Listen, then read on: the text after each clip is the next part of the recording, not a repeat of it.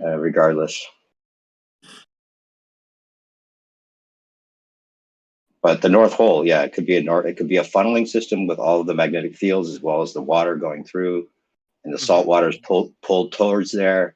And if there's land, then it gets pulled up to the shore, and then it recedes, and that kind of makes sense if there's like a constant recycling of the salt water through there, as well as the magnetic fields with the apple core type thing.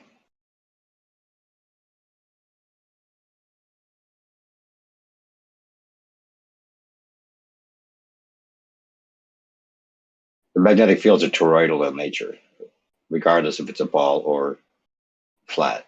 There has to be a magnetic field, toroidal magnetic field. I think we can both agree on that, both sides. Oh, right? Yeah. It just ain't produced by a molten iron core. Yeah, that's ridiculous. That's not where it's coming from. No. They were trying to tell me, oh, it's from the dynamo effect. Okay, show me this dynamo effect with molten iron. Show me. Just a small scale experiment where this molten iron can produce a magnetic field. Shouldn't be too hard. I'm not asking for a large scale Earth-size experiment. Molten iron is molten iron. We're not talking gravity here at all. We're talking. It would make sense if the plane, if what we're on, if it's a dielectric plane, that would have some kind of metal or magnetic effect. Some kind of metal plating. Like maybe that's what we hit when we go down with the borehole. Although the borehole has been confused from what I hear, that actually they say they hit a substance that was like soft, but like impenetrable quicksand more so than a hard surface, which is interesting if that's the case. If that's actually the truth. Yeah.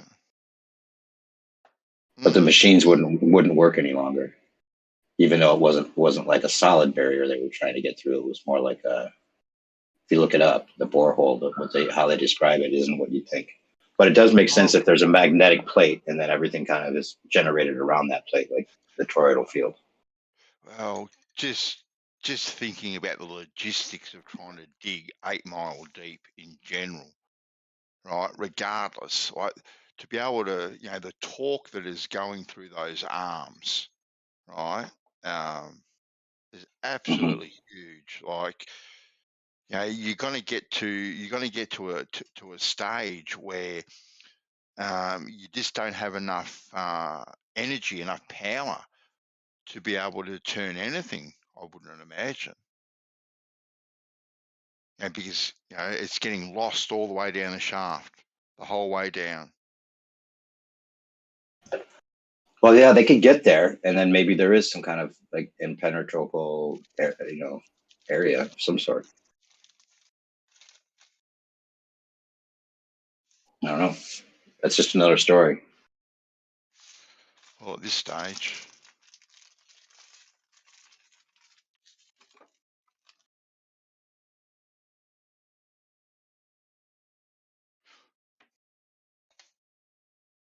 Yeah, and then you have to work in the lava systems. There's lava tubes, supposedly.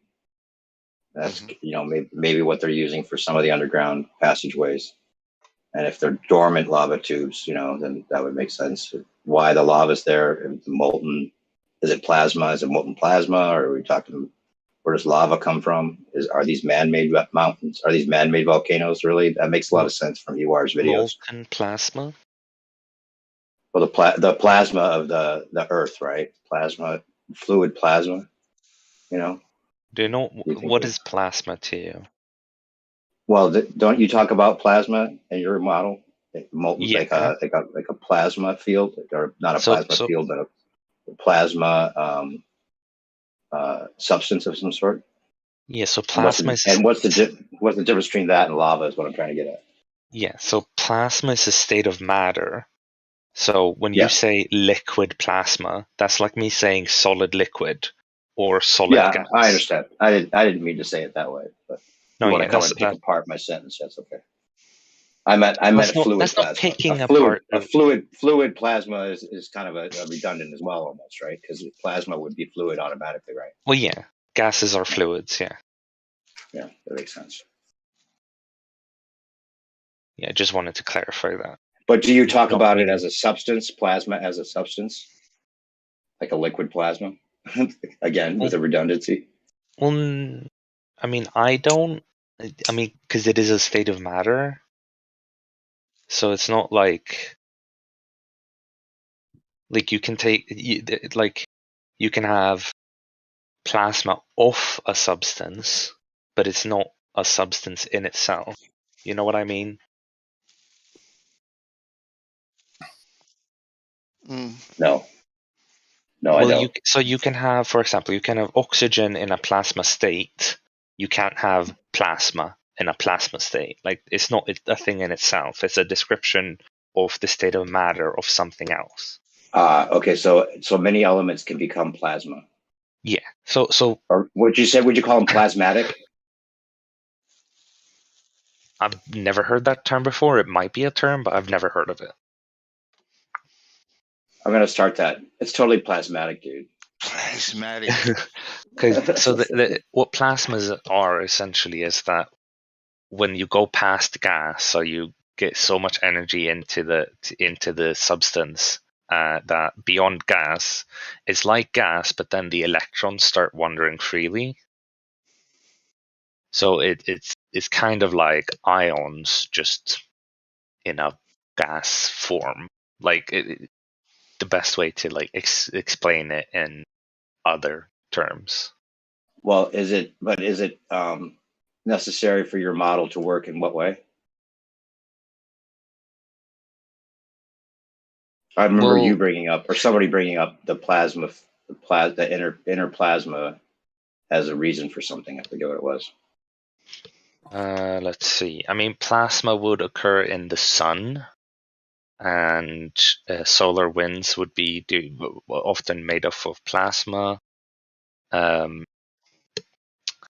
so the magnetosphere of Earth protects us from plasma. I don't know what else plasma is really big on in our model. I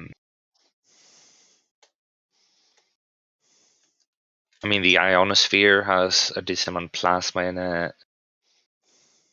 Yeah, I don't know exactly what you're referring to. Those are the few things I can think of off the top of my head.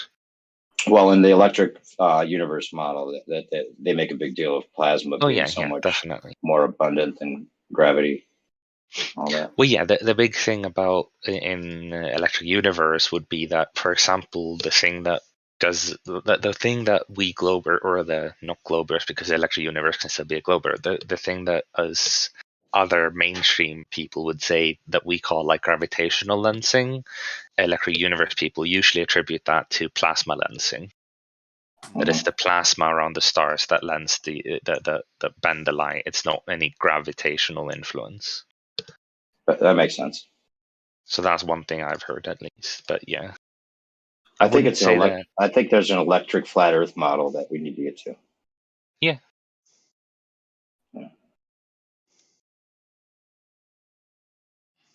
It's totally plasmatic to the max. Wow. Yeah.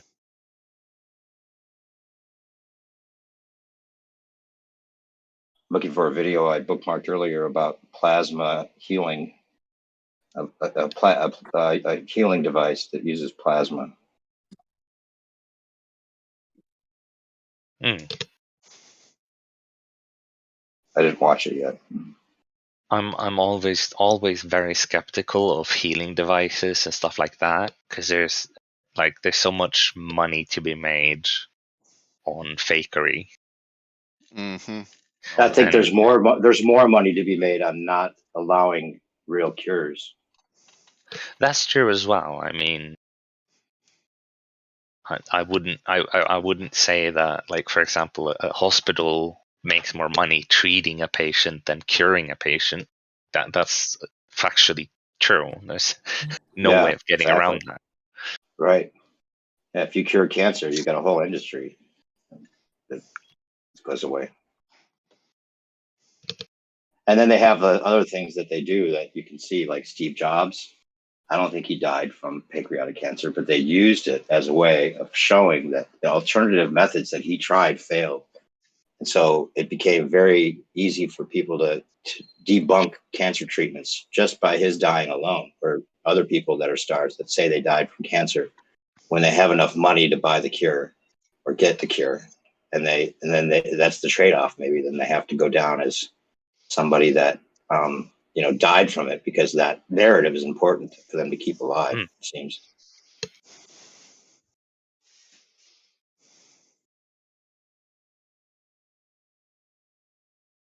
Steve Jobs actually seems to be fake as fuck in general. One I've looked into recently. That's an interesting thing.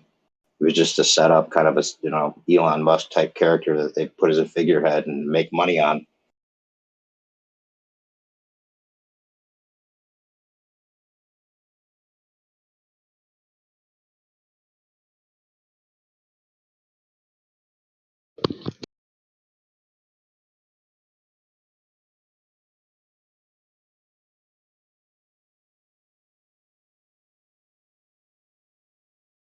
Cold plasma wand. Here it is. I'll put it in the chat. Now I have one of these devices, not like this necessarily, but it's called a magic wand that is like an old quack. They call it quackery, but it was like I'll put a screenshot of what I have. Really cool device, little Tesla coil type thing. Cold plasma torch. Check that out. See if that's anything. And then I took a screenshot of this earlier because there was a vintage device someone was offering for free. If they texted him with a response of what the device was. It was an old temperature probe that he had, and I was the second person to text him with what it was. So I missed out. But I wanted to show that person what the device that I used, or one I used for a film I made. But this is a really cool device. It's got a little plasma tube.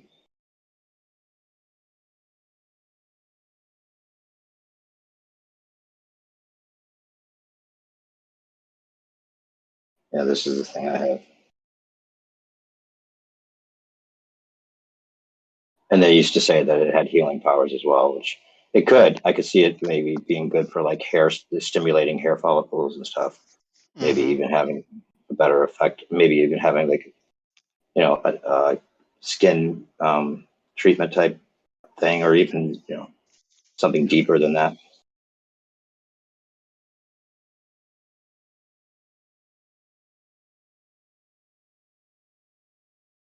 Shocks you. There's a metal attachment too that shocks the fuck out of you a little bit. But we're electrical beings. Yeah, the whole idea of this healing with frequency and water and electricity. Royal Raymond Rife. That he seems like he was the real deal. He was healing people like 99% success rate with frequencies. Really? Yeah. You heard of him? Was that the wave technology? Yeah. Yeah. Radionics is a whole nother thing. Yeah. There's a Royal Raymond Rife. Look into him. I'll send you a video. Not too many people know about him, which makes me think that he must be the real deal. Yeah.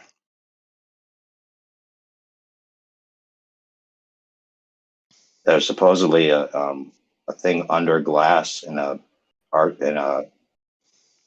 Arizona museum that all his frequencies are like in a book under glass in a museum in Arizona.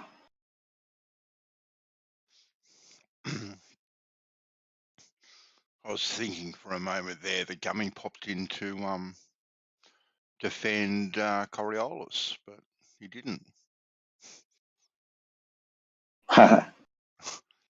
They don't dare now. None of them could come up with anything good. The air moves with the earth. Okay. I just learned something. I learned something that a golf ball, the dimples on a golf ball are not equal. and each brand has an actual pattern where they're not equal. And in a simple thing, you think they're all equal, and in pockets equidistant from each other are 5 smaller dimples with a... Oh, you're cutting out, Round. Cutting out, brother. Yeah, it's true what you say, that they're not equal. If you can hear, we can't hear you. Massive money goes into the aerodynamics of golf balls. Massive money.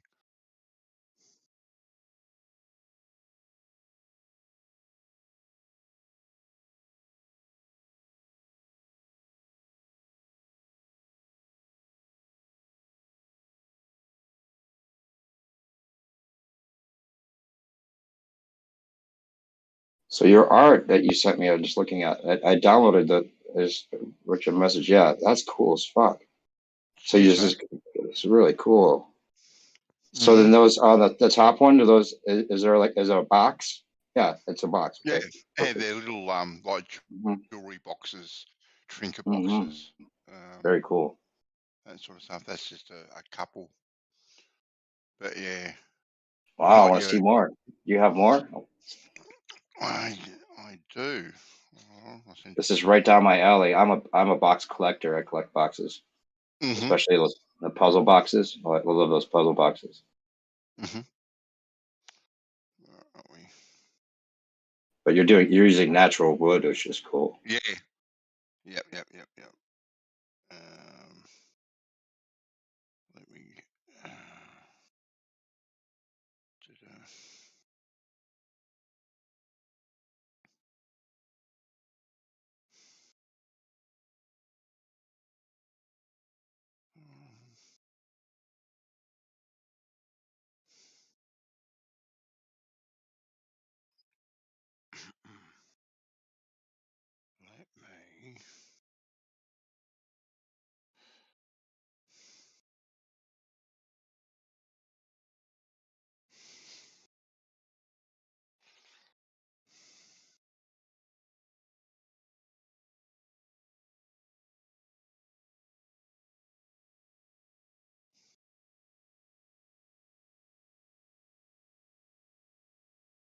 How do I do this?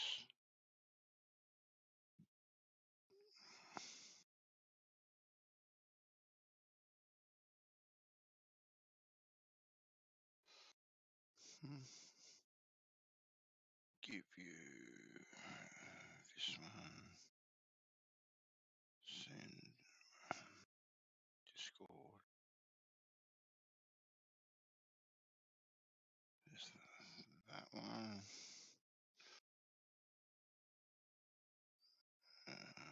What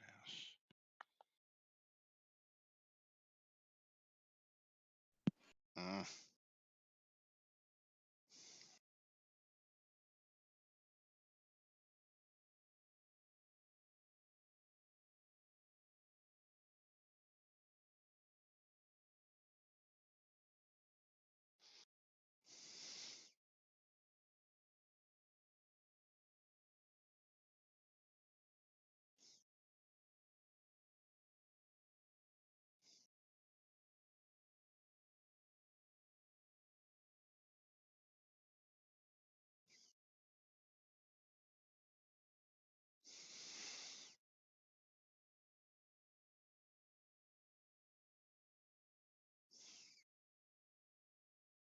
It's so weird. So I went to after I was talking about cancer treatment, and I downloaded your woodworking picture. Now I've got woodworking videos suggested to me as well as cancer treatment videos in my Oh, feed. no way. Really? Yeah. That's crazy. Where are we?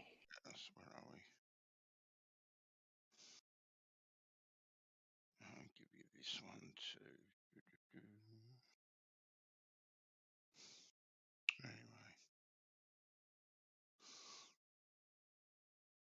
Anyway, there's a few more. All right, cool. See.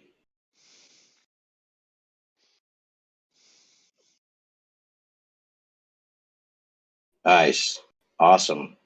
Mm. Wow, that looks just like one I wanted to buy, or similar to one I wanted to buy with the two drawers there. So expensive. You must make. Do you sell them as well? Yeah, I do. You- Yeah. yeah. What price would you put on that double box one? Like, it was like $3,000 or something. No. Where the store I was at, but yeah. Yeah. No. Well, see, I'm only trying to get into the market myself and make a name for myself, type of Mhm. thing. But that second one that I sent you, I sold a similar one to that for nearly $900. Wow, nice. That top one was I sold a similar one to that for nearly 500. Wow. But Facebook Marketplace, or what do you use? actually, there's a couple of like holiday places, stops around here, like tourism places, where Okay. they sell trinkets and stuff, You and should lots you of should put them on Etsy. You should get an Etsy page. local. Yeah, see the Etsy page that I did look into that actually, and I saw other boxes there which were as cheap as chips but as rough as guts type of thing. Mhm. But it's And way overpriced. All the stuff's way overpriced on there. I don't know how they get away with it, but well, for some of the stuff that they sell, yeah. yeah. But if you consider the amount of hours that I put into something, and the price Right. I sell them for, Hmm. I'm working in a sweatshop type of thing, so I put a lot of hours Right. into, like a Hmm. lot of hours, because That's what it it's comes. a Yeah. hobby. It's a Right. hobby, not a Exactly. business. All right. So Hmm. I never, Exactly. I've been doing it for years now, so I never did it with the notion of making or turning it into a business. Hmm. But yeah, I have put a few bits and bobs out there, and they have sold on consignment, which is pretty cool. But it's a matter of pumping them out quick enough. So now all of a sudden, if I turn it into a business, I've got to start pumping them out. The quality drops. I'm not going to be satisfied with them because I like to get them just right. You know what I mean? Yeah. But anyway, if I Awesome. sell, Yeah. if I sell, Any art you have to do for the love of the art. You can't do mm, it for a business. It seems like, you no, know. no. And whatever I make for it today, well, obviously when I'm dead, it's going to be worth a zillion times more when I'm Exactly. dead. Sure. So, Yeah, but I love boxes. I have made hundreds of them, right? And Oh, given, really? yeah, I've given most of them away. I've been doing it for years, Dave, years, and I've given Mm. most of them away as presents, Hmm. and stuff, or just cause. We go around to a friend's place for dinner or whatever. I took a box over one day just to say thank you for having us, sort of thing. Uh-huh. Otherwise, Awesome. I've only got so many shelves, Dave. I can only store so many boxes. Right? Right? Otherwise, I just turn them into firewood, because basically Hmm. that's what it is. It's firewood, the stuff that I use. The most gnarliest piece of timber I can find I is love what it. I use. Yeah. Yeah. Very cool.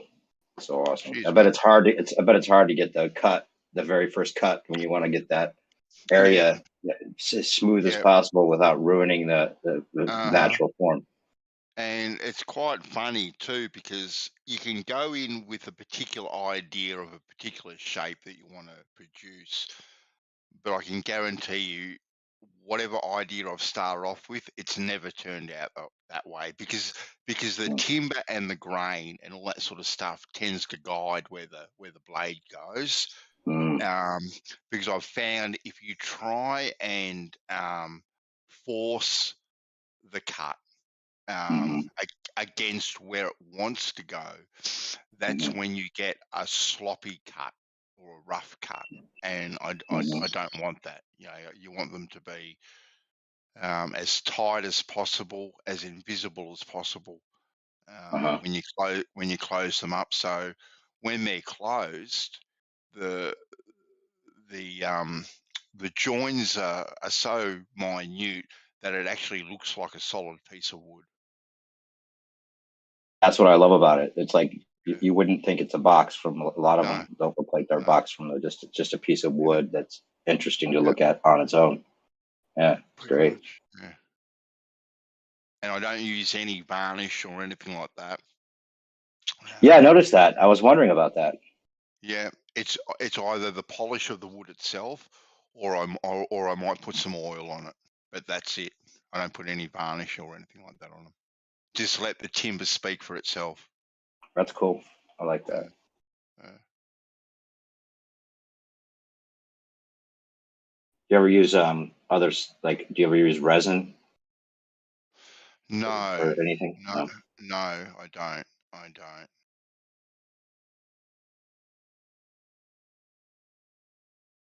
I actually did think about doing the resin and filling up all the gnarly bits with resin and seeing what it kind of turned out like.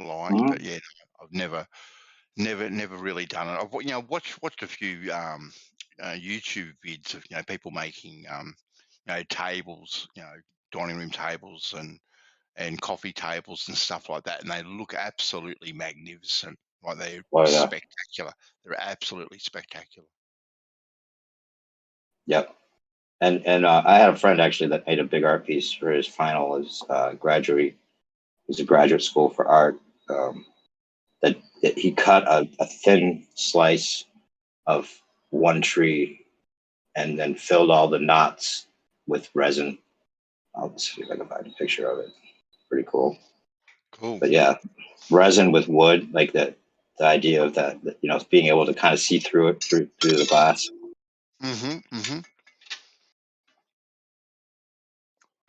I watched a fellow get this old gnarly termite infested piece of timber, and he filled it with all these different types of colored resins, and then he whacked it on a lathe and then turned it, and he turned like a big emu egg or ostrich egg, and when it was finished, it was absolutely spectacular. It was stunning, and I've never seen one, but I'd almost describe it looking like a dinosaur egg almost, because it had all these crazy different colors in it. It was spectacular. Absolutely spectacular. It was really cool. Maybe you should try it. Yeah, I'm not really into the lathe work. I do have a lathe, but it's not really my thing, to be honest with you. I love the oh, that's nice. Yeah, you could walk into it kind of like Fibonacci spiral type thing. Yeah. But that's all one from one tree. I'll put it in a live stream if anyone's listening. Nice.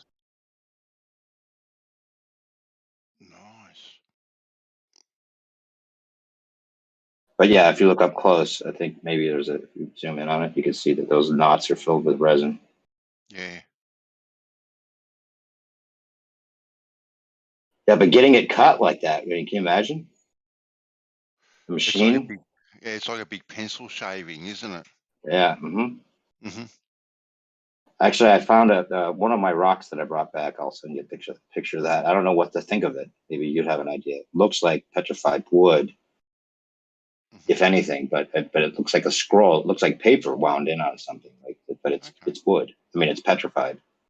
I don't know what you'd guess this is. Could be a good piece. I bet if I slabbed it, it would be amazing.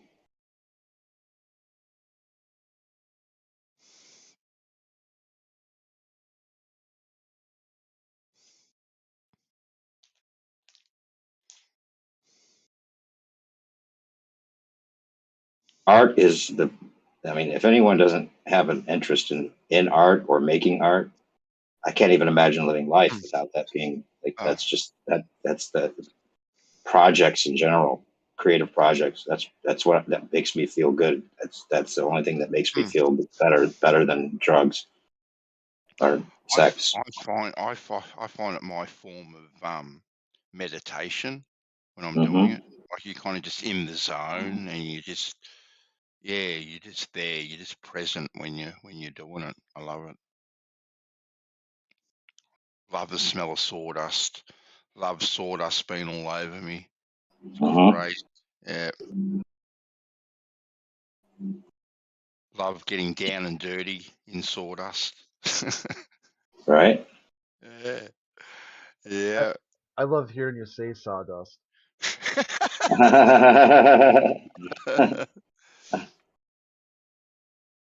you I going, like, Crit?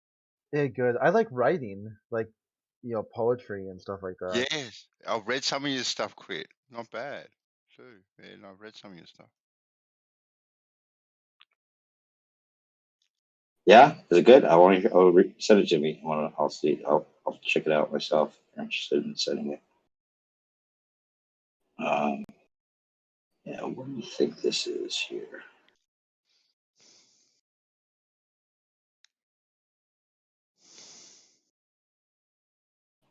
Too many images. Hold on.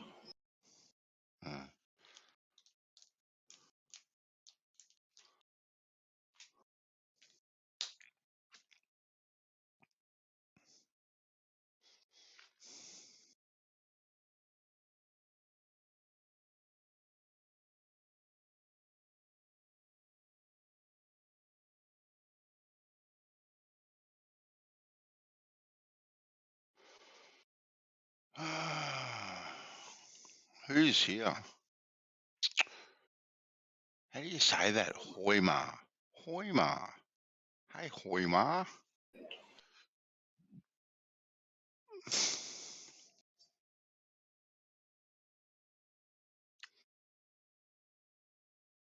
Hi guys. How you going? Let's have a look. Oh.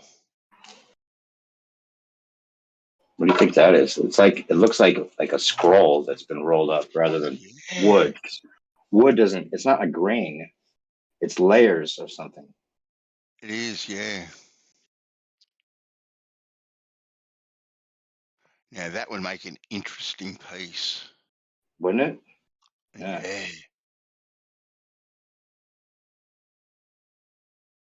Yeah. And it's rock. It's solid rock for sure. It's petrified, whatever it is. Yeah. Look at the front of it there. Look at it. That's crazy. Because trees don't. That's not a way the tree forms, right? The grain is usually. I mean, it would be. You wouldn't be able to. It wouldn't peel off like that. No. No, and it would have a Center, a knot at the center. It yeah, wouldn't have like yeah. like some kind of weird. Yeah. The rings, Yeah. have distinct rings. Mm-hmm. Whereas that doesn't. It's almost like a U shape. Mm-hmm. Right. Oh. The fuck is it? Don't I'll know. put it in the chat. Anyone listening can maybe help me out. So what the hell is this? Any ideas?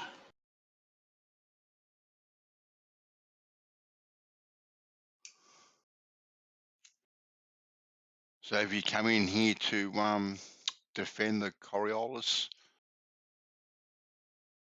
Holmar? Is that an I or an Hoimar? Hoimar.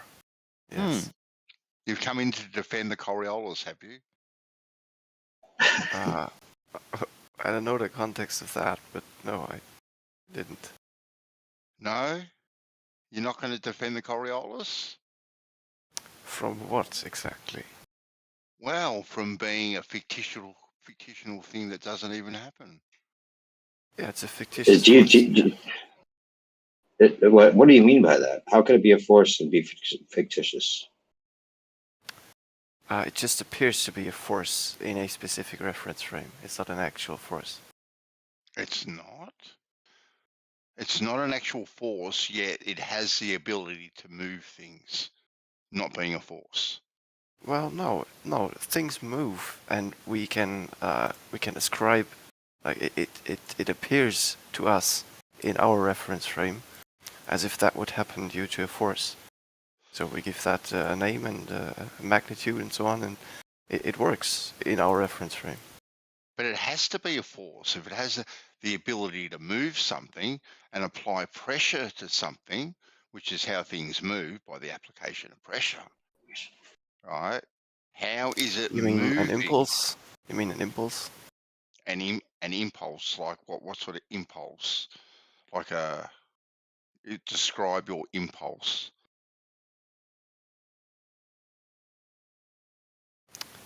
An impulse? Well, I'm sure you have heard of an impulse in mechanics. If you say applying a force is to apply pressure. Well, that's the only way you move anything, by applying pressure. Now, this Coriolis force has to be able to apply pressure, right, to the plane somehow to be able to deviate it off course. Has to be able to do it. Not really.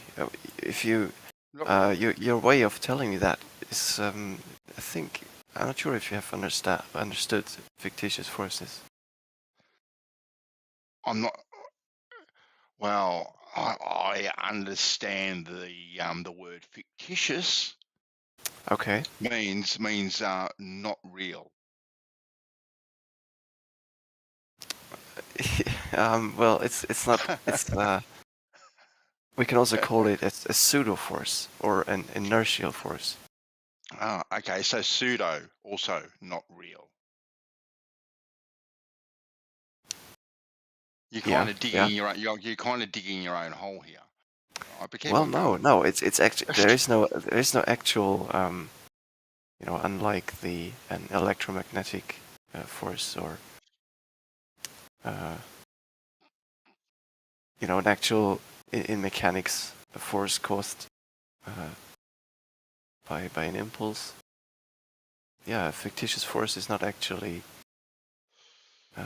It's not. It doesn't have a cause, a physical cause. It just appears to be a force.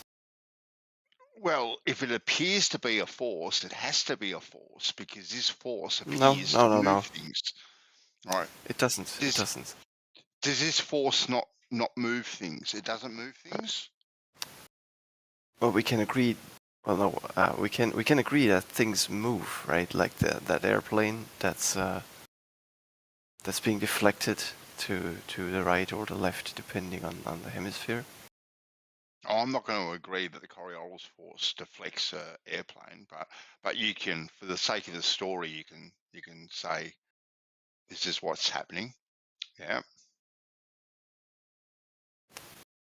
Well, it's measurable, in ballistics and so on. Of course, they take Coriolis into account. No, they don't. No, they don't. Not at all. They do not take it into account.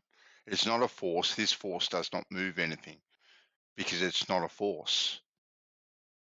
The only way, it's an inertial the only way a force can move anything is by the application of pressure. That is the only way anything moves anywhere in our world is by the application of pressure. So this force has to be able to apply some pressure, right, to the so-called fictitious bullet or fictitious plane that this fictitious force is moving. Has to be able to do it. Can't do it any other way unless it applies a pressure to it to be able to move it. So the force has to be a force, of course, to be able to move it through pressure. You're just talking about mechanics, right? When you say through pressure.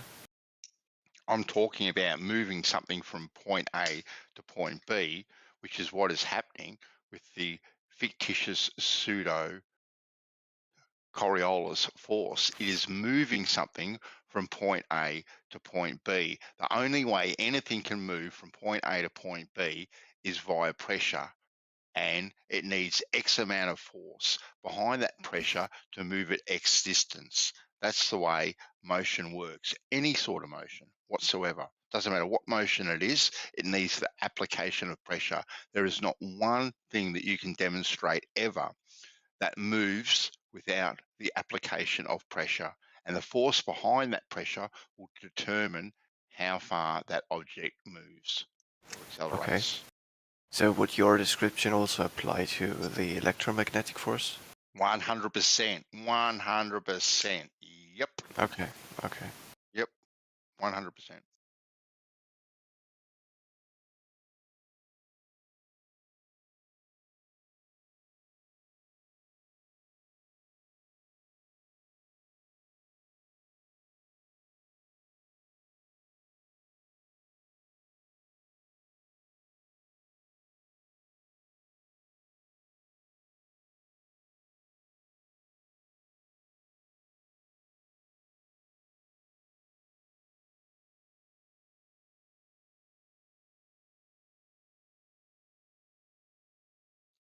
Well, that fizzled out rather quickly.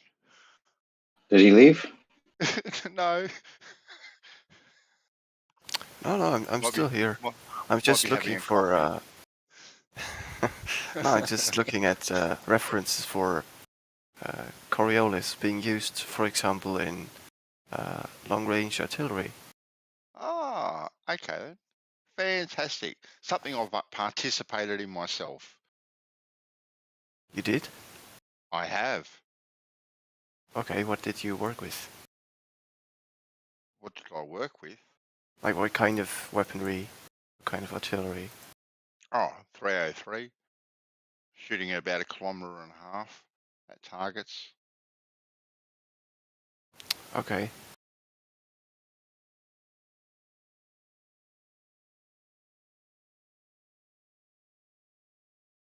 Why would it matter? Actually, Because the what I distance shot. the distance matters. So Are 1.5 kilometers you talking about a talking kilometer about and a half would matter? Between 1 kilometer and 1.5 kilometers, that would matter, wouldn't it? Yeah, I mean, the longer the distance, the more apparent the deflection from Coriolis will. So. Apparently so. But I want to know how this force is applying pressure to my projectile to move it in the first place. It only appears, as I said, it only appears to be a force from our frame of reference on the Earth. Because what's actually happening is that the projectile, while flying through the air, is unlike the Earth, is not rotating, right? So the angular momentum that we all experience on Earth is not applying to the projectile anymore. But this, Could a jet mimic a projectile? A jet? Well, basically yes, but there's so much noise, right? Yeah, like from just general turbulences and disturbances that a course correction will be much greater than any deflection by a Coriolis. So it's very Right, hard but to if notice on a flight. well, that's the claim. But the thing is that we're claiming that it would be noticeable, especially if you're deviating so much over a period of 5 hours north or south, or 10 hours, or over many different tangential speeds. It would have to be perfect, especially if you wanted to like capture this Earth turning with a camera underneath this jet that can resist those forces. And if it's noise that you're talking about is in terms of turbulence or wind goes in all directions. So why would it be so consistently moved to never see anything but a non-rotating Earth as it moves north to south? I mean, you never see the west to east movement of Earth below, no matter how straight you go, north or south. So that seems like a contradiction. No, it's just because you don't notice doesn't mean it doesn't exist. It's just very minuscule. And an aircraft is not a projectile. It's affected by, as you said, aerodynamic forces, wind, course corrections, the actual.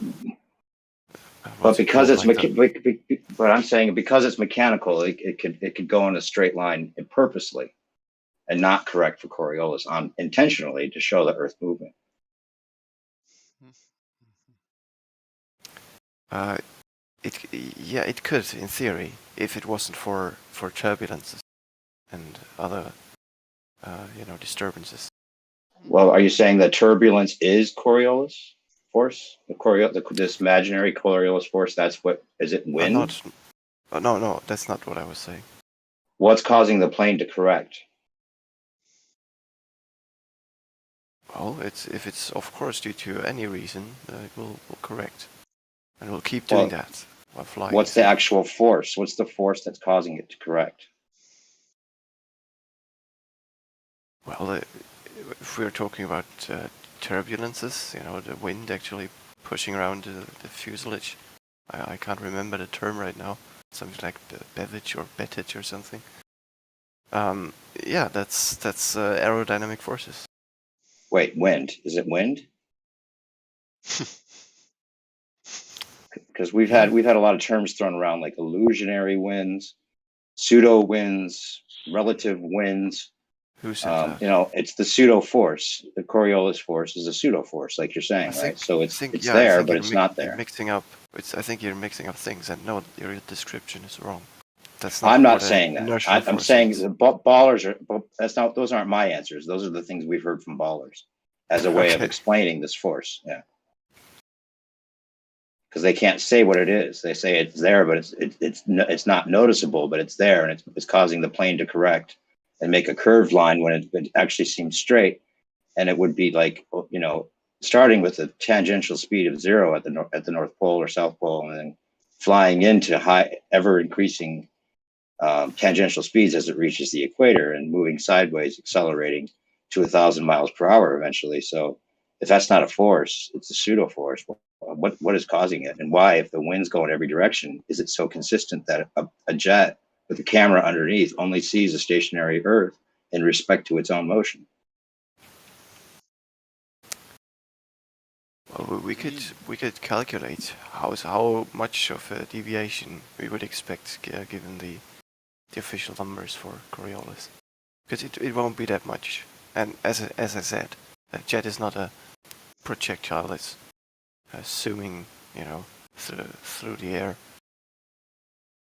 So if there was let me ask you this: if there was no winds, no turbulence, nothing to deal with as far as the winds go, then the plane would fly straight north to south and would show the Earth rotating very easily. No?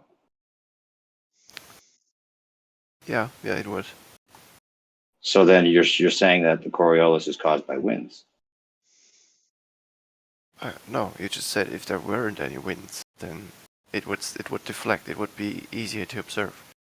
If you're flying along, let's say a meridian, and we have a rotation of 15 degrees per hour, then that's noticeable. Yeah, it would be noticeable. But we're saying that if without the winds, you would notice it. But then, so with the winds, you wouldn't notice it, but you would be moved in one consistent direction to keep the illusion of a stationary Earth, which would be a powerful force. Even if it's relatively not that big, it's still a powerful force to move a plane sideways, always somehow conveniently to keep. See, what we're saying is we don't think the Earth moves. You realize that, right? And that planes always fly. Planes always fly in straight lines, and the only reason it looks like it's stationary below a plane is because it's stationary. But we're saying that what your side has come up with is this idea of a pseudo force, like with the imaginary force of gravity in a similar way. It's just working for your model, and you have to believe it, even though it makes no sense really in a literal way when you get down to the bare bones of it. Because you're saying that a jet that flies over many more tangential speeds for a longer period of time is always going to keep this illusion so conveniently, even though winds go in all directions. And you may call it small compared to wind and turbulence, but that means that it still has to overcome those winds that are pushing in the opposite direction, possibly, to make the plane move consistently in this perfect rotation with the Earth. And you could say it's the atmosphere, the air, that's making the plane just move with the Earth, but that's not even in sync with Earth enough for it to always see a stationary Earth below to begin with. As soon as it gets in the air, it's a greater circle, so it's not going to be in sync with the Earth. It would see Earth rotation no matter what from that.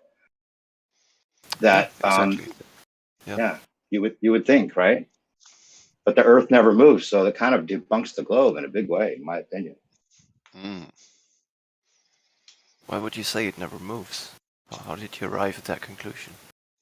Well, because if you put a jet in the air with cameras underneath the jet, you're only going to see a stationary Earth relative to its own motion north to south. It's never going to move left to right underneath the plane. Otherwise, we'd see that all the time. You just see the jet moving over the ground, right? Right, and the ground should be moving in the perpendicular direction if it actually moves. At some point, you'd be able to observe how much?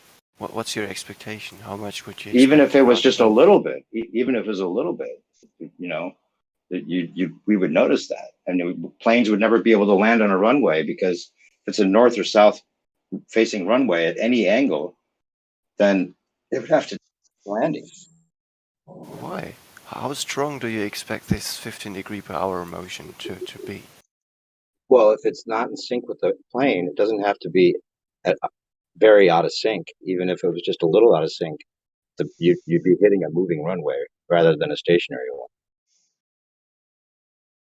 Yeah, true, but the plane retains the momentum, right? It just has to correct for it.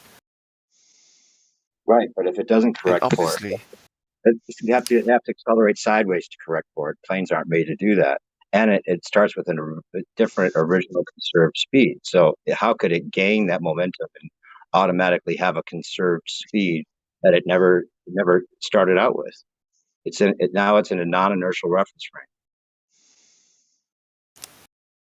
Yeah, well, it would be if it wasn't for the atmosphere, because actually, obviously, the atmosphere would be, or as I would say, is moving with this rotation as well. Right. And on top of that comes the actual wind and everything. How's the atmosphere making the plane move without it being a real force? That's a different thing. Coriolis is not related to aerodynamics. What? Huh? Yeah. Well, that's what we're talking about. The plane is just like the projectile. Even if you think it's not, it would act the same way, and to some degree at least, enough that we would see the Earth rotating below just the way it does with a projectile.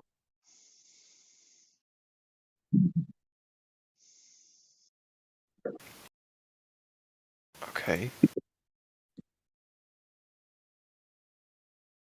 Yeah, I mean, if you actually look at the documentation for, cannon artillery, for example, you will see tables for correcting for Coriolis, for the rotation of the Earth. You have a range and you have the amount that you have to adjust for.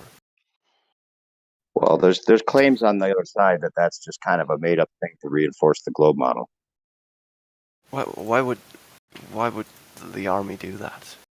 Why would they lie?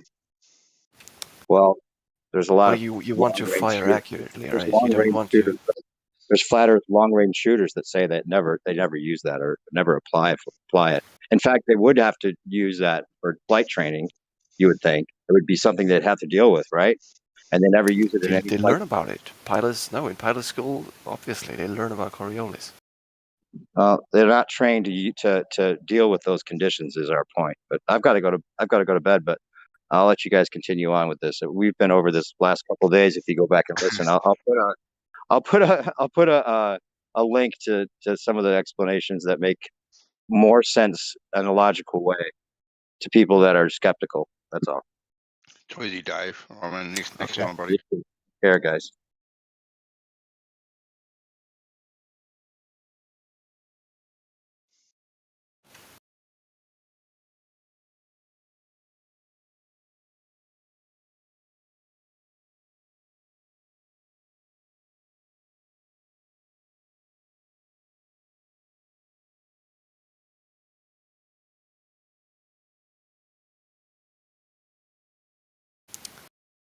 Oh, do you need permissions to embed images?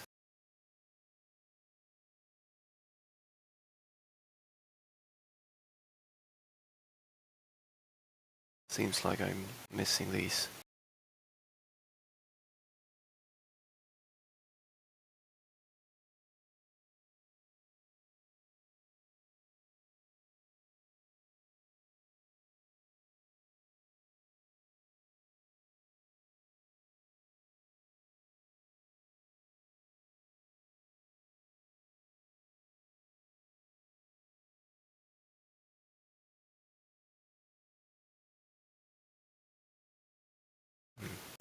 Is there any moderator here?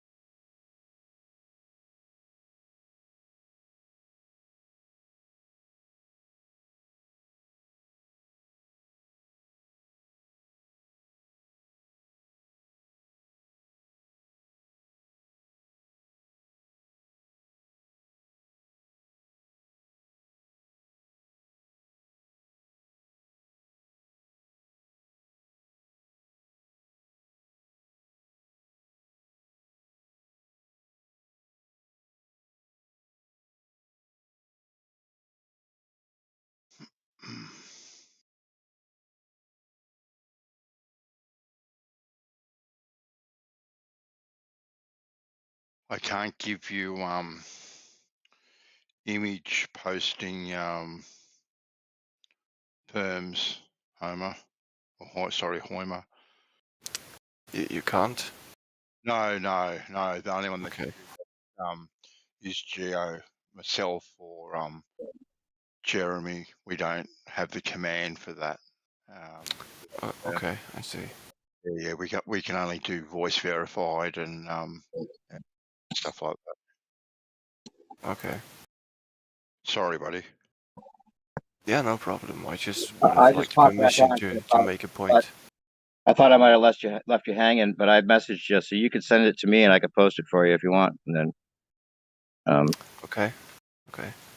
yeah, the point that I thought you guys might continue talking about was that the atmosphere moving with the Earth isn't in lockstep enough for it to be completely synchronous and enough for the runway and the illusion of a non-moving Earth below a north to south jet. So that's the point we're making. And then if you think it's the atmosphere moving it, then is the atmosphere acting like a wind? And how does that translate into a force if it's not recognizable? And if the jet flies against that atmosphere, which we know it can do because it has to go west sometimes, then you would see a difference in the speed of the ground below the jet in relation to its own speed in the air. And if a jet like this can fly 1,200 miles per hour, then it could actually outrun the Earth's spin and then stop and wait for the Earth to catch up and see movement or whatever. I mean, it goes into a jet stream that's 200 miles per hour faster than the Earth movement too, which could throw it out of sync. So the idea that it would always somehow drop back into the perfect tangential speed to always keep a stationary Earth seeming to always be non-moving below it, that just it seems like wishful thinking on the globe part. What we're saying. I see your point, but I think you've either misunderstood me or just have that misconception. I wasn't saying that it's only the wind that's or the atmosphere that's dragging the plane with it. So it still seems like a stationary Earth, although there would be Coriolis. No, what I was saying was that the atmosphere is moving with a rotating Earth, and that's also dragging on any object with aerodynamic surfaces as a plane. That will obviously lessen the effect of the Coriolis effect. Well, even if it just lessened it, it still wouldn't erase it. True. Yeah, that's what I was trying to say. And if you flew against it, then you'd be, that would seem like it would throw it off completely, right? If you flew against it, you mean which flew direction the would that opposite be? direction of the spin of the Earth, Mm-hmm. or at an angle like south-southwest or north-northwest. Yeah. So you'd have to fight that then, and it would take a lot more pressure, a lot more engine throttle to do that, wouldn't you think? Not really, because it's just so weak as compared to the actual forces that are at play. So a plane taking off east to west, so it goes into the western direction, right? It would already have that motion when it takes off. So, and it keeps flying in that direction. So. Yeah, but then it goes into a different tangential speed, and it doesn't conserve that speed. In fact, it would have to slow down to match the tangential speed, or speed up, depending on where it's at. But that's not. But it doesn't retain that original conserved speed then. No, it doesn't. No. Obviously, it will have to keep thrusting. Yeah. Yeah. And so a pilot with a badass jet like I put in the live stream, you'd think the pilot and the jet combination of the two would be able to show Earth movement very easily.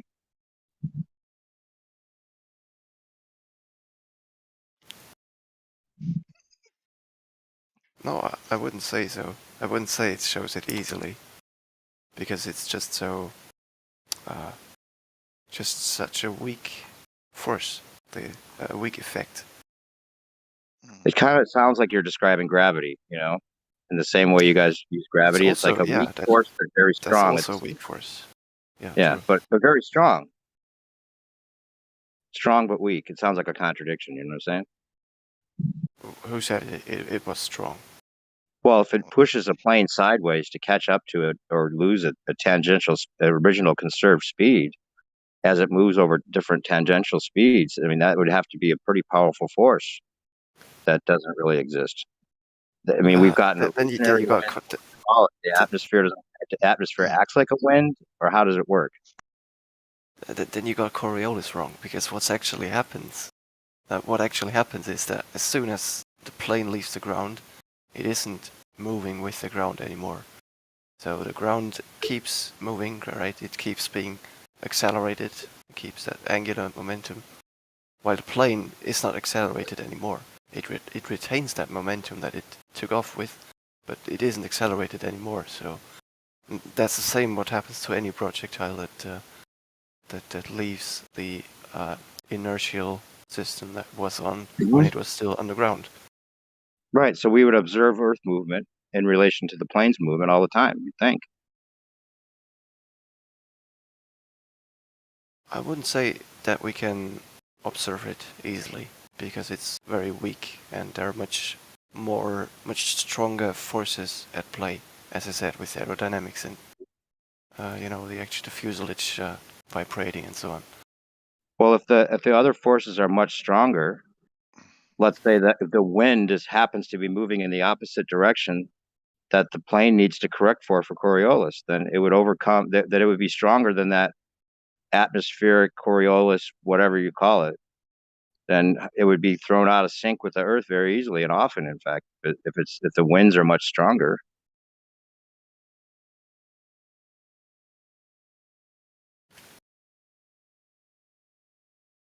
Mhm.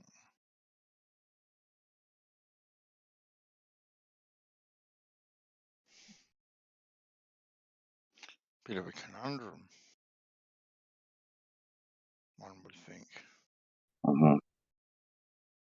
And then Bandsaw will tell you there has to be some kind of reading of this force, and they would have a gauge for it, and they would know what. I mean, they wouldn't go up there with no idea and just like say it's not even necessary to worry about.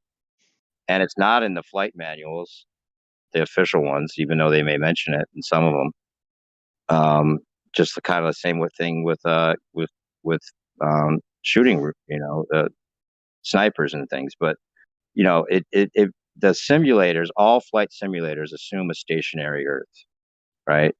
And that's how they train pilots to fly. So that seems dangerous to not tell them about this moving runway they're going to have to deal with, possibly.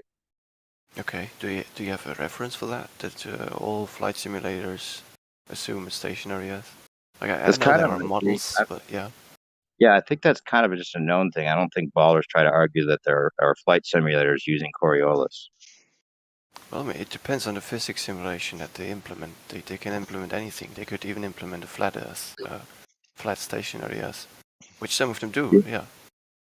Why would they do that if it's not a flat stationary Earth? Is the point? Because it's for flight simulator, it doesn't really matter all that much. I mean, you would think it would. That's all I'm saying. That's all we're saying. It would matter a lot. I don't know about Coriolis, but I know that whether the simulated world is Earth is flat or round doesn't matter for the simulation. Well, it should when you think about it. Which aspects of the simulation do you think would it affect? Well, because it would be a spinning ball you're flying over instead of a flat and stationary Earth. Well, it was just the shape for now that I was asking about. How would the shape matter for a simulation?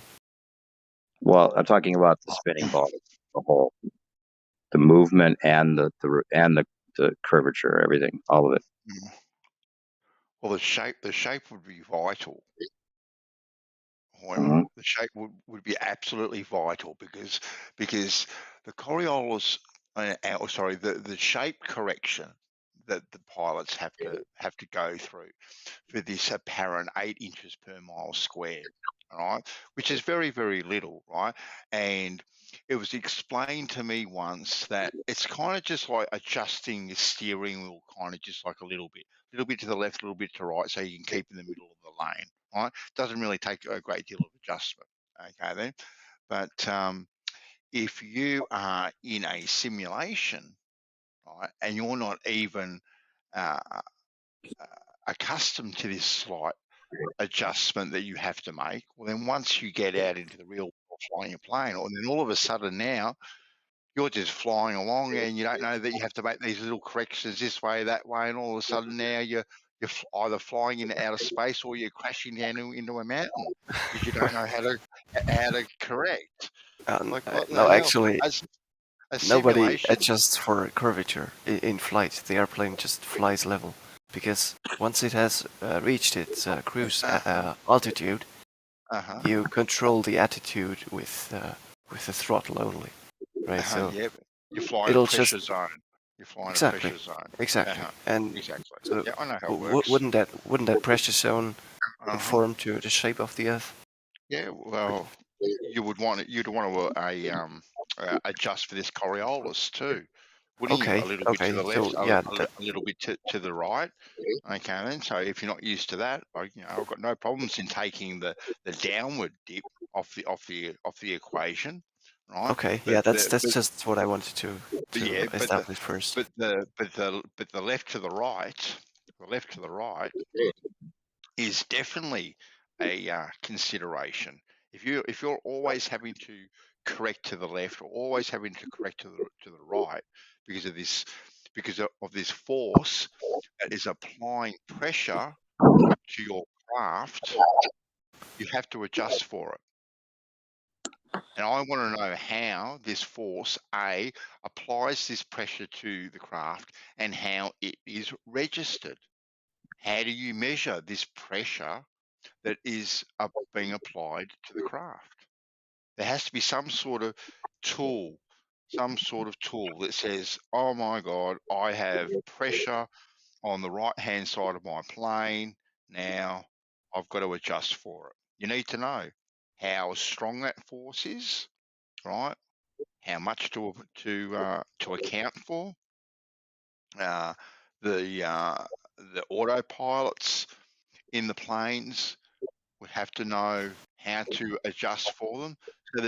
So there has to be some sort of way to account for these forces that are being applied to the plane, creating pressure and thus moving it off course. It's got to be a way. Well, that's the point of a fictitious force.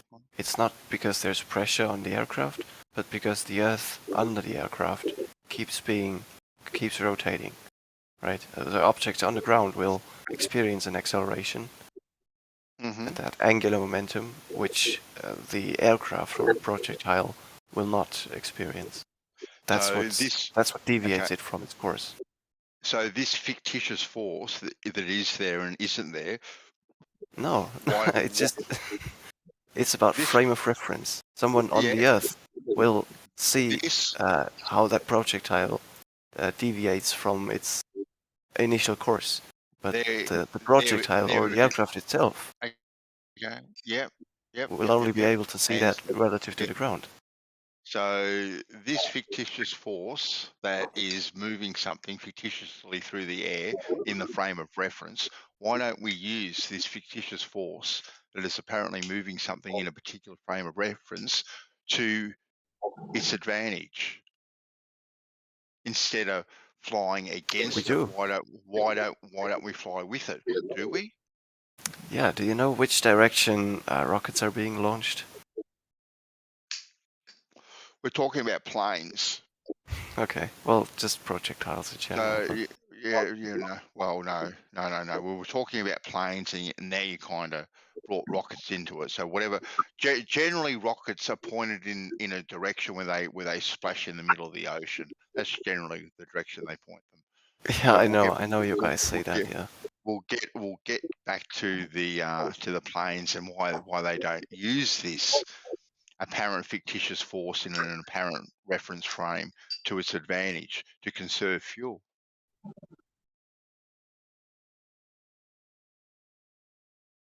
Well, I don't know if they do that.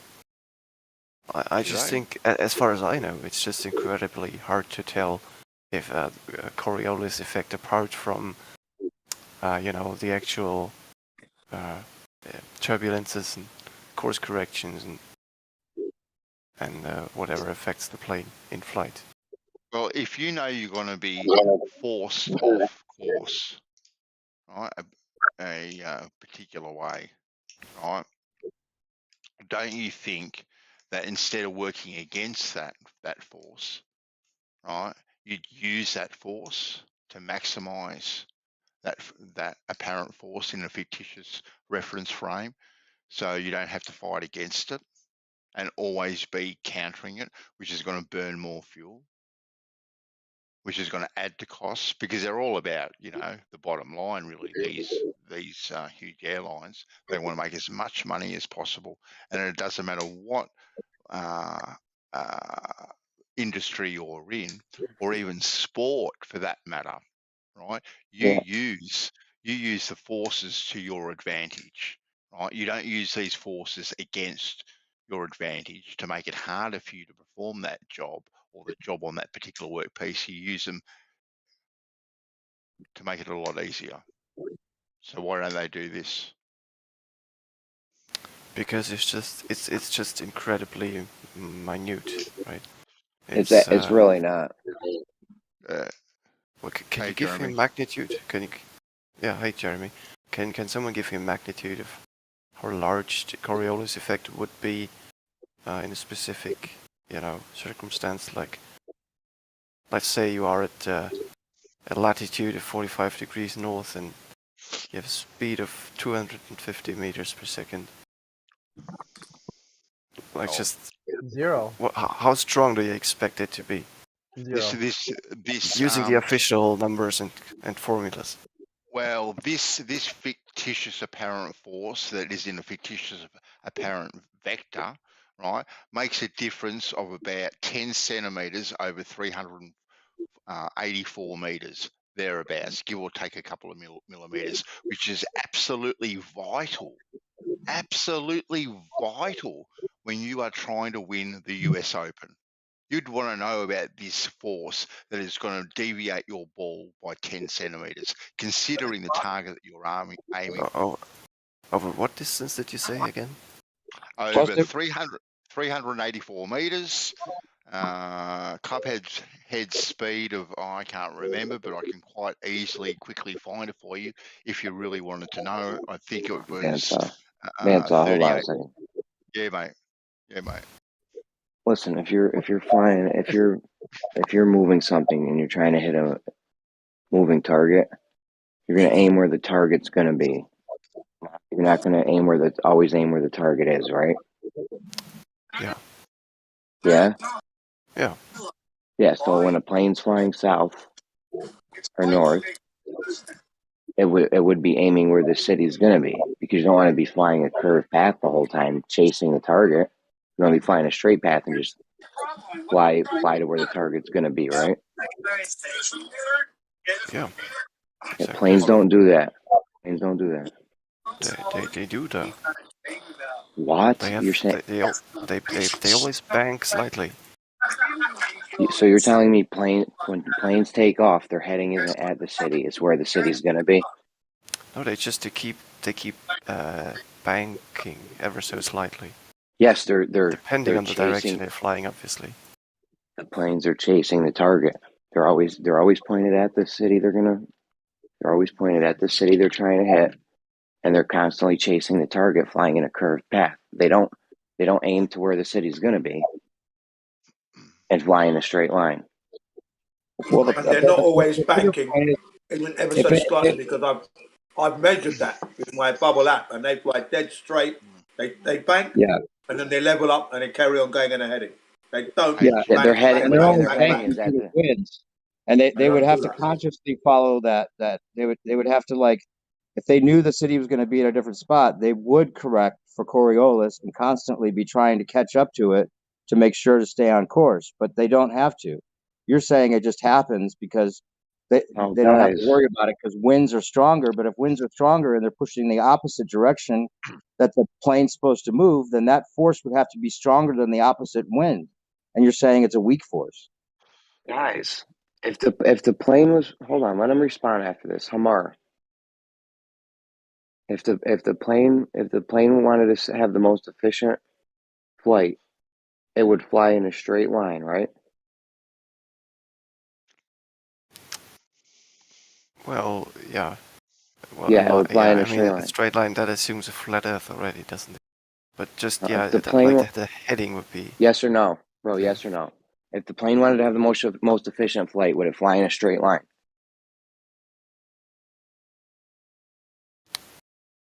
I will say the shortest distance. Which would be a straight line, right? Which would be a great circle distance, yes. Okay, let's not get semantic over the line. I'm talking left to right straight. Okay, He's saying that it can't be straight. More non sequiturs. Hold on, perspective. And first non sequitur. So let's start over. If the plane wanted to take the most efficient flight, it would fly in a straight line path, left to right, right? Yeah, it would. Okay, which means, and you can't fly in a straight line path if you're always aimed at your target and it's a moving target. You need to aim at where your target's going to be, right? Not actually. If the target is moving and you're the actual projectile, right? You will want to keep adjusting for that motion of the target. Okay, so you think I can fly it? Let's say we have a bullseye that's sliding across. It's a moving bullseye. It's moving from left to right in front of me. Now, do I fly the drone always aimed at the target? Or is the straight line path, I fly the drone where the target's going to be? Well, that's a different scenario. Well, how so? How's it a different scenario? Well, because... a logical scenario. Because the acceleration, like the Coriolis effect, changes over time depending on latitude. So is the city a moving target, or is it just stationary and the plane can fly straight at it? But this is another non-red herring. 2 red herrings in less than 5 minutes. It is moving slightly, and that's what the plane what planes adjust for by banking slightly. Okay, so the plane's heading is always flying at the city, which means that the plane's flying in a curved line, right? Left to right. Yeah. Yes, but wouldn't the plane want to fly in a straight line to take the shortest distance path? Yeah, the fuel cost. Hold on, Jen. Fuel. Hold on, Jen. Wouldn't the plane want to fly in a straight line path?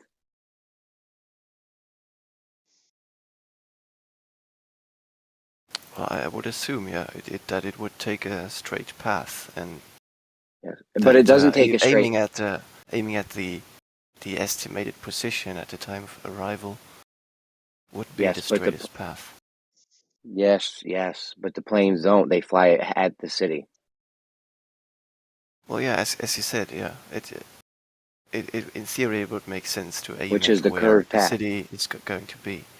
Yes, but they don't do that when taking off. Yes, but they don't do that. They fly into this curved path, aiming always where the city is, and essentially taking a longer path. Well, no, that's what they would have to do if the Earth is moving. Actually, they do fly in straight paths all the time, and they never. I know, guys. I know. This guy's obviously a glober. He thinks Earth's rotating. I'm trying to show him it's not. I know. Well, I just want to make sure we can measure the rotation. I'm just no expert in aviation. Did you follow what I said with the planes?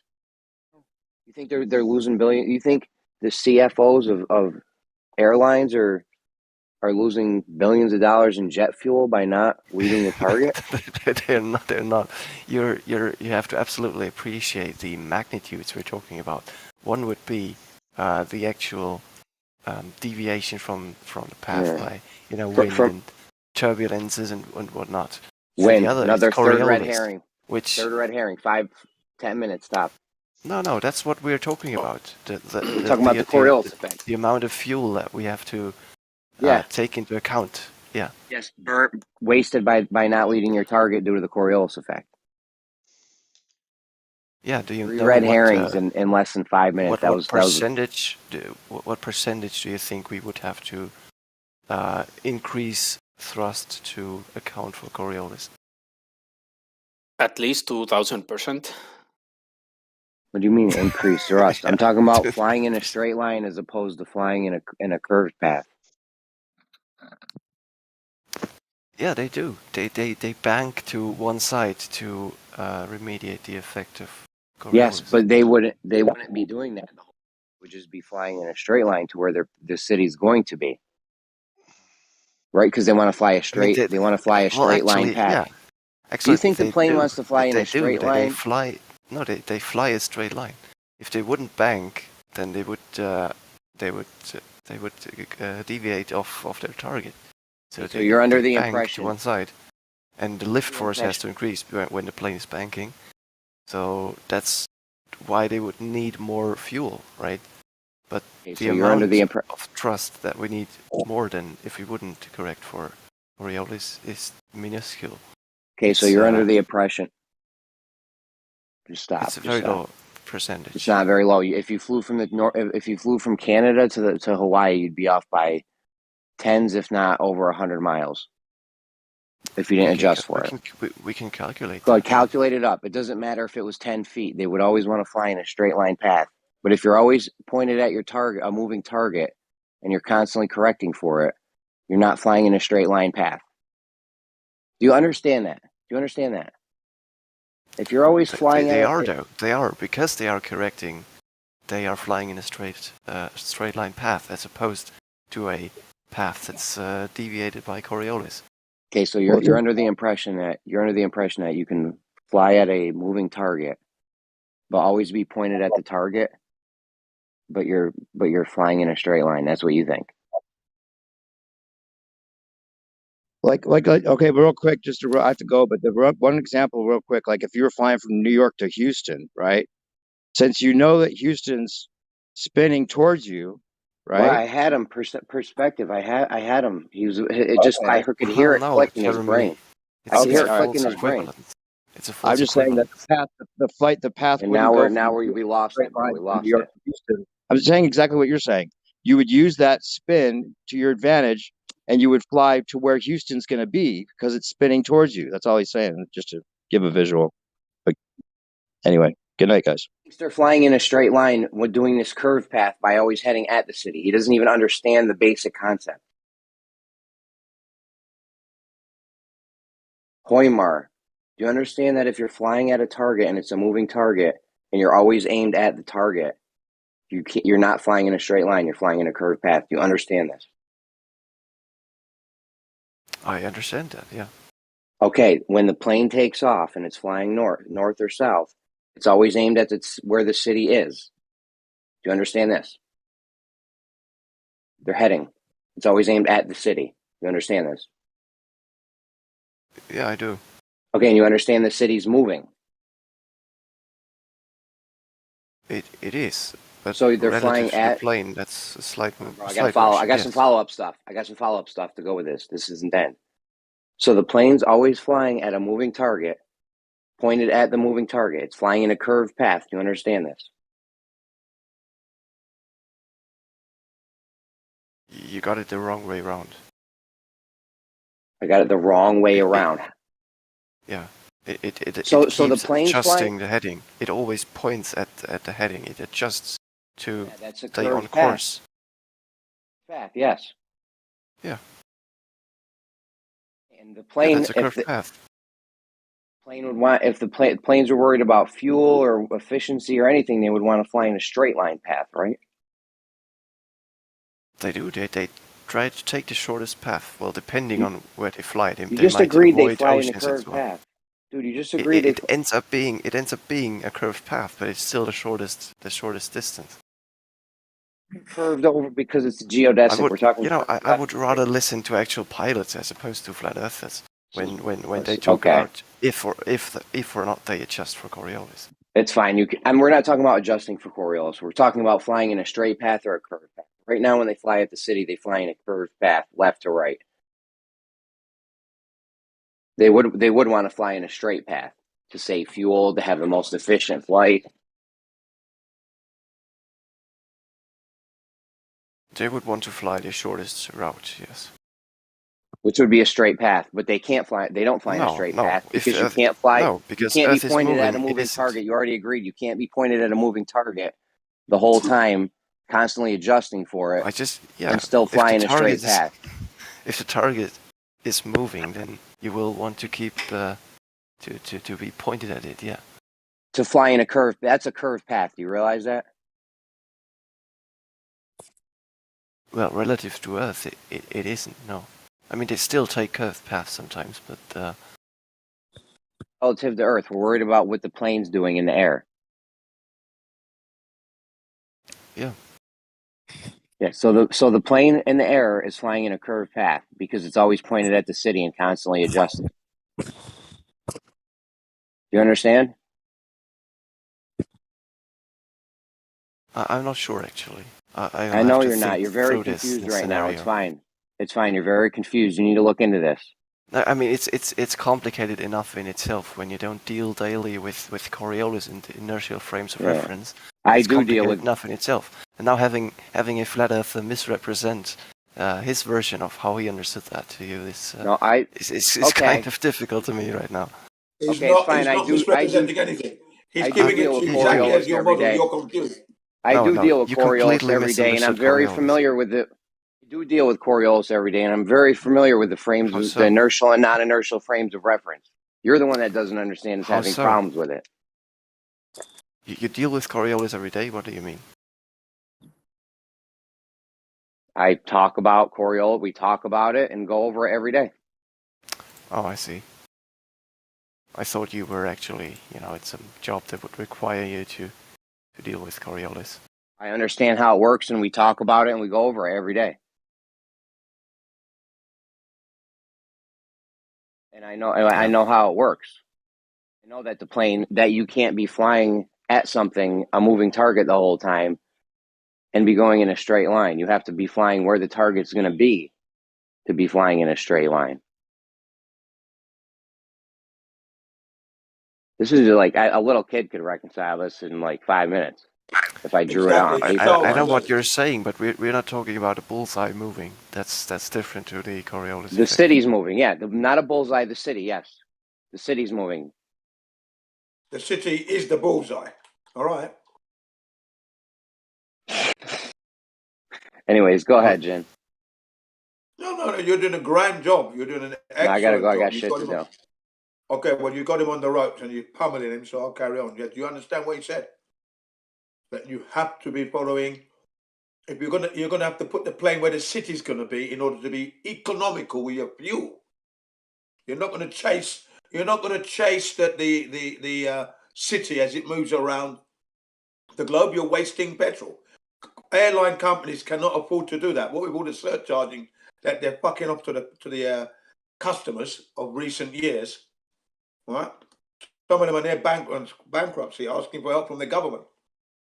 So they're going to be taking a very direct line without wasting any fuel or time for the passengers to get to their destination on time. All right? Yeah, they do. All right. So you can see that the Coriolis effect that you're describing would be detrimental to the airline's budget every single day of the week. Okay? So it's flight parts. No. I think you're still not aware about the magnitude you're talking about. They would be. You're leaving London. You want to go to Australia. All right? LA to Australia. 19 hours. That's a long flight. no curvature to be experienced along the way. They're That's going to your go claim. direct. They're not going to be following any Coriolis nonsense.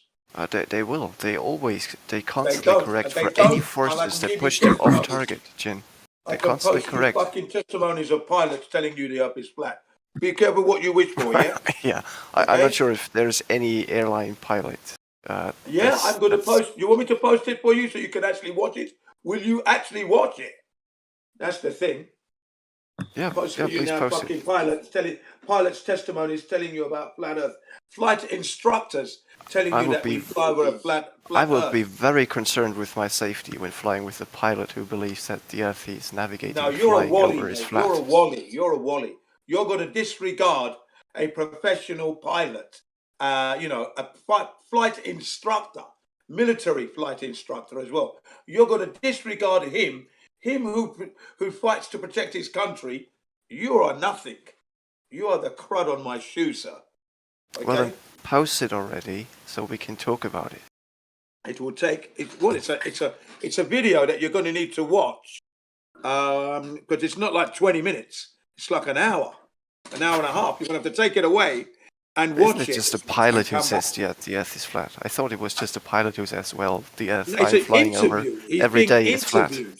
He's actually being interviewed, and he talks about how he came to the realization that the Earth is flat. Being a pilot all the time and not realizing, and then the penny dropped.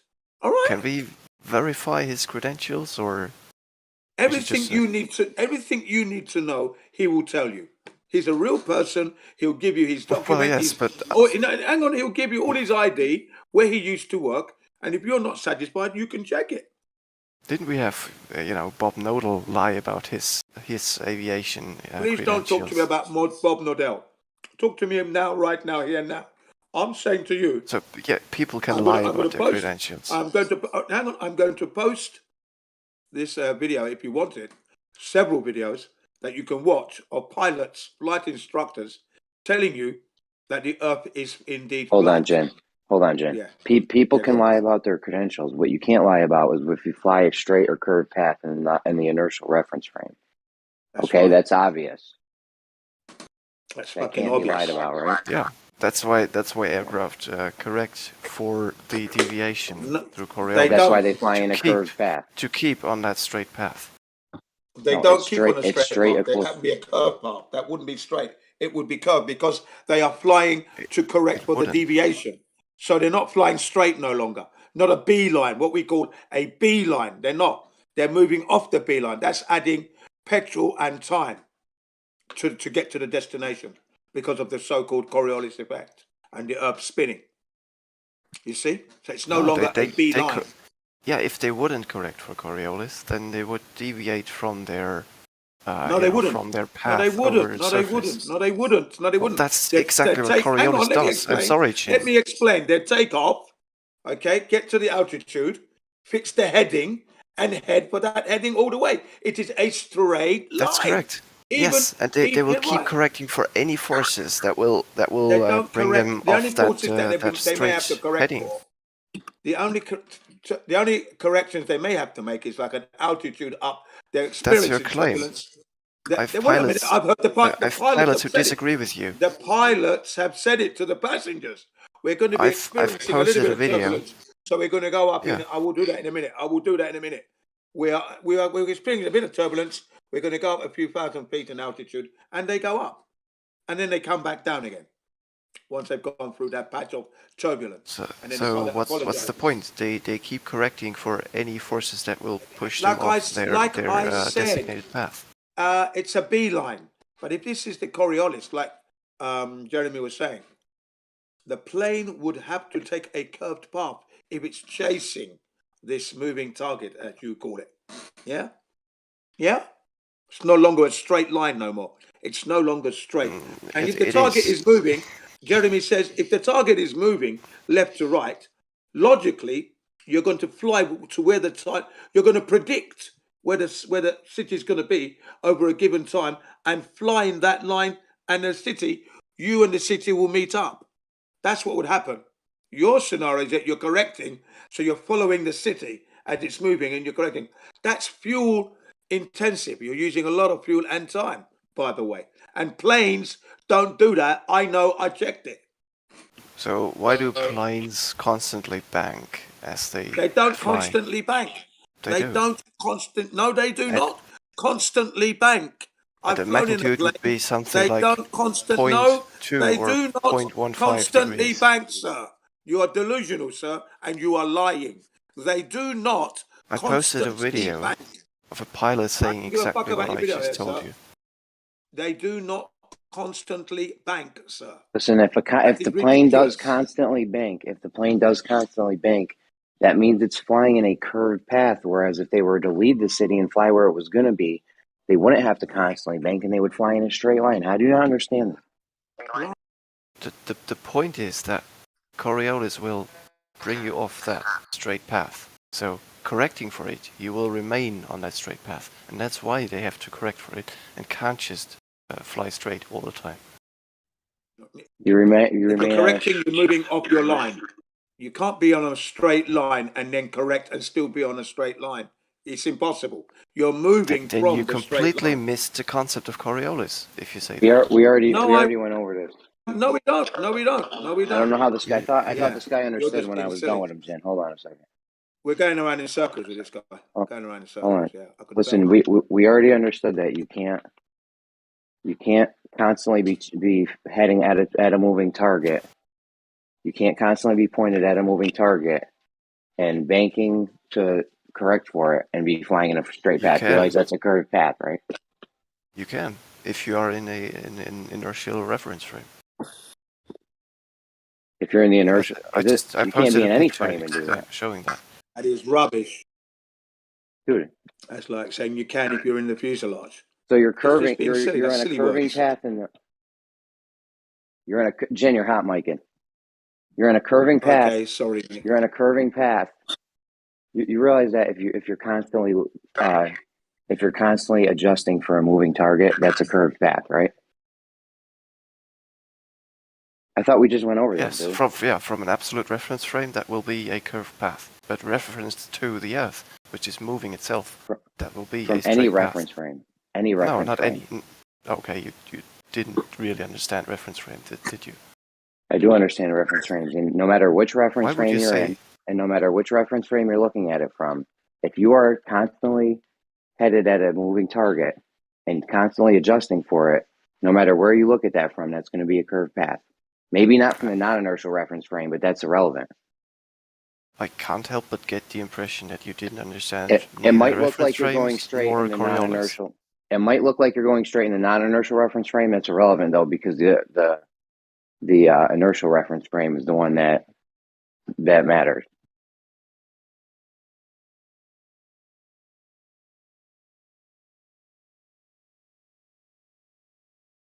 I do understand Coriolis, sir. You don't understand that you can't you can't constantly be banking for a moving target and still be going in a straight line. That's ridiculous.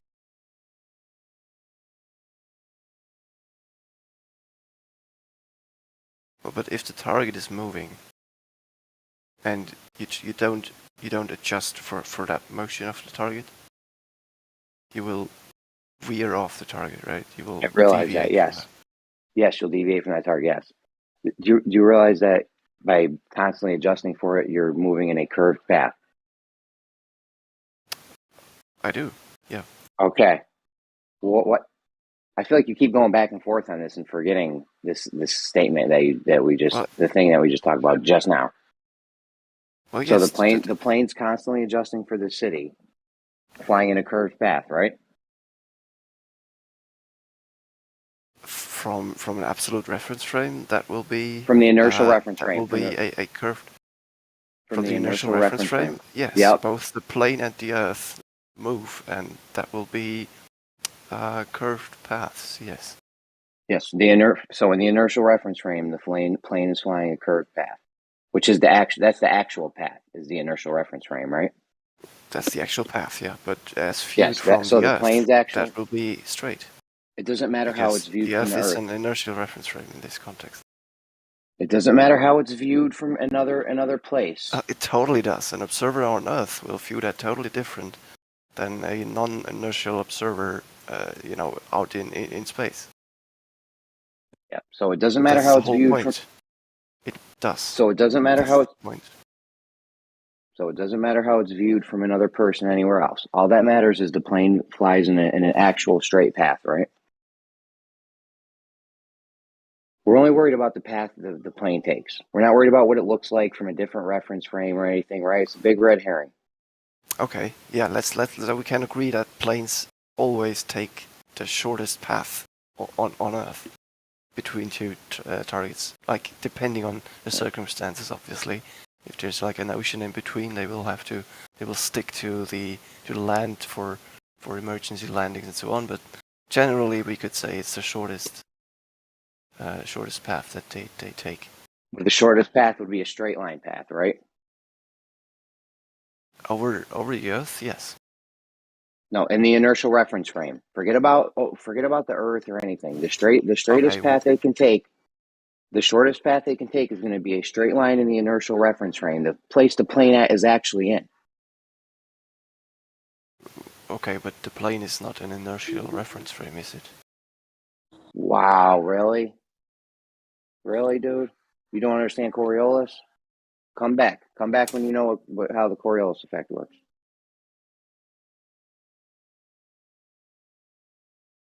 You think the plane's in a non-inertial reference frame? Well, In fact, we're even talking about reference frames as a red herring, and then if you don't understand them, that makes it even worse. No, fictitious forces only appear because we have different reference frames. That's the concept of fictitious forces.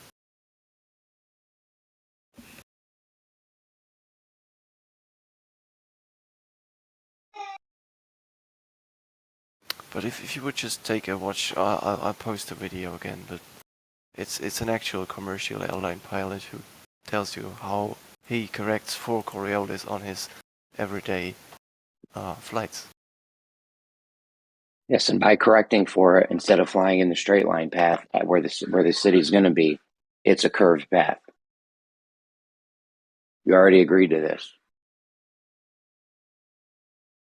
It's a curved path, yeah, from a curved path in the inertial reference. In the inertial frame of reference, yes, which is with the plane's path. No, it depends on which frame of reference we are observing this from. It doesn't matter where it's will observed. Be the shortest Dude, distance. it doesn't matter where it's. It doesn't matter where it's observed from. It matters the actual path of the plane, right? What do you think matters more? If it looks like it went in a curved path or a straight path, or if it actually went in a curved or straight path? Which one do you think actually matters for the fuel of the plane? This is dumb. For the fuel, well, what the plane actually does, the path it actually. So we're not worried about what it looks like from Earth, right? We're not worried about what it looks like from the non-inertial reference frame, right? Doesn't matter. Stop bringing it up. It's a red herring, dude. You had about 10 red herrings today already. You're not on a good start.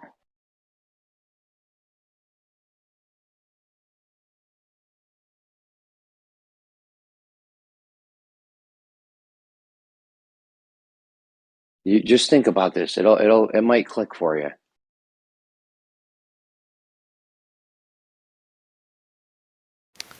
Yeah, I'm just watching the video. Perhaps you want to take a look as well. No, I understand the Coriolis effect in inertial and non-inertial reference frames and how it works. I already understand this. You can go over it and think about it, and maybe you'll come to terms with it.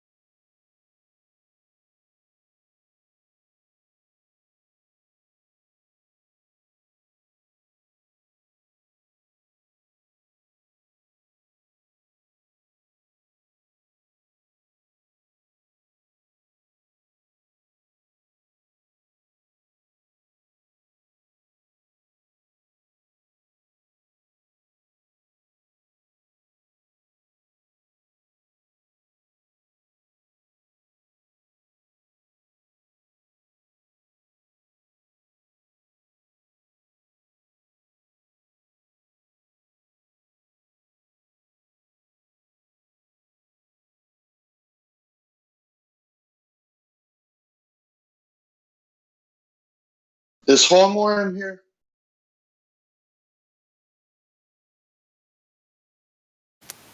Yeah, I'm here. Why are you posting that? Like, what are you trying to say with the picture you're posting?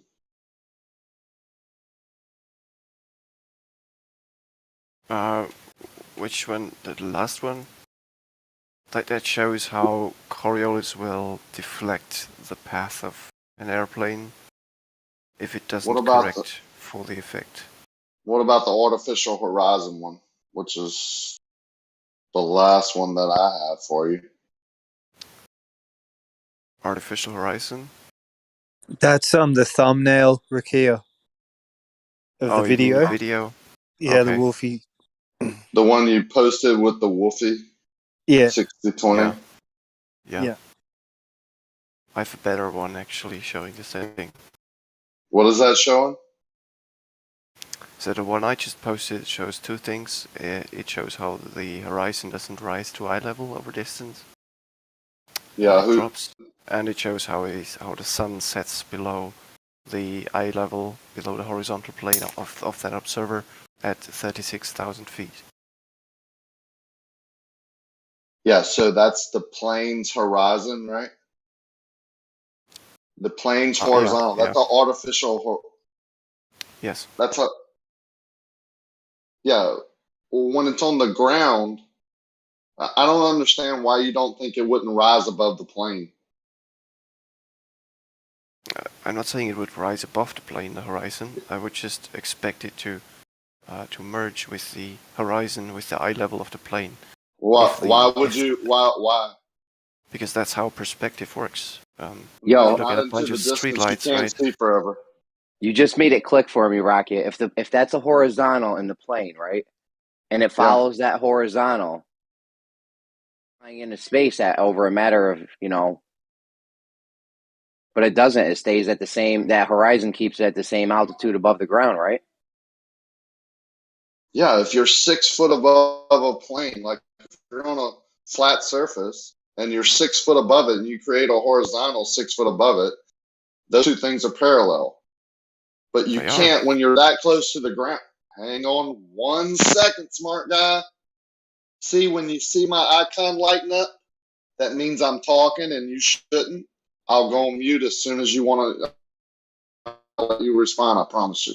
But when you're that close to the ground, you can't see the distance in between, except for how, like, at a close distance. Out into the distance, it merges. But when you gain altitude, at a certain point, those two things will be meeting at the horizon. And then as you go higher, you will see that what y'all call dip, but it's just the two horizontals that are parallel to each other, 30,000 feet up. That horizontal of the plane and the plane of the earth, or if you're over water, that horizontal plane is 30,000 feet difference in the distance. And you can see that gap better because you've gained altitude. I mean, it's amazing that people post things like this and go, that's Earth curve. How did I just catch this? If that thing in the plane, the artificial horizon thing, is horizontal and level, and it constantly follows that, how could the ground be curving away underneath from it? It would be flying into space if it followed that horizontal. No, it just remains in its pressure zone. It just what? What'd you say? It remains in its pressure zone where it flies. Oh, because who told you that? Attitude is controlled by throttle only at when it's. So what's the artificial horizon do? What's the artificial horizon do then? It shows the horizontal plane of that airplane. And it's constantly adjusting. And it's constantly adjusting to stay on this horizontal. It isn't plane, adjusting. Right? It just flies level. It just flies level. So it flies following that horizontal line that's on the dashboard, right? It doesn't follow a line or a plane. It follows a level. It follows the altitude.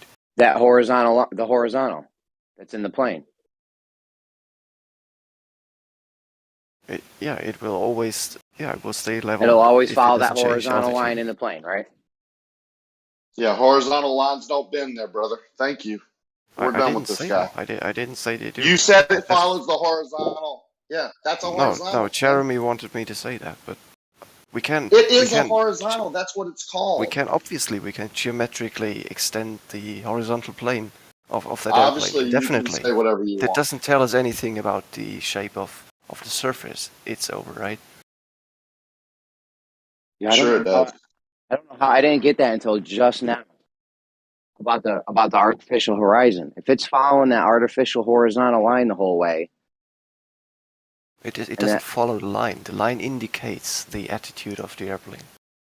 Yes, the horizontal attitude. Yeah, it's flying over a plane in an airplane using a horizontal line.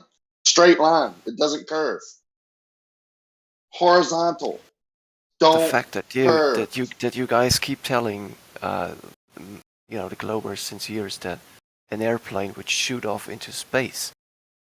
That shows how ignorant you are towards the pressure gradient and aerodynamics.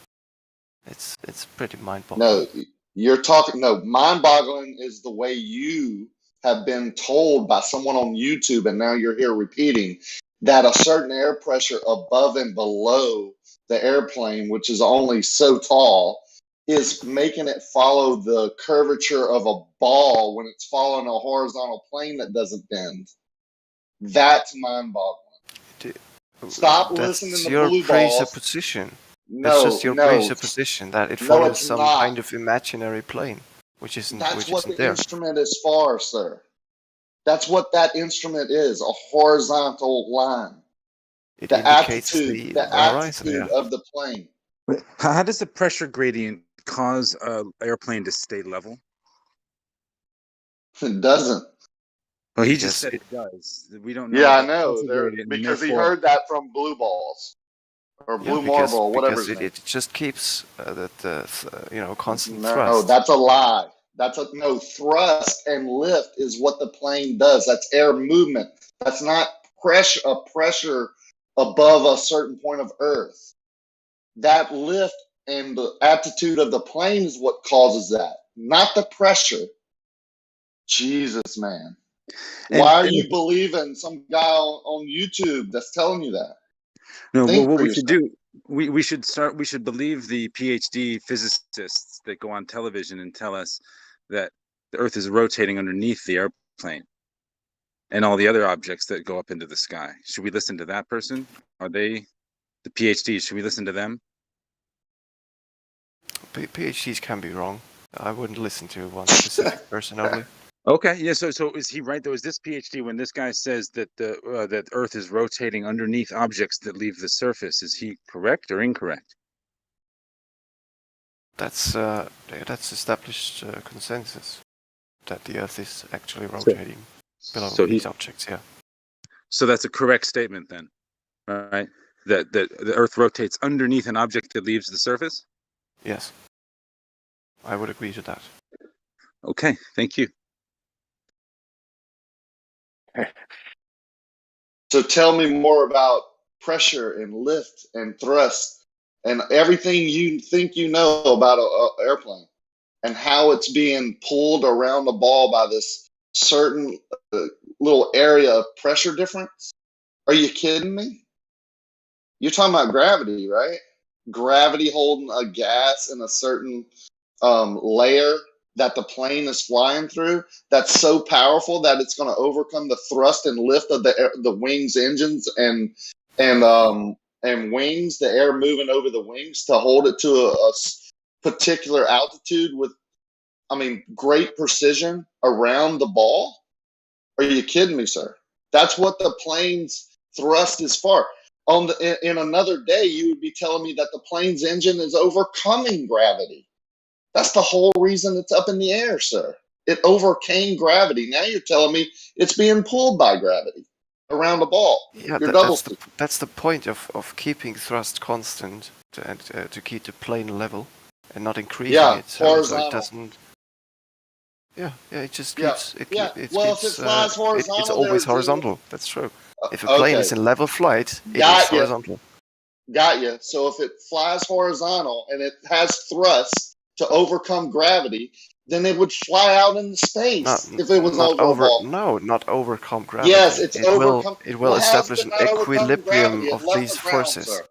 When It lift left the and ground. weight, when lift It and weight increased is the thrust equal, of the engines as it's sitting still on the runway and created lift to get to that altitude. Now you're telling me that it's not doing that and it's being pulled then around you a ball? you reduce the thrust. So lift and weight will be equal. That's all level flight is. No, horizontal flight. Airplane in the air, flying Level. over a plane. It's called level It's flight. called an airplane. It's flying in the air over It's a an plane. airplane, thus Earth is flat, or what? It has a horizontal indicator creating horizontal flight, not curving. Jesus, bro. Seriously? Can I ask him a quick question about? It's slightly non sequitur, but it's related to everything. I mean, unless you think are you going anywhere with this, Rakia? No, go ahead. I mean, it's over. I mean, No, what, I know what it's. do we I have just to didn't say? know. I didn't know if you. All right, so bro, what's this guy? Hoymar? Yeah. Hoymar. So what is the cause of this sun and the moon setting or rising? It's Earth rotating, correct? Not only, I mean, the moon has its own orbit, but for the sun, yes, it's the rotation of the Earth. Okay, so we'll stick with the sun. So it's because the Earth is moving around in a circle, and that's what's causing the stuff in the sky to move, right? So you said a moment ago that things that leave the rotation of the Earth, the Earth rotates underneath those things, correct? So if we launch a drone or we're in an airplane or a helicopter, why is it that we're still able to watch the sun go down in like a time lapse from a drone, which is now not on that rotating reference frame for the sun to be moving?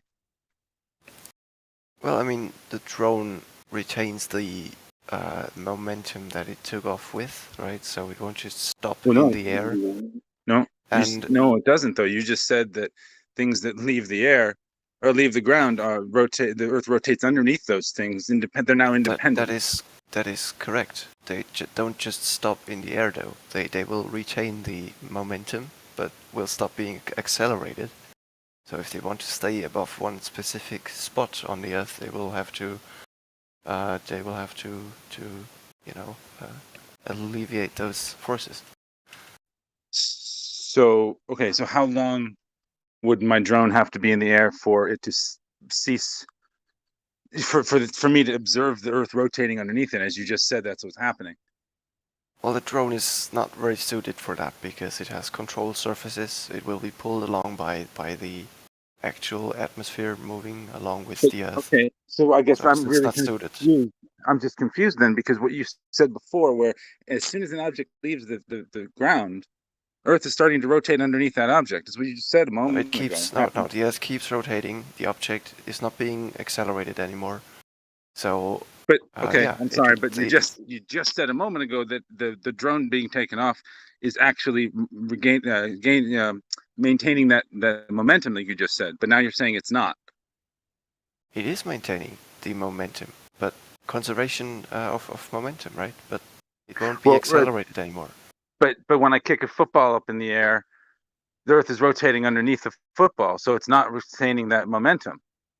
It is. If the Earth is, regardless of the speed that the Earth is rotating with, the football will have that when it leaves the surface, right? No, well, I'm confused. Can have someone else help me out, or am I confused, or are you saying two different things? Because in one sentence you're saying that things leaving the surface will rotate, the Earth will rotate underneath that, but then in certain other objects, the Earth doesn't rotate underneath those objects when they leave the surface. So what objects have the Earth rotate underneath them when they leave, and which ones don't? How do you make a differentiation?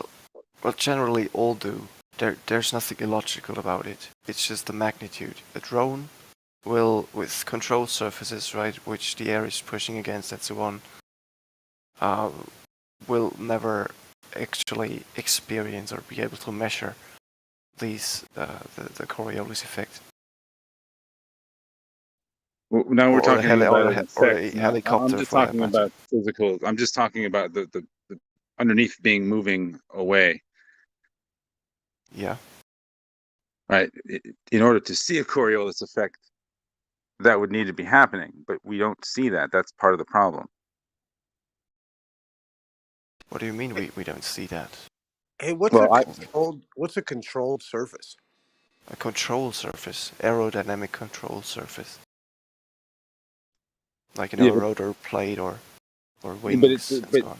So football. So the Earth does rotate underneath a football, which has no motor. You're saying? Yeah.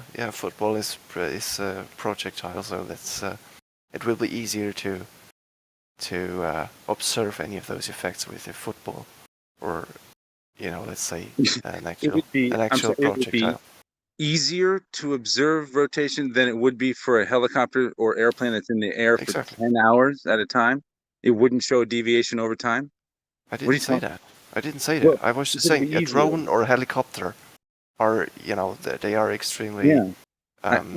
I can put a drone up in the air for a half hour, and I should be able to see a major deviation from where it took off from, as opposed to a football, which is only kicked in the air for call it 5 seconds tops.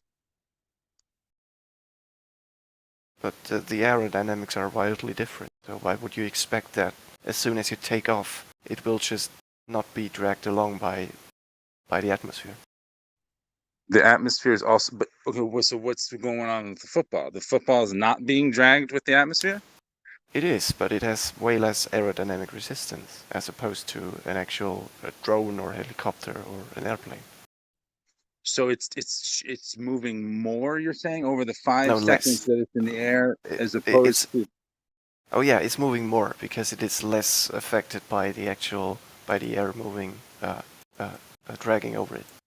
So, but I still don't understand. Even though dragging air over an object the size of a football versus a drone, 5 seconds versus 30 minutes, I should see some sort of. If I should see a deviation for the 5 seconds, I better as hell see that deviation for a half hour. Correct? Well, for 5 seconds, it will be. I'm guessing here, but on the range of millimeters. Yeah, that's what the PhD says. But if that's something that's calculable and measurable and something that we can tangibly see, then something that's in the air for a half an hour better show the same deviation, correct? Yeah, if you have a projectile, it will fly for half an hour, which pretty rare, but let's assume it does. Then yeah, that would be pretty easily measurable. So I can show you correction tables from the army, like artillery, cannon artillery, where they correct for Coriolis. Well, what about the other army report that has electromagnetic weapons over a flat Earth? Would you believe that army report? Okay, first of all, that's something different, and second of all, these are models. They say, okay, we're setting up a model for, let's say, how an airplane flies, right? And here is our list of assumptions. And they say, well, the airplane has a constant mass, which it doesn't. In reality, they say it's rigid, which it doesn't, which it isn't. They say the Earth is flat and stationary, and so on, right? It's a set of simplifications or assumptions that they make. But what I posted is actual, it's actual correction tables for how the artillerymen will correct for Coriolis when shooting over a specific range. Okay, so again, but where in reality do I still have not satisfied? Okay, if something leaves the surface for 5 seconds and Earth is demonstratably rotating underneath that 5 seconds, then we can measure that. And you're saying that it's totally fine that I don't measure that same thing with a drone over a half hour? Well, as I said, first of all, it's pretty hard to measure. The shorter the time, right? Well, but you just because said it's that a football acceleration, would right? show It's it easier. You said a football it's would show it easier than a drone. it's distance over time, right? So the longer it is, the effect can affect a body, right? And the longer the distance Yeah, is, it the would easier be it is more, to observe. right? That's It why would be it comes more. into play with artillery, but not with So, short range firing. right, but okay, but a drone can be in the air and go many miles and stay in the air for half hour, right? Well, yes, a drone. But as I said, a drone is has aerodynamic control surfaces. It will be I don't have to. I can dragged along control by it the in air. that, but It's dragged the effect along will by be the air. incredibly small. That's the whole point, though. The football can't control itself, so it is affected by wind and things like that. The drone can fly straight, and you would notice the Earth spinning underneath it more. You idiot! No. That's the Yes, exact opposite, yes, Rakia. yes. If an There's no airplane need is to insult flying me. north If you, and it was the so Earth is civil up until spinning this point. underneath, Ricky, I'll tell him. I got him. I'll tell him. Right. crazy. So the reason a bullet. So if you're going to observe Coriolis, a bullet or artillery is best because it's unaffected by the wind and all of that. Correct? Not unaffected, but way less because the Wait, right. I'm aerodynamic sorry. You're right. resistance. There is a very much reduced effect. Right. Yeah. But here's the problem: is that because of the maintained thrust and aerodynamics of planes and fucking drones, they are being able to mitigate any of that wind resistance and go in a straight line without being affected or very littly affected. Correct? They will Just say yes or yeah, more. exactly, because they can control their direction and attitude and whatnot. Right. Yeah. So when I put myself in when I'm in my drone and I'm going in a straight line, why am I still seeing the sun go down? Why would you expect not to? Why would you Because the expect reason that the sun drone is somehow going loses down all is of its because momentum we that are. it took off No, with? but you just said we're not. No, we're not. You just said we mitigated all that by being able to be powered flight in a straight line. Well, no. What you're telling me is that that your expectation is that as soon as as the drone leaves the ground, right, it will stop dead in its tracks in the air, and the Earth will keep rotating, and the drone will be absolutely at rest, and thus will not see a sunset. If I wanted to, I could just pull backwards and just go immediately backwards, reversing in the opposite direction of the spin of the Earth. Correct? Instantly, right? Instantly, yes, because it's all just relative to. Instantly. Okay. So then I therefore stop. I should therefore now see the Earth rotating underneath me. Correct? Because I've mitigated any momentum that I've been carrying me. No, you didn't. You didn't. Well, But okay, let's put some actual figures there. You just said I instantly mitigated it when I go backwards. That's your expectation, but that's not That's not what you just reality. said. The point is that okay, let's put some actual numbers there, right? The Earth is rotating at roughly 1,000 miles per hour. It's not about. Let me make a point. Let me make my point. So the Earth is rotating at 1,000 miles per hour at the equator, right? Now, if you put a drone there and you let it take off, yeah, that's what's in contention. That's what's in contention here. That's You not can't just right. assume that that's what's happening and make up numbers to make it fit your theory. It's measured, yo, but Yeah, demonstrate the Earth rotating at 1,000 miles an hour. Can you demonstrate that? Yeah. That's what's the problem. Yeah. You can't just use that in math. Right. yeah, we can demonstrate that with simple things like a You football can demonstrate the pendulum. Earth is moving. No, like yeah? what? No, like what? Like what? Right. Jin, he was about to say it. How can you demonstrate the Earth is spinning at 1,000 miles an hour at the equator? There are several tools to measure this rotation. Yeah, tell us, please. One would be a Foucault pendulum. Another would be Yeah, ring laser that's not gyroscope. proven. That's not it. Yeah. So again, the Falcon pendulum is acting like my drone then. Yeah, So my exactly. drone can be a Falcon. No, it's not. Same Your with drone that. is hopefully not a pendulum, It's is the it? same thing. No, it's moving in like the pendulum is moving back and forth, independent of any other rotation. It's moving in a straight line back and forth, and the Earth is rotating underneath the same pendulum. Correct? Exactly. Is that what's happening? That's the same as my drone. That's right? what's happening. Yeah. Yeah. So my drone is going in a straight line. I could even make it go back and forth in a straight line. Why does the Earth never rotate underneath my drone? Exactly. Well, if you were to fly for hours on end without 30 doing any minutes, that's all it adjustments, was. Like an 30 airplane, or a helicopter, and we didn't have any wind or other aerodynamics acting on the drone, then you would see a deviation. Yeah. No, that's not. No, So there's no never seen it. I've aerodynamics been on really on a clear days. What a No pendulum. wind. Never happens. The Earth never rotates underneath my drone, and I can still see the sunset. You have unrealistic expectations, sir. No, I don't. No, you Actually, if do you wrong, say sir. that the You do. PhDs You are do. correct, if you said that the PhDs are correct, and then the instant a football is kicked up off of the surface of the Earth stays rotating underneath that object, you've got unreal expectations. And the artillery, they know it does, Come and on, they so you're adjust for talking it. comedy business. They know that it Absolute does. toilet. Okay, yeah. Your Did stuff you look belongs at in the toilet. It's rubbish. Did you look at the images I posted, the correction tables? Like they have there, let's say. Don't mean shit. These are just No, but, numbers that you can that make goes up. back I to can your make a math. program on a computer Well, to but here's the simulate thing. all this stuff. It doesn't mean it's real. Okay. This is how it Cool happens. stuff. Right? Like when you said instantly before, the very first things you said were, with the Earth is rotating. Let's do some math, okay? So the Earth is rotating at 1,000 miles an hour. Boom! You put 1,000 miles into your equation, and then you're automatically assuming that this rotation is occurring before you even started anything, before you did anything. You've already assumed that it's doing what you're doing, what you're claiming it's doing, and now you're going to provide. A whole bunch of numbers to back up all the math on the assumption that you made from the very get-go.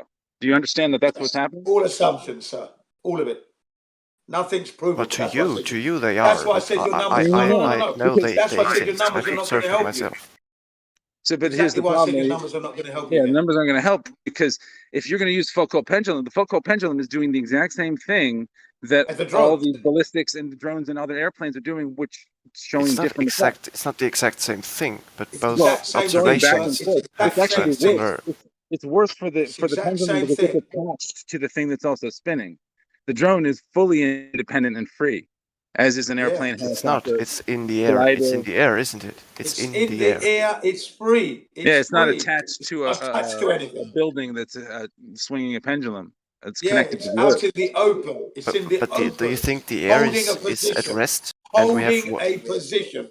It's hovering above the Earth, holding a position. Now, we can simulate the pendulum, the left and right motion, seesaw. We can do that, swing it left and right, and we expect to see the Earth rotate underneath that drone. Okay? Right. We now could you're get a getting it. helicopter with a huge Now he's fuel getting tank it now. going back and forth like a pendulum all day long. Yeah. All day long. Refueled if it needs, right? And Earth is never going to rotate underneath. Like if it takes off from that airport, Earth that rotate. That's totally not what happens That's exactly with what the drone. pendulum is doing. No, that's the point. It doesn't. No, the pendulum is suspended on a torsion-free bar, right? So it can change its plane of oscillation. However, it wants. There's no such thing as a torsion hanging from a torsion free, because if you hang a torsion bar by anything, wire, piano wire, whatever you want to hang it by, glass, it will eventually start rotating in one direction or the other. And then it will stop for a period of time. And then it will usually rotate in the opposite direction. Yeah, equilibrium, balance. Bunch of That's crap. Nature's law. Yeah.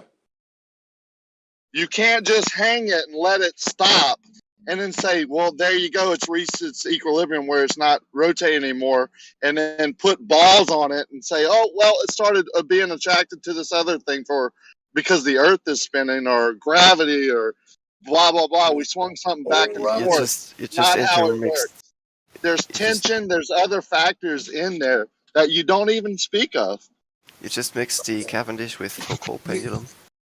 Yeah, well, I've proven a point that you can't take out all the factors and just say it's Earth curve or gravity or whatever. You have to take into account everything. And when we can get back to the point of you trying to get away from these drones that can stay in the air, not attached to the Earth, even if they're in the air that would be rotating with the Earth, they could overcome that, and then you could see the air. Hang on, and then you could Rakia, really you're see wrong. it. Yeah, okay. You're absolutely mistaken. Just cut me off and say I'm wrong. That's a great tactic. The atmosphere is No, moving you're wrong, with the Omar. Earth. No, Omar, you're wrong. See how that works? You keep repeating the same misconception. No, Omar, you're wrong. You understand what you're misrepresenting the truth, man. You're confused, man. But here's the So you're assuming that the Earth is rotating and that the atmosphere is rotating with it. Yes, that's exactly what happens with a rotating Earth. I know. Can you show us? Hold on. Can you demonstrate a rotating gas without a container next to a vacuum? A rotating gas. What does the rotation have to do with the? Well, like a container? gas that can, like how you can create a whirlpool of, you can create a swirl, a tornado. Yeah, but why are you making it more complicated than it is? I'm not. I'm saying this is what the Earth is supposed to be. That's what you're It's supposed to be claiming it's swirling gas at 1,000 miles an hour of swirling gas. Actually higher, because the higher you go in altitude, the faster the gas and atmosphere has to rotate to keep up with the ground. So, and then that gas has to spin at 1,000 miles an hour next to a vacuum without a container. Can you justify that belief in any way? What do we want to talk about? Rotation of the Earth or the pressure? We're talking gradient? about the rotation of the Earth with the gas and not being able to notice it under the drone. That's what we're talking about. All of that. Yeah, I'm just saying you will never be able to observe that using a teeny tiny drone that's hovering in the air. Teeny tiny drone. What about a big drone? A big drone. A big one. But it's still tiny as opposed to the Earth. Still tiny. What on earth do you expect to happen? As big as a table. As big as a table in your house. That big of a drone. So what? It will still hover in the air, won't it? Yeah, and if it hovers in the air, what do you expect? We give it the pendulum movement, swinging left to right. It's not a pendulum, it's a drone. But check it out. You want to use the pendulum? Let's use the pendulum idea for a second, real quick. Just imagine this for a second. Imagine the pendulum has stopped swinging for the day, right? And it's just hanging there, right? In the middle. Earth, it doesn't show any deviation of Earth rotating underneath it because it's not swinging, correct? Correct. So if we were to chop off that chain that's holding the ball right there so that it was free of the Earth that's also rotating with it, right? The reason we don't see any deviation is because it's attached to the chain and it's moving with the Earth, correct?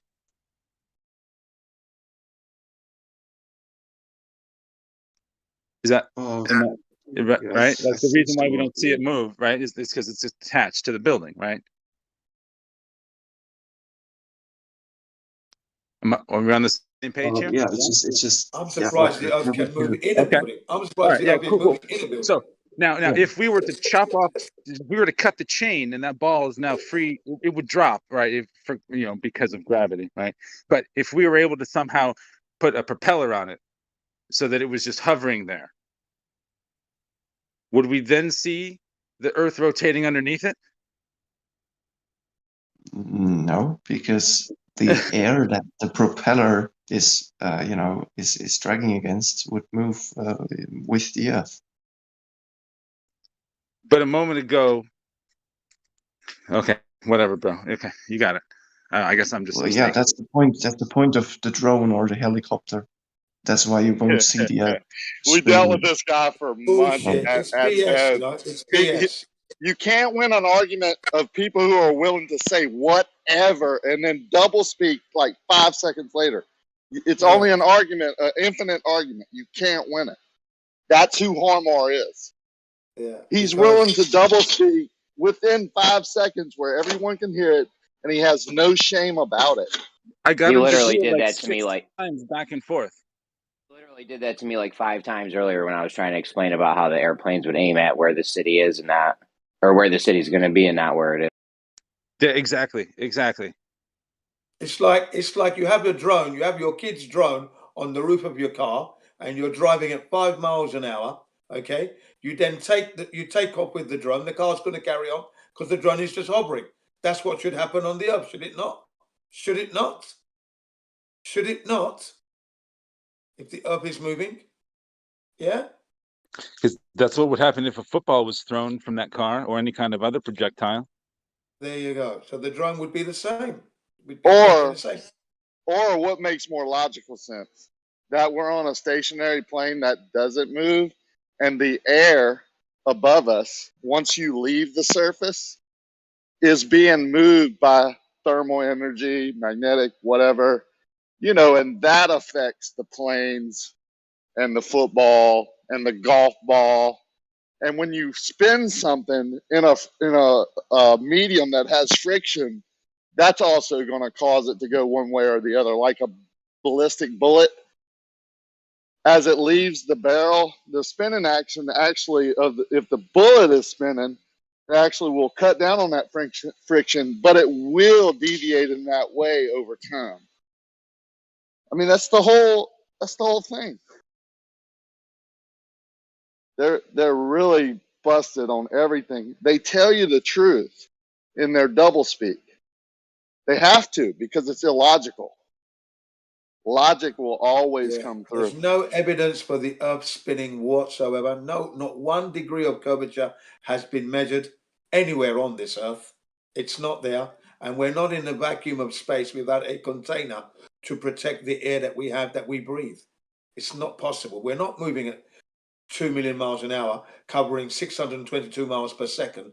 That's not happening, hurtling through the universe. No evidence for this whatsoever. We've never gone to the moon because the environment is just too volatile for us to be there. Those cosmic ray particles that you would need 2 meters thick of protection, shielding, because those things move at the speed of light, leftovers from supernovas, and then the radiation level that you'd have to travel through 3 belts, one that is at the level of 25,000 rems, instantaneous ballistic death, right? And then you still got to go through the 2 Van Allen radiation belts, plus all that cosmic rays.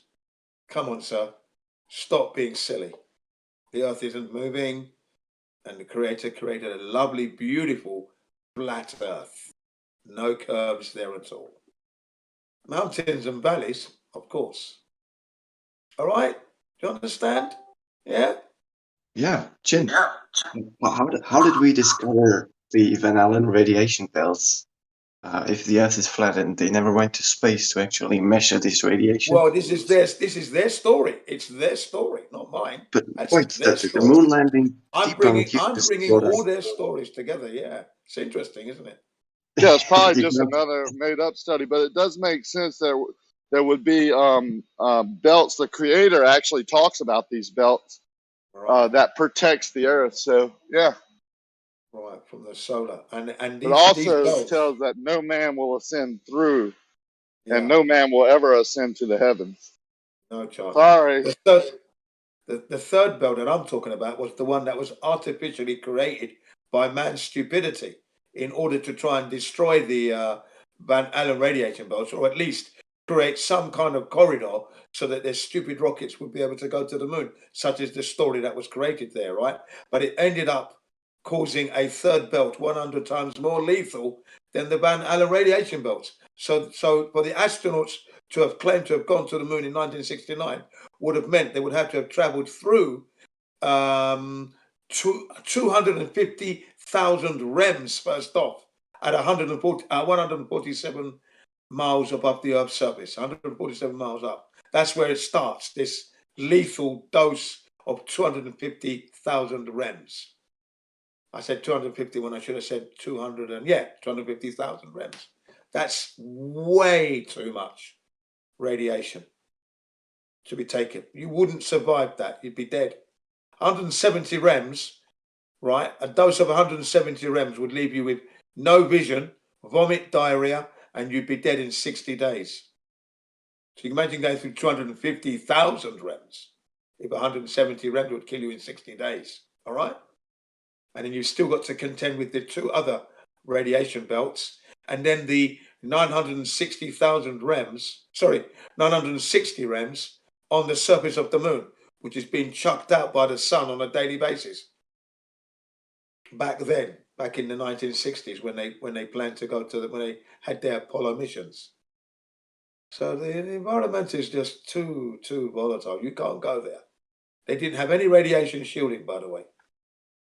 Just for your information, the suits didn't provide any radiation protection because Grumman said no, they didn't have it. So the astronauts were in their linen suits with the life support machine on the back,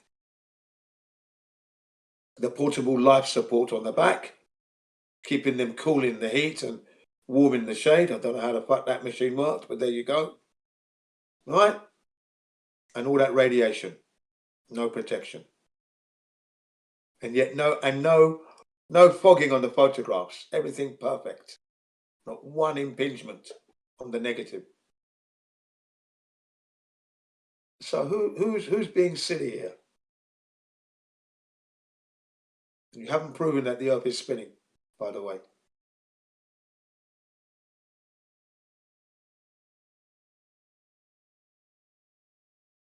Do you have any personal? Listen, they're never going to be able to get around the fact that the straight line path would be to fly to where the city's going to be and not where the city is in the moment, because that results in a curved path.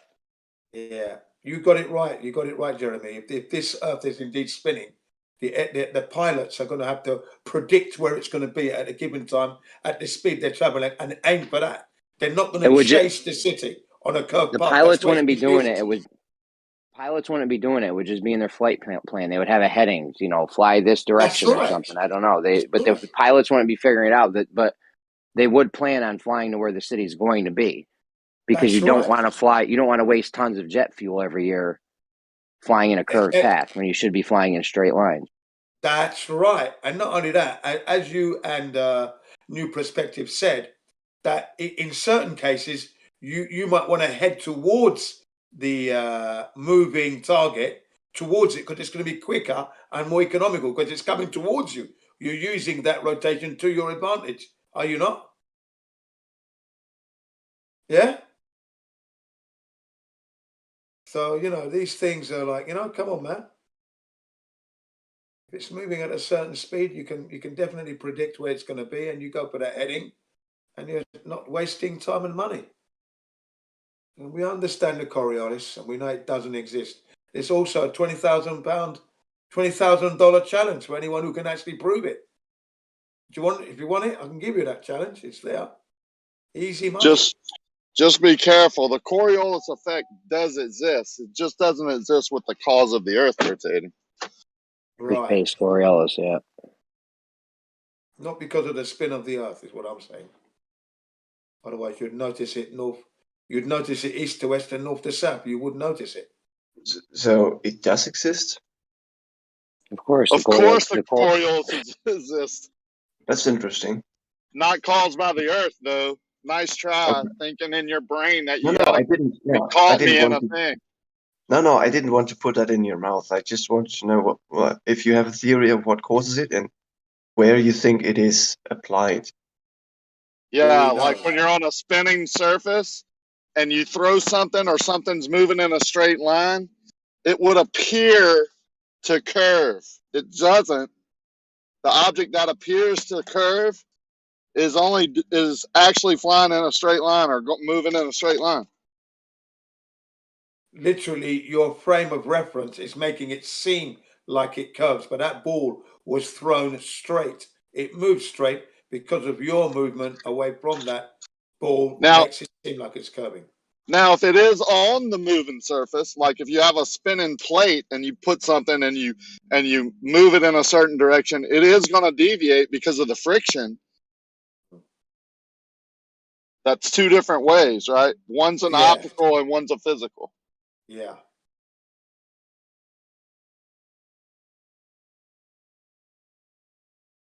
But aeroplanes don't correct for Coriolis. They don't do that.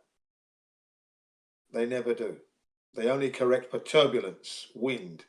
Citation, please, Jin. Citation to prove your nonsense wrong?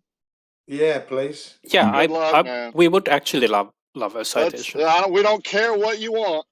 Well, We're I don't care what you logically care. So yeah, we're talking about this is a conversation of logic. This isn't give me Yes. the data that you've done tests for thousands of years. Yeah. So logic negates. Yeah, logic debate. Yeah. in other words, Well, people hey, can make. Welcome In to other words, logic.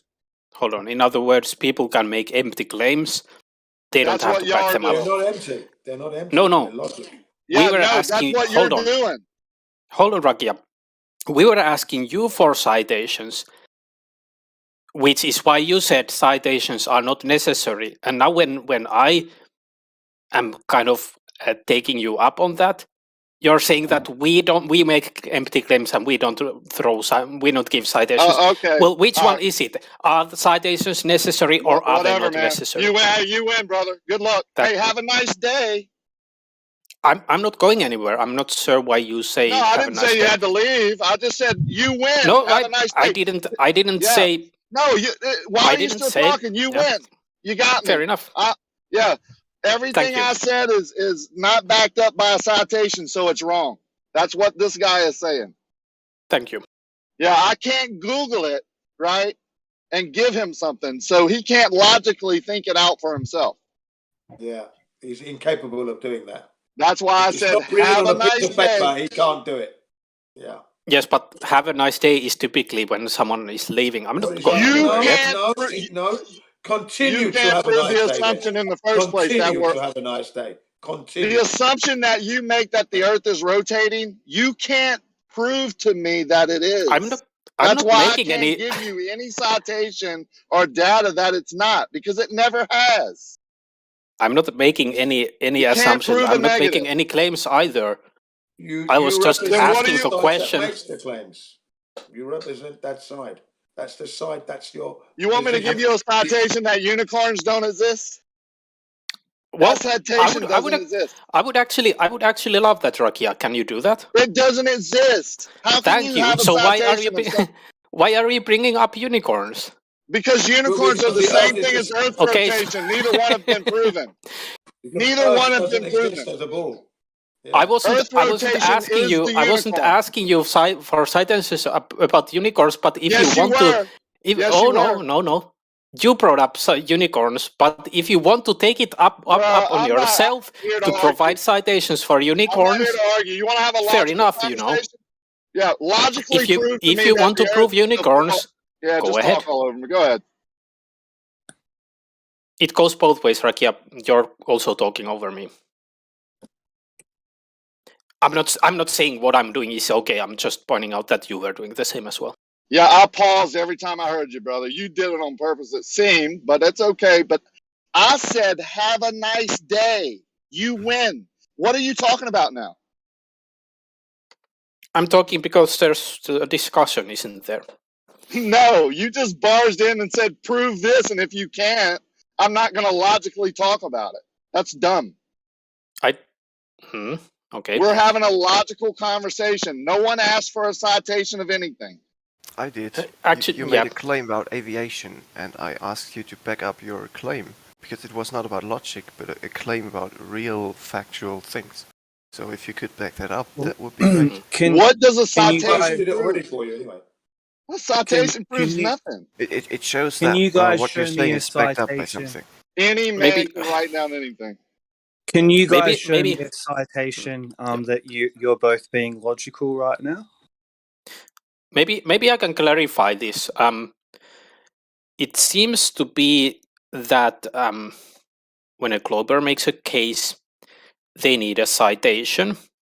When a flat earther makes a claim, that's just talking logical, so no citations is necessary. No, that's what we've been doing. We haven't asked that guy earlier that said that the Earth was rotating or whatever. We didn't ask for citation. We just logically thought through it. So what else you got? What you just said wasn't true. I haven't mentioned citation once. I don't need citations in a logical argument. I don't need them. You made a factual claim, though, not a logical one. Whatever. That's your opinion. Congratulations. Okay. The guy earlier made a factual claim like 100 times. Yeah, I wasn't asked for citations, though, but I can provide them. Right, and what does that prove? That still doesn't prove anything. That's my whole point. So you asking me for a citation is a waste. It just doesn't prove anything. You've got to do it in the physical world. And it Yeah, never happens. reality. The Earth does not rotate under any drone at any time of the day, year, month, second, minute. Okay? It doesn't happen. Does anyone want to explain how a focal pendulum's rate of focal rotation pendulum conforms is a waste to of latitude? fucking time. Stupid instrument for stupid people to believe in. That is all. That's a cool opinion, buddy, but that still is no explanation of why it does what it does. People, morons, spastics go in there, mentally impaired, and think that the Earth is moving and they're moving, and what stupidity! How many times how many times did you do your Foucault pendulum and it didn't work? I'm asking you, whoever brought up Foucault pendulum, because I've researched this. I've talked to people who've done it. Did you get the question? Maybe let me repeat it because you didn't know if it was addressed to you. So I'm addressing it to you.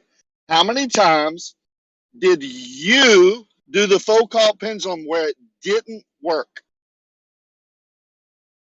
Well, this isn't about me. Okay, it is about you. We're asking you. You're here. Okay, fair enough. You haven't done it. I haven't done it either. Fair enough. How many times have you spoken? Hang on 1 second. I have a follow-up question.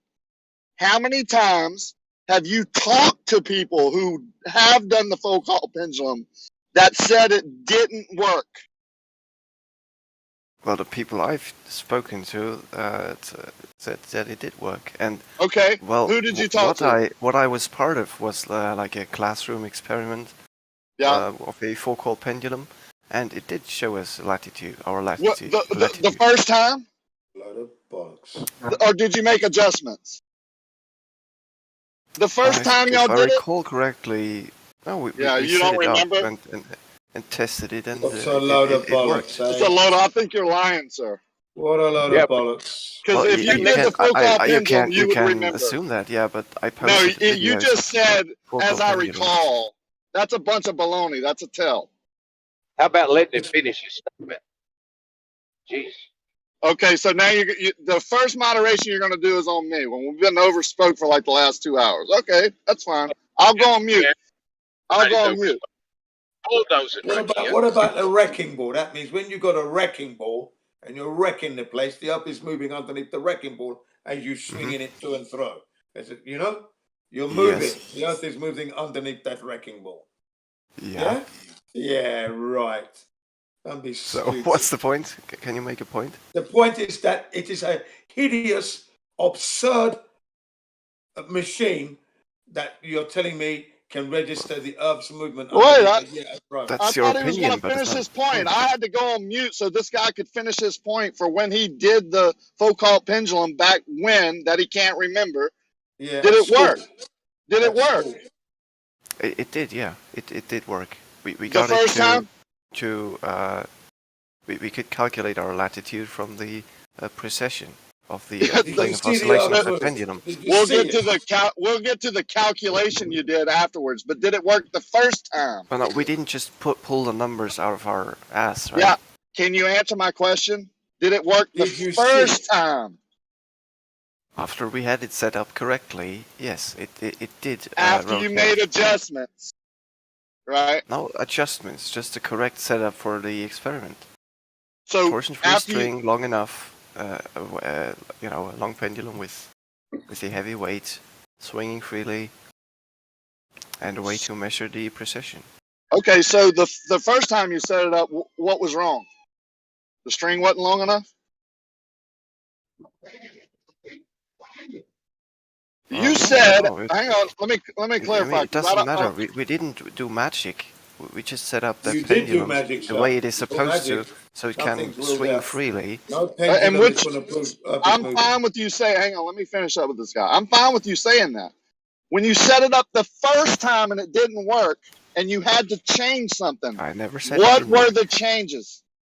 I never said it didn't work. Yes, you did. You said you had to make adjustments. No, I didn't. I just said when Oh we my set it up God. correctly, Your it very worked. words. Yeah, okay, so when you set it up the first time incorrectly, what did you have to change, sir? I didn't say that we set it up incorrectly. Oh my God! The first I time still you don't. set it I up, don't did it work? understand You said what no, you your. had to adjust it. So what were the adjustments you made? I still didn't say that we had to make any adjustments to the complete. Okay, so setup. it worked the first time. Did it As work far the as I know, first it time? did. Yes. Huh? That's not what you said a while ago. Yeah, why do you just say yes, it did? That's all you got to say. Yes, it did work the first time. Because he knows he didn't say that a while. He knows he didn't say The that a while question ago. He is, said he made adjustments. what is the point? Because What I've is- talked to. Okay, I'll tell you my point of asking you to prove that I know now that you didn't do it, or if you did, you made a lot of adjustments and then you made calculations. But fair enough. When I talk to everyone who has done it at universities that had the money to do it right, they can't get it to work like a lot of the times. Like sometimes they can't even get it to work. That's how their grade is based on if they can make enough adjustments to get it to work. Well, What kind you of know, what kind of adjustments? that's the whole point. Well, no, you're mentioning adjustments. What are we doing to the pendulum, to the setup? What do you mean? It's just a weight hanging from a string. You shouldn't have to make any adjustments if what is happening is happening. Correct. What would there be to adjust to a plumb bob? That's all it is a plumb bob swinging back and forth. Your claim is that they had to somehow, adjust it to give it to give what correct Well, they didn't results. get it to work, did they? That's the problem. Yeah, exactly. It didn't work, did it? That was the problem. The Earth did not move underneath it. Yeah, so they made adjustments and they magically made the Earth. Oh, so now they're making adjustments. Yeah, they magically made it give now the they're correct making results. Then adjustments. I see. What are they adjusting? The Earth's rotation speed? What could possibly be adjusted? That's the whole point. What's the dependent and independent variable there? That's sort of what we're asking you, Rakia. What You did they can't adjust Earth speed. Yeah, that's why I'm saying that it's a bollock. What are you going to do? You're going to make it. You're going to swing it in a different direction, or maybe give it a little push in one direction or another. What adjustment could you make? No angular momentum. It's just it should. So why does it spin? Why does it rotate backwards sometimes? Yeah, why does it? It depends on the hemisphere of the Earth. I posted 2 videos about. No, in the same hemisphere. No, not in the same hemisphere. Then it wasn't set up correctly. Then it had angular momentum. What gets the pendulum moving in the first place? Yeah, man does. The hand. No, you just interesting. You deflect it and then let it go. What do you mean? The hand does the work. No, man created an experiment. You shouldn't. If you use your hand, it will be imprecise from the get-go. Well, what are you deflecting from? From the resting position of the pendulum to a certain right. So you have to bring amplitude. it back. You have to bring it back. You have to bring it back from its resting position. How does it come to rest? How does it come to rest if the Earth's moving? That's right. It shouldn't come to rest. Well, no. If you set up the experiment right, you don't let it. You don't want to have it swing in all directions already. So it will be at rest if it isn't. If there are no forces manipulating. It shouldn't be at rest. It the should weight, keep on right? moving because the Earth is moving. Technically speaking, you're sort of correct, Gene. If the Earth was moving, then the pendulum wouldn't stay at rest. However, the Earth should then be moving back and forth. Like, that's how you produce a movement back and forth, right? You move something back and forth. So you're kind of saying that, well, if the Earth was doing the movement, then, it should be moving back and forth. That's how you get the focal pendulum to move. I think it should, because you've got upside down people in Australia. You've got perpendicular people in the Africas and the Americas. Yes. You got all these angles and that, and all these Volkswagen pendulums all over the world. You know, I mean, come on, at different speeds as well. Equator, yeah, at the North Pole, South Pole. Come on, man. Come on, man. So, which kind of movement are we talking about? What is the globe claim? We're talking about is a it, hold on, fictitious movement. I'm talking, Jin, and I won't let you overtalk me. So, are we talking about in the globe side? Are we saying that the Earth moves back and forth? It goes forwards, then it stops and moves backwards, and then it goes forward again? Or are we talking about the Earth rotates? Which one? We're talking about a fictitious rotation. So you cannot. That's okay, never been measured, seen, felt. That's beside the point, Jin. That because is not beside if the you point, hold on, because that's the whole hold on, I'm talking, Jin, and I won't let you overtalk me. Talking to you. So yes, but you're overtalking me. So please wait for your turn. So the point here is, hold on, Jin. I'm putting you on mute because you're overtalking me, and I won't let you overtalk me. So the point here is, you said that the Earth should be making the pendulum move. That would only happen if the Earth is moving back and backwards and forwards over and over and over. No one says that's actually how the Earth moves. If the Earth was rotating, then you would actually have to give it a push. But then hold on, I'm still talking. The rotation of the Earth would then make the pendulum process. It's not just rotating though. That's a begging the question fallacy. Yeah. It's not actually a begging the question fallacy. But thank you. It certainly is. It certainly How is it actually a begging the question if the Earth fallacy? is moving, it doesn't matter whether with the precession thing, it would happen because the Earth is spinning. So it's going to move, and it would move it into a certain angle and be fixed there at a certain speed. Okay, because of the speed of the Earth, the rotation. So how do you know that should happen? Well, how do you know the Earth is spinning? I mean, that's logic. That is logic. I was asking you, how do you know that should happen? It's logic because when you spin something, right, and you hang a string, like let's say you have a motor that's spinning, and you have a like a merry-go-round example, right? When you go to the children's amusement park, okay, and you have these swings that you sit in, and then they rotate it at a certain revolution, they start to move outwards, and then they stay there until the machine is switched off, and then they come back down to rest again. So that's what would happen.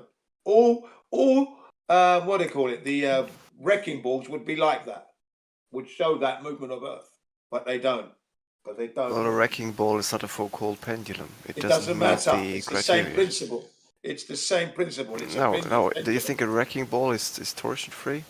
And swinging back and forth undisturbed? A wrecking ball would register the same thing. It would show. It would show that the Earth is spinning, and they don't show that. Okay, according to Jin, it would. According to logic, it would. According to logic. But your globe is illogical because it doesn't exist as the shape. We don't notice the spin whatsoever because it's not spinning, and we're not in the vacuum of space without a containment because we are breathing air. We are alive. All right. So until you can clear that basics up, you're in trouble. You're neck deep in shit. Delusional shit. You wouldn't expect that over the last centuries anybody would have stumbled upon this great paradox that you think exists? We don't follow the globe anymore, but we did at one point. So what are you talking about? People have stumbled upon this great paradox that you so call it. Why do you think you're here spouting off your nonsense, trying to defend your religion? The globe model. Mainly for debating, because, you know... Why do you think you're here begging the question? The Earth spins because the Foucault pendulum rotates because the Earth spins. Why are you here? No, the Foucault pendulum rotates because the Earth is spinning. That's why. Well, what if it's where's the evidence for this? What if it's a unicorn on the ball, like flapping its wings? Rakia.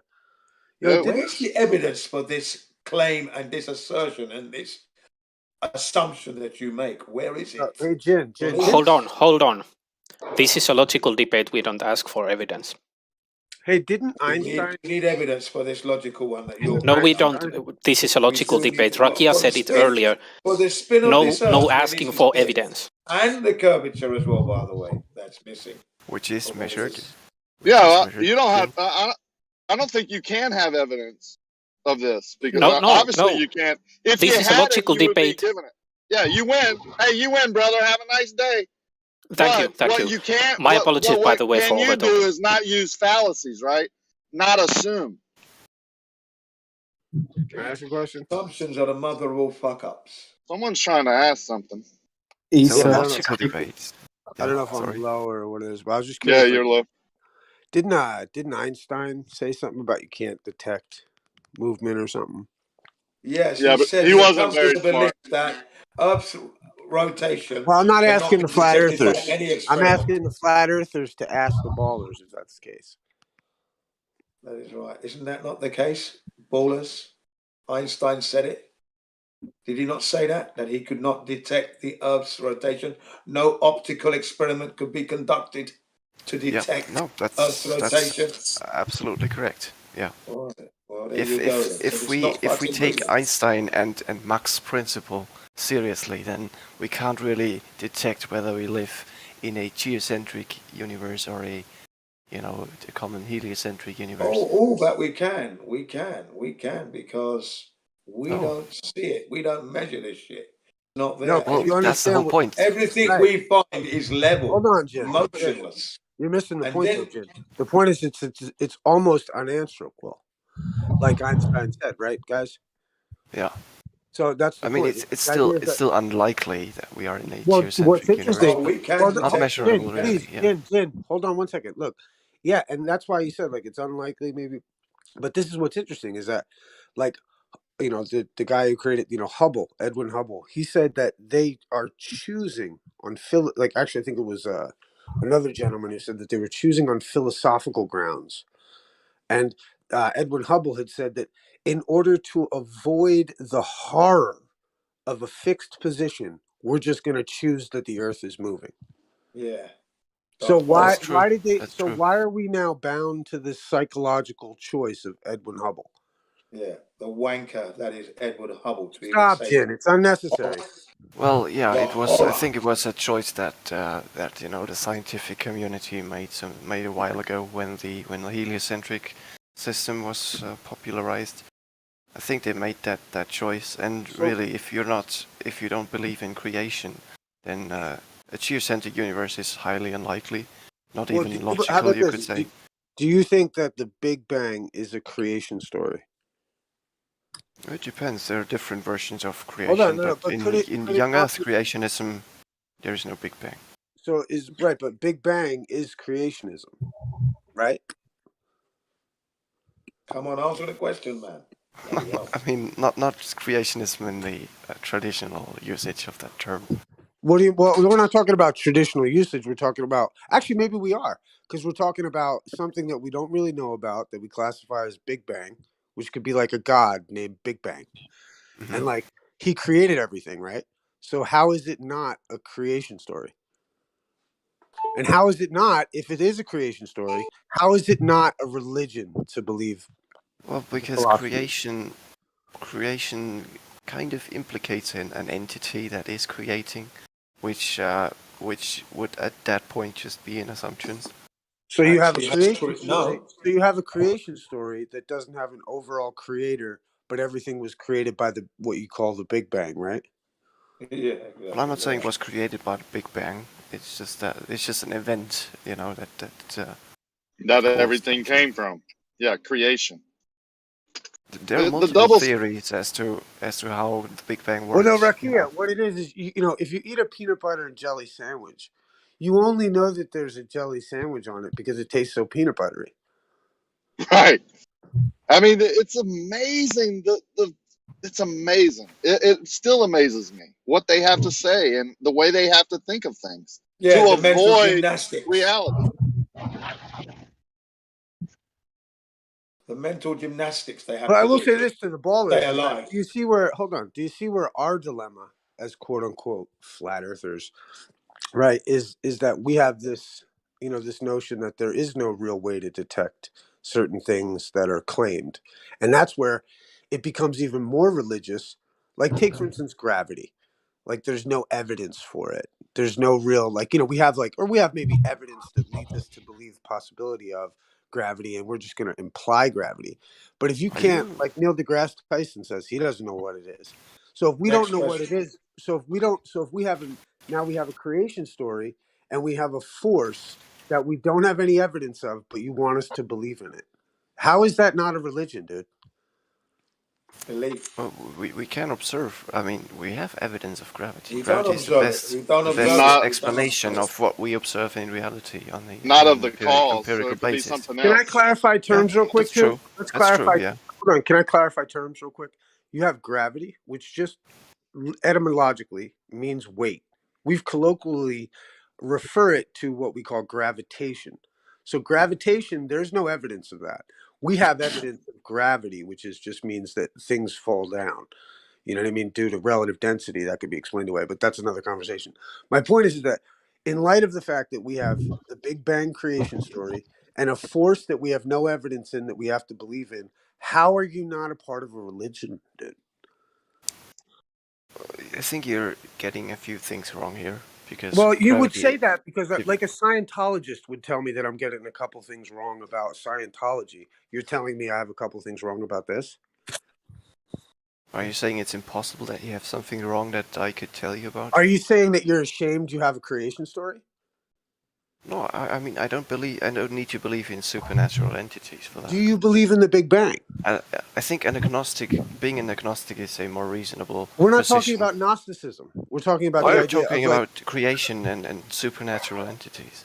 all right, fair enough. But you believe And that religions. you would understand that the Big Bang and everything that comes after it, including evolution, is a religious doctrine, right? Whether you're No, we've good evidence for that it happened. How about this? It's an agnostic religious doctrine because you don't have a creator overarching it or something. Then it isn't a religion, or is it? Well, you have a force you don't have any evidence for, and you have, like, how are you not required to have? You have a globe with no evidence for that. It's not a force. It's a fictitious force in general relativity. Right. It's a pseudo force. You could think of it as a force. It's a pseudo force, just like the Holy Trinity, right, Buzz? The Trinity is a pseudo force, according to whom? Well, we're not going to get into religious whatever. We're talking about your religion right now. So the thing is, yes, but you're trying to make the comparison between what we are thinking and religion. So if I'm going to push on it and point out that you're wrong, you're just gonna say, well, let's not actually talk about religion. So are we talking about religion or not? Which one? Yeah, we're talking about your religion. How about this? Is gravity real? So we're not talking about religion. Thank you. Is gravity real? How about this? Is gravitation real?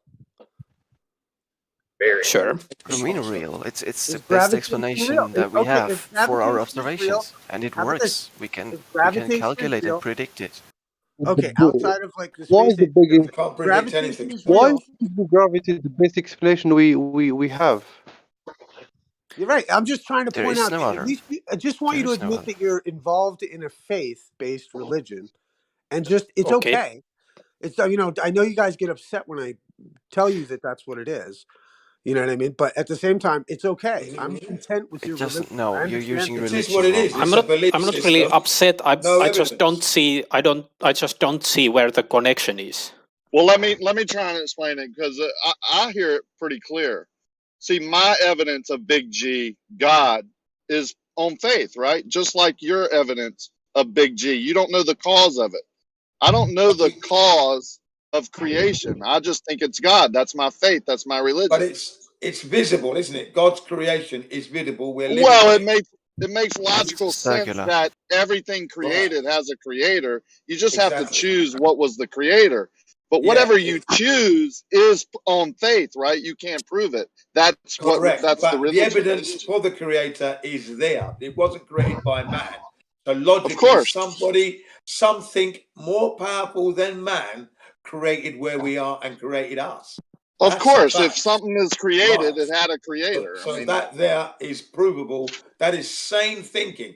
But to go around thinking the earth is a spinning ball, hurtling through the vastness of space at breakneck speeds of 2 million miles an hour, right? And you're covering 622 miles per second. That's crap. No, hold on, Jen. Absolute Hold on. lunacy. Can I say real quick? That is acceptable. If you believe that the Earth is spinning at whatever, that is acceptable. But if you're going to condemn me for not buying it, then fuck your religion.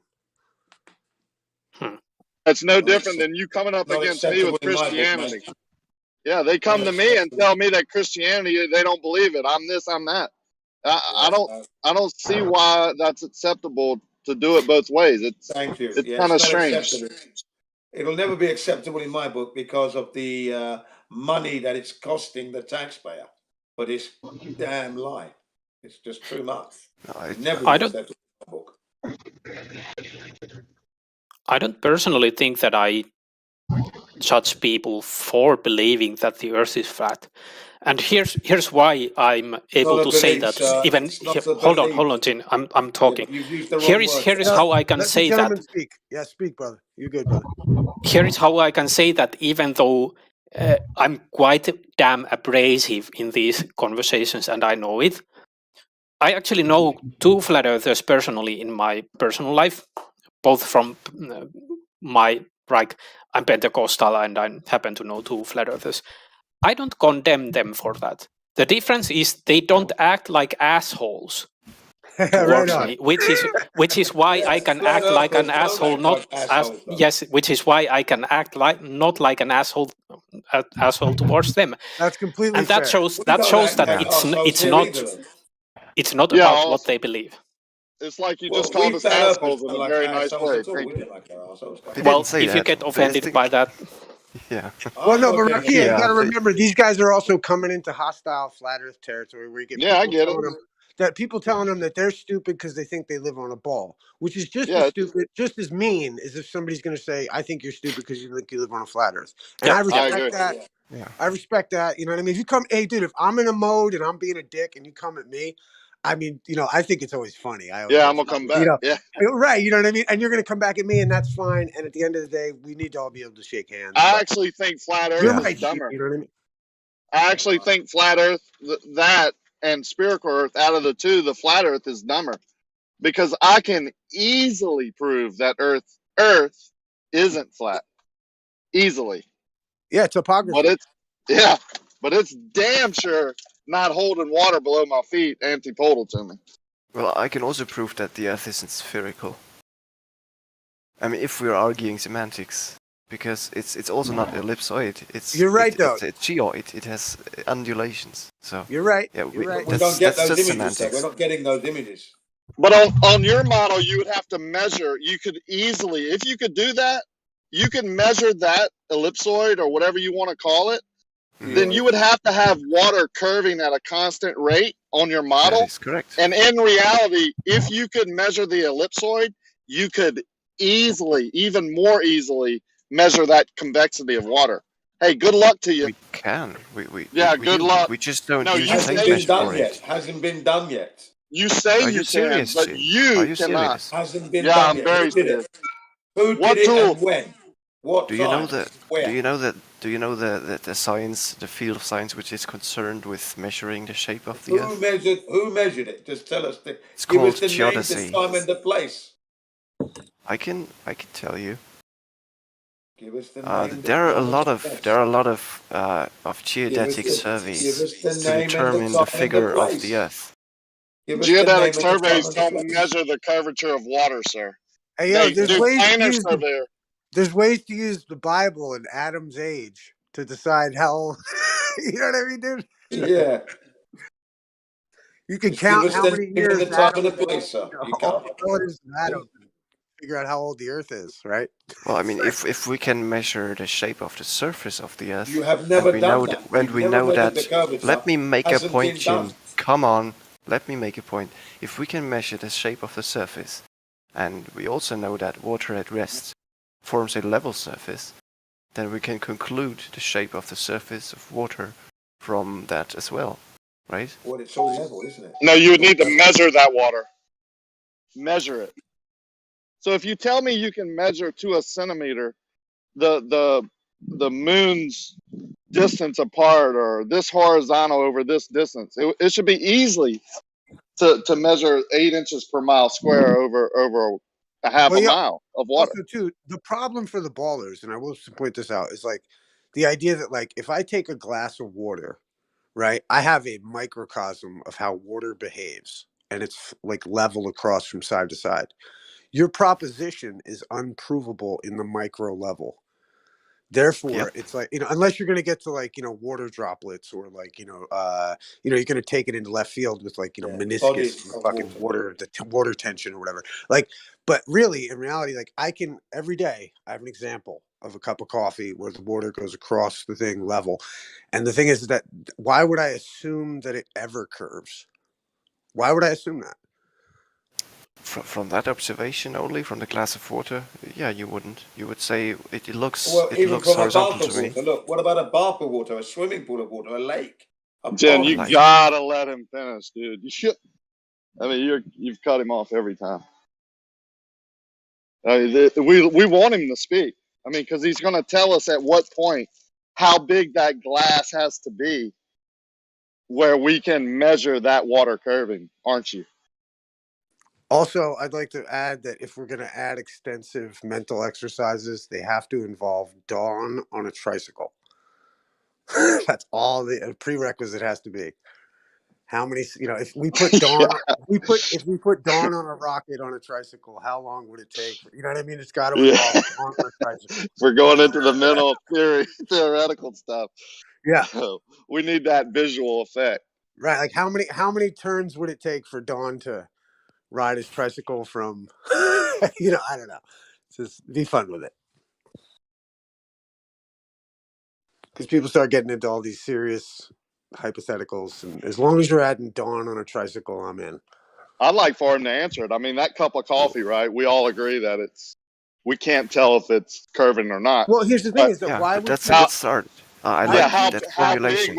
How big would that cup of coffee have to be? Well, not even that. Where's their depends on microcosm? They don't have one. You don't have a microcosm, and that's the big problem for ballers. Is that every day I have a microcosm of how I imagine how the Earth might work. If I took a bowl of cereal and put my milk in it with enough little bit of cereal sticking out on the top, that could be my microcosm of how I look at the Earth, right?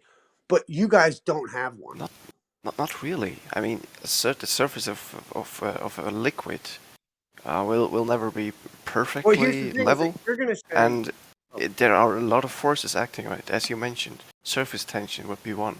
It shows how it's just a bunch of molecules that will conform to whatever forces are acting on it, right?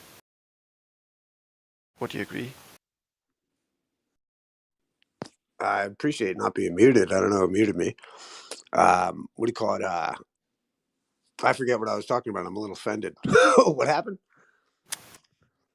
Well, the forces, right, that act on a liquid, that act on water, will shape it, will give it its shape. Right, but that's even more problematic for the ball in the sense that if you have still lakes and still stuff like that, it's like a microcosm of my cup of coffee just sitting on my table. Why would I impose movement and sphericity when I don't experience any except from the stars? Exactly. Because that's not how you measure the shape of the water, right? Just by looking at a coffee cup, you can make assumptions, sure, but if you go out and measure that, You're the one large making scale, the assumption, though, right? Well, no.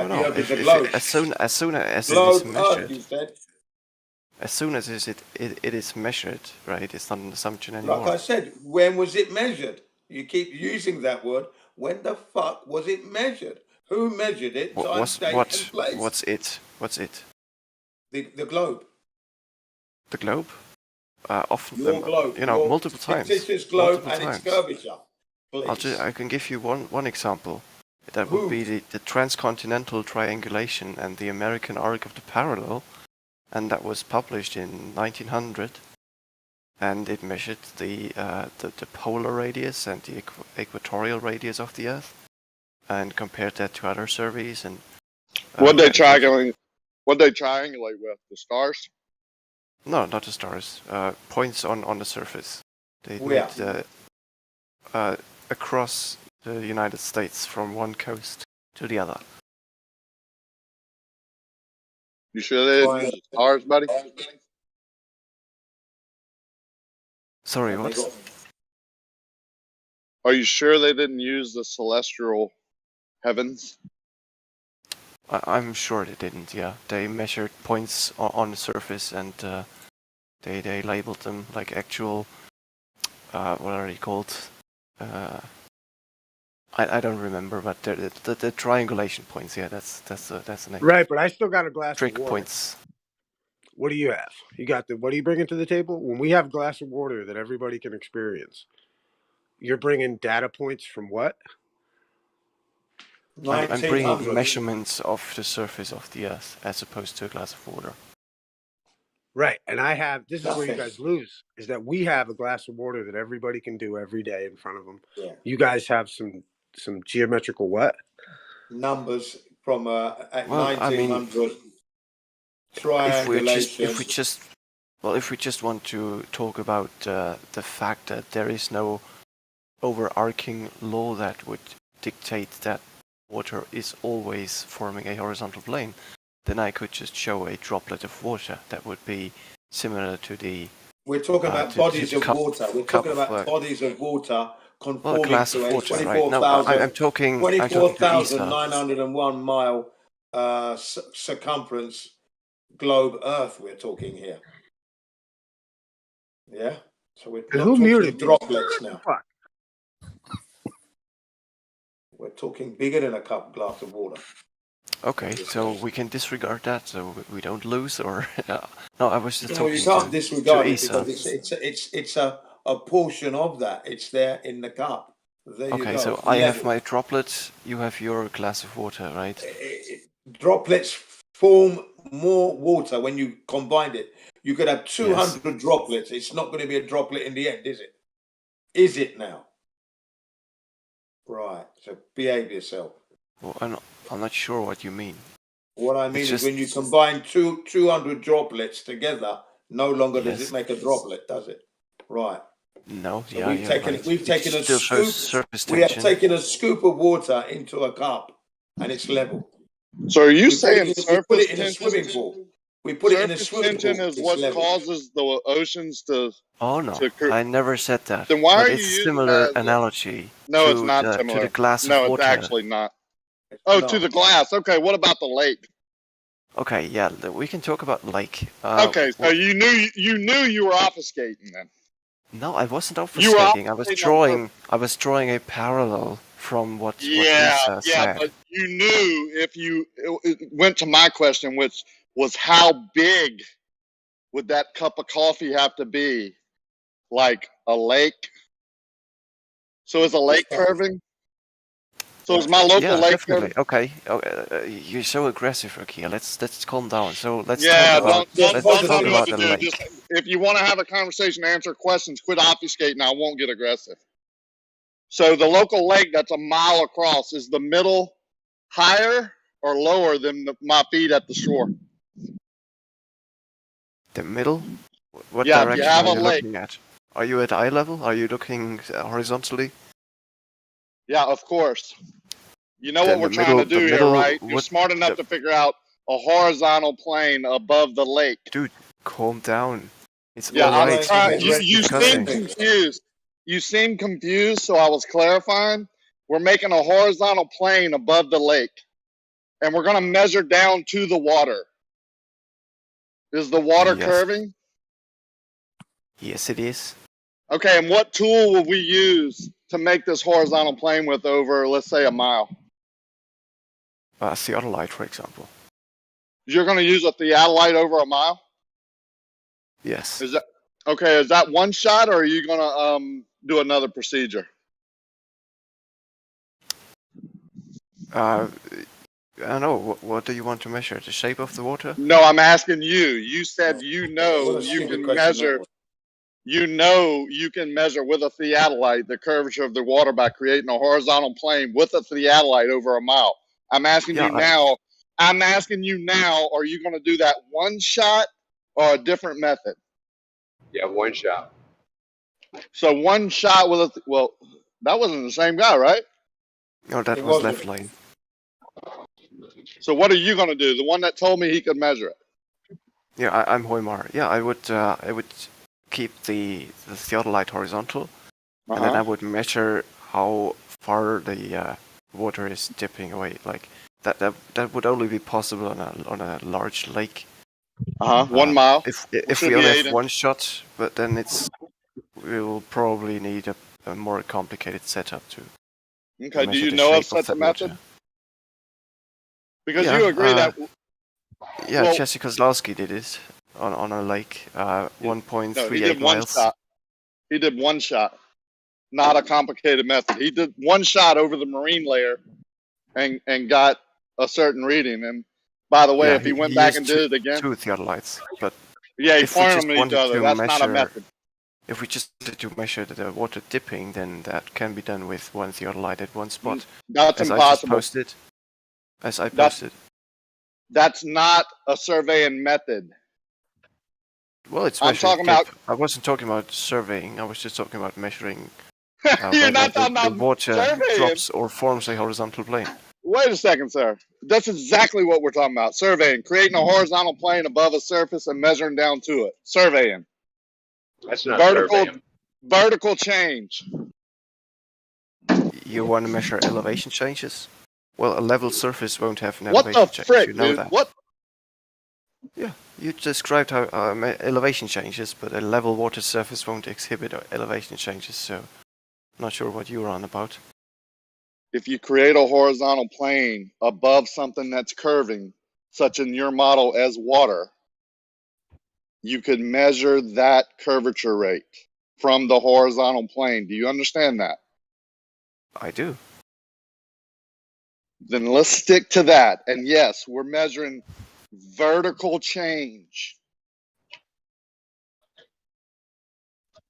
So let's start over maybe. Would you do that in one shot, or would you use a different method?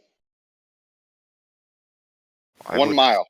I would want to take at least 2 measurements. How? Walk me through it. From 2 opposing spots on the lake, I would set up 2 theodolites and sight them like each other from each side and measure the amount of the dip angle to each. And okay, if there is none, then that will be a horizontal surface. I got you. Then, yeah. Set up 2 opposing satellites across from each other and point them at each other, right? Sorry about that. Yeah, that was me. Sorry about that, guys. So get that sorted out right now. I don't know who's calling this time of the evening. So very simply, so I understand you. You'd set up 2 theodolites opposing each other, point them at each other, and then do your measurements. Where can I find that method at? What surveying book teaches me that method? Surely it's in a surveying book if it's a method. Yeah, it's called measuring reciprocal zenith angles. By pointing 2 theodolites at each other. For example, yeah. What page would that be on? What book? I want to go. I want to go do it myself. Really? You wouldn't I do. But sure. I have 2 theodolites. Actually, I have about 6. So I can point them at each other, right, and then figure out whatever you're telling me, the vertical drop to the water. But what I want to know, I'm doing it right. What method what procedure I need to follow. So can you please point me to the surveying book where I can go research it, study it, maybe talk to a surveyor so I'm doing it right?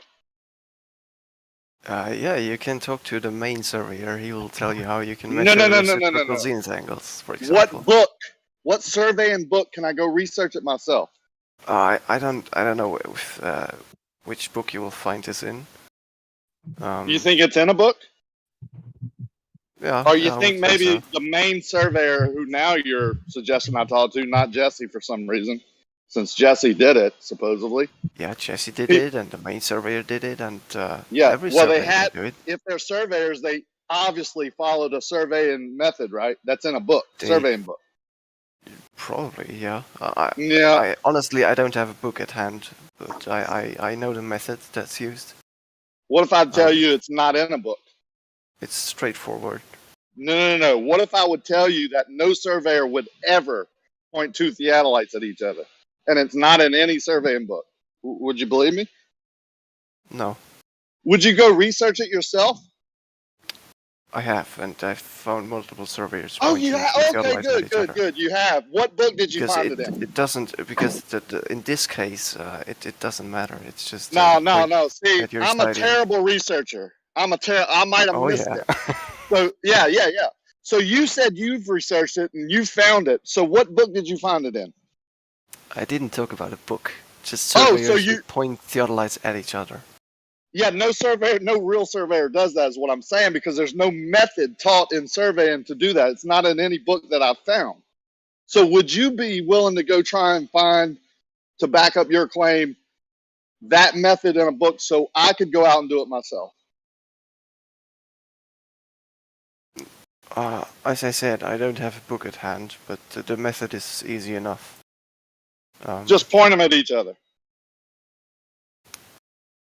Pretty much, yeah. You measure the zenith distance at two opposing points, and you add these distances together, and they should be 180 degrees for a I flat think you've surface. just heard a And cool you story warden- on YouTube. And what? I Well, think you you've just just heard a cool interrupted me. story on YouTube from who you call the main surveyor and Jesse, YouTube characters, and that you're just repeating it now, and it's not actually a procedure. It's not surveying. Well, you can find references to reciprocal zenith angle measurements in a lot of places. It's not something that Surveyors these pointing two people made up. theodolites at each other? Yeah, I doubt that. You can measure reciprocal zenith angles in different ways. You don't even need two theodolites, as long as you know which your where. Well, this was your way, man. I asked you what would be the best way. You pointed me to two theodolites at opposing shorelines, pointing it at each other. So I'm just rolling with what you're. You just need a marker. You can also use a measuring rod and one theodolite. Oh, I got you. So now we're gonna move on. So I'm fine with that. One, because I have a theodolite and I have we call them story poles.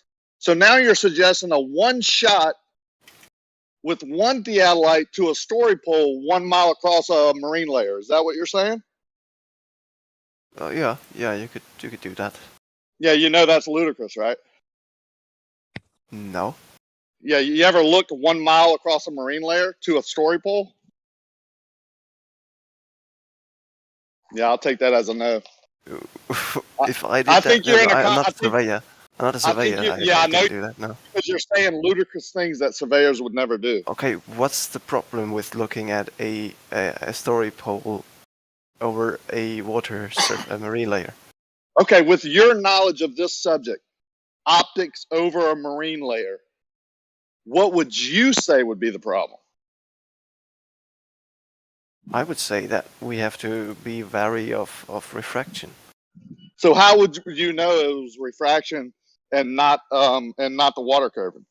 Or how would you know it wasn't the water curving and not refraction? First of all, I would avoid direct sunlight heating the water surface. I would take multiple measurements to average them out. I would increase the altitude, like the elevation of that line of sight over the water surface. Mm-hmm. So any reduce the refraction. Less. Yeah, so you're staying close to the water level, let's say 6 feet, that there would be refraction affecting the measurement, correct? Yeah. And how would you differentiate that refraction from the actual curvature of water? Well, would you? As I said, there are multiple ways to mitigate the effects of refraction. But by going up, right? If we're talking about refraction, we need to understand what it actually does. By going up, though, right? By getting above the marine layer. For example, yeah. Wait, I just so we are clear with each other, because this is a good conversation. But by going up above the marine layer, more than 6 foot, you could reduce the refraction, right? Yes. What level above the marine layer across the lake did Jesse do his observation? I think he was pretty close to the. Pretty damn close to the water. But So it was a cloudy day, right? As far as I see, there. Oh, okay. I didn't know I mean, that. we can see the refraction, how it. And how many times did he repeat it? Perturbations, right? Yeah, how many times did he go back and repeat it? Do you know?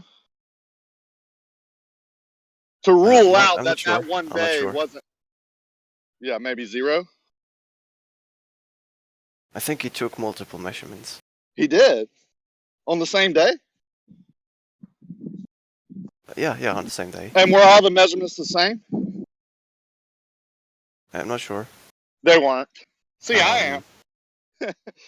Yeah. So you think maybe he just took the average and then calculated refraction and then said, voila, I got 2 inches of drop?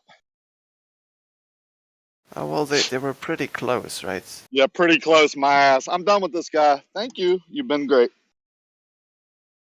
I'm not sure what the problem is, because refraction actually will lift up visually distant objects. Yeah. Well, no, that's refraction. How refraction works cooler air in is the above pressure the water gradient of the Earth. Now we're going to talk about pressure gradient. No, Yeah. you're just using refraction as a technical. No, the cooler you have to air is actually above the water. understand what it does. The higher you go, the cooler the air gets, and the less moisture is in it. Yes, So and the there's light a would less actually go extreme up. temperature gradient. Oh, now we're talking about extreme temperature gradient. Any temperature gradient, any moisture gradient, any angle of light difference affects your measurement over 1 mile, right? Surely you know this if you're in this conversation. That's why we don't do measurements over 1 mile, right? Vertical change measurements for accuracy. That's why we don't do them, right? Because of those variations that are so minute that affect our measurement. We're not actually measuring the vertical change. Like, we're not measuring an elevation change. We're just measuring you're getting a vertical difference, plus or distances. minus. You know No, what every a zenith time. distance is? Yeah, maybe because you don't know much about the subject, maybe listen a little more. So every time you would take this 1 mile observation, every time you would get a different measurement because of the factors we've discussed and that you agree with. And then if you want to average them, that's fine with me, and then calculate whatever refraction you think you need to.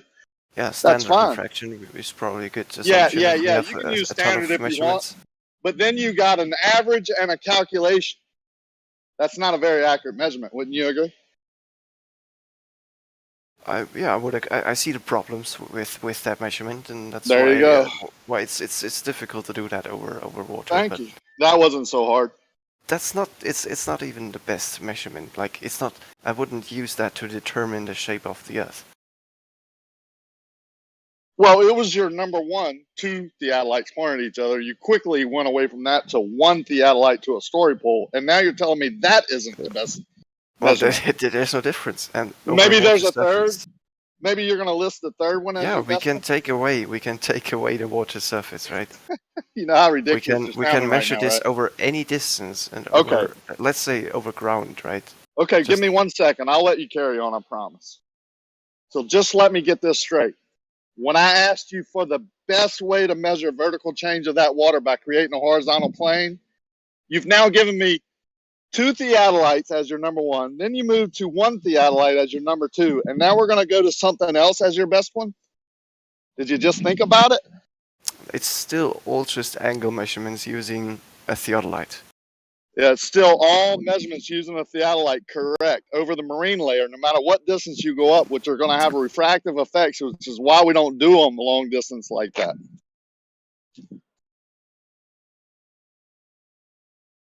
And when I say we, I use that assumes that somehow measuring that over a water surface invalidates the angle measurement.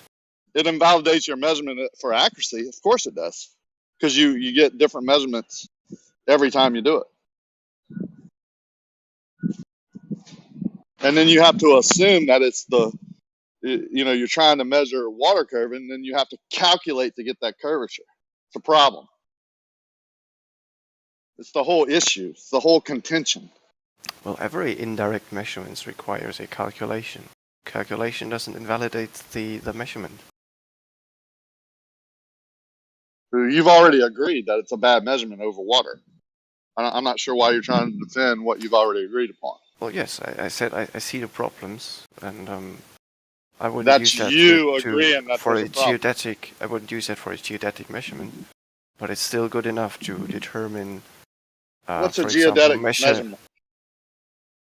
A measurement that seeks to establish a geodetic datum, that seeks to establish the figure of the Earth.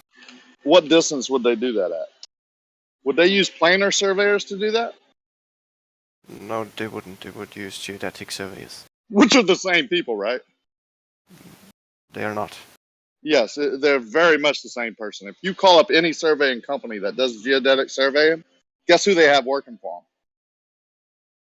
Why would why would anyone differentiate then between planar surveying for smaller scales, like I think at most 250 square kilometers? Scale is just distance. Scale is just distance of the size of the job, like what distance you're going to do it over, not the distance of the distance of the measurement, sir. Jesus, where's the difference? I just told you the difference. They call it geodetic when they're going to survey like 1,000 square miles or whatever, a huge project. Exactly. But they use planar surveyor methods to do that and just join them together. Yeah, that's true. That's true. Thank you. I mean, I would say that planar surveyors don't often measure, let's say, azimuthal triangles, for example. you do. They have other fields that they don't measure the figure of the Earth. They measure, don't use their triangulation to get vertical differences to measure water. We're talking about measuring water, right? Curvature of water. Oh no, just generally geodetic. No, that's what we were talking about. Measuring curved water. Okay, well, I wasn't talking about that anymore, but we can get back to that. You think a geodetic surveyor could measure curved water? Well, any surveyor who knows how to operate a theodolite can measure the drop over a level surface. Yes. Okay. Horizontal. So they can create a horizontal plane and measure the drop from it. Obviously, yes. You realize that's not an angle measurement, right? That is exactly, and that's all a theodolite does. What? Yes. No, that's not what a theodolite does. That is what a theodolite does. No, that is not what a theodolite does. You have no idea what you're talking about. Are you talking about total stations which have electronics? No, you're talking about a total station. To measure distances as well? You're talking about a total station. A theodolite creates a horizontal plane, sir. I think you don't know what you're talking about. It does if you keep it level, yes, but it measures angles. You only keep it level, you momo. What? You never tilt it. You never move it. You level it, and then you can measure angles from that. No, not with a theodolite. Of course it is. What's your definition of a theodolite? It creates a horizontal plane. And beyond you that, measure, what you is measure it vertical change from it. No, it measures. You want me to show you one? Azimuthal and vertical angles. That's what it measures. I'm 2 feet from one while you're telling me what it does. Okay, great. So you hear that? You hear that? Yeah. Okay, yeah, you can send a photo if you want. So what's the point? That I use it every day. I think I know what it does and how to set it up. You wouldn't say that it measures angles? It creates a horizontal plane, man. I don't know what else to tell you. Yeah, of course, it does that to measure angles from. Vertical angles, that is. Measure the vertical angle from a horizontal plane. Yes. We might be talking about two different things. Oh. Well, I mean, I'm talking about the elevation angle, or the angle of depression from a horizontal plane. Yeah, well, when you're setting up a theodolite, you're setting it up vertical, plumb. Yes. And it's creating a horizontal line going out from you, perpendicular to that plumb. It does, yes. So where's the angle again? The angle change that you're measuring? Then you can go on to sight, a target and measure the horizontal or the azimuthal and vertical angle too. No, just the vertical change. Are you talking about? You're not talking about an auto level, are you? I think you're talking about a theodolite. I mean, a total station. Well, no, I wasn't talking about distances. That's what a total station measures. It's like an evolved theodolite. Okay. A total station just measures distance? And angles, but it also measures distances. So does an auto level create a horizontal? It does, yes. And then how do you measure the angle difference? Do you move the auto level? Like tilt it? No, you don't. Okay, so how do you do it?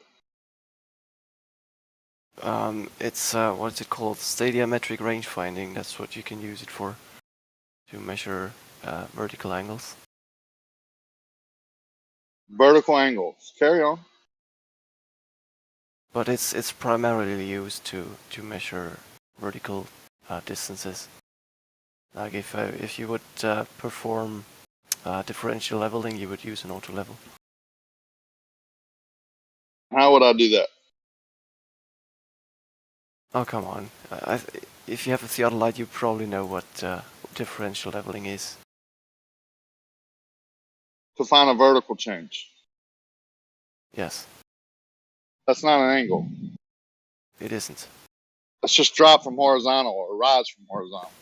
Yeah, an auto level is not primarily to measure vertical angles. You can use it for that, but it's not its primary. It's not intended for that. So now it's not. Yeah. I wasn't saying it is. Yeah, you were. Yeah, you were like 10 times. There's a difference between an auto level and a theodolite and a total station.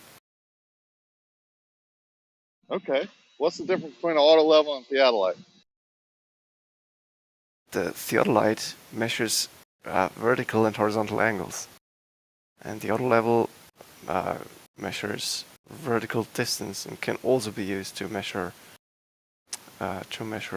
angles, but it's not its primary function. All right, man. You've been a good sport. There you go. Sorry about all that. It's tough. Like, I get it. Like, I would get caught up in, you know what I'm saying? It's kind of scattergun you unfairly, so I get what you're trying to say. Y'all have a good one. Okay. Yeah, have a good one.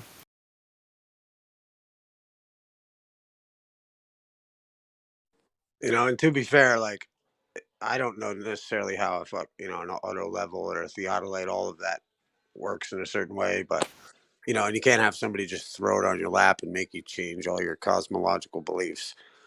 But I think it's interesting, and it should be considered maybe by the ballers of that, like, there's arguments to be made against the ball that are valid. That's all, I think. And the presumption is in the sphericity, not the flatness. Well, that depends on whom you ask, right? Of course. You will get two different answers as to who the burden of proof lies on. Right. Yeah.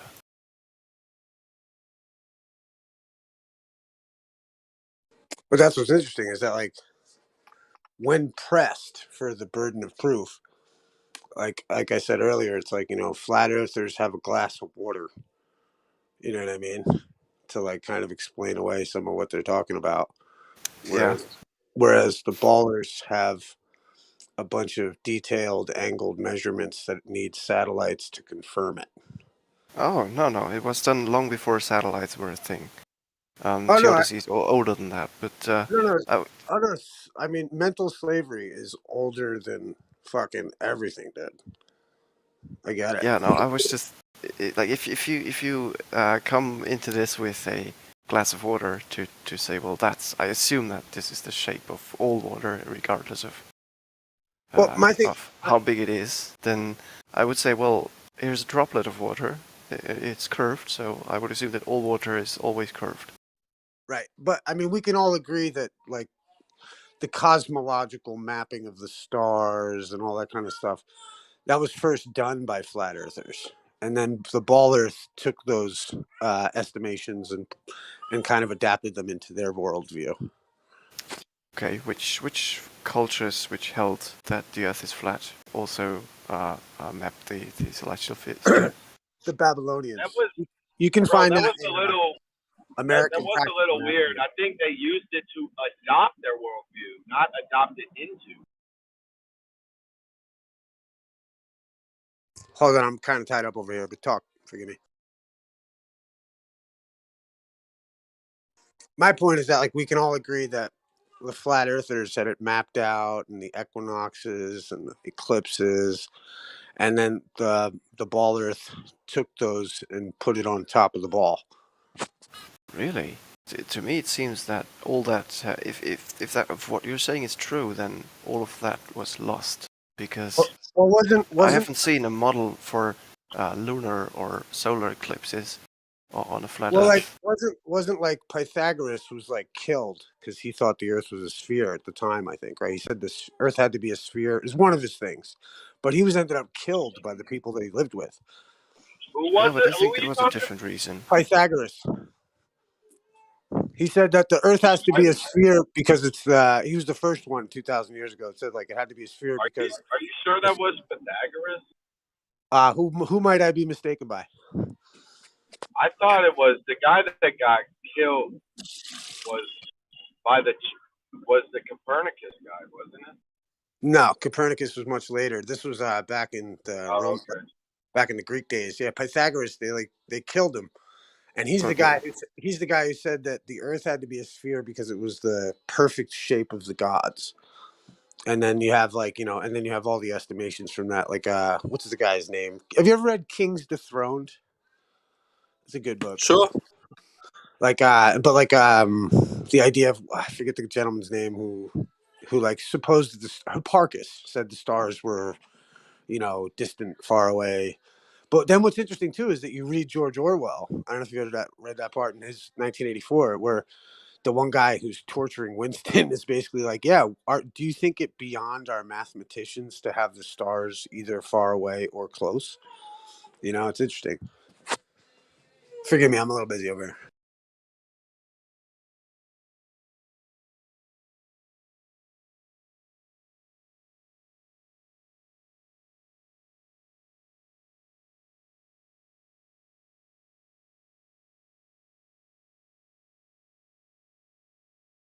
Man, it's been a while since I've seen King's Dethroned, man. It's been a while. Like 6 years.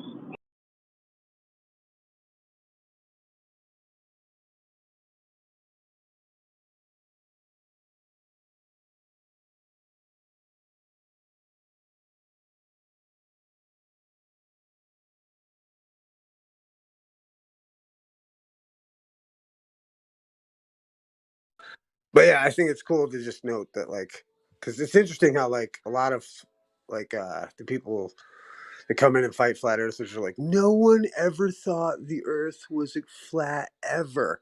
And then, like, if you make a YouTube video, like, about flat Earth, Wikipedia puts a thing in there that says it's an archaic belief that the people used to believe that the Earth was flat.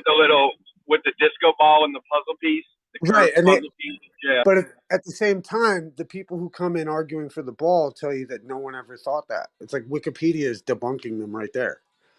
Yeah, that's true. I mean, I thought that's what's weird, and that's probably what captured everybody, like, sensationally with the media and the YouTube, is because there are a lot of stupid ballers, and then that's what gets highlighted, from the fighter side. But to be honest, man, that's the furthest I've ever seen it go is like, okay, there's a lot of stupid ballers. There is a lot of smart ballers too, though, Well, I mean, the point is, right, that the notion that the Earth is flat was indeed an archaic belief, right? Archaic belief by ancient civilizations. And then you could say that the debate was settled some 2,500 or 2,000 years ago, and only then got repopularized by Samuel Robotham and his group, and that's how the idea Well, No, found. but that's not exactly true, my friend. I have to politely disagree on that one, because even at 800, after the birth of Jesus Christ, people got persecuted by the church for teaching antipodes. Do you have a source for that? Because I think the church held that the Earth is a globe since the first few centuries. Have you ever seen the Jewish model of Earth? Oh yeah, I know it. But that's one of those examples, right, of an ancient civilization. And then, I mean, the idea was... Come on. The Hier debate ist hier was... mein Handy so komisch gefickt und ich sehe nichts mehr und ich höre nichts mehr und... Was ist das denn?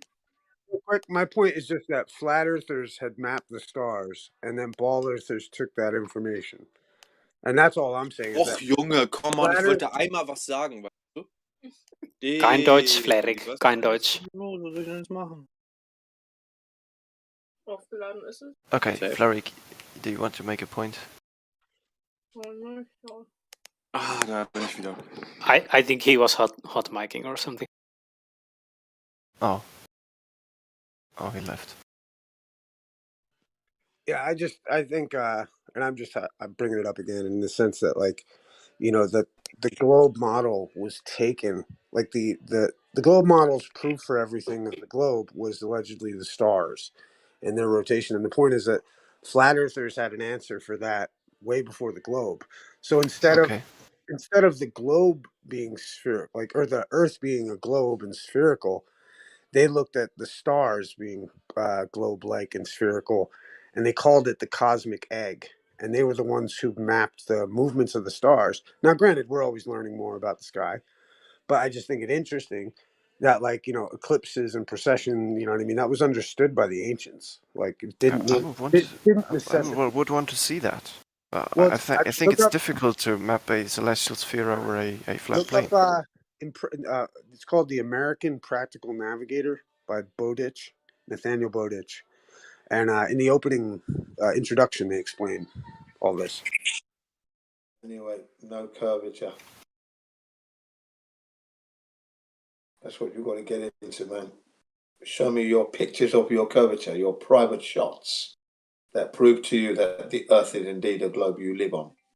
From your holiday shots, when you were out there in reality, living on the globe, you were upside down and whatever, perpendicular, let's see it. It should be provable.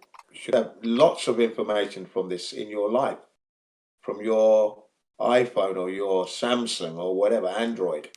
Lots of pictures. You should have hundreds, if not thousands.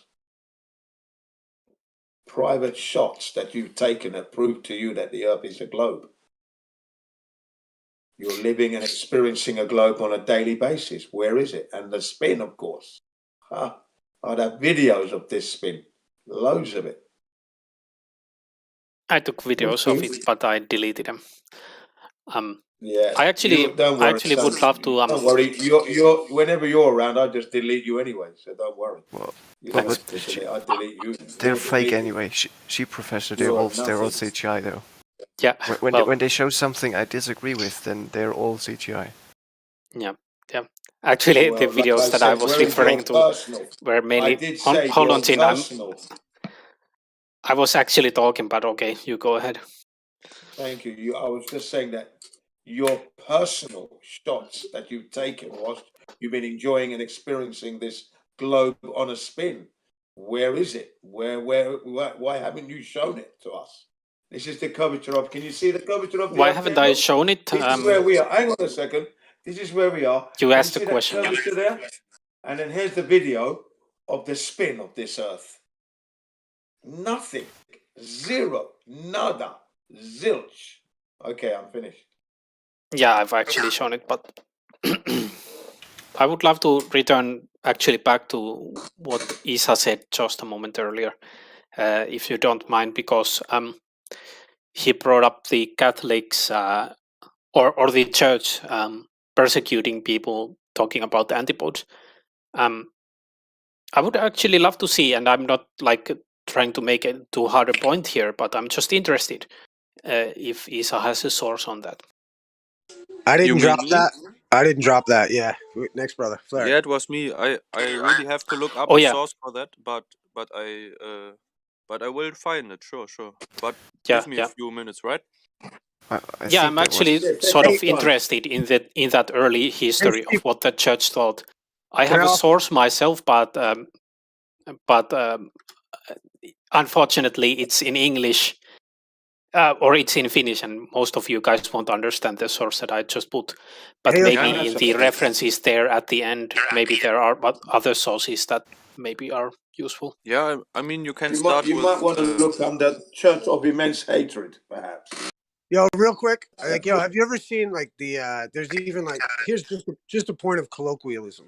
There's a TV show where the Mormon guy is trying to teach his children that the Earth is flat, or like the teacher's trying to teach him that the Earth is a globe, Yep. and the The guy lady. comes in and he tries to say, "Hey, the Earth is flat." This, that, the other thing. I'm just using that as like an idea that societally we've understood that, you know, the church and the religious side of the world has always been flat Earth, and that, like, you know, and that the idea was that here comes this the Renaissance, right? The Renaissance. You know, and they changed everything. I mean, even actually, what's interesting, just historically, is it was after the French Revolution that's when they ended the imperial, or they tried to get away from the imperial system and created the metric system, because the imperial system implied that there was a monarchy. So to continue the line of thinking, they created the metric system to get rid of imperialism. From what I can tell, the claim that the church actually was teaching the Earth to be flat, I think that's nowadays thought to be, and I could even claim that it's shown to be a myth, that wasn't actually the case. The article that I linked kind of goes quite deep into that. I actually have a previous degree from theology, and so I have connections to that side of things. So this is by What year was the last like condemnation that you've got? Condemnation. Yeah, if like the church was going after people, like, do you have a year that you're saying they stopped? Hold on, I would have to read the what I actually linked, because I don't. It's actually quite a detailed If history, possible, and I let me don't shortly remember the jump in. details. If you guys can hear me, hello. Okay. Yep. Yeah.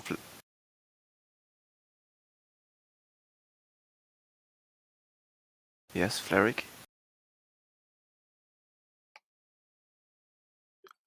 Okay.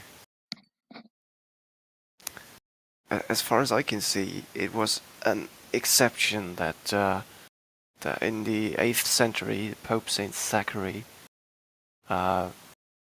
mentioned that in a letter, that he condemned the antipodes. But that was apparently an exception to the usual teaching of the church. Yeah, just my 2 cents. Yeah, if I might. Yeah, go ahead, Fleric, if you're there. Yeah, I'm kind of timing out all the time. I don't know. So if I cut out, I have timeout. So I'm trying to get it quick. What I say is that there was just not that real consensus, because there are still cases where the church, which I'm trying to bring the resource for, persecuted like the teachings of those antipodes. And the thing would be that, sure, it is definitely propaganda, thinking that, for example, in this Renaissance period, the church still thought the Earth was flat. Definitely, they all thought it was a globe back then. When heliocentrism came to the fore, it still was conceived as a globe, or already. I put a link in the chat. 1633 is what it looks like.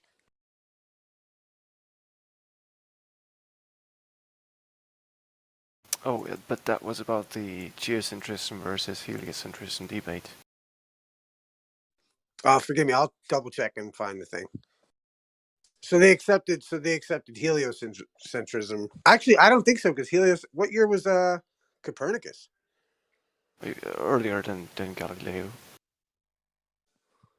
Earlier than Galileo. 1543. 1543. Okay. Was Yes. Copernicus? 1543. Yeah, Copernicus. So they. Hang So on they. a second. Okay. Yeah, 1543. Okay. 1543. 479 years ago.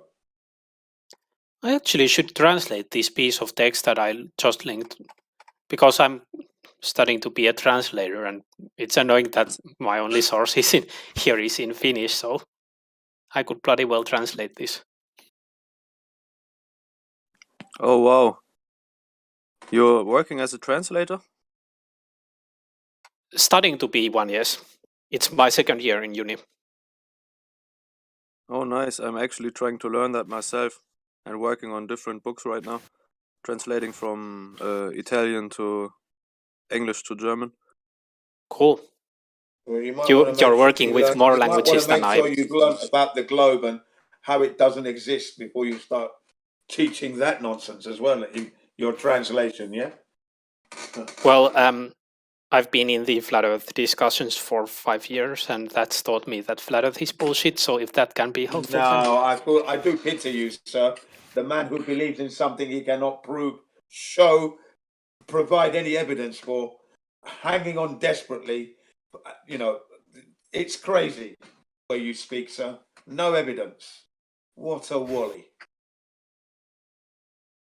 Yeah, flat Earth is bullshit. Yeah, the creator will be very disappointed in you when he asks you So flat Earth is bullshit. Hold on, Jin.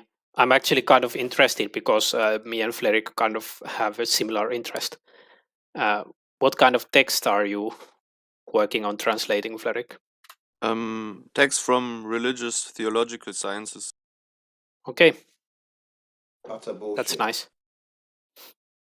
I'm currently just doing all sorts of random stuff. Utter bullshit stories to tell other people, translating bullshit stories, and then making it out like it's real, just like the heliocentric model. Jin, you're so toxic. From It's disgusting. 1543. Yeah, Jin, 1543. you should at least sometimes learn to let other people have a decent. Because, for example, if me and Flerik we want to talk about translation, I'm not going to allow you to have a hold on, decent Jin. lie. No. I'm not sure that we always need you interrupting and telling me, yeah, but you're a glober, by the way. You need to learn how the globe is bullshit before you start doing translation. Like, come on, man. Can you seriously stop with that bullshit sometimes? I can't stop with it because then I should probably put you on mute or something. It's been Hold on, one at a perpetuated time, guys. Did he interrupt you? I wasn't paying attention. No, he's just being toxic. No, All right, well, I'm not being relax, toxic. guys. I'm being realistic. I'm being realistic. He's mistaking realistic for toxicity. I just said that they need to prove their globe and stop perpetuating the lie on a daily basis. That's all I said. And that's the reality.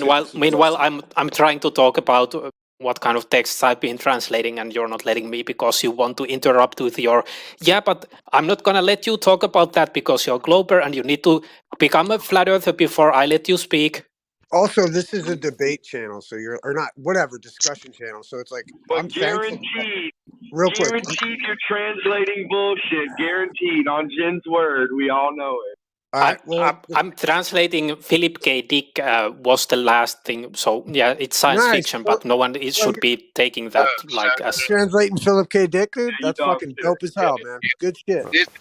It is a discussion channel. It is not a debate channel. Yes, Gio has very specifically said that this is not a debate and this is not a flat Earth server. So we can talk about different things. Okay. Yeah, let's do it one at a time now. Let's all do it one at a time, please, guys. Come on. Yep. Yeah. The Earth is flat. Okay. Well, so you're translating science fiction stories. So does that mean something related to flat Earth, or more like spaceships and? Just early Philip K. Dick. I actually did a translation of the first story, or let's say I translated 1/3 of the first story that he ever published, called The Whoop, where there's this alien creature that sort of has psychological and telepathic powers. Oh, I see.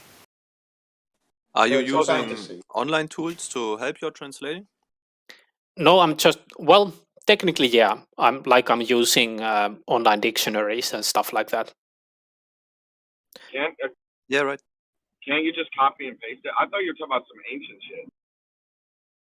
Oh, well, we were talking about ancient shit before as well. Anyway, what you doing? You just doing it for fun? No, I'm learning it to probably be like have it as a profession. Yeah, that's awesome, man. Yep, That's cheers. Yeah. I actually like that that small text that I did. Like Philip K. Dick, his short stories, like they are almost seemingly simplistic in the way, like it's not.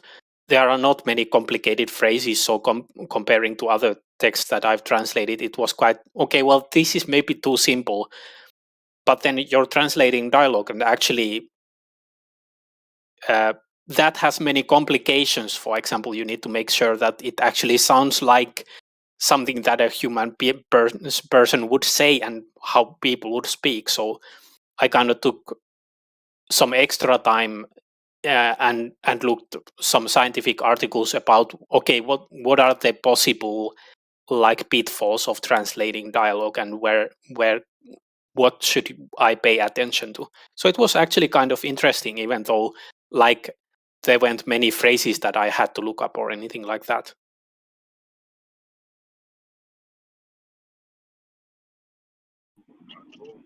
So despite what the ancient people thought, this day and age, if the Earth was rotating, they would want to fly in straight lines, and the straight line path would be to fly where the city's going to be, not where the city is, not aiming at the city the whole time. Jeremy, I always agree, but it's like I know I defend them when I start to say like how much and when, but it's funny like they'll agree with you, bro, but want to sound like they disagree for some reason. You know what I mean? It's like it just baffles me how many. But again, there's the limits of it, dude. There's like stupid ballers, dude. Like, ain't no way you thinking that they're not doing the shortest path. You know they doing it. You know it. They're not doing it because they're flying at where their heading is always the city. If they were flying the shortest path, their heading would be where the city's going to be. That's the straight line path. Yeah, they're not doing it because I'm not it's not a ball confident that that's the spinning. heading is the city. I wasn't confident. Yeah, they can't be doing it because the Earth is not a ball and it's not spinning. So they're not even doing that. They're just lying. If they're doing it on computer models only, not in reality. They're not doing it in Do you reality. have evidence of where they're pointing their planes in? Well, I only have evidence from the flights that I've taken that they're pointing their plane in the right direction to get to the destination that I want to get to. And whilst I was on there, they were not banking left all the time or banking right all the time. You know, it was a direct straight line flight with a little bit of a little bit of a right. That's it, done. Don, they claim that they fly at the city and just adjust for Coriolis the whole time, right? That wouldn't be happening. They would fly where the city is going to be and fly in a straight line path and not the curved path of heading at the city. Absolutely right. I think once we look at the numbers, we find out that that's not true. Yeah. So you think they're flying at? So you think they're flying at where the city is going to be? You think they do that? Come on, Don. Okay, here's why.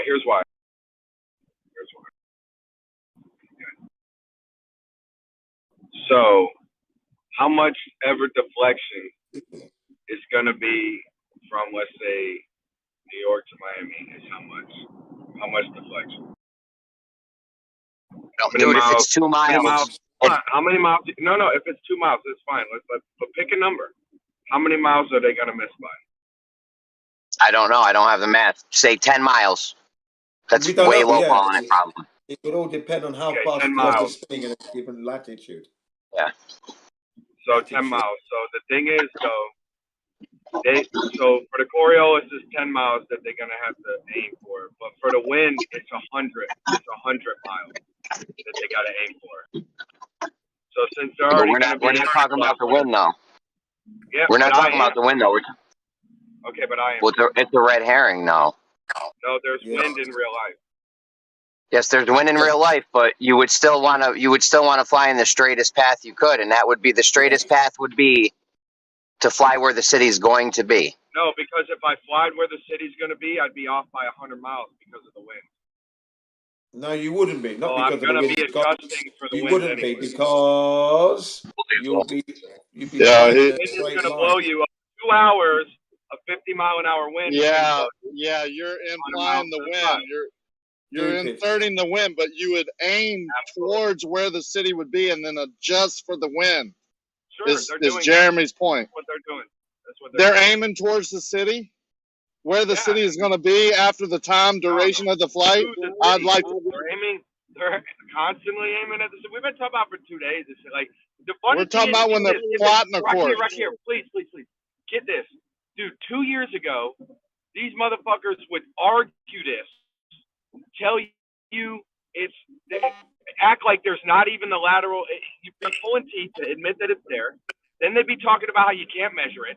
At least for the past 2 days, Moyak been in here talking about, oh yeah, this instrument and that instrument. They're finally on board. Like, dude, they're so fucking slow, but they're finally on board with like, okay, maybe it can be measured in the plane. Okay? Now, as far as arguing over this procedure, okay, cool. You know how we do it? You know how we plotted it? You know how we filed a flight plan? Straight to it. Yes, 190 degrees. Like we're gonna, if we're gonna fly due east, we're gonna fly on that heading. We're not adjusting for anything. But when we get into wind, if we're drifting one way or another, what if it's a headwind or a tailwind? You're not adjusting. You're just going faster or slower. Now you know what you can do to be sure. Why don't you ring up a flight instructor? Right, but what I'm saying is that little. Why don't you? I'm talking now. I am talking here. You didn't hear me talking. Didn't hear me talking. 100% of your I said, hang on a second. I'm talking. I said, guys. You need to ring up. I was talking. You need to ring up the flight school and find out. That's all you got to do. Ring up the flight schools and ask them, and they're going to tell you that they don't do what you're saying. That's all you got to do. The pilots will tell you. You're not listening. Everybody's admitting that it's doing it and that there's instruments that could be picking it up. Like in both cases, Rakia, you'd admit it's either stationary or it's rotating. And if it is rotating, there should be something that should measure it. And they're at least finally admitting that it is. What are they admitting that measures it? I'm not saying they have, but either way, if you're correcting your plane, right, and you're saying on a flat stationary or just stationary, whatever for this argument, stationary, 100% of the corrections are for wind, and I'm aiming straight there. Okay, well, if there was an extra little thing, right, you would be able to measure it. You'd be like, okay, well, here's this much wind, that much wind. But if it's only 10% of the problem and 90% of the problem is still the wind, I mean, come on, bro. You're only paying attention to the wind at that point. Yeah, but the wind is not 90% of any problem. The wind is not. The wind is a red herring. The wind is irrelevant. You have to adjust for the wind, yes. What you don't have to do is fly in a curved path, which is what they're doing by constantly adjusting for the Coriolis effect. Right. That is a curved path. It would be a curved path. The wind is the thing that taints the experiment. That's the actual problem. No, wind is a red herring. Listen, if the Earth was rotating, it was measurable though. Didn't Moyak put his neck out there? They got their neck out there now, bro. Okay, let's not argue. You arguing about the aiming thing, man? We're gonna argue every facet of this Coriolis effect because we have to get it correct. They're not chasing the moving target, the city, on a curved path. They're not.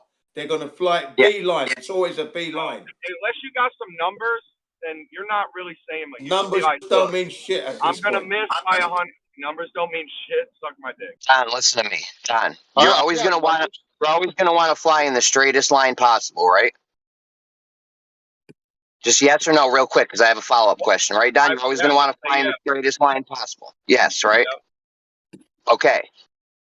Now, if you're say you have a drone and there's a bullseye sliding from your left. We already went through the football thing. Dude, just ask me, Jeremy. He doesn't want to have a discussion. I mean, come on. He brought him We've already win. done it, Rakia.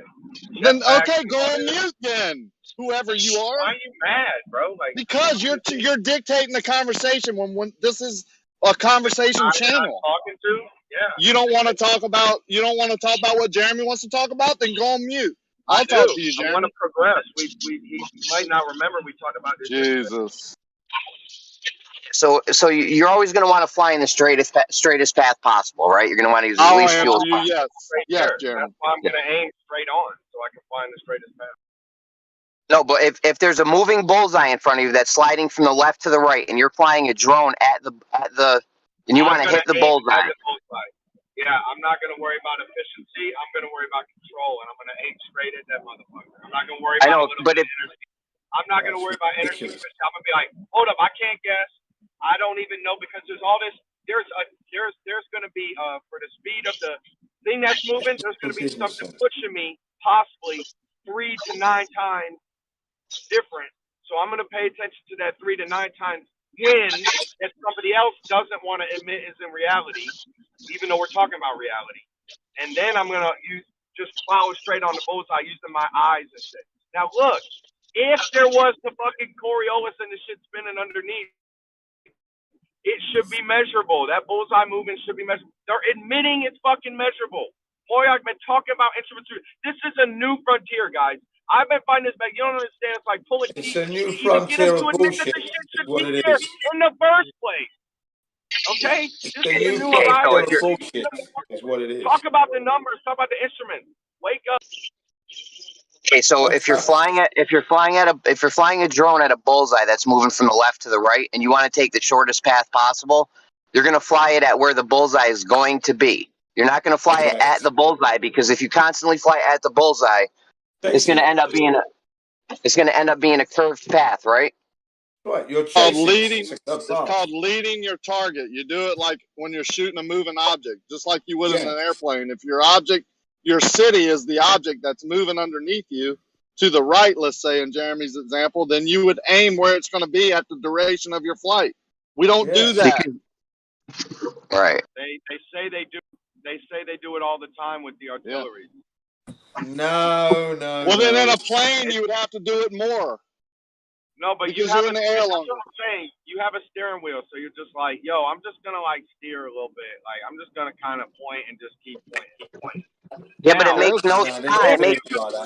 Hold up, if you could prove an efficiency burden, like lifting the energy burden to a relevant factor, then that's where you got to talk about the numbers. About look at all this energy, all this. You could present that number, and what's likely is going to happen is they're going to go, yeah, but look at that 3 pennies you presented. The wind presents 28 pennies.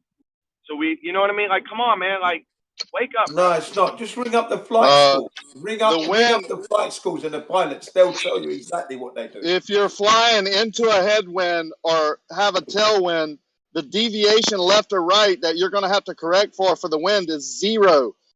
The same amount that you have to deviate for the Coriolis. 0. I would agree with you, Rakia, but that is not a realistic situation. The Earth is not spinning. Yeah, it is. I did it yesterday. Not spinning. That means the runway would be moving. You'd have to account for the moving runway. You'd have to account for a moving runway as well. You'd have to account for that. And that's going to be a problem when you come to land. You ain't got a clue, man. How much Coriolis were you missing yesterday? 0. There is none. No, how much, if the Earth was turning, how much should you have missed your target by? 0. I was flying due east. So in theory, I should have, my flight time, my 2-hour flight should be 2 hours going east and an hour and whatever going back west when I fly home tomorrow. but it's not going to be. All that factors in is if I have a tailwind or a headwind. Yeah. It doesn't make any sense, man. This I agree with. I don't agree that the atmosphere starts pushing you back the other way. This is a better point. That's a better point. If the atmosphere is being drug along with the Earth's rotation, then the flight times east and west would be way drastically different. Yeah. In that the west flight would be quicker getting to its destination, much quicker. Think about the strength of the prevailing winds and then the rotational speed of the Earth, and it's like there's no way. There's no way. It's hard to imagine. The clouds would be going over your head at the equator. The clouds would be going 1,000 miles an hour over your head. It's very hard to imagine. Listen, regardless of wind, hold on, Ben. Regardless of wind, you're gonna want to fly in the straight line path. If the Earth's rotating underneath you, constantly aiming at the city is not the straight line path. Aiming at where the city is going to be is the straight line path. You're talking about millions of gallons of jet fuel every year that they're wasting by not aiming at where the city's going to be. You're pulling that number out your ass. I think it's a very easy path. Like the straight line, aiming straight, there's still a very easy path, is what I'm getting at. And like, no, bro, you can't just pull a million gallons. Is it the You can't shortest pull a path, million Don? gallons out of your ass. You can't just do that. No, he is right. It is an easy path because it's on a flat stationary plane. That's right. I mean, it's very easy. You just plot it A to B, and it's a heading. You fly 130, and you never deviate from that. The only time you would correct is if you have a wind that's pushing you, making you drift. And then you're still actually flying in a straight line. It's just maybe if you have a wind coming in from your left, you're just going to correct for that, trim for that. You're still flying in a straight line, but your airplane is like at an angle. But the path that you're flying is straight. Just like a current in a boat, you're always fighting against that current, but you're traveling in a straight line. The only way you wouldn't be is if you let that current push you without correcting. It's ridiculous, man. I'm a captain of the boat. I'm not a pilot. Oh, wow. Yeah, and the thing is, you don't experience that anyway in that plane when you're a passenger. The thing's just going straight along. It banks left a little bit. It banks right a little bit. You're at your destination. You land smooth as silk. No problem. There is no chasing the city. The Earth is not rotating under that plane. It's ridiculous what they're telling you. Yeah, you wouldn't be chasing the city. You would want to fly in the straightest path possible. This is a no-brainer. This is obvious. Yeah, especially flying. If you're flying north and the Earth is rotating, that city is moving to wherever. I mean, however many miles in whatever direction you would want to fly. If your flight is 4 hours and it's going to move 10 miles to the east, you would want to aim 10 miles to the east. So when you got there 4 hours later, you would be over your city. You wouldn't have to deviate. Exactly. Yeah.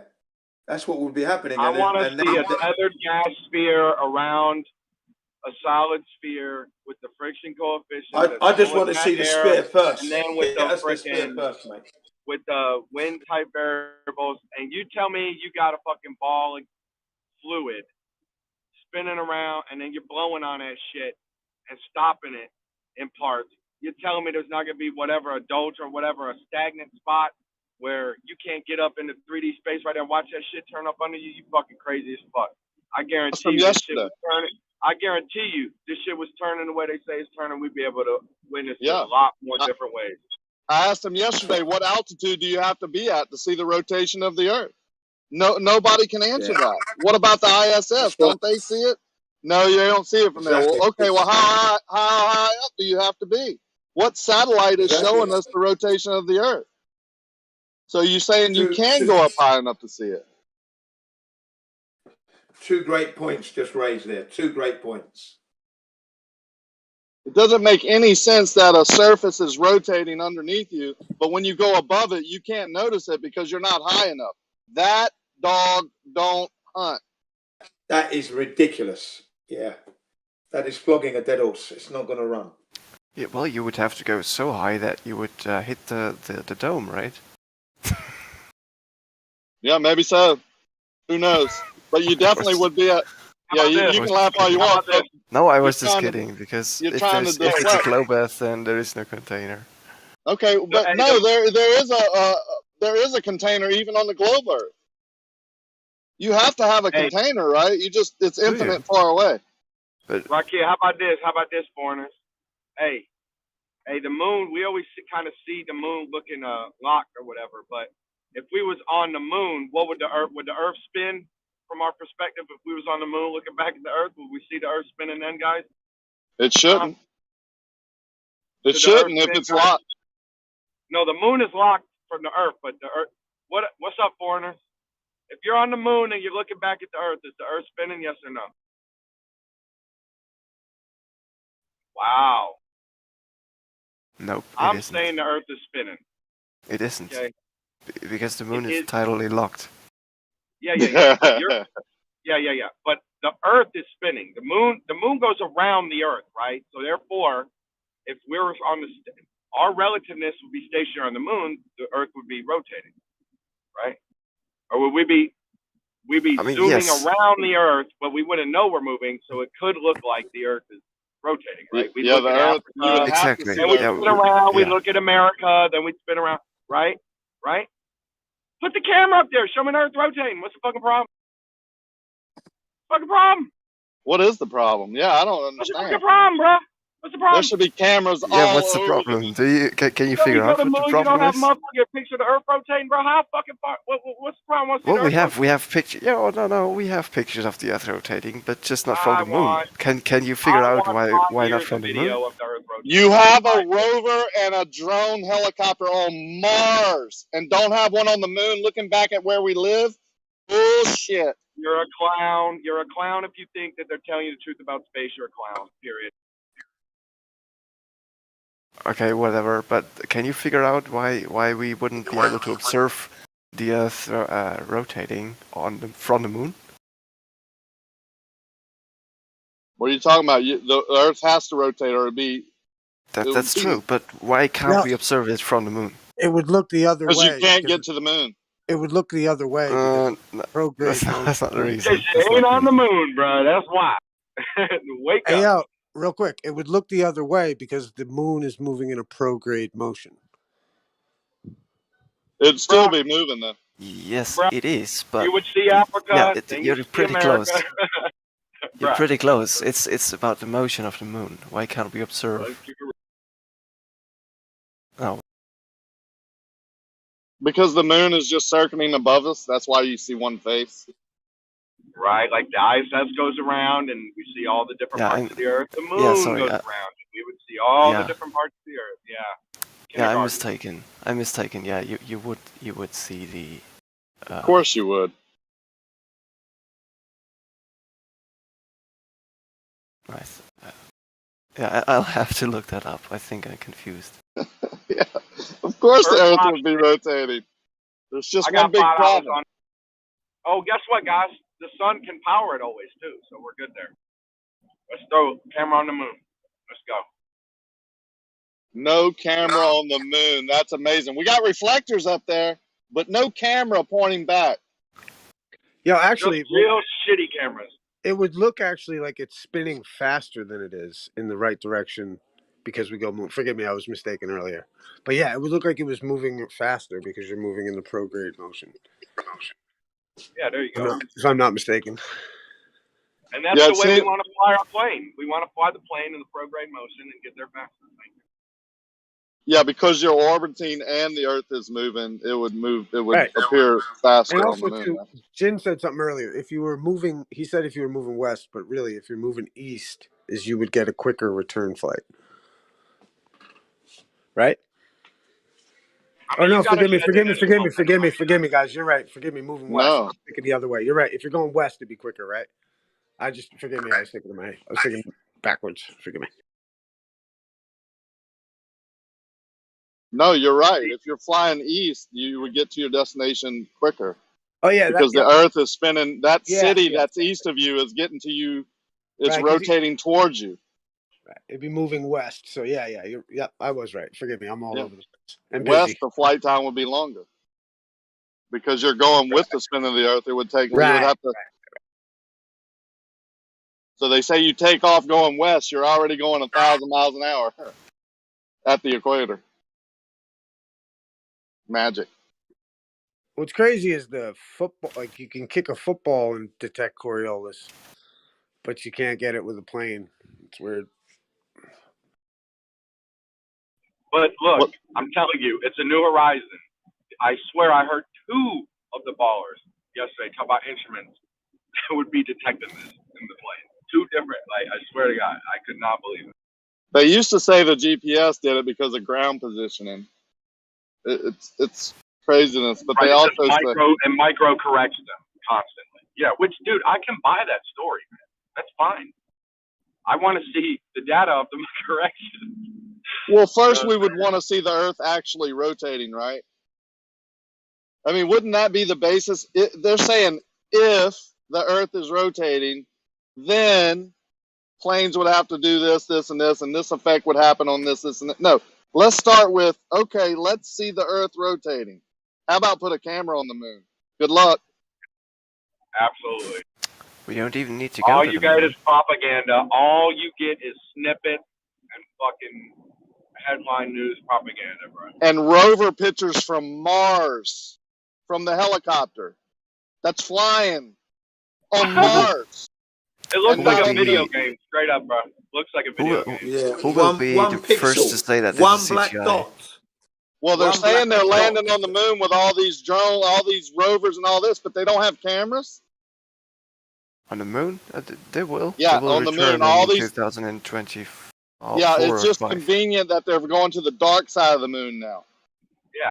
Why are you not They dropping didn't. dozens of... I mean, dude, get real, dude. Get real. We're going to the dark side constantly. Like, dude, China and all, and it's China. Yeah, we're trusting China now. And Russia. Oh my God. Lunar And mission got Israel. canceled. Lunar mission's done. They stuck a fork in it. It's over. No 2 more spacesuit. weeks. No, they canceled it not. completely. They forgot Saudi Arabia. Oh, yeah, they getting in the game.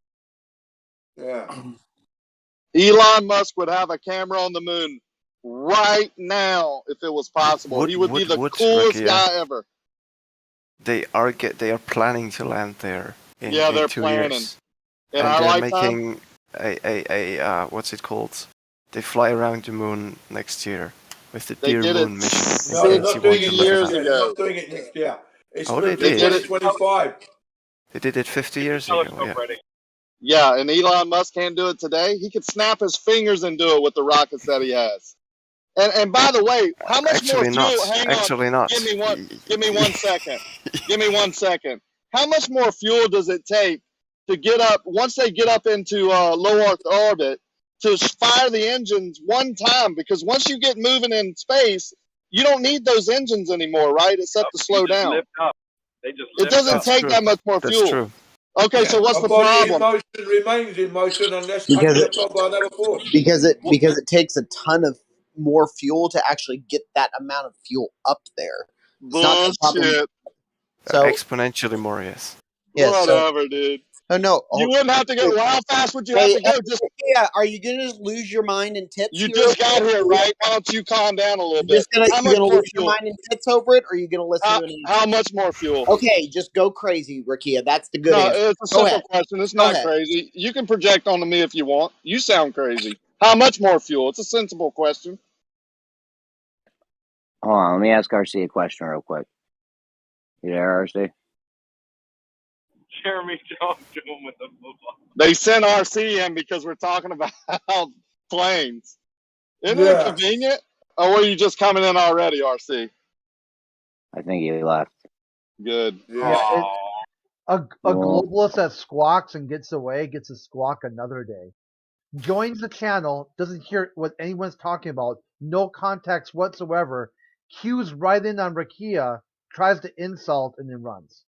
Do y'all get what I'm saying, though? If they can put a rocket in low Earth orbit and go around the Earth so many times for years and years like the ISS, Just send some extra fuel up there on the ISS and send that to the moon. Well, What's the it's not difference? as easy. It's not as easy. It to seemed do. pretty Like, easy. They did it like 12 times 50 years do ago. you think space flight is an easy endeavor? I think going around the moon, orbiting around the moon once and not landing is very easy. They did it without it's issue. not. They did it without issue 50 years ago. Hoymar, quit fucking defending your dumbass belief system. Think for a moment. The first time they sent people up there and just orbited the moon where they didn't land, no problem, right? They had enough fuel then. They did a lot of missions before that to actually. Yeah, okay, we've done all that. We've done all that already. Orbit. Then we've done all that already then. So what's the problem with sending it back? Hoymar, try playing along. Just actually try playing along for once. What a dumb Play argument. along for once. Don't be scared. Be like, yeah, you're right. Why aren't we back? It's something they've done already. Like you're acting like it's a big issue to try and figure out how to do it again. They've already play along, bro. Just play along for fun. We all know what you want me to. You want me to play along with the claim that it is easy to go to space and go to moon? They've done it already, dude. Put it to the side. We've done it before. We've got a lot of smart people. Do you know how complicated that effort Why was? are you just apparently not very complicated. They've already done it 50 years ago with less technology. So what? All that They did it technology is 7 gone now. times. The Smaller subcontractors are all gone. It's all With done. the computer power. We sent a fucking rover on Mars. They're on Mars, man. You're telling me it's difficult, and they're on Mars. You're telling me it's difficult to get to the moon? Hoymar, you're not thinking. You're not thinking. This is your animal, reactive, instinctual side of you commenting. Pause for a second. I mean, unmanned rovers are arguably more easy to send to space or to Okay, Mars send it to the moon. They do all the time. Let's see it. Let's see the camera. Is it 4K camera or something less? Surely they wouldn't send anything less than a 4K camera up to the moon.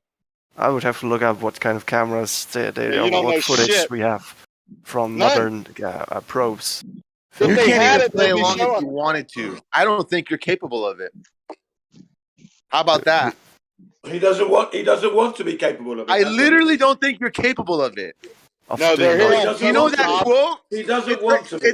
It's a mark of a high intelligence when someone can play with two things that go against each other and suspend their judgment. I don't think you're capable of that right now. Oh, I am. I think I understand your arguments, but you just make assertions when you say it's easy It's to not go an to space. assertion. It's They're easy on to not send capable probes of it. somewhere. He's not capable of it. We have You can't even pretend. You can't even go for a combo session and pretend like, hey man, you're a flat earther. I think you're funny. I'm going to give you the benefit of the doubt. Well, you know what? Why aren't we going to the moon yet? You can't do that. It's not an assertion After either. 50 years. We're flying Oh, I past the can. moon I can. to go to Mars. If I try to, I can. I'm not very interested in it at the moment. Yeah, you're I not can here play. for that. I Oh, can you're play not the very flat interested, earther but if you you're want to. interested in the Coriolis. The Coriolis that you can't prove. You're interested in that, are you? Really? No, he's here to obfuscate and What waste does time one and got to do with confuse. the other? A Jim? Wally, That's the totally guy. out of You're acting context. like a Wally, man. You're a spare one. A bastard. You want me to play the flat earther? No, here, I Okay. want to ask you No, a you simple are a question. flat fine. earther gonna be, I'll mate. be the flat You're earther. a flat earther. No, in I denial. don't want you to do You're a that. flat Don't do earther that. gonna That's be. stupid. Problem. So let me ask you a Oh, simple that's question. Hey, man, why do you think we don't have cameras on the moon? Uh, I want to hear you say it's difficult again when we have cameras on Mars, so you sound like an idiot. So let me ask Don't we have cameras on the moon? hey, brother, why don't we have cameras, 4K cameras, pointing back at Earth 24/7 on the moon? yeah, pointing back at Earth. I can't answer that. Mars is the moon. Thank you. Great answer. Yeah, Rakia, also just maybe this is a good issue. The idea of what's his name, Don Pettis or whatever, talking about if they get a leak on the ISS. Yeah, then you just have a Yeah, leak. Talk about that for a minute. And seal it. Well, right, but like even to the ballers, like, do you think that's a little odd? Maybe explain it, Rakia. I can't believe he said it actually, but I think it's a little they get caught up. Maybe he was mistaken, but surely as an astronaut he would know the procedure, right? Oh, but Yeah, the you guy, have to know. The Lives gentleman depend on it. Hold on. The gentleman we're talking to may not know what we're referring to. I was just saying if he Oh, could I explain. do. I've seen the Don Petit clip. Yeah. Right on. Where he's Do like, you you know, think what he made a happened? mistake? No. Oh, if I think he made a mistake. Do you think he sounded like a well-trained astronaut that's been to space many times? Well, that was a weird answer, honestly, when he said, "Well, then you have a leak." But How didn't many he go weird on? things Didn't does he it go take on for and you to ask elaborate that on that? question? Didn't he elaborate on what he meant by Don't you that? think, real quick, don't you think if there was like an electrical problem in a house, people aren't like, well, when the lights go out, I guess you got an electrical problem. That's right. That's stupid, isn't You know, it? like Because you'd have a way to fix it, right? And he yeah, didn't have one, which is I interesting. think he it's explained the it. culmination I of his remember him interview. explaining It's it. I the don't know culmination if it of was the his same interview. occasion, The but culmination he of his interview explained. was that he said, "Then you have a leak," and that's it, because he couldn't answer it. He was bombarded with questions regarding the seal and the leak, and all he could come up with in the end was, "Then you have a leak." That's Well, what there he are said at the end. procedures. There are procedures to fix such leaks, There and was they have no been Why used. wouldn't? procedure. How come this then? Why wouldn't Don Pettit know them? Yeah, I'm sure he knows them. Well, why didn't he? No, he Why didn't doesn't. He doesn't Why know. I didn't he? can't put too Jim, much don't answer the weight into that single answer there. But if You you Right, but do, do you posted because think the lives would original someone clip, depend on it. Lives would be Do you depending think on there it. should? How about this? Do you think that the lowest guy on a very technical job site knows the safety procedures? yeah, Emergency. You know what I Get mean? out. Not even like, hold on, Jim. Not even like, you know, the high level guy. Like everybody on board, like a ship, for instance, at sea, knows their safety protocol up and down, in and out, because they wouldn't yeah, be on board if they didn't. So for when you sure. have a guy saying that he's been to the space, if I'm not mistaken, he's been, and yet he doesn't Yes. know the safety protocol. Like if you ask like a Navy guy 50 years out of the service, he'd probably still know the protocol of the ship that he was working on. Yeah. But this guy went to space and doesn't know the safety protocol of a leak gasket. It's interesting. Then you have a leak is not a good enough answer. That is unprofessional. Does someone have the Dangerous. original clip with all the context? I'm telling you about the context. He was interviewed. He was questioned in very precise way to get a proper answer, and he couldn't answer it. Then you have a leak. You know, the guy, the interviewer was like exasperated. But what happens if you have a leak? Then you have a leak. He says. It was Come Dustin on. from Smarter Every Day. He wanted him to explain how they operate the cupola, and Exactly. he's The like, "Oh, cupola. Yeah. you just turn this knob," and Dustin's like, "No, you don't. How do you turn something from the inside, operate something from the outside, and not lose air pressure?" Well said. That was Yeah, it. Oh, he's okay. like, Yeah, thanks. I'm looking it up. I think I found the video. And yeah, they go the back guy to who actually invented that seal wasn't thinking it was going to be used on the ISS. When he was told, he was very surprised. All right, because that wasn't the original intention for the seal that he invented, that they're using. You see, even the man who invented it knew it was ridiculous that they couldn't use it. It couldn't do the job. Yes. You believe in such a stupid thing, man. Ball, living upside down, spinning, perpendicular if you're in Africa, hanging Well, on. it would be stupid if I couldn't observe it in the night sky. It's stupid that you can't even prove it now, sir. You Well, real haven't got quick, any real private quick. photographs where The you've night got your sky. Well, curvature or regarding video the of the spin of ISS, the that Earth. was. Sit down. You're a liar, man. You're just a Jin. fool. You're looking foolish every time. Jin. You're looking foolish all the time, sir. You haven't presented anything. Yeah, Jin. If it Yeah, was calm me, down. Calm down, I'd buddy. be saying to you guys, shut your mouths. Here's a video of the curvature of the spin of this Earth whilst I was on it. This is where I was. You This is where will I claim came, CGI and if this I is show the you amount. that. So This is so the come amount on, of be spin. honest. This is the amount of spin. Don't talk when I'm talking, sir. This is the amount Yeah, of spin. how about Okay. we get out of attack mode, Jed? Yeah, let's get out of attack mode and get back into discussion. This is serious. Where are your proofs? Serious, man. Come on. God don't Wait, like are you going to look at it, Jin? Look at what?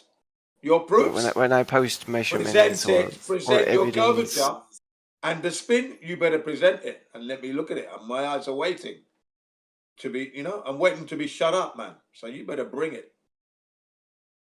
Well, we were at this point before, and am I going to look at it? I I want to see the think you looked curvature at that it. you have, that you know for sure your private collection that you took when you're out in the environment, out there in the real world.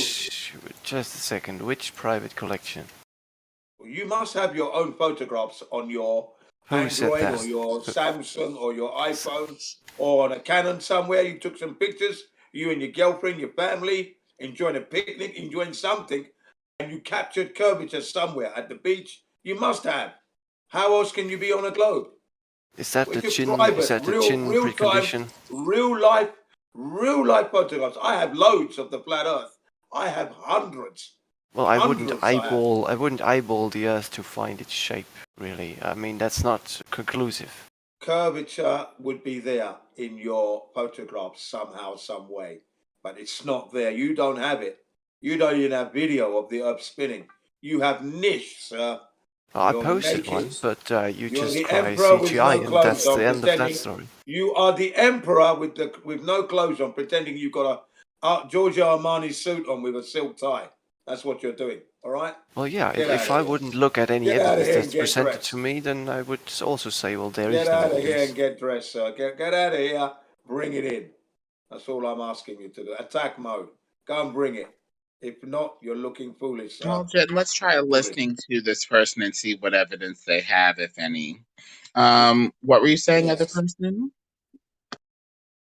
Yeah, let's see it. Go and bring it, man. Hurry up.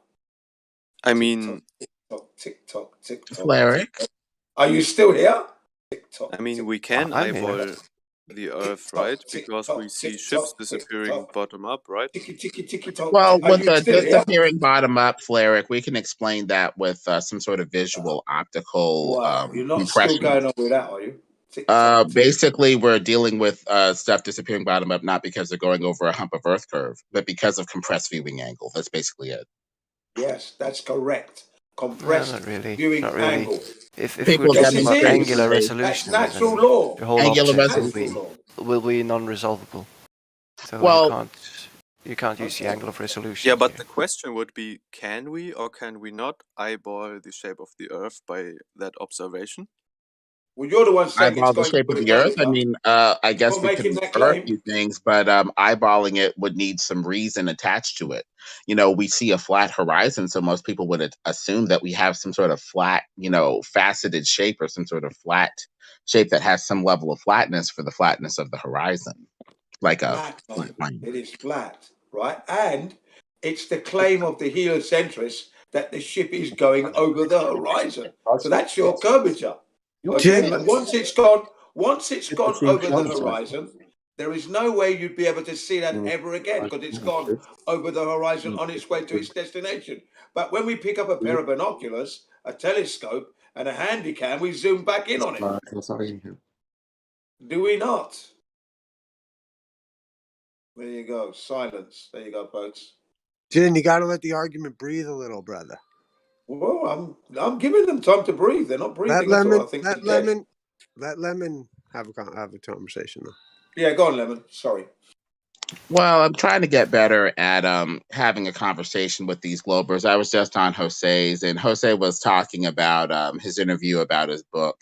And we basically got to the point that the flat earthers are, in some cases, being a bit nightmarish. They're not really letting the other side talk, even if they don't agree with them. They're spending more time trying to control the discussion, keep it from uncomfortable topics, keep it from going toward religion or anything that they're not comfortable broaching. So unfortunately, the flat earthers are being somewhat nightmarish in that they're spending more time controlling the discussion and corralling the discussion rather than having the discussion.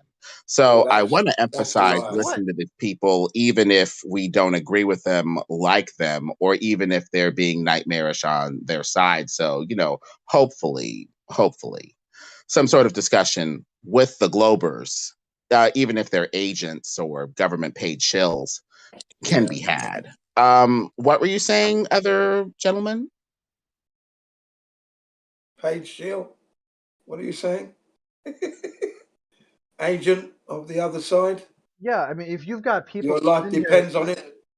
Their only goal is to disrupt flat Earth conversation. and they'll And accuse project. us. Yeah, then accuse flat earthers of doing that because you call them out on their bullshit. Yeah. That's As glorious. long as we're having a conversation, because some of these conversations can be turned towards something productive for the people that are on the outside listening to this and hearing nothing but a nightmarish shit show that goes nowhere. Are there government paid agents? Sure. Are there people that are here to just disrupt? Sure. Do they need to be called out? Sure. But we can still have a productive discussion about why things disappear bottom up over a flat surface due to compressed visual angle. Now, getting back to whether angular resolution would count for all parts of the object or just the bottom part of the object. It looks like angular resolution in this case only counts for the bottom part of the object because you're closer to the surface. And so most of the visual compression happens toward the surface. So that's why the bottom part of the object, especially, is disappearing bottom up. And that is the natural law, the natural order of things. There is no refuting that. It is not the ship going over the curvature. If that is the claim, once it's gone over the curvature, then I should never be able to see it again. But yeah, I pick up a pair of binoculars or a telescope or a handycam and I'm zooming in on something that's gone over the curve. That's not possible, sir. I'm sorry. You can't have it both ways. Sake, you know what I mean? You know, this is what I'm saying. That's why I get exasperated. Because you say it amicably, nicely, comfortable, patting them on the back, don't get too disturbed, and then they obfuscate or they lie or they double speak, quadruple double speak even. And then you just got to let them have the double barrel. Boom, boom, you liar. That's what you got to do, man.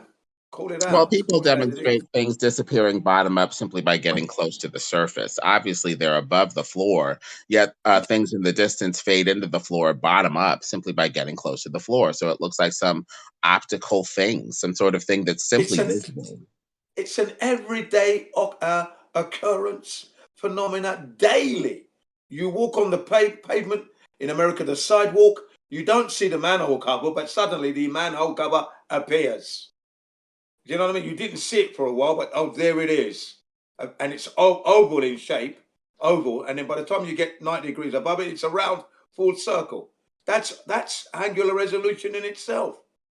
Yeah, If you can't realize that, man, you're just not living in the real world. Yeah, we see evidence where, an object that is round will flatten and eventually merge with the surface. Even if you're above the surface, you can't tell what the shape is because of the visual compression in that 2D surface where you have a 2D, round manhole or whatever that looks like a circle.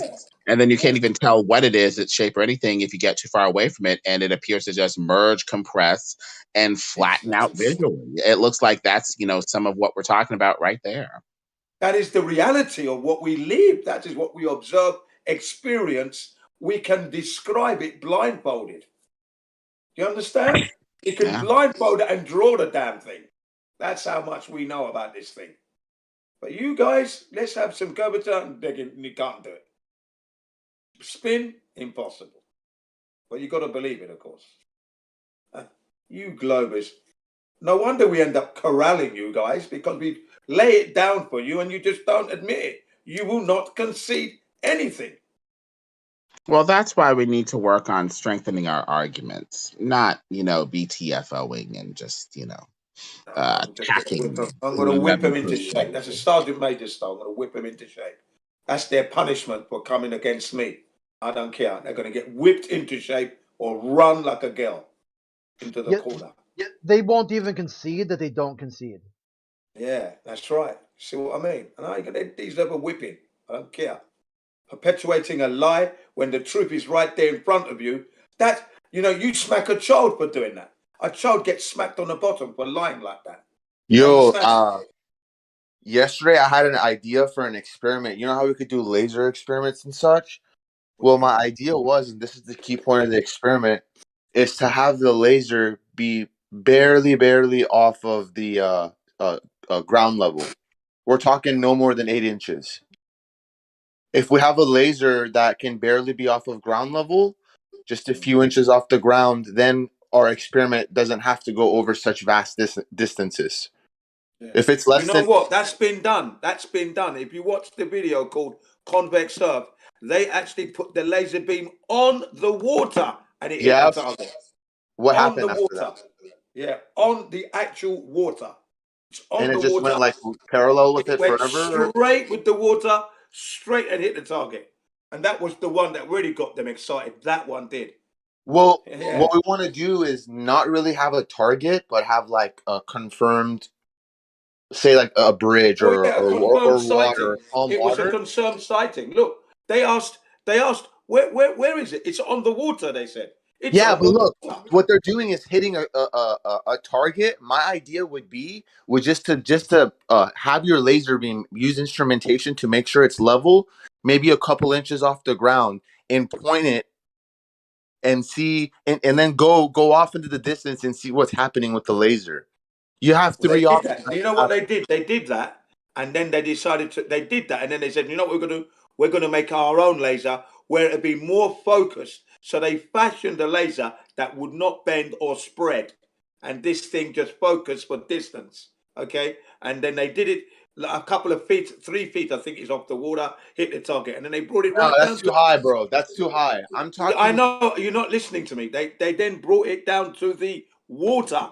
It Oh was yeah, on the water yeah. all the way. Can you link me this? I'm not Yeah, yeah, doubting you. yeah, yeah, yeah, I'm just yeah. kind of I'll do that curious right now for you.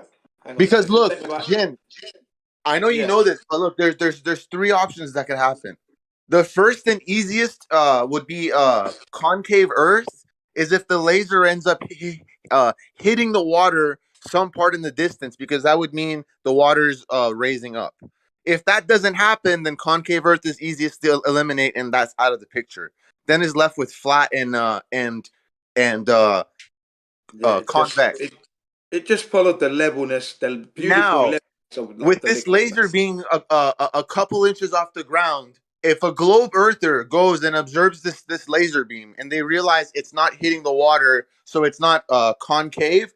If they go past a mile, and let's assume like we can see the laser beam in this experiment or whatever, and it's still parallel, 2 miles parallel, okay, 10 miles parallel. At this point, they've got a problem, because due to the setup of the experiment being only a couple inches or whatever off the ground, they should not be seeing this laser beam still parallel. That's right. Or if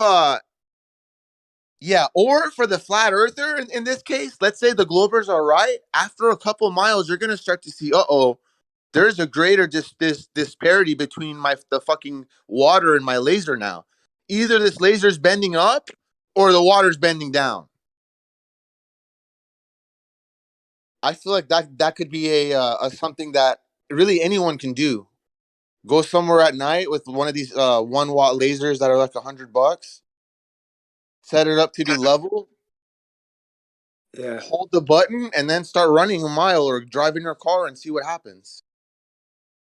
I know there's more factors like refraction and incorrect Well, yeah, leveling, that's but why they anyway, did it all at that works. night. That's why they did it at night, to reduce the refraction thing. They did it at night, right? And it was like, yeah, it was exciting. Anyway, I'm going to post it in just a second. I'm looking for it right now. All right, thanks. I'm just scrolling up. Be there in the next minute and a half. I should be there. But yeah, man, great. They do 7 observation tests, the highest degree of technology and integrity, man. These were globers. They were fully globers, talking about the mountain evidence, all the scientists and everybody. You'd have to change the whole education system they're going on with. And then what do they do in the end? Instant flat earthers. They're eating flat earth humble pie, all of them. I fucking couldn't stop laughing, man. I could not stop laughing, because they were singing a different song after they'd done their tests and observation. Yes, it was just wonderful, man. Bliss. Even though I already knew, it was just nice to see globers being converted instantly into flat earthers. Instant, like instant coffee. Yeah, that good. Medicine. Therapy. Therapy. You globers don't know what you're up against. With your little pally conversations, you know what I mean, without being told off. I'm sorry, that's never going to happen with CBR1. I'm not having those conversations, man. I'm going to drill you to death with the truth. You're going to run out of there bleeding. Your ears will be bleeding. Flat Earth truth. Sorry. You've been allowed to get away with that lie for too long. Taxpayers' money have been used. People have died without realizing the earth is flat. Fuck, in unnecessary wars. You want to sit there and have a pally discussion? Fuck off, man. Sorry. It's flat. If you don't show me the curvature, I'm going to blast you with double barrel on the old flat earth. You will hate me because I'm telling you the truth. 7 years now. They want pally. Just ever split. Relax. Let's discuss. No. Produce the evidence that you have that keeps you on the ball.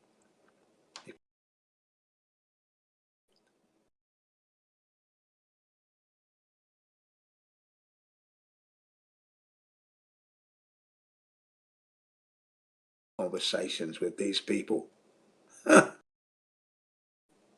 Whilst they obfuscate and slip and double talk. Trying to accuse you, you're not capable of understanding our model then. You don't understand Coriolis. You know? Those kind of...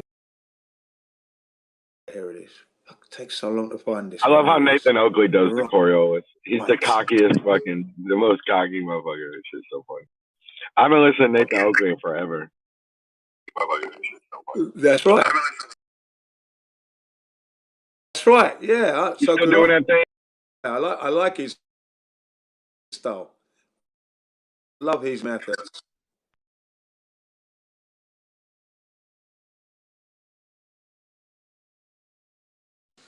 Yeah, I think too. When they say, "Oh, well, you don't understand this," I'm saying, "Well, Don Pettit doesn't understand how to fix a leak on the ISS, buddy."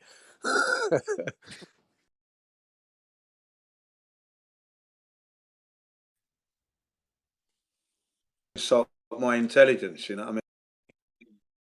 Press me live, you know. You can't do that to me. You wish you were never born. You wish you weren't a Glover.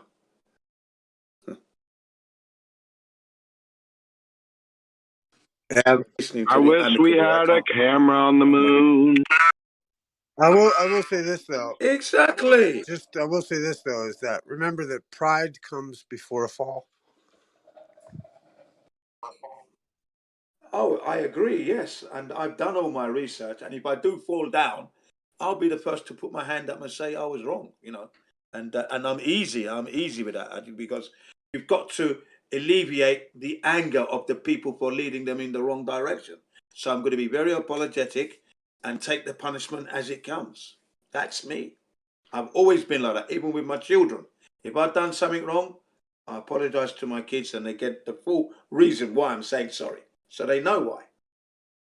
And they feel good, you know?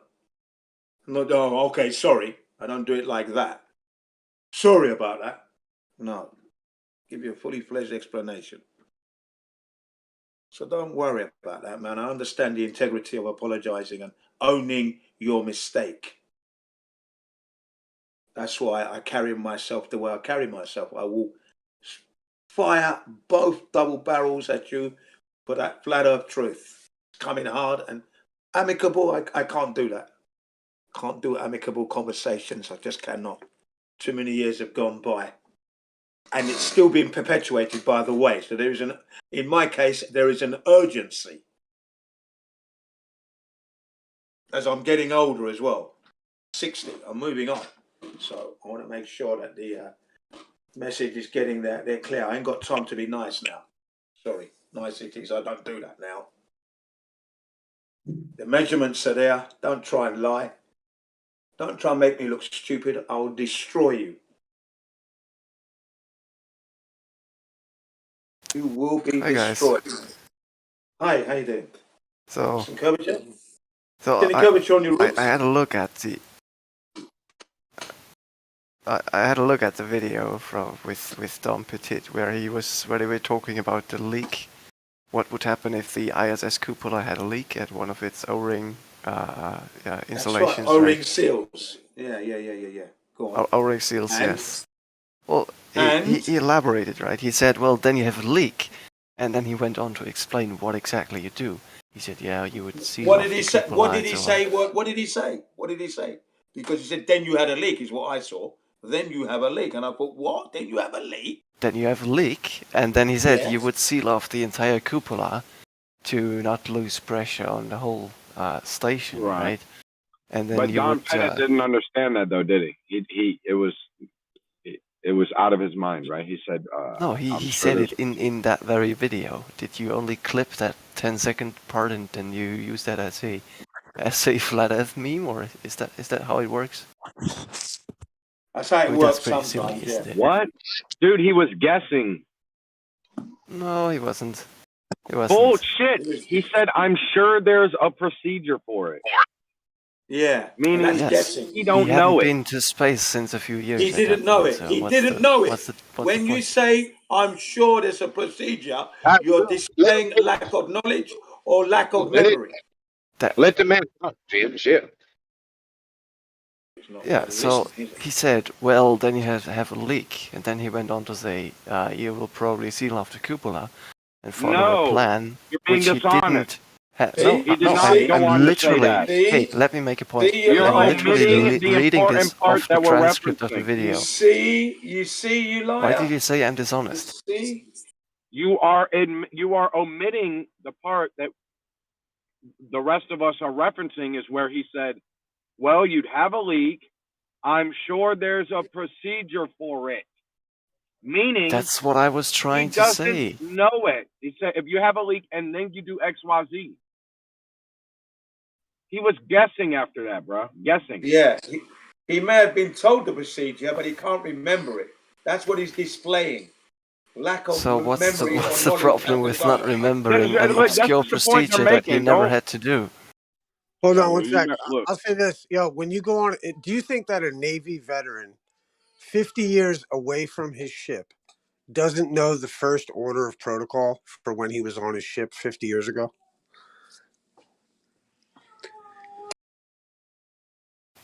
That's what's the point? I mean, that's a pretty Well, no. My specific point. issue. Here's the point. The point is that if somebody from, like, Navy veteran knows, like, let's say their safety protocol from the ship that they were on in the 60s or something like that, how come this guy, who was literally one of the fewest people on Earth to ever be given the the privilege to know that cupola and to be able to go into space, how would he not remember anything regarding, like, the most disastrous thing that could happen to you in the Right. He'd be like, I immediately go check this. I immediately would go to this. Right, or how about this? I immediately inform the station down in on Earth. He would know, like, immediately the first thing we do is we communicate with our home base and we do X, Y, and Z. He didn't have anything. Didn't he say that there is? He said he would probably seal the whole cupola. Dude, you just watched the whole video, Probably right? is not acceptable. Let him talk. Shit. Y'all are talking all over it. Well, okay. Let's put it this way: if I was a flat earther, right, I was skeptical or would outright. No. If you were on the cupola and there was a leak, not about being a flat earther. If you were on the cupola and there was a leak, what's the procedure, dude? That's what we want to know.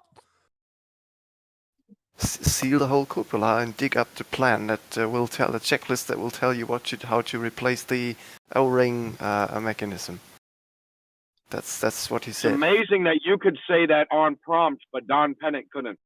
Well, we've been talking about. I've been talking about this previously. So he was just in an interview, right? Haven't you said, stupid or, awkward things in an interview or in when talking as well? I mean, it happens.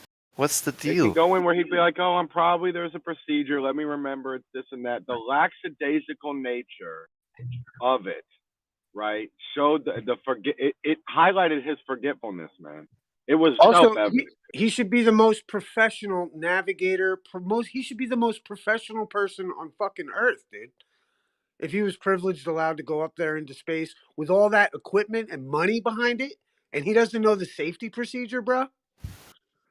Whoa, that's huge. Either that means that the people who sent him are stupid for sending up an idiot, or he's Well, stupid I for mean, not remembering, right? I mean, well, like, you know, I I mean, wouldn't. I I mean, would, I if wouldn't I were have you, responded with that. why are you I trying wouldn't. to?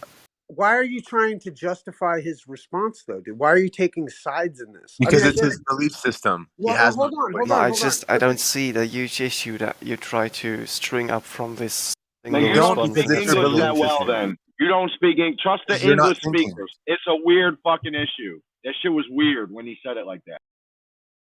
Trust us. Yeah, No, yeah, no, don't I say. will agree. It's a weird response. It's a weird response. Yes. Right, that's all we're saying, dude. And we're not trying. Like, I know some people Okay. some people are trying to make this like, you're on side A and I'm on side B. The thing is, in reality, we're just looking at these inconsistencies and we're like, whoa, wow. And then some of us went online and said, hey, these are some weird inconsistencies. And we were told that we should kill ourselves and fucking, it's like, whoa, bro. And that's what got us all involved in realizing we're onto something.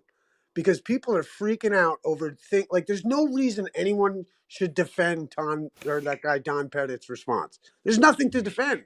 He's unprofessional. He doesn't know his shit. I don't know who hired that guy. Well, all I see is that he's not very, eloquent, right? His issues articulating, perhaps Right, some but people have that if I were to kind ask, of illness. But I if I mean, were to ask your professor a simple like equation that he should know every day, that he would maybe that he learned whatever, and he doesn't fucking have a clue. That's weird. You wouldn't want to pay him $35 grand a year to get a degree from, right? You know what I mean? I don't know. I mean, I've seen videos of flat earthers asking professors about Fair things, enough. right? Are you? From I'm angles that they didn't expect, just and they curious. didn't have good answers. I mean, obviously, yeah. Have you purchased any Coriolis insurance? Coriolis insurance. Yeah, we're doing It's just $90 a month, man. East-West coverage. I got your back, bro.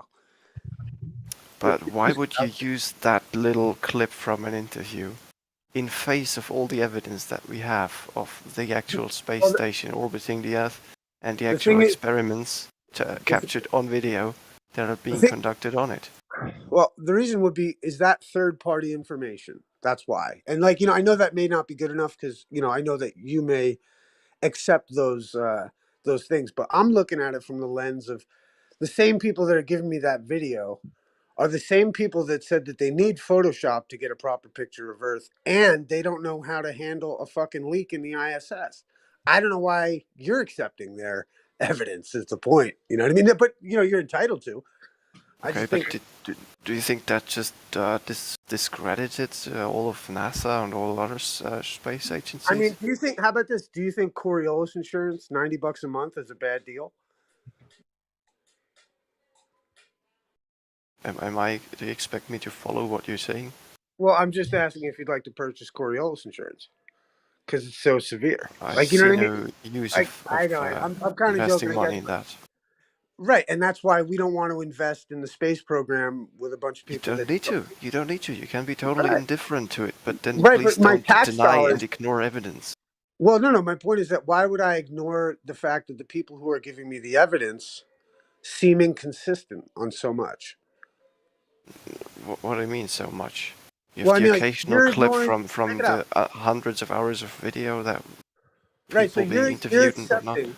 How about this? You're accepting the worldview of people that admittedly use here's the thing, right? They admittedly use Photoshop to create their images of Earth, okay? But Not really. Just the blue marble ones. right, okay. So the blue marble ones. And how about this? Isn't this so sinister? So many people don't know that they use Photoshop when they give them an image of the Earth. And for them to maybe leave that part out and let people think that that's what Earth looks like and that we've taken a picture. Well, it is what Earth looks like. It's satellite photography. Right, but it's not one picture. And most people are That's under correct. and most people are under the impression that it is one picture, right? Probably. Yeah, so that's weird. That's just they just don't know it. Well, they don't correct them, do they? Hoymar, when you excuse and give excuses for these various things, the people that you're talking to, they're also capable of doing it, but they're not, because that's the whole point. Every point, it's like you want to give a comeback in defense of it, and somehow you've convinced yourself that this action is a good thing for you. You need to Not really consider for me. seriously I'm just consider it. Take advantage of the opportunity that you're around these people and play their game. Consider it. And know that once you stop playing it, you're back in your regular world again. Play their game. No, he's offering up his honest answers right now, which I'm asking for. I mean, in one sense, I see what you're saying though. Be able to, and I think the gentlemen that do come in here, some of them are capable of doing that. But His honest answers, you're also capable of delivering his honest answers. It's the mainstream narrative. The point to all of this is that there is a level of deception at play. So we're holding our judgment and kind of second double checking and looking at things again, because we could be fooled and we don't want to be fooled. So let's do that to cover our backs. But what Hoymar is doing is literally spending 100% of his time like he's a query bot for the Globe on what the Glober side thinks, like we don't know. And you're discounting yourself by doing that. You're selling yourself short, in my opinion. But well, I think the issue here is that we need to realize too that it's not about like us attacking, like we're attacking ideas, and the problem is that a lot of people, flat earthers and ballers, they cling to those ideas as like an identity, and we've got to be wary of that too. I mean, some of us have made an identity flat earth. yeah, that's a good point. That's a very good point. Right, and but either side is susceptible to their own convictions, and like but and there's something good and something bad in that, right? But I think like with guy like those of us who question these the standard model, it's like for one, like I look at it like there's a semblance of religious belief with the modern cosmology that ballers will then say it's not religious, and then and then when it's time to like talk about, well, how about these inconsistencies, it's like mental gymnastics trying to justify like why I mean I don't even know like why some atrocity Why we should be see permitted. strings in the Well, ISS? I'm not talking strings. Regardless the technical stuff that we get into, it's like it's this idea that like we're not trying to like attack you for these things. It's just we're saying, hey, these space agencies giving all this money to people who don't even know the safety protocols of the vessels that they're flying in. It's just weird, man. And like there is no justification for that, and there is no defense for it. That's all we're saying. I mean, shit, the Earth, and also the discussion about the shape of the Earth does not necessitate pictures from space, allegedly. And also, if you're going to go to a third party, then you're straying from Al Hazen's scientific method, which everyone should look up the quote of his thing where where you have to be an enemy of all that you read. So that's why a lot of flat earthers and a lot of ball earthers, to their credit, don't bring NASA into it. Well, you can prove the shape of the Earth at least in about 15 minutes here on the East Coast of the United States. I'm sure you can, but for those of us with Are you going to do it? Well, for those of us with inquisitive minds, we know it's more complicated than that. Well, actually, it's not. It's See, like really I understand that you can't entertain that thought. That's fine. No, it's really quite simple. For you, it is. Yes, for everybody who has half a brain, it's really quite simple. Sure, whatever. You know what I mean? But for those of us who read, we're like more. Oh, you don't have to read. You actually have to do something. You actually do some experiments to get some real data. Go do it. Go do your great idea and come back and let us know. Yeah, Gloria's been done. You going to do it? Please make a video of it. Make a video guys, of it. Yeah, go do it. This is a your idea is so great. You should go and do it again. You guys I know Jin's not going to do it because Jin's not a scientist. Neither you are, Glory. You think the Earth is concave, for fuck's sake. Okay, you're talking out your ass. Go bring the video. Show us how it's done. You know it's done. Show us how it's done, big mouth. If not, Come on, go Jin. away. You didn't do it, did you? Because you're too much of a foe. If you show us this thing that you can prove it, show us.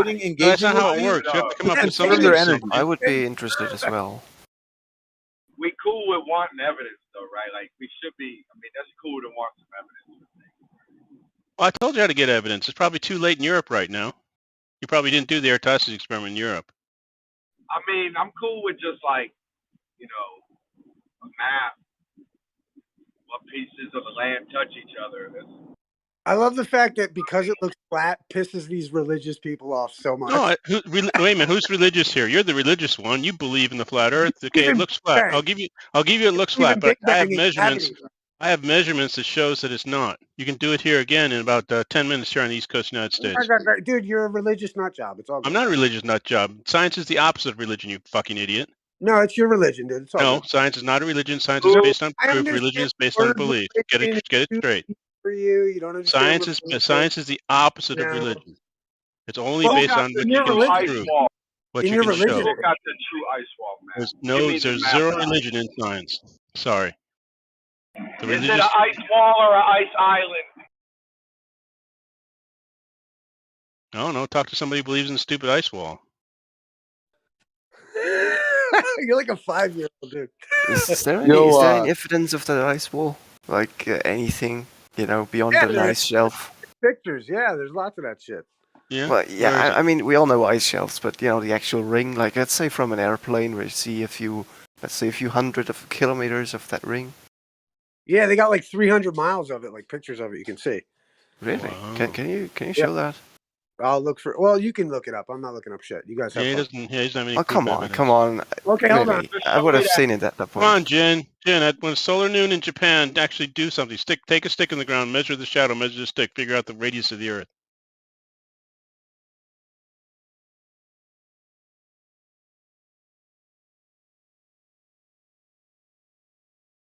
All right, guys, I gotta go actually do some real science for a change. Something you guys don't know about. Yeah, So I'll sucking talk to you dick later. ain't science, bro. Sucking dick ain't science, dude. See you Talking later, real man. science, man. Thanks for stopping Real by. science. Actually get some real data something you guys were afraid to do because you know it'll blow big holes in your fucking Yeah, religious go get views. that vitamin D, bro. That vitamin data. See you in Jim There Perry. is a science to sucking dick, but Right? Yo, God is definitely not involved in that one, I don't think. That was squawking. He just wanted to squawk. Okay, Yeah, so the ice wall. I Barely mean, tangent. I don't have any evidence for it. So you are asserted it exists. So where is it? Suddenly now your Google doesn't work? Just Google it. It'll Google tell it. you, Okay. yeah. What keywords would you recommend me to Ice type and into wall. Google? Proof of the spin of Earth. Scientific evidence. Find it and come back and let us Okay, know. please We can go through that. don't derail. Okay, I Google ice wall. I end up at the Flat Earth wiki, There's a picture of it. I put up a little picture. It's only a little and bit. I see an ice shelf. So that's inconclusive. These questions Well, are let's not see. founded on genuine truth seeking and unbiased research. Well, hold on. This what you're saying. We all know how that works. You know how that works. Yeah, I know you know very well how that works. Yeah. All right, so let's see. The Come ice at this wall would again be in at a new about way. 60.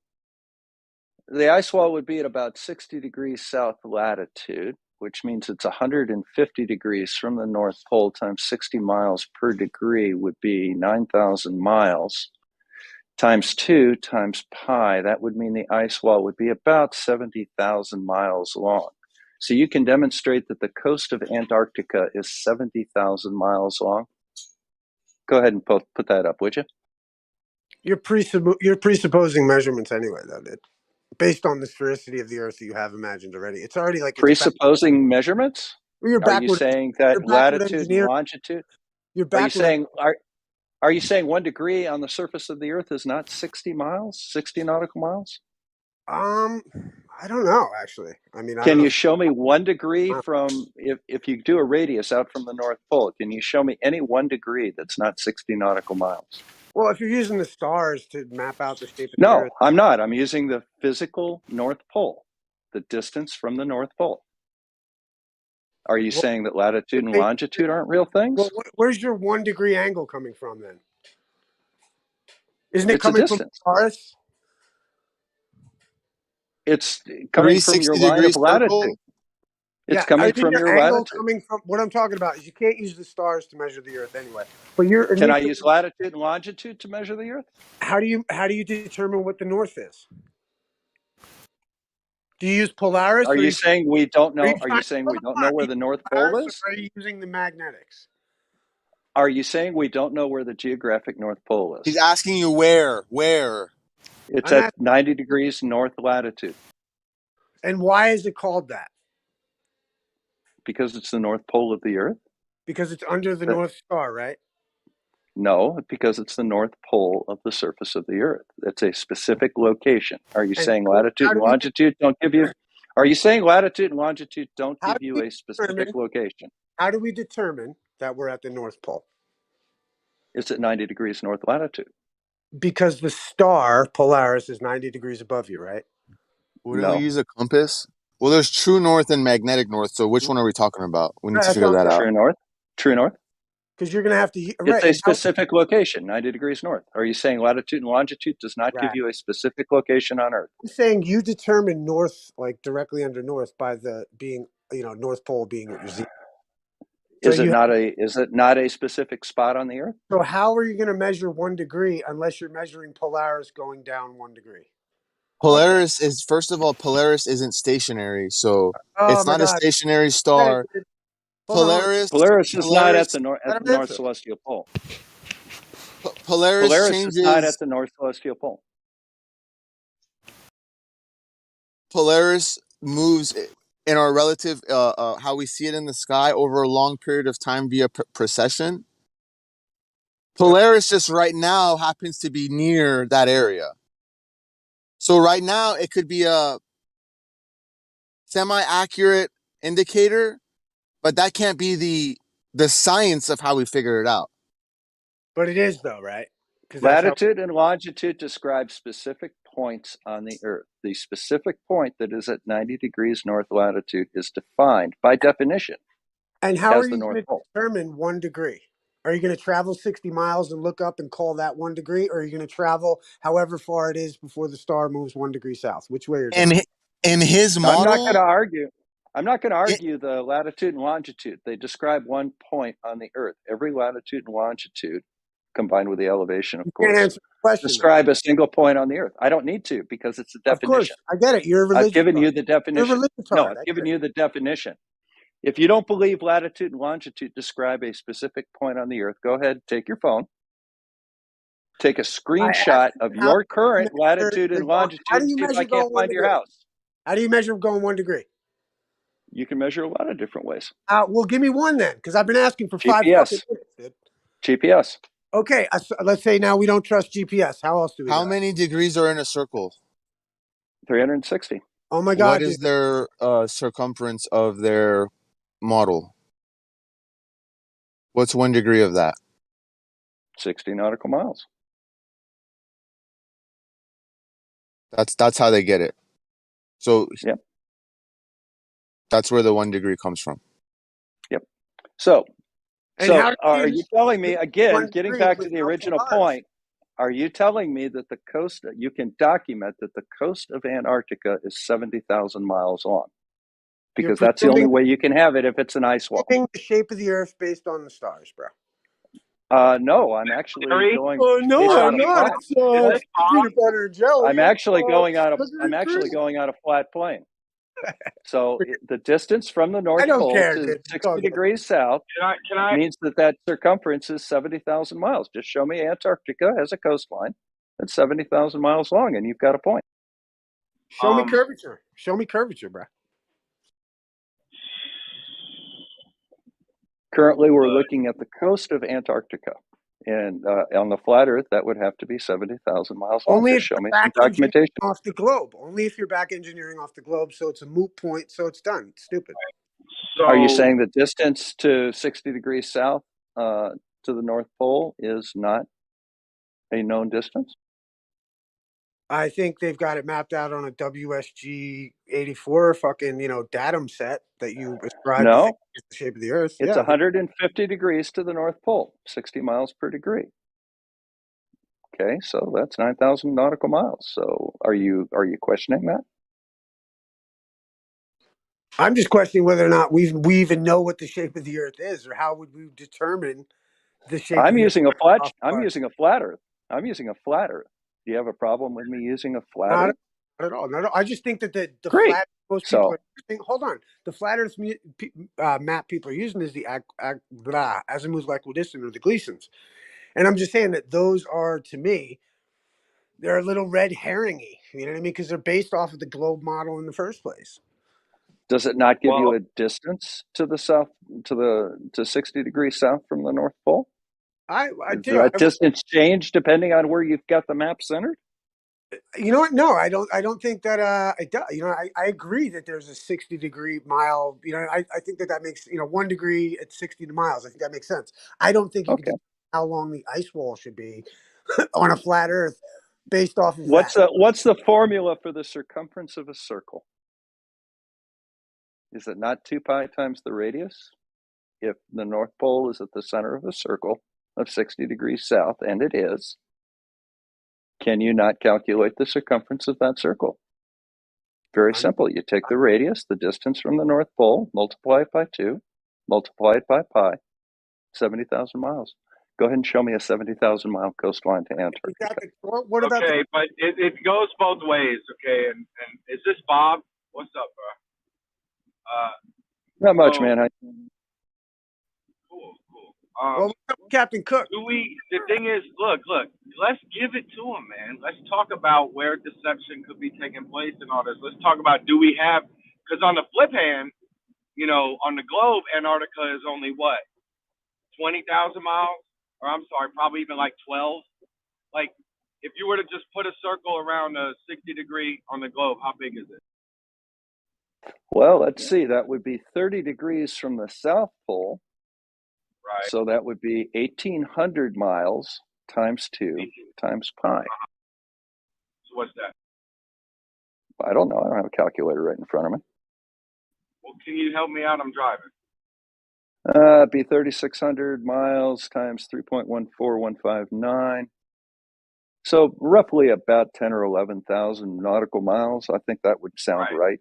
Just So a back of the lot envelope. smaller, a lot different. Oh yeah, quite a bit. But on the same hand, does the globe have evidence? Have they flown all the way around Antarctica and documented that? See, this is what's weird. It's like we can't really verify, can we? Yes, most definitely they have done that many times.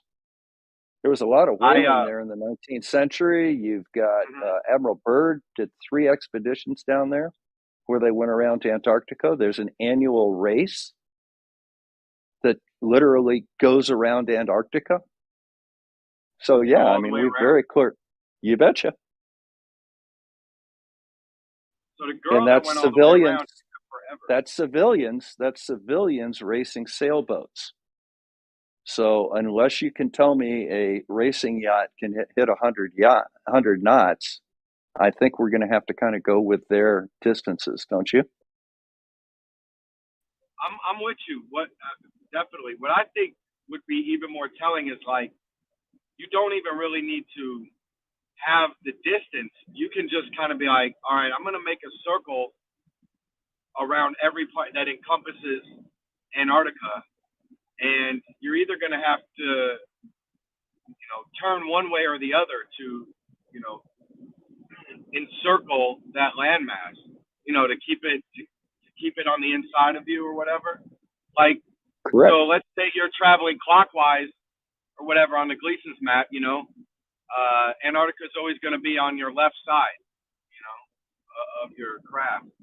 But if it was, you know what I mean? And like, you could be able to tell, you could be able to tell like, oh, well, I'm banking in towards the mainland or I'm curving away from the mainland. Like, that's all that really should matter. Yeah. And we can do that. Right. We can also measure that distance and see whether or not it matches the globe Earth or it matches the flat Earth. And guess what? It matches the globe. I've heard about the race before. I've heard people contend it, but who knows? Yep. Yeah, they have 20 or 30 yachts that do it, and they do it. I don't know if they do it every year. At least they do it at least every couple of years, and you can actually track the yachts as they go because they have satellite trackers on them. If so it's you can see smaller the than exact the equator course. for me, It is, most definitely. that's all that matters to me. It's smaller than the equator. Yeah, well, it definitely is. And by the way, what's the distance from the North Pole to the equator? That would be 90 degrees times 60 nautical miles, right? That's 5,400 nautical miles multiplied by 2 times pi. That would be about 34,000 miles. What's the actual circumference of the equator? It's not 34,000 nautical miles. It's 21.6. So the only way that that works is you have to somehow fit that diameter in a much smaller circle. And guess what? That means it's curved.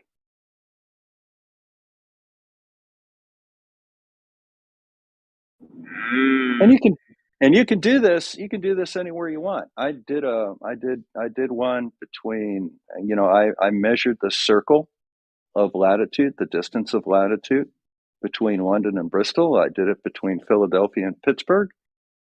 I did it between Sydney and Perth, and then I actually tracked a cruise ship from the North Island of New Zealand to Sydney. And guess what? The numbers all match the globe. How do you explain that on a flat Earth? I guess you got the target average speed or whatever of what the Yep. craft should be doing. Yeah, it would be Exactly. Yeah. Yep. So, for example, between Sydney and Perth. Are they on the same latitude? Yes, that's the point of it. That was the point of it. I traced the line of latitude. So, for example, on a flat Earth, the distance between Sydney and Perth is 4,400 nautical miles. On a sphere Earth, it's 1,777 nautical miles. Guess what it actually is based on flight time and drive time between the 2 points? Yes, indeed it is. Flat Earth is ruled out. And you can't claim refraction, anything else. It's strictly distance across the ground, which can be measured by anyone. That's why great circles destroy the flat Earth, because you can match the great circle distance, you can calculate the flat Earth distance, and you can compare it to reality. And guess what? You can't really do it. You can't really verify it on the ground because you're always making, like, let's say you're driving a car, like now you're taking the highway and sure, that's right, absolutely. So guess what? I'm saying, like, you could probably tuck a couple thousand fucking feet in that bitch, right? All right, so here you go, Jen. Man, who knows, bro? I don't, Here, it'll make it easy for you, man. Always, I will say this, bro. Here's a question for you. Great fucking points, man. You always bring great points. Thanks. But here, let me go ahead and explain why that doesn't help you at all. All right. The distance between Perth and Sydney on a flat Earth is 4,400 nautical miles. The distance between Sydney and Perth on a spherical Earth of radius 3959 statute miles is 1,777 nautical miles. Now, I can agree with you absolutely that you can't necessarily drive a straight route between those 2 points, but you can fly one, right? You can fly one, but we'll ignore that for a minute. We're going to use not really, because there's flight paths. You can fly anywhere you want. You don't need to follow your flight path. You can do a direct flight path between the two cities. You don't have to follow. You don't have to follow any Victor Airway or anything. But here's something that here's what kills your entire argument. All right, so say I drive from Sydney to Perth, and I come up with 2,800 nautical miles I had to drive because I made a lot of detours. I went and I bought one of those big things that the Aborigines play music on, and I made a little side trip out to the Big Rock and stuff like that. Because hey, I've never been to Australia. I want to check it out. So by the time I get to Perth, I've driven 2,800 nautical miles. I want you to tell me how I can do a flat Earth distance of 4,400 nautical miles in 2,800. I can't. I cannot. It's physically impossible. I think you're still basing it off of a presumption of what the flat Earth would be. What presumption? My presumption of the flat Earth is that it's flat. Well, the presumption being that you would know that, like, I mean, I just question a lot of the actual, like, let's say because you're trying to debunk the notion of the Gleasons by doing this, right? No, Gleason's is a great map. Well, right, but I mean, fair enough, right? It does calculate the scale. Yes, you're right. It tells time. It doesn't calculate scale. It tells time. Fair enough. But I mean, I guess distance and time kind of a thing, or whatever. Like, and maybe I'm mistaken, but I think, like, if you're trying to superimpose what the Australia should be versus what it actually is. I just think the should be part is a presumption. Not really. It's math, basic math. Let me explain it to you. I don't know. Can we tell the distance? GPS stars. Oh, also too, I fucking would love to discuss. Maybe even not now, but whatever. Even like somewhere else, the navigation section shit. That was awesome, dude. You sent me on a fucking run. I appreciate it. Thanks. Not a problem. But for example, here's how you would calculate it on a flat Earth. You know the distance between Sydney and the North Pole. You can tell that because you can determine the number of degrees at 60 miles a degree. You know the distance between Perth and the North Pole. I don't know. You got to show me it's wrong. If you're challenging the math, show me where the math's wrong. But even the proof for it being right is a little. Could you agree? Has a little bit of a gray area to it. Nope. It's a known distance, but from Sydney to the North Pole, it's a known the distance from Perth to the North Pole. Great. No, on Earth. On Earth. All right. So, and we also know the angle formed between the line going from Sydney to the North Pole and from the North Pole down to Perth. We know that angle because that's the difference in longitude. You can't argue that. Just, it's a given. So, by knowing the length of two sides of a triangle and the angle in between them, you can use something called the law of cosines to calculate the third leg of the triangle. And that comes up to 4,400 nautical miles. You can't refute the math. I'd love to see you try it. Is that fourth leg or that leg that you just mentioned? Is it third leg sloping up? The third leg. My apologies. Is it sloping upward? Or is it sloping downward? Doesn't matter. And you've got an angle between two known sides, and all triangles are planar, right? If you're going to use a Euclidean triangle. So on a plane Earth, on a flat plane, you've got a distance. You've got a leg going from Perth to the North Pole. You've got a leg going from the North Pole to Sydney, and you have an angle between the two. You can calculate the third angle, or the third side, which is the side that goes from Sydney to Perth, and that's 44,000 nautical miles. Actual distance between those two cities is 1,777 nautical miles. Are you traveling? Flat Earth is ruled out. No, well, Right, I wasn't asking about flat Earth in terms of the scope, the slope. I was asking in terms of if it could potentially be bending upwards the other way instead of downwards. Only on a sphere. Only on a sphere. The question on a sphere. Yes. I need more information to understand your question. Well, the problem is you're not traveling in a straight vector due to the magnetic field that you're following, i.e. your compass. So that's where you're differentiating your indifferences. Well, do it without a compass then. Do it with GPS. It's the same thing. It's all following. It's all following the magnetic field. No, we're not using magnetics at all. We're using Euclidean geometry on a flat plane. We know the location. You're telling me you can travel straight as a crow flies? Is that what you're telling me right now? That's not even a point. We know the exact location of Perth. We know the exact location of Sydney. We know the exact location. You travel straight as a crow flies. We know those two.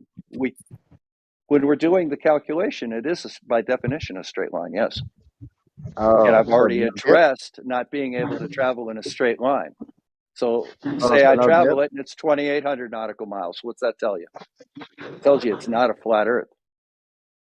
You just said that you're traveling in a straight line, which would indicate no curve, no dip, no rise. I can put all the curves and dips you want into it, and we'll do 2,800 miles because we do all the little curves and the dips and the side trips and buying some souvenirs and everything else. What device are you using to guide yourself straight as a crow flies in a singular vector? A roadmap. A roadmap. Yep. That's and it's got funny. lots of curves and dips and valleys and side tracks and exits, things like that. So how do we go from nautical miles to a roadmap? I'll never be able to use a roadmap. I'll never be able to do the exact 1,777 nautical miles on a roadmap because of curves and dips and everything. Say it's 2,800 that I do. That's still a far cry from 4,400. That means that it is impossible for the Earth to be flat. I don't think so. No, it's just basic logic, man. Basic logic. Tell me how things fell apart for me at the roadmap. I really love the sensible baller. Tell me how you can travel 4,400 nautical miles and 2,800 nautical miles on a flat Earth. Just tell me how you can do that. I would think using a boat would probably be a good way to do it. Well, no, it wouldn't, because there's land between Perth and Sydney. There's no water. Well, there's water, of course, but you can't sail between Sydney and Perth direct. And what is he saying? Are you saying that boats can be messing? You can sail directly from the North Island of New Zealand to Sydney, and that's 1,305 nautical miles on a globe. And it's Are a you hell of a claiming lot that more. we're unable to travel by boat A lot more. on Earth? No, I didn't. I'm saying you can't travel by boat between Sydney and Perth directly because there's land between the areas. It's all land. But good try, though. Good try. Are you claiming the land doesn't exist on the globe? Oh, that's No, we're having a real conversation. We weren't playing that game. It doesn't seem like what he's saying makes sense. It seems like he has an idea of what a flat Earth looks like, and somehow it magically makes land appear where there isn't any on the globe. So You just joined, did you? Were you here? Yeah. Were you here for the? Yeah, he's not following at all. Yeah. Okay. And, Yeah. you know, that's okay. Bob, We won't harass him for that. I'm impressed by the number references. Would you humor me and let me know? Do you have a strong memory on this topic? Are you reading off a paper? Are you playing around on the map right now? Or you just got the memory? Oh, I did a video on it, and I remember it quite well. Would you like the link to the video? No, I see. I'm just. Thanks for humoring me. I wanted to guess. Was I right? It seemed like it was coming off your memory, man. It's impressive. It was. Nice. Yeah. I remember Patience Potassiums from 10 years ago, for God's sake. I mean, it's a little quirk I have. I remember things like that. But I suck at names for some reason. All right, well, I'm done. I didn't know if he was saying the way you were like, how could you have this big margin of error, 4,000 and 2,000? And I think maybe the opposition was saying you would do it on a boat because that's where the water and measuring gets messy. Is that what was being said? No, what they're trying to say is that if you did it on a boat, you could have a better chance of having a straight line between the two places because you wouldn't have to make curves around hills and shit. Oh, okay. Yeah, it's kind of an interesting way of doing it. But hey, guys, I'm going to get going. I've got to get some work done outside. We finally have a decent day. I'm going to set the telescope up tonight, and we're going to have a real close look at the moon, and we might even have a look at some satellites. I may live stream some satellites. Hey man, it's good talking to you. I really enjoy talking to you, man. You always kind of fucking put me like I get nervous. I'm like, oh fuck, am I wrong? Look. So I appreciate. Here's the bottom line, man. Here's the bottom line. Flat earthers are not stupid people. They're very intelligent people for the most part. Sometimes they may actually know a little bit more than the average Joe would. But the problem that they run into lots of times is that they don't think things through quite as well. And sometimes if you just kind of point out how to think something through, it makes sense to them. And at least it's a decent conversation to have. Well, can I offer this then? At least like you could agree that at least we have some points when it comes to like geocentrism, and we have some points regarding absolutely, and also regarding like the idea of the sextant. Now, granted, there may be a further extrapolation that is really interesting. And idea of the sextant? The idea I've yet to find a flat earther that has the first clue how a sextant works. Well, I mean, first clue. Well, I don't know about the first clue. I had one clue when I talked to you before, and I've done a little research still, and I'm still fucking plugging away. But I think the issue for I think the sextant in the idea that you're using a flat baseline in regards to angling, measuring off the stars. But that's for another time, brother. And I went into actually you're not. Well, that's kind of a strange way of putting it. You're not using a baseline at all. You're measuring the angular distance between two visible objects. Well, I mean, like, so for example, Well, I mean, you get into GPs and all the rest of it in the 60 nautical miles for 1 degree, which is great. The point, what I'm talking about is like the idea that you are measuring an angle off of the baseline. Now, I get that your point is that no, we're imagining a plane that extends off the Earth, right? I get what you're doing. I'm just saying that it just seems, there No, are with issues in those arguments. That's all I'm saying for now. with a sextant, all we're measuring is the angular distance between 2 points. Well, not the One well. is I a mean, point on the horizon. The other when you is a point of a star or something. okay, when you say angular distance, you mean just from the top to the bottom kind of thing? Is that what you're talking Correct. about? Okay, Yeah, yes. from your point of view. From your Yes. point of view, you look down to the horizon, you look up to the star, you measure the angle between them.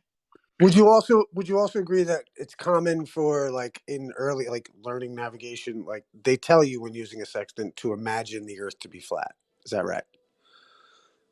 No, I mean, I never heard that. And I've heard that multiple times.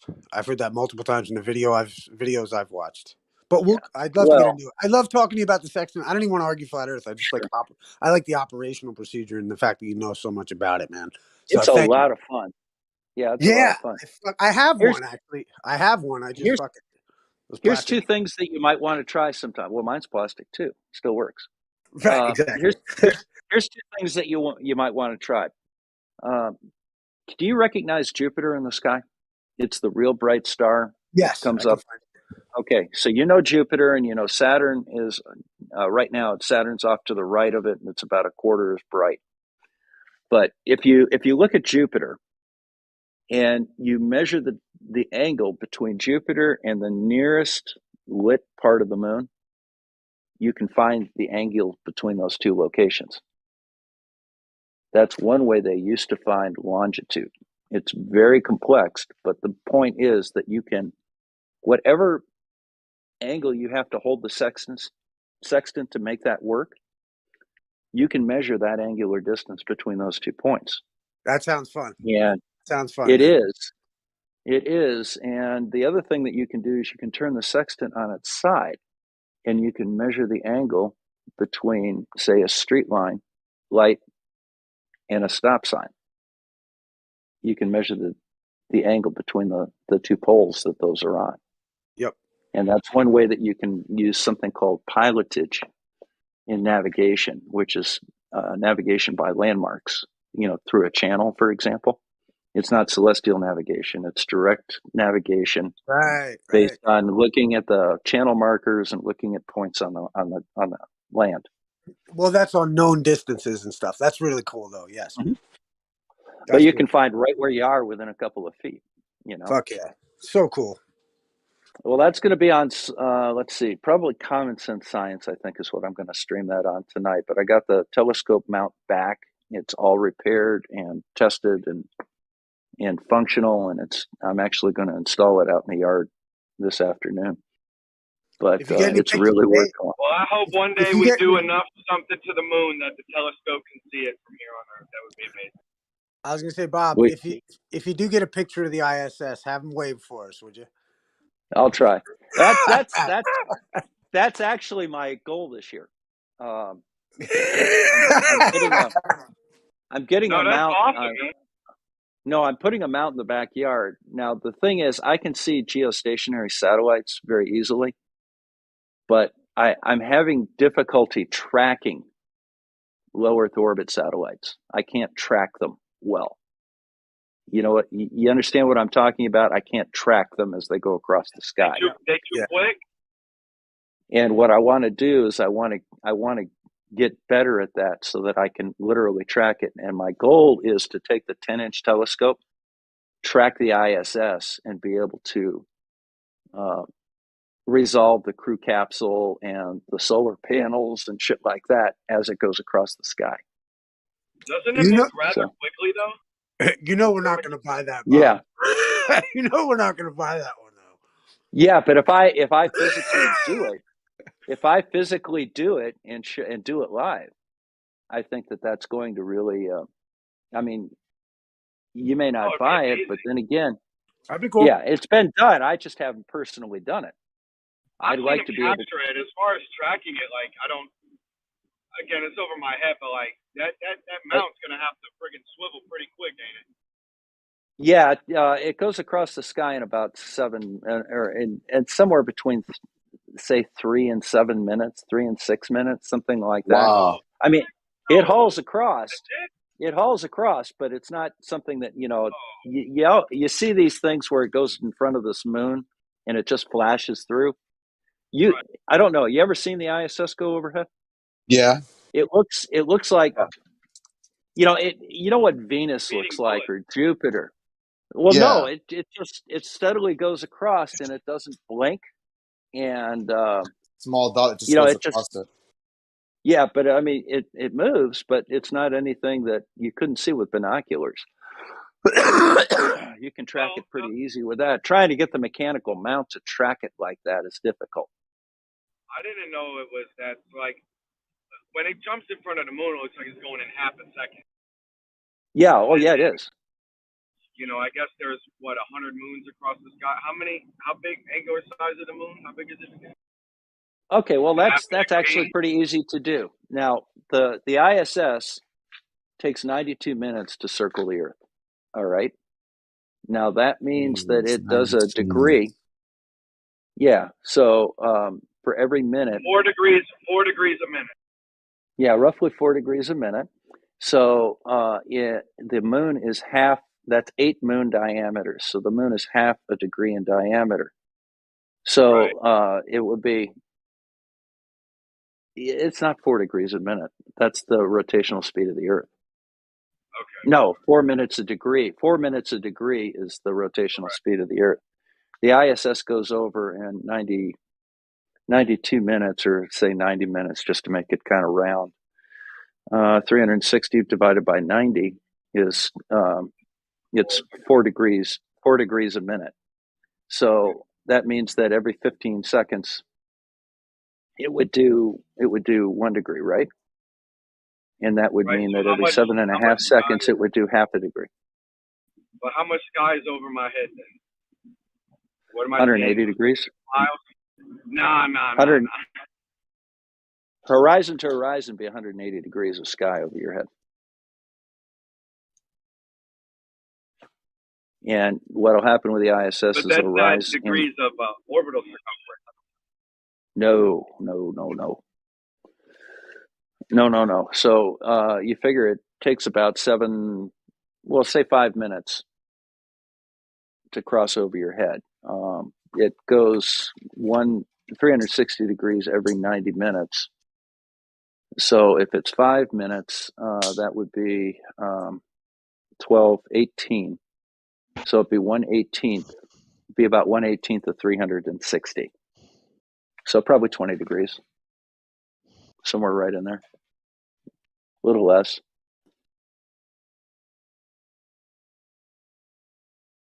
A personal dome. This stuff's, yeah, it's kind of fun stuff.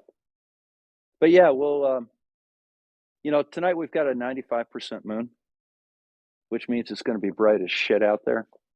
So I can't see anything really faint, but I'll have a look at the moon and I'll have a look at satellites and maybe we'll have a look at Jupiter and Saturn. It's a relatively small telescope though, so you won't get to see too much. But you'll be able to clearly see, for example, you'll see the four moons. You'll see Jupiter and 4 Galilean moons. You can see that with binoculars. You definitely will see it with my telescope. You'll barely be able to make out the rings of Saturn, but you'll see that it's a ringed planet. It's a ring. It's a sphere with a ring around it. But I'm curious as to how much detail I'm going to be able to get out of the moon tonight. See what the weather's like. It has a lot to do with wind, for example, and temperature, because you get shimmering from the jet stream and from winds up to about 5 or 6 miles. Whatever breeze is going along, that'll cause shimmering in the moon. But it'll be cool. Common sense science tonight. If you don't know where that is, go to my channel, Bob the Science Guy, down at the bottom. You'll see a link to Common Sense Science, and there'll be an announcement for a live stream tonight, probably about 9:30 Eastern time. Stop by. It'll be fun. I will do requests. Take care, guys. See ya. Later, man.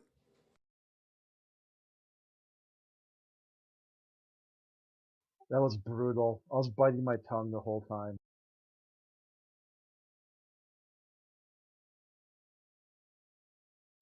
You should have made a ticket.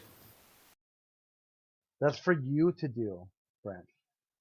For you. Yeah, I unmuted, but I had to mute back because I didn't want to let off. It's good to have. It's good to have dudes like that. I think you know, and especially, you know, I don't know. It's just good to have that shit. You know, he brings some good points and some info and you know, terminology and shit. That's awesome. Like I don't know. I think it's interesting. Personally, Until you look at how long he spiraled about flat Earth. His channel is called Research Flat Moon. It's not called Bob the Science Guy. Anybody here a biblical flat earther or respect it for that reason at least?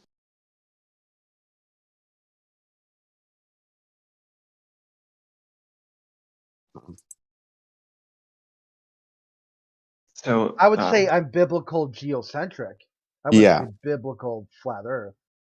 Okay, but like, do you give any significance to, you know, on the first day God did this or that and stuff like that, that whole thing? Yeah, that's where I would go with geocentric because it took God, you know, like 5 days to make the Earth, and then 1 day to make everything else. Yeah. That is not heliocentric. Okay, because they say in the heliocentric model they'll tell you Earth is just 1 grain of sand on all the beaches. Yeah. You don't spend if you have a week to make creation. You don't spend the first 6 days making 1 grain of sand, and then 1 more day making everything else. I posted a video of the biblical creation, but on the concave Earth model instead.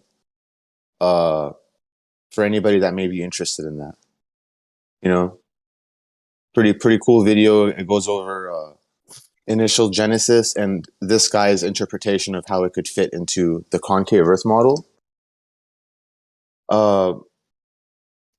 Yeah, watch it if you think it could be interesting. Even if you're still a flat earther, it's still interesting in this model.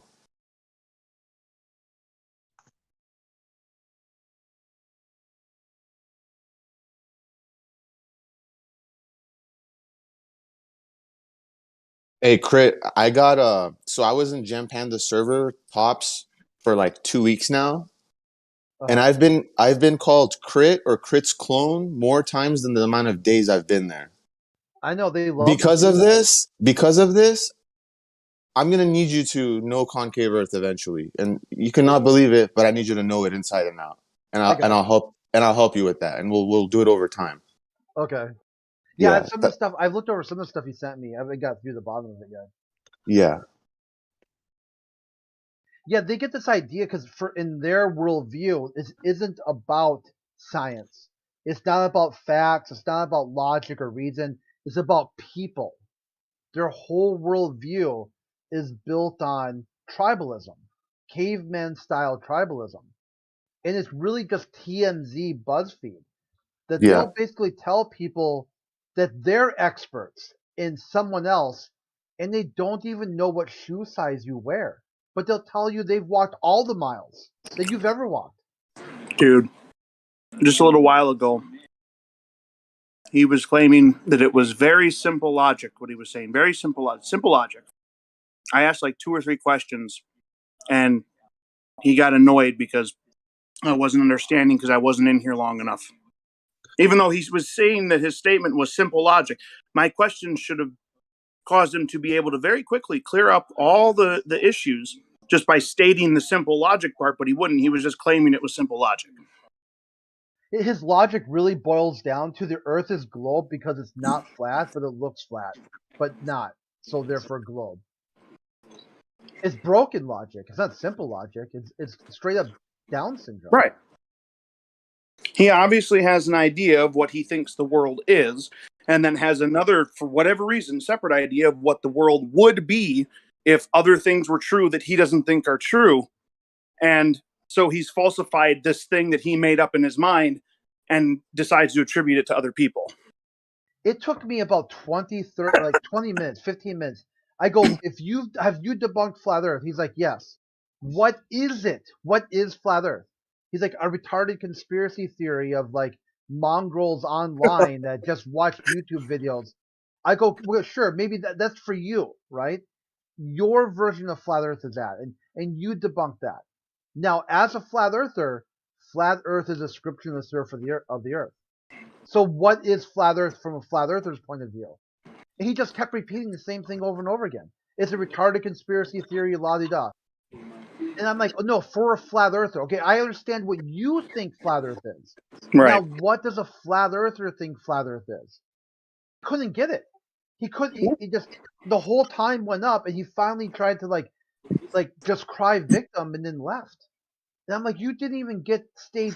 You didn't even follow the first thing that was presented to you, and you're trying to tell me you've debunked it. You don't even know what it is. And he's not even following their own rules of you can't prove anything with science, which means that they aren't allowed to rule things out. Even if they think they're ridiculous, they're not allowed to actually rule those things out because they could technically be true and they just don't understand that they're true yet. So even by their own rules of not being able to prove things scientifically, they aren't allowed to rule things out because technically somewhere in some corner of the universe is an answer possibly that makes the thing that they're saying is impossible possible. No, you can falsify things. You can falsify wrong hypotheses. Sure, you can. Listen. It's not my argument. I'm what he did, stating what they've said to us is that you can't prove things with science. So, what's the ultimate purpose of science? I would say it's to get to an explanation, but somewhere along the line, they basically replaced an explanation with a description and said it was good enough. Is it to get to an explanation or get to the right explanation? Because they'll give you an explanation. They'll give you explanations all day long. Explanation? Well, what's an explanation? An explanation is an objective fact based on logical, rational understanding, not abstract conceptual premises, which today's science is all about. Mathematical assertions to support their abstract conceptual narrative. Yeah, looking at the at an explanation, then yeah, I see what you're saying. I think we're basically on the same page there. I would say an explanation is simply it's a story about the thing that you're talking about, and they want to make up a story rather than find out what the real story is. Right. Well, that's why I say they've left off with description due to the fact that a description can be loosely interpreted subjectively, where an explanation is always objective and based on logical premises. I see what you're saying. Right. And this guy, Richard Deutsch, talked about a good explanation versus a bad explanation. And how many times people have to change their explanations to keep, just change facts to keep fitting an explanation. There's no such thing as a bad explanation. Like, that would just be flat out wrong. Oh, yeah. I mean, wouldn't be on the grounds of an explanation. Yeah, good. I guess I said that wrong. He talked about a good explanation and better explanations. Okay. Because in his speech, he did a TED Talk International. He's an English guy who's got a lot of connections with Richard Dawkins, so I think he can't leave England either. But anyway, that's kind of a side point. A good explanation will always address the of what, by what, and to what. Never just start asserting a logical foundations to support their narrative, which current science is under the impression of. Yeah, that's basically what he said. Exactly. Almost word for word. Well, then I would say he's accurate. Yeah, he started off with talking about how basically seasons and the Greeks' idea about how they were so wrong about seasons and about how this is where you get the Greek word ananke, which translates to necessitative, but more accurately can only be as so, by necessitation. Speaking of Greek words, who was it earlier that said Pythagoras was killed for the globe belief? Pythagoras, I don't, it was actually Opacis that was murdered and sent out to sea for revealing the greatest kept secret of the Pythagoreans, which is incommensurability, which is held within Plato's Republic on 509D through 511, extrapolating his divided line. And incommensurability is the conjugate geometry that all of field phenomena and Mother Nature follows after, meaning phi is the 1 is the phi. And this is where we get this self-symmetry of proportionality in all things. Hey, Die Slow, I'm a big Ken Wheeler fan, and I've always wanted to be with him in like a live chat like this, and my dream has finally come true with you. Thanks. You're welcome. I'm glad I can parrot somebody of accuracy rather than pseudoscience, which everyone's left under the impression of today. Yes. We all parrot somebody. Unless you've created, discovered, or invented something, you're parroting somebody else's interpretation of said phenomena. Yep. So somebody earlier definitely misremembered Pythagoras for somebody else.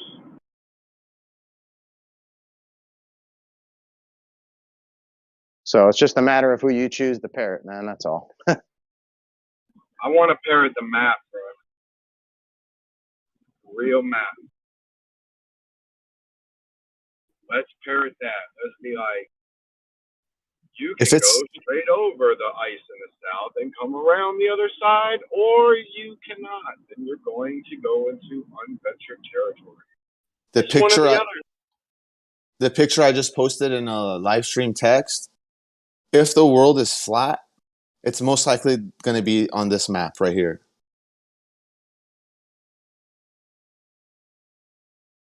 It almost has to be on that, on a projection laid out like this.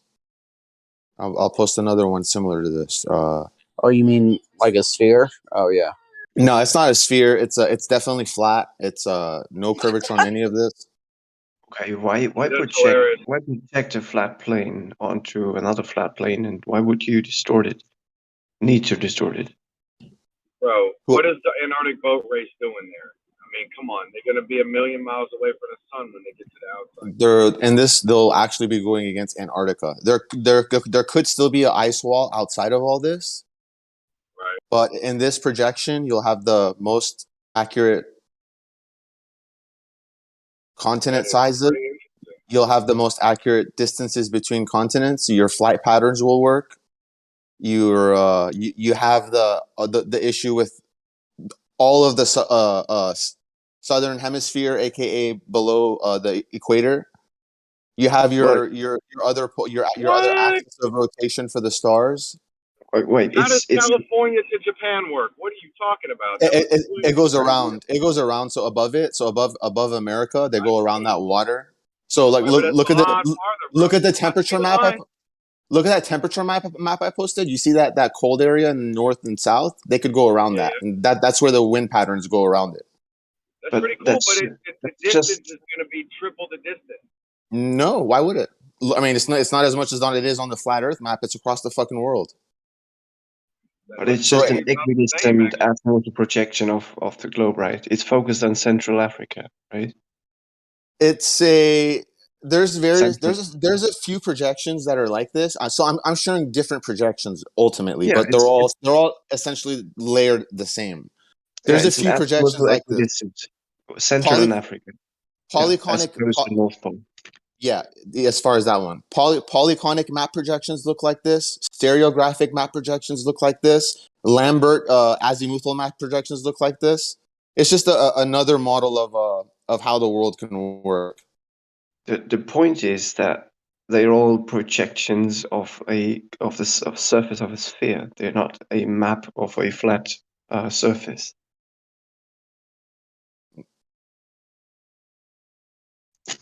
This is mostly for flat earthers that understand like the purpose of this. So there is no reason for you to consider this Hoymar because your model, your globe model, it's good for you.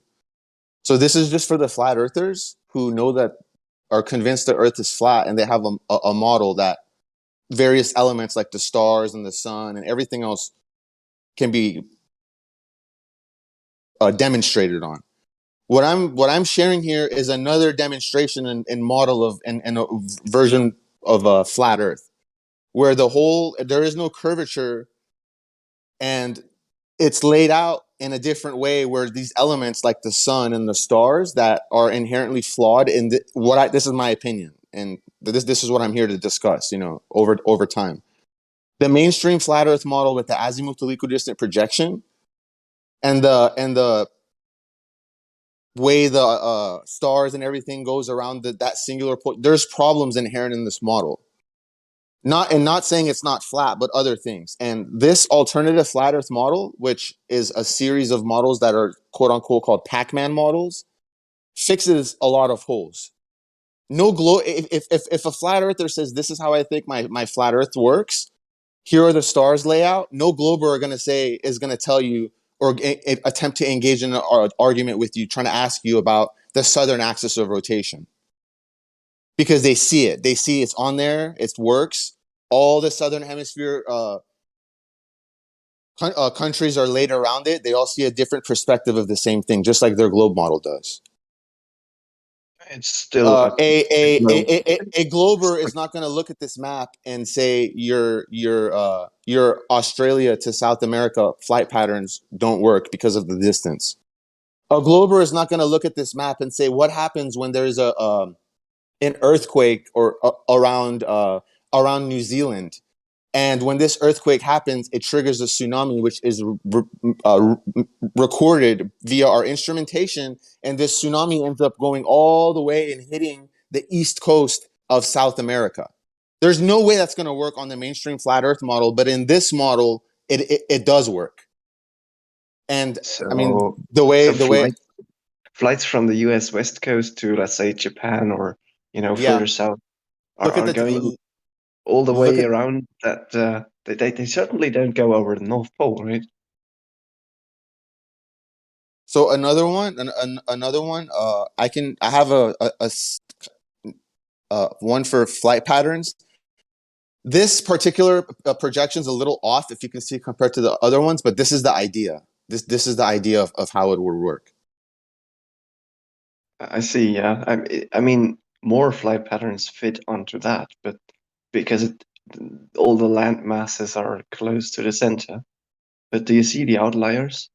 Who is flying these routes? If that is the Earth, who would fly those routes? All right. Look, let me. Good question. Hold on. Let me share you this link.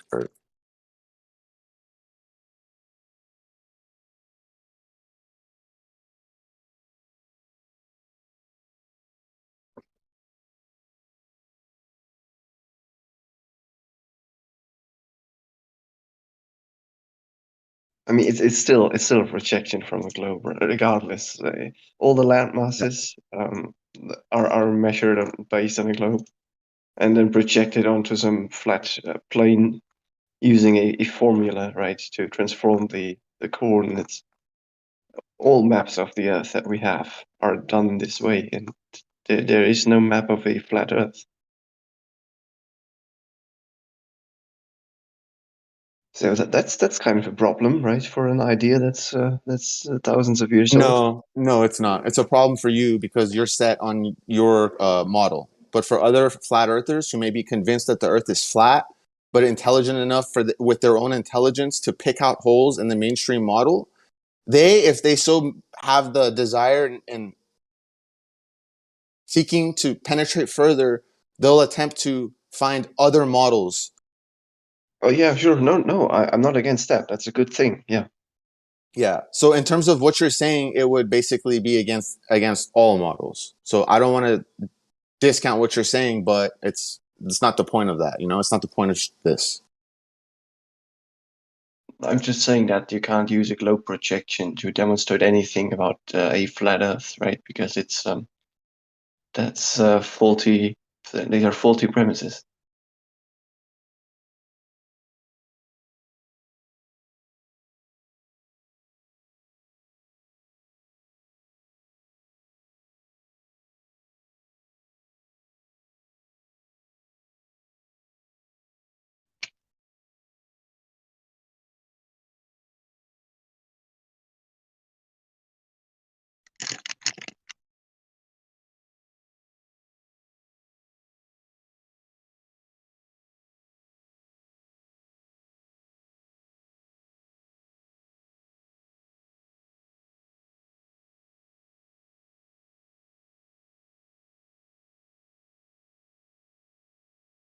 Hey, Hoymar, I'm gonna post a video of flight paths on concave Earth.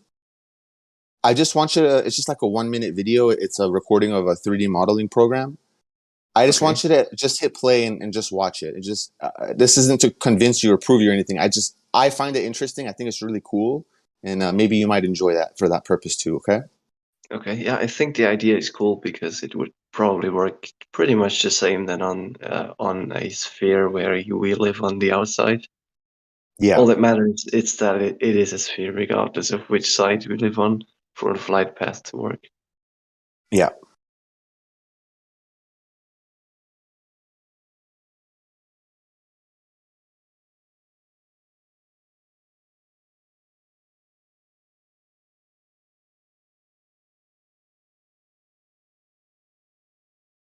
All right, it's posted now. Check it out.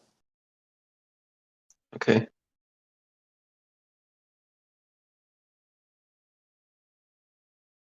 Are the flight paths going straight according to where they are over the land?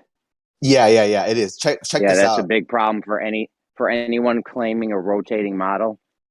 That's a problem. Good point, bro. So check out the video I posted. This is a flight paths on a concave Earth model, which doesn't it doesn't spin. This doesn't prove anything. It's just interesting. This imagery nobody's ever seen before. Well, it shows that it's not rotating. It's not shows showing that anything. definitely not rotating. It's just entertainment for your brain is all it is. It's interesting. No, if the flight, listen to me, if the flight paths are going in a straight line according to where they are over the ground, that does not work on a rotating Earth. We're not talking about a rotating Earth, bro. Jeremy, I think you still misunderstood that because they do go in straight lines above the ground. That's why they. Yeah, according to the that ground, it because- would be a curved path, and the plane would actually be going in a straight line. It doesn't work if it's a straight line That on the ground. would be in relation to the angle of attack of the plane. In terms of its pitch left and right is going straight when they fly. Listen, So the Coriolis effect. If you had a pen on a piece of paper, and you turn the piece of paper, but you move the pen straight, the pen would be going in a straight line, but according to the ground, it would be going in a curved line. The Coriolis If effect. it goes in a straight line on the ground, if it goes on a straight line over the ground, that means the pen's curving. The Coriolis effect would be mixed with everything else, and as they're flying, they're adjusting for the everything else. Did you understand what I just said about how inertial frames of reference work? So on a globe, you your can't. inertial and your non-inertial frame. On a Your globe, Coriolis reference frames. You know how the so Coriolis reference you frames can't. So work? you're saying you can't fly straight on a. Imagine if it was a concave sphere. You can't fly straight on a concave sphere. You can't. I'm saying just for a rotating Earth. Oh, that's for that wouldn't be a straight line over the ground. That's for Hoymar then, bro. My bad for speaking. I'll be quiet. Yeah, so Jeremy, consider the image I just posted. So this is the same flight path. I can't look at the flight. I can't look at a flight path. Is it a straight line or is it a curved line? It's a straight line. Okay. So, do you know how the reference frames work as pertain to the Coriolis effect? Yeah. Okay, so you realize that the line on the ground would be curving if the plane was going in a straight line. You realize that? That's correct. Yes, but you have a straight line going, which means the plane's flying in a curved line. No, that's how planes fly. No. Don't that's confuse why the. correct. Don't that's confuse why they the for plane. Coriolis, so they don't go correct. in a curved line. Hold on, there's two guys talking at once. Slow down, guys. I think what you're doing is you're confusing like a bullet's behavior that would be deviated by a Coriolis effect as Sorry, the plane. dude, I'm not confusing. Dude, I'm not confused or confusing anything. Sorry. Don't start with that, please. Yeah, so that's how the reference frames work. That planes go straight over the surface, right? Is because they are constantly correcting. They constantly check their heading, right? And regardless of what causes them to go off course, there could be anything from turbulences, and wind streams and so on, and Coriolis. They correct for that. Okay, so you're telling me the plane's flying in a curved line, and that's why it's a straight line over the surface. Straight line distances, Jeremy, in aviation focus on the shortest distance over the surface of the Earth. Yeah. Is what we call. RC Meisty, is the plane flying in a straight line or a curved path? It's flying in a curved path when it's going forward via its angle of attack. But in terms of its left and right deviation, it's flying in a straight line. I didn't know your name was RC Meister. RC, why don't you jump down a live stream 2 with me? Because we'll never just jump down a live stream 2, RC. Somebody's got an echo, by the way.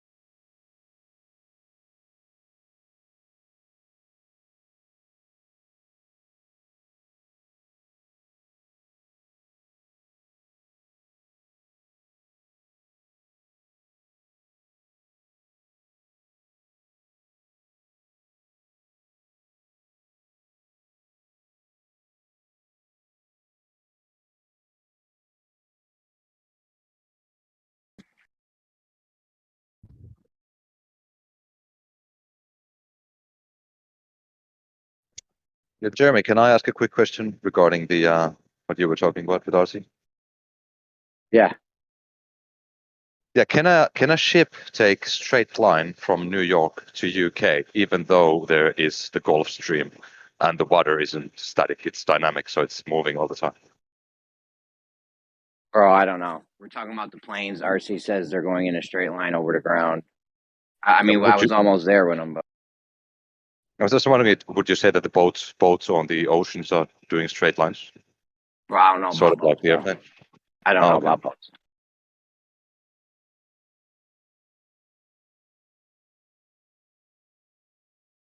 That shit killed the whole room. The fuck, guys. Yo. Yo, anyone here know the flat earther Orion? There's a flat earther. His name is Orion. Bro, every time he joins Gems Panda server, he fucking destroys everyone, dude.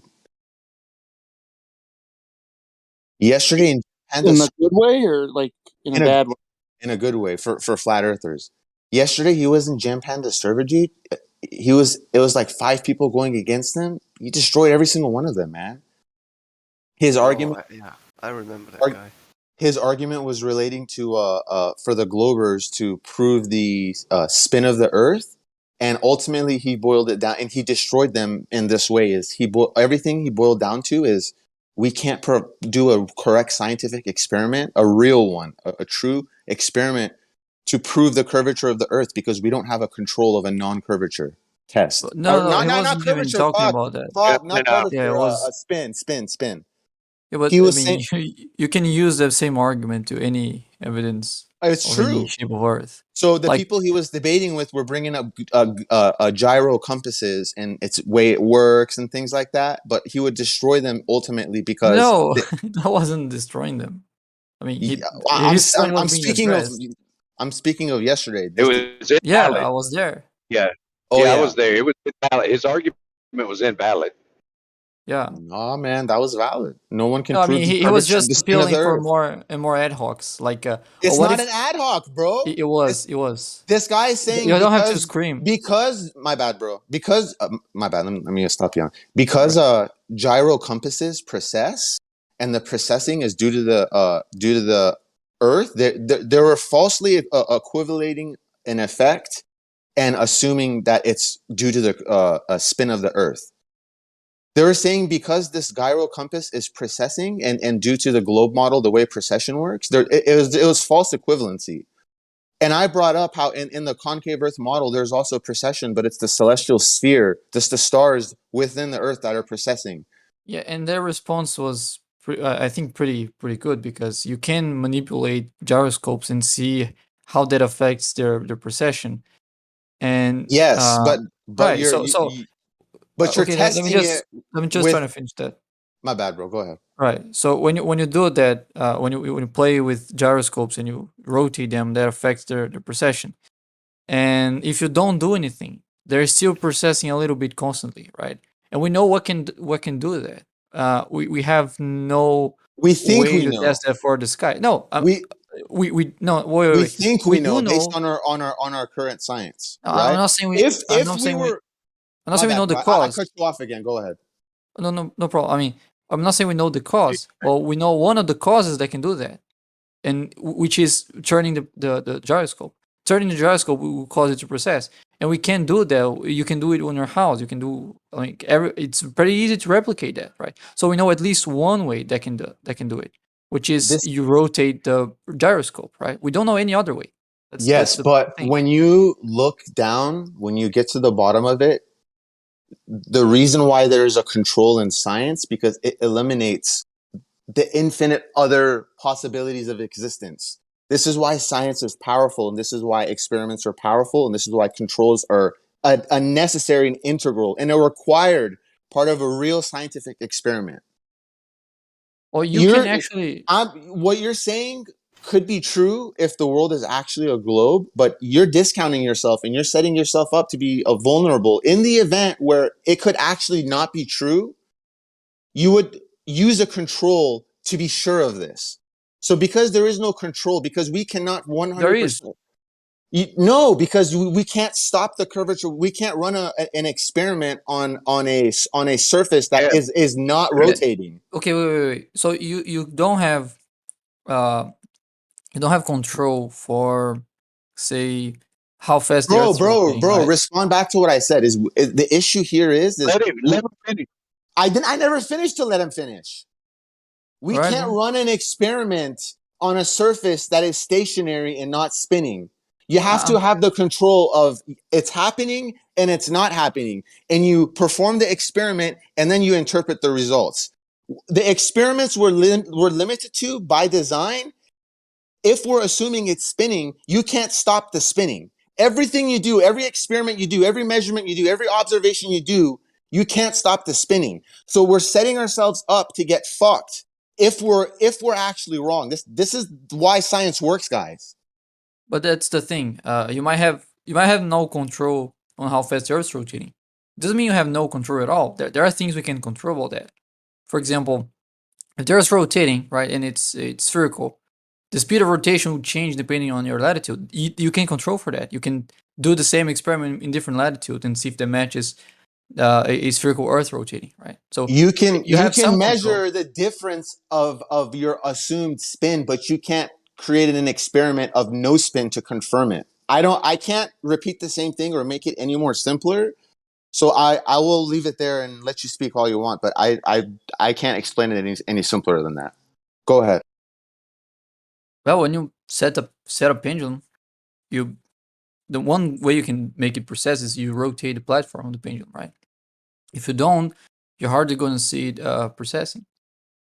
You can say, well, if the Earth's rotating, that wasn't actually. But that's using another science of precession, which is also based upon an assumption of a rotation of the Earth. All these sciences work, and we come up with formulas and ways to make it work based on our assumption that it's spinning. Actually, no. If you set a pendulum and see you swinging for a while, and you don't see precession, right? You're not assuming the Earth to be rotating. At least if it was rotating, it has to be very slow because you're not seeing any precession. In the concave Earth model, precession has nothing to do with the Earth itself. It has everything to do with the celestial sphere. So you're using your model and another element within your model to prove that the Earth is spinning. But what I'm saying is, because we don't have a control to be able to prove that the Earth is spinning, every assumption and every assumption from there on is you have an inherent vulnerability of being wrong. So you're trying to reiterate over and over again, like Differential did 12 times, and he almost had a heart attack, and which is why I had to stop egging him on. You keep reasserting procession without seeing the whole, even beneath procession. You're not seeing the flawed foundation, even which the understanding of procession is founded upon.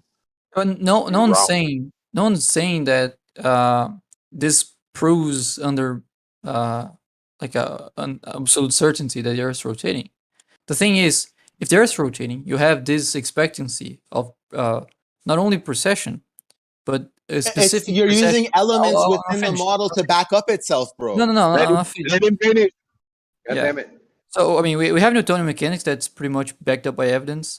We can experience and test all you want, and those same set of laws would imply that if the Earth is rotating, you should read not just precession, but a specific precession for it or for each latitude, right? And because that and matches the science of precession, the science of precession in this, bro, you're repeating yourself. You're repeating yourself. Come on, You're repeating yourself. I've Yeah, addressed he's this already. shooting a big ass hole in your argument. repeat yourself many times as well. Okay, then fuck it. Well, go ahead, bro. Your opinion still matters. Go ahead. This isn't I no kind of opinion, lost track. you know. Never mind. Go on. I know that's what his objective was. Bacon was to. No, I don't think he's doing that on purpose. Oh, definitely. You think I'm doing it on purpose, Bacon? Oh, I said I don't think you're doing that on purpose. Oh, I think he's doing it on purpose. Yeah, it's sort of normal to get like game. You guy didn't completely wreck me, Branch, you dickhead. He's just an idiot. Sorry. He says, no, sort of like you, on steroids. Dude, he killed you, man. He You had didn't no, kill me. you had no feet left to stand on, bro.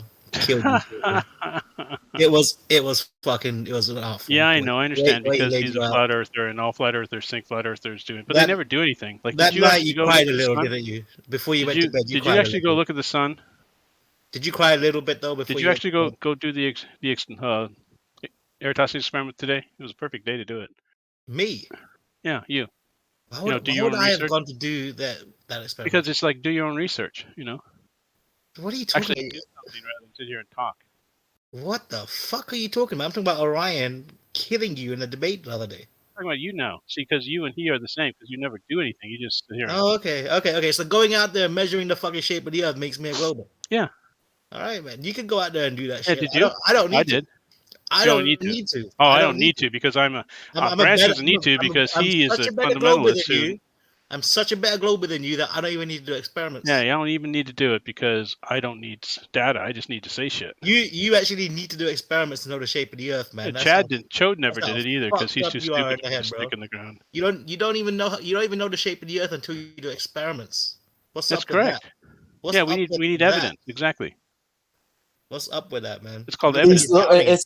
Here's the funny part. It's not doing evidence to come to your own conclusion. It's reaffirming what you've been told and born No, into. it's called evidence. And when you repeat their examples the way they did it, and you get a sticker and told, "Good boy, you're smart," you think you're actually intelligent after that. Yeah, well, see, that's called evidence, Glory, which you have. No, it's not. What it's Glory called hole, is you have no evidence. Googling.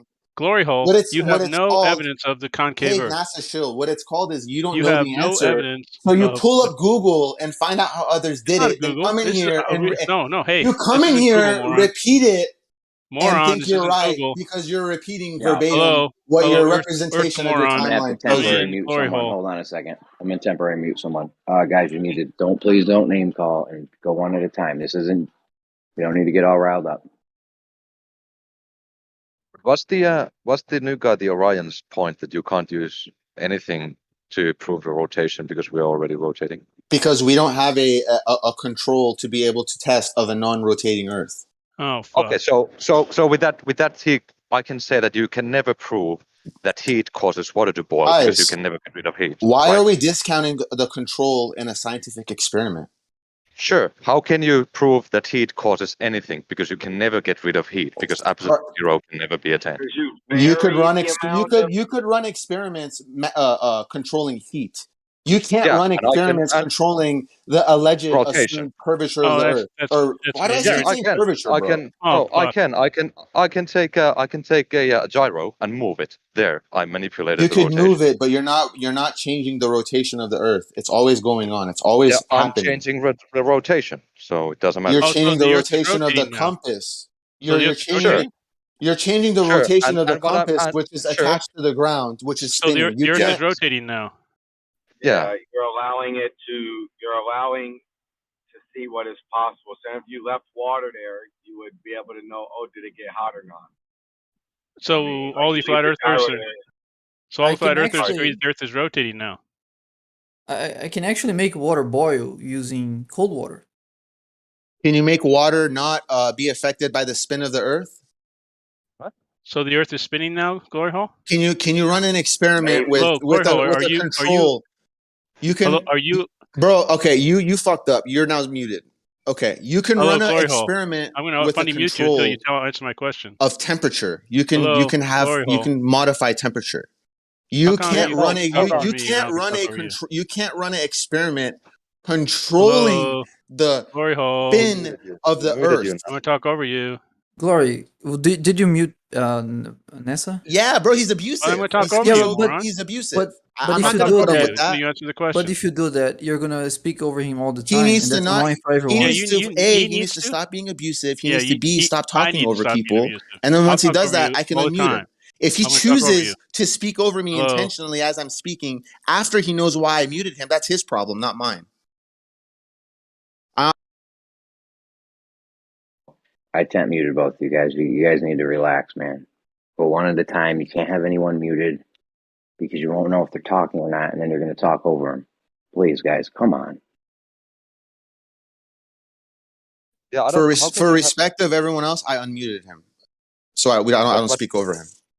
But Glory, how can you say that? So if we see the pendulums getting a little push, and they get a little different pushes depending on our location, and it matches the Earth spinning or a spinning ether, wouldn't we be able to see the spinning ether push stationary things? Like we wouldn't have to have a pendulum, right? Yeah. So if you have a force coming from the ether, right? Why does the force would always only apply when the thing is moving, like east west, right? It would be inertial ether. Yeah. Or non-inertial ether. Yeah. It only Because applies it's to magic stuff that does whatever flat earthers need to do whenever they need to do it. This has nothing to do with flat Earth, guys. This is science. We have controls for a reason. No, this is called flat Earth science. He's talking about ether, Glory. But Glory, how can you say that you have controls for heat when you can't take it away, but you can't control rotation, and you can't take that away? Well, we can heat things up and we can heat things down. We can get near 0 Kelvin. We can't run an experiment and get 0 or next to 0 spin of the Earth. It's always happening. You can move the gyro so that it reaches 0. Okay, so moving the gyro's position stops the curvature of the Earth for you to have a control of not curvature. My bad. We can move to the poles where their rotation is pure and measure it. No one We've does done that. No one does that. No, you can't. But Actually, the thing is, they've done that at the South Pole. They actually put a focal Oh, really? pendulum at the South Pole. oh, is that the one in which like they couldn't use fire to start it, so they had Is to that try the one several that was times in the to- stairwell? That's correct. It was in the stairwell. Stairwells are a great place to do focal pendulums. They're nice and tall with a nice area. People aren't in there usually. Mm. Okay, where's the video? Well, one thing you can do is Video. You need the video now, huh? 4K uncut 360. you can try to rotate a gyroscope in the opposite direction of the Earth and see if it doesn't process it.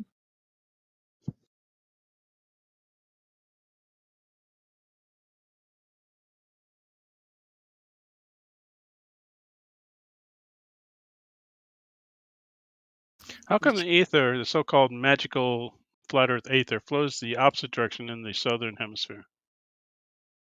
Or, excuse me, the outer bands past the equator?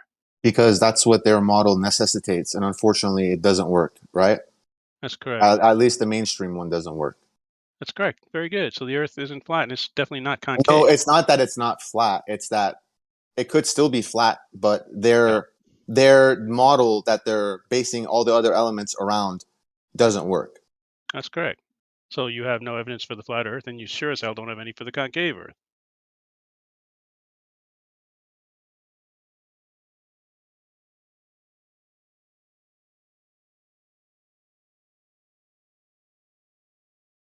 Because if the Earth was concave, the focal pendulum wouldn't work either. But that's another issue. Sure, it would. No, it wouldn't. It wouldn't work Because the way it works now. Why wouldn't it work? You just pull on it and let it go. Right. Because you wouldn't see the pattern that you see in the Yes, you focal would. pendulum on the Yes, you would. concave Earth. No, you wouldn't, Because sir. precession isn't of the Earth; it's of the celestial sphere. It's not No. the Earth. Wait a It's not minute. in the concave Earth model. It's not the Earth's tilt. That's No, sorry. precessing. It's the celestial sphere. So you're telling me no. That would not cause the focal pendulum. Your to move. model may not agree with this, but this is what the focal- concave Earth model has. Okay. The focal pendulum gives. So in the concave Earth model, if someone were to set up this a gyro compass experiment and demonstrate a precession, it wouldn't be precession of the Earth; it would be precession of the celestial sphere. And that example wouldn't have proof of the spin of the Earth because the spin of the Earth has nothing to do with it. It's the spin of the celestial sphere. That's what's wobbling. That's what's deviating. That's what's tilting. God. How does the spin of the celestial whatever it is sphere influence the movement of focal pendulums and gyro compasses? Magic. And not stationary things.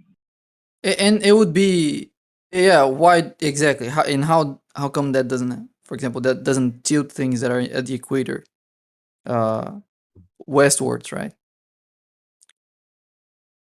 Like if there's some sort of drag coming from the sky that's causing the pendulum to precess, you should expect things at the equator to the very fact be that you dragged guys, to west, nobody right? here, whether today or yesterday, has simply been honest and acknowledged. Be like, Oh, you know fuck what? off, Listen, Corey. listen. No one has said you. I asked you a very All right, simple question. You have no answer to it. Okay, Jeremy, they're speaking over me, so I'm gonna Nessa, take out my earbuds you and ain't still gonna speak. call us dishonest. None of these globers have been honest and just come up and said, you know what, you guys are correct. We are incapable of having a control in this experiment. But no one says that. You know what? We're incapable due to the reality of you're right. We can't stop the Earth's curvature. But here are the other ways. No one says that. They stop, ignore that, dismiss the importance of a control in a scientific experiment, and then reassert how what's your another background in element science, within their Glory? model is proving it. Glory, This what's is your not background in science, guys. Wait, I told you that. Science, Glory. I told Are you you that a great couple of minutes experimentalist ago. or something? Come on, Glory. What's your background in science? I told you a couple of minutes ago we can't control for how fast the Earth's rotating, but we can control for other shit. Glory, come on, tell me, what's this great Correct. experimentalist And background we're you've got running an that you experiment can determine, to that you can say that there is no controls? Come on, you must be a great I've experimentalist. already said it, guys. Think about it. I want to thank So Orion again, for I bringing want this you- point up yesterday, Well, and it's I look bullshit forward tonight, to sir. hearing intelligent, well thought of answers and not Okay, impulsive I thought about denials it, and it's of. bullshit, sir. It's total bullshit. You don't know what you're talking about. You're not a scientist. That's cool. Just That's like you. cool. No, Paid I'm a scientist. NASA shield. You've essentially a created scientist. a gatekeeper out of yourself. I'm a scientist, sir. You're your own biggest weakness at this point. I'm You're a your own biggest scientist. enemy. I'm a scientist. You're your You're own not. gatekeeper. Hello, and sir. I've done real this science. is Let's stop right there, please. We don't have to have this nonsensical conversation.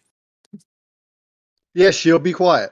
Well, I still want to know, from all glory, how the spin of the celestial sphere influences the movement. Oh, he left. Okay, fine. Somebody else tell me how the celestial sphere rotating influences anything on the fucking Earth. It seems to be very selective in what it influences. Well, the sun rotates above the surface. As it does so, it drags the ether with it, right? Yeah, but then the dragging ether would move everything, wouldn't it? I mean, It would move everything. Yeah, but the ether doesn't like inertial things. Oh, I see. The ether doesn't like things that aren't moving. It only influences. Gotcha. Yeah, exactly. Yeah. Okay, thank you. That's actually a better explanation than I've gotten from all glory. We now have the formula. Ether effects, moving things only. There you go. The variable put down. And there's a Bacon, you actually think scientifically, so you can come up with a bullshit scientific theory better than Al Glory can. Well, you can even find the equations. You just assume the Earth to be a globe. You get the equation, then you say, well, that's how ether works.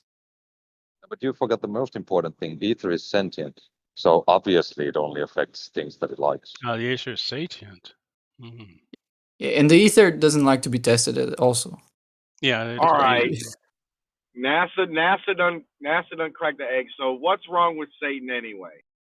Satan. What's wrong with him anyway, Ned? What's the big problem with Satan? Come on. Lemon Bird's not here. He could tell you.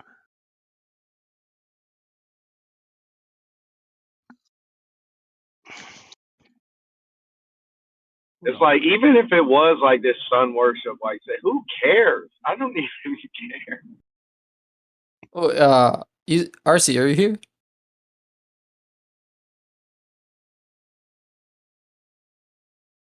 RC? Is there any other pilot here?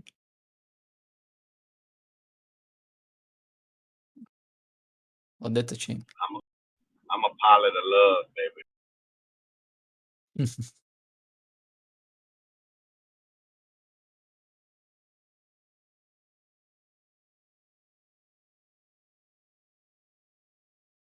Hey, Dawn, how'd you come up in the poker game?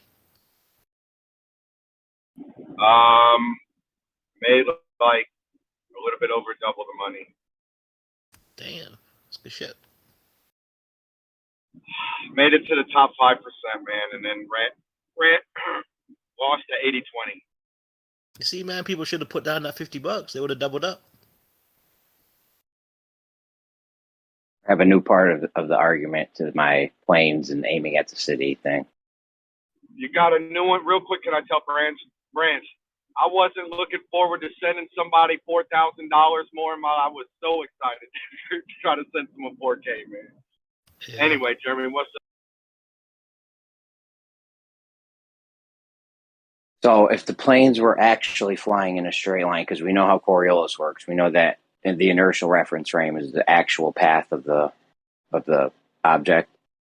We know that if the plane was actually flying in a straight line, the path would be curved along the surface of Earth. Yep. You're pretty close, but it's the other way around. But all the flight paths... They've conceded that, though, right? They've conceded.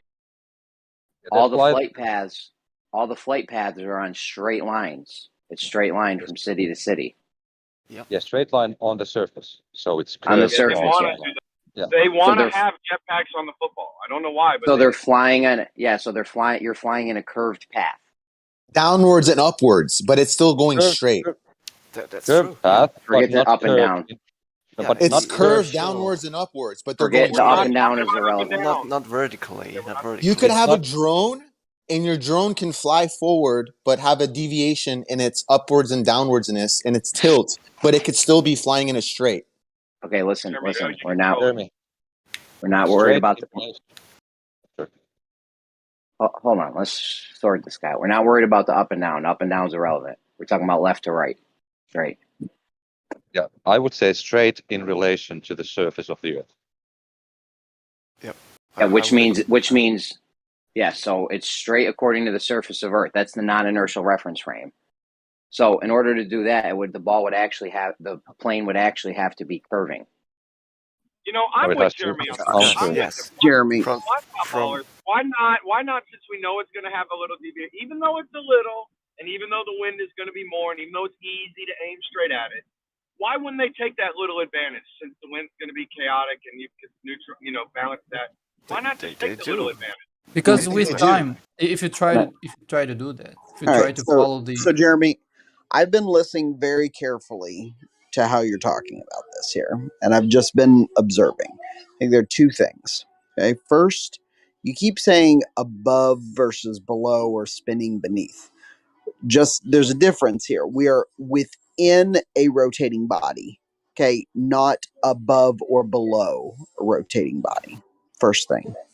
Second thing, the deviation that we're talking about is between the tangential speeds of one part of this. Can I address your first thing real quick? just so we don't get lost. Sure. So, we know how Coriolis works. We know that in the inertial reference frame, if it's going in a straight line above the spinning reference frame, that it needs to be going. Already wrong, Jeremy. Already wrong. It's not about. So we know how Coriolis works, right? Jeremy. We both know how Coriolis works, right? Already wrong. I'll interrupt you like you interrupted me with this. That's fine. Okay? That's fine. It's not above below. Okay? It's not.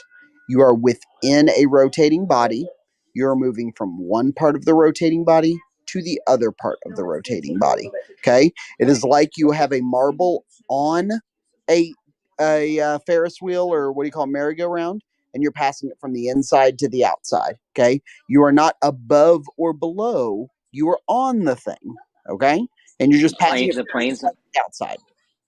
Okay, the plane's not on the surface; it's in there, and it's being Jeremy, subject to the Coriolis. Jeremy, here's where Is the plane being subject to Coriolis effect? Jeremy, your fundamental Simple misunderstanding. question. Jeremy, simple question. Yes or no? Jeremy, is the plane are you just going to lose your kids like Rakia did, or are you going to listen to my answer? Well, RC, I didn't ask you a question. I just have a simple question that you can answer. If you're not going to listen, then I won't engage. I'll ask after. Go ahead. I didn't ask the question, but go ahead. Great. So, if you are on a rotating object, this is not about above below. Every time you say above and below, I'm going to correct you, okay? Because you're going from one part to the other part that have two different tangential speeds. Thus, there is going to be a deviation, just like on Earth. So that is why your fundamental misunderstanding of like either catching up or aiming towards where it's going to be, it's just fundamentally incorrect. It's exactly what it. Okay, just talk over me. That's fine, Crex. Whatever. I'll leave and I'll come back when you guys are ready for discussion. RC, jump down to live stream 2 with me. RC. Yeah, he need to pay attention. He wasn't paying attention to you, bro. That's some bullshit. Some fucking bullshit. He tried to give you that east to west shit again. Fucking chasing the ground. That's some bullshit. So if you get a drone and you drone fly a drone from point A to point B, essentially due to Coriolis effect, it's not going to get to point B because it's deviating. While it's flying, it's making its live corrections in real time, guys. While the plane is flying, it's making its Coriolis effect corrections in real time as it's flying. What's the problem here? Supposedly, bro. The point is like, why would they take that extra advantage? Like Jeremy keeps bringing up the fact that they could have an extra advantage. Of what extra advantage, bro? The RC Micey just totally strawman him. Was trying to go on to explain the thing that Jeremy already presented, as if Jeremy had it wrong. What is he presenting though? What about the Coriolis effect? What's the issue here? You can get a shortcut if you use the difference in tangential velocity. You could get an energy shortcut. They do. Guess what? That Coriolis effect is mixed in with the effect of the wind if they're going against it or with it. It's all factored in real time. Just like if you fly a drone, bro. So if you get a drone with a 4-kilometer radius and you put on the headset and you have a first-person view, you can't fly straight from point A to point B. Is Coriolis effect not important here anymore? So I'm with you. I don't like how Jeremy act like we can't do it or it's stupid. But if there is a little advantage, why aren't they taking it? And how long would the plane need to be? How big would the advantage need to be before they actually start wanting to take it? There is an advantage. Yeah. You can go right now. I just want to say this. There is an advantage. And the advantage is going from point A to point B forward and back is not the same flight times. There is that little bit of amount of wind you're going against, Coriolis effect you're going against, all kinds of shit you're going against. It's all factored in together. No, it's not at all. No one takes the spin of the Earth into account for any kind of flight. So when the drone is piloted and flown from point A to point B, and it reaches its destination, and it lands on the square that the pilot was wanting to land on, he didn't factor in Coriolis effect, and this is just impossible. It doesn't work, right? I mean, we understand powered flight can give us the shortcuts and the ease, but if they have to use it for artillery, right? Why not take the advantage and also use it in the plane flight. Absolutely. Yeah, let me try to respond to that. They Let me do. try to respond to that, don't. please. They don't. Find Yeah, find don't me a think they. pilot that has that takes, or find me the code or the specific code in the system that accounts for that. Their flight I routes. can show you a pilot. Their flight I can routes show you a take pilot advantage who of it. corrects for Coriolis. Their very flight No, they routes don't. incorporate the wind direction, the Coriolis Yeah, effect. well, we're talking about. I'm not talking about wind. We're talking about Earth curve spin. We're not So talking let about me try to spin. We're respond to talking Dawn, about please. Coriolis Yeah, effect. I know you they just take joined. I'm not getting space to We're join. talking about Coriolis effect, and you're not talking about spin. What are you talking Fuzzy, about? I know you just joined. Try to stay with the topic here. I've been listening on YouTube. And Listen, I if you couldn't. go ahead, Fuzzy. No, I couldn't take it anymore, and I can't even stay because you guys. But the thing is, if you assume, let's say, a complete stationary atmosphere, just to make things simpler, right?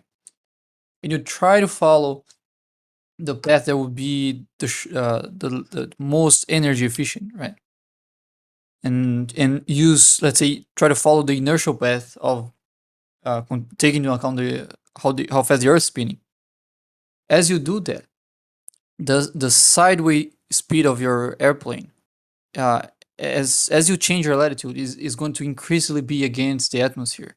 So even though the atmosphere is stationary, right, you have to be going against it laterally.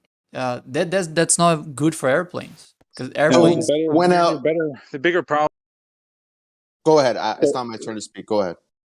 How do you gain velocity when you gain altitude if the Earth?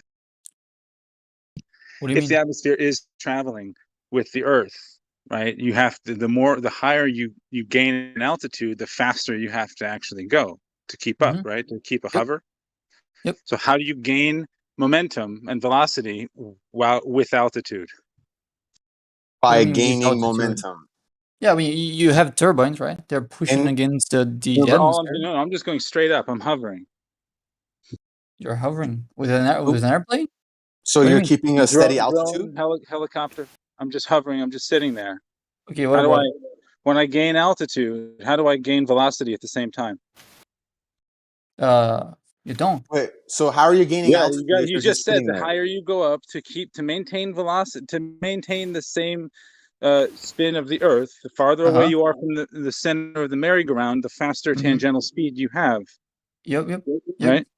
So how does my helicopter or drone gain velocity in a forward or backward with the spin of the Earth when I gain altitude and when I'm just hovering? It doesn't. Yeah, it does. I can just hover and go up or down and not go left, right, or forward or backwards at all. And I can just go up or down for the entire duration of the battery and land straight down, and I'm going to land exactly where I took And what's off the from. difference? What's the difference of speed in that? For example, let's say you hovered your drone 10 meters away from the ground. How fast the drone has to be compared to the surface to keep with Earth's rotation? Right. But no, the better question is I can just continue. No. Why can't you answer that? That's important. Yeah, that's I go important. straight up, and I'm supposed to be gaining velocity in one direction. Yeah, how much velocity? That's what I'm asking you. How much you'd have velocity? to do a calculation. Right, and what's the let's say, I mean, you haven't done that, right? You're just saying there's some speed. I agree with you. There's some speed that the drone has to. This is simple geometry. I agree. I'm not disagreeing. Away from the spinning thing. I'm not disagreeing with that. One at a time, please. Yeah, I'm not disagreeing with that. I already accepted that, yes, the drone will have to speed up with Earth's rotation to keep the position, right? I'm agreeing with that. Yeah, how does it do that? Right, it doesn't do that. But if you're trying, it has to. Okay, wait. What happens? The nature of the physics that we just laid out, that has to. All right. But okay, so let's say you're trying to hover. You're trying to keep the hover in above the ground, right? What happens if there's a very, very, very slow wind? There's hardly. One second. If that doesn't matter, when I get to my conclusion, you can point it out. But you can at least answer the question for now, right? So what happens if there's a very slow wind in the direction of your drone? What do you have to do to keep that drone hovering in its position? You have to tilt it against the wind, right? And if you don't do that, it's going to be displayed from each position. Yeah, it's going to be pushed by the wind, right? So if you're not doing any correction, you're just trying to get your drone in its inertial position, right? The wind can take it from its position very easily, right? And if you don't correct, that's what's going to happen. Now, if you want to factor in that the difference of speed of the drone going up, right? That's orders of magnitude smaller than the wind. So the fact that your drone isn't moving from its position, right, is irrelevant because you can't factor in why the drone is its position. If you're just trying to keep it above the same position, you're already correcting for anything that makes the drone deviate. If you're not correcting, the drone's going to deviate anyway because of the wind. I'm trying to see how this is relevant to what we're talking about. You're talking about wind and all this stuff, which is not what we're talking about. So what we're talking about because your question, that's so the answer for a question. At some point, when it gains altitude, if you're saying there's something that's automatically factored into the drone where it automatically tilts forward as it gains altitude in order to gain the velocity it needs to keep up, you're out of your mind. That's not what I'm saying. What I'm saying is you don't have this ideal scenario in which the atmosphere is completely stationary. There are days where there's no wind. Absolutely. What are you talking about? Oh, there's high wind days. It's not fun zero to drone wind. at all. Wind is zero. No. You can have very slow wind. You never have zero wind. Mainly when you fly your drone away from the surface. Yeah, but we don't. You know what he means. You know what he means. Yeah, so it's a very slow zero wind, but like basically trying to irrelevant wind. The weeds. Yeah, irrelevant wind. The whole point. I would guess irrelevant wind is probably still more relevant than Coriolis. So if a helicopter were to gain, I don't know what's the max altitude a helicopter can reach, but let's say several thousand feet. I don't know how many. I don't know what's the top for a helicopter. Let's just say 15,000 feet. Let's just say half of a plane. That has got to. Let's do the math. It's just but here's the thing: is that we're doing math on something that you're already assuming. So we're already arguing within your. I'm doing the math. I'm doing the math. Nothing in the drone is ever going to factor into something like that, and the Earth doesn't rotate underneath it. Right, but you're invoking issues going on. You're invoking an ideal scenario that doesn't exist. So the closest you have for this ideal scenario is a day with very little wind. And if the day with very little wind has wind that is more relevant than Coriolis, you're not actually refuting anything. You want a situation with ideal conditions, and you guys talk about a geometric horizon with no atmosphere all the time. I'm not talking about that, am I? I understand, but you talk. Have I ever said that? But come on. Yeah, so don't use other people's words to counter an argument that I just made. That makes no sense. Fuzzy, I kind of lost the ultimate point. What was it that you were trying to prove? With this. Why do we gain? We have to gain altitude. When we gain altitude, we've also got to gain velocity in some way. It doesn't matter if it's windy or really windy. We're going to have to do that in some major way as soon as you lift up off the ground. If in fact Neil deGrasse Tyson is correct. Okay, so we have to gain velocity. So what's the issue here that we could test specifically? Like, what's the issue? Well, we're trying to look for Earth-based Coriolis, and we can't find any. That's the problem. So, like, when they shoot a bullet in the southern hemisphere and the northern hemisphere, and it drifts different ways on a light day where the wind, I mean, is that not an example? Evidence of this. I didn't think we were talking about this plane drone to prove a Coriolis effect. To prove a Coriolis effect is simply just a bullet sway, right? Well, okay, so if the bullet is correct, if that's correct, and then the bullet is deviating, and the bullet's not deviating, but the Earth is deviating underneath the bullet, right?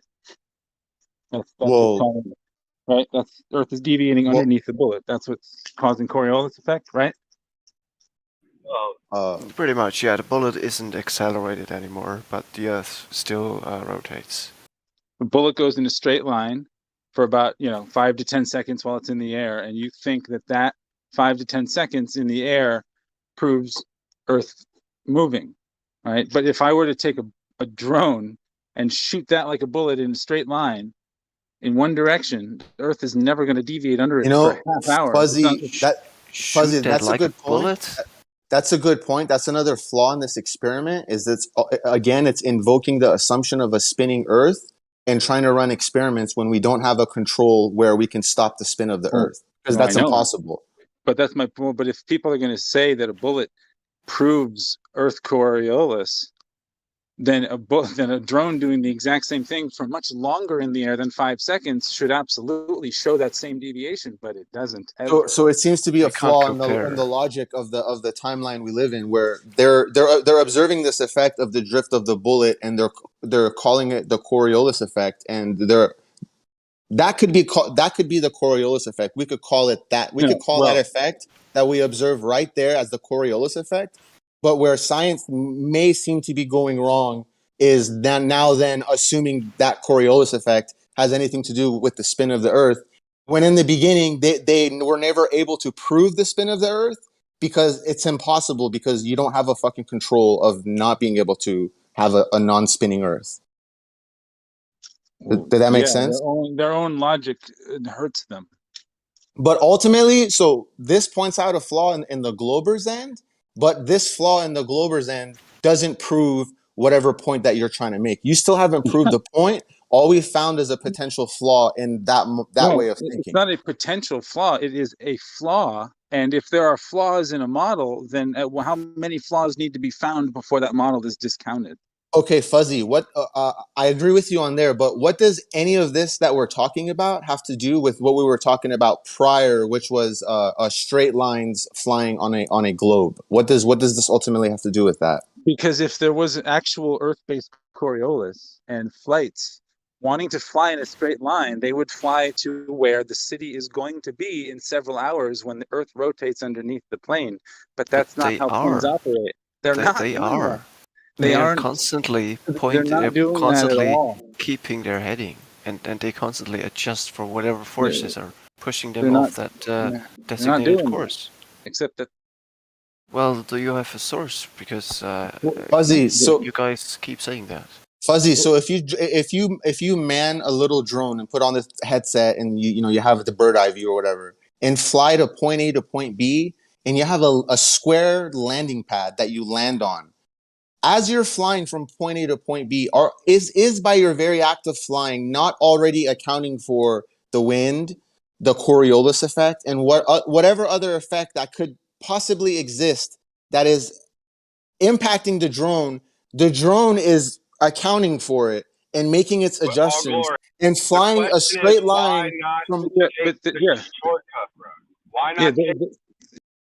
What shortcut? You're going a straight line. What other shortcut is there besides a straight line? Ask Jeremy what shortcut, bro. We all understand it, but you apparently. No, I'm asking what other shortcut is it besides a straight fucking line? So what you're saying? Hold on. Energy I don't think shortcut. you understand. I don't think you understand what you said. If the drone is flying in a straight line, it's negating the wind and it's negating the Coriolis effect. It's not negating it. It's taking account for it. So by fucking adjusting its tilt. But how is that adjusting for the Coriolis effect? What are you talking about? It's all, there's more effects than the Coriolis effect. Let's say humanity. I don't think that what the Coriolis effect is. Wait, bro.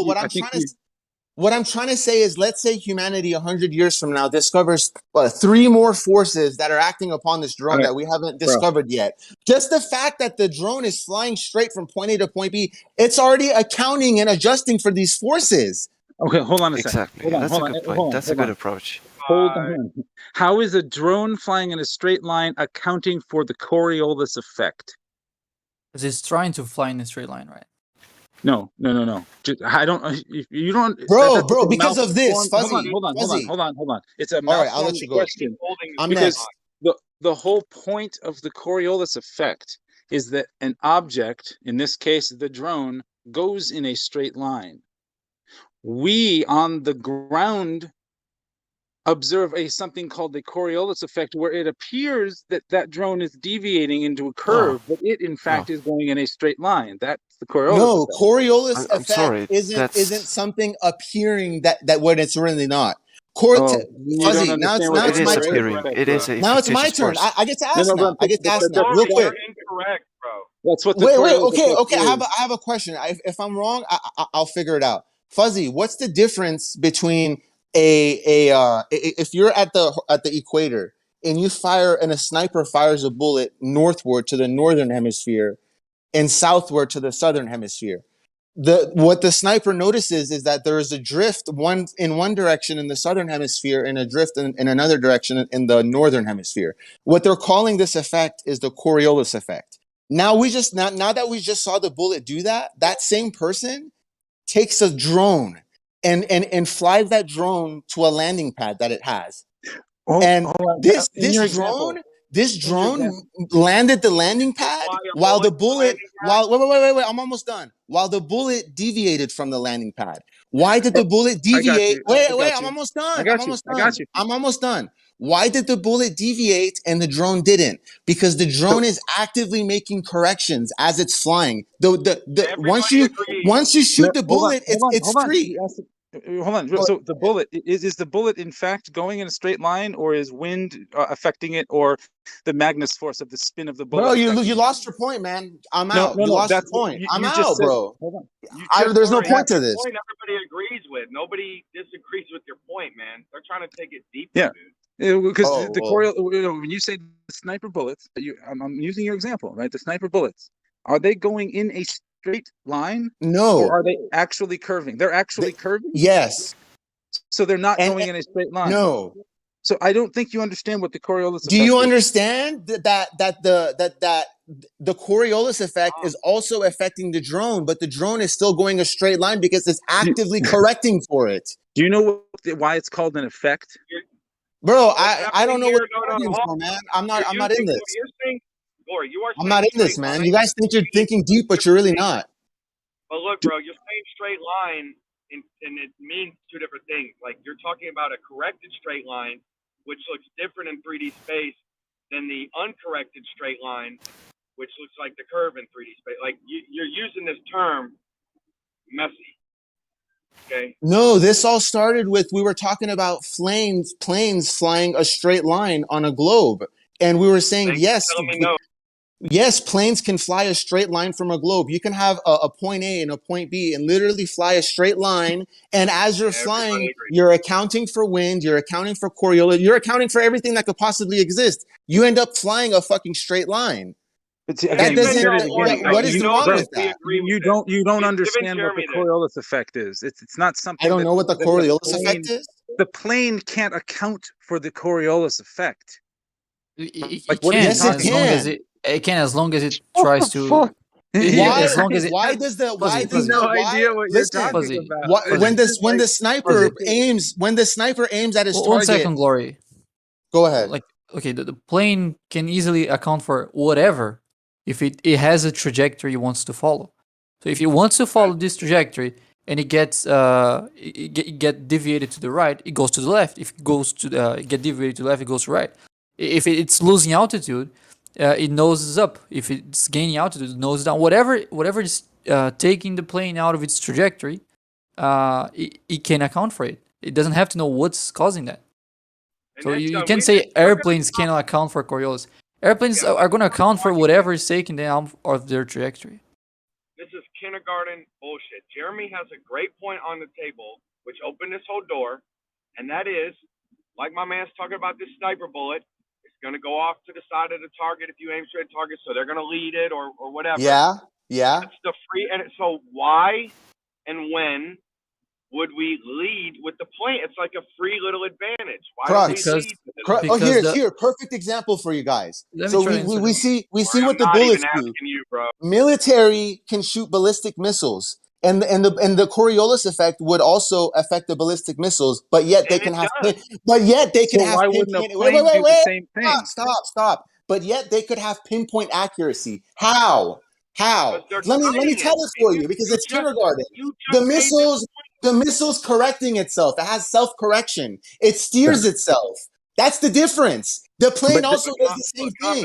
It's accounting for it, bro. Okay, I got you. Real quick. I was trying to even if it's accounting for it, right? Let's just say a plane takes off at the equator and goes straight with the equator, right? Or pick, actually, no, you know what? Better yet, pick south or north, and then it just and then you fly in the opposite direction. Yeah. You're negating all of. Is the Earth underneath you coming at you as you're flying over it? Bro, now you invoke something else. Just think about it. No, I'm not.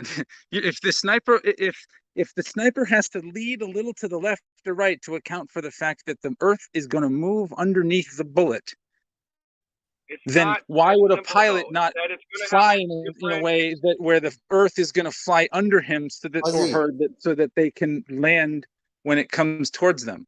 Fuzzy, why? Listen, If you're not the going to same answer guy. that question, stay off Yeah, the go road. ahead, If bro. you're not My gonna- bad. Go that's ahead. the Go ahead. Yeah, that's the question on the table. Okay, now they're not going to like that you're saying the phrase "move underneath." They're going to want to argue and say we tangential with it. Look, we know the phenomenon that's happening. The question on the table is Jeremy's saying, why use extra jets, fuel, energy, whatever, jetpacks on the football, corrections in the airplane? Why use that if you can get a little free advantage from the different and tangential velocity, from the different because that would not be an advantage. Yeah, because the distance, because you'd have to go around the other side of the world then, because that's the direction of the Coriolis effect. Let me try to answer that, Glory.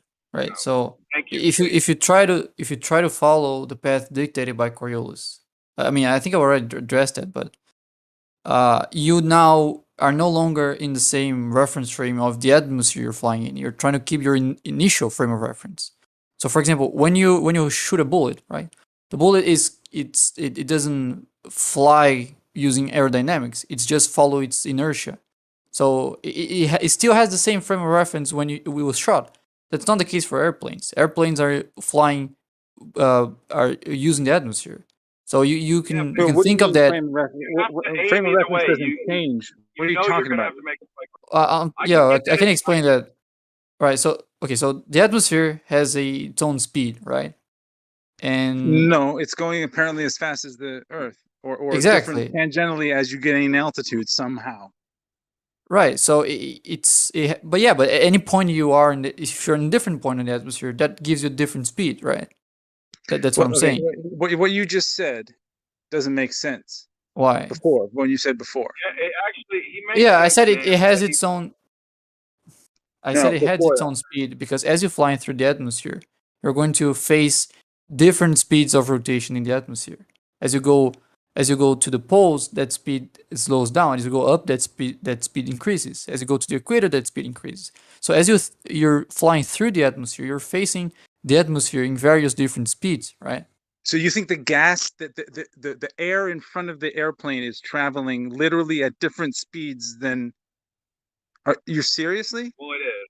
We know. Oh, that's sort of obvious. If the speed is changing as you go from the equator to the poles, it changes constantly. But again, you're also you're assuming that there's a spinning Earth and that the atmosphere is somehow able to spin with it next to a vacuum. But that's But when you said the airplane, right? You said when you said a bullet travels, but without aerodynamics, it just travels in a straight line, right?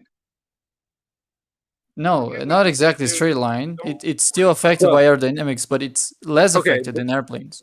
Right, but again, I don't understand why a plane doesn't fly in a straight line. Also, right. That's what I'm trying to answer. No, so the bullet. The answer here is that but it's you changed like the you're point already of view. thrusting the jet. Sorry, you're coming in low for me if I'm stopping over you. Sorry. I'm coming in. I'm going to keep y'all on topic. We're going to answer Jeremy's question one way or another. Y'all seem to dance around this shit. Jeremy, the answer is probably because it doesn't cost any energy. If you're already thrusting forward, it really doesn't cost any extra energy to bank left or right. So your jetpacks on the football, if they already were thrusting forward and you're just leaning left or right a little bit, it's, I guess, almost free. But they're all admitting it happens, even though they seem to talk fucking messy about what's happening. They all know exactly what's happening.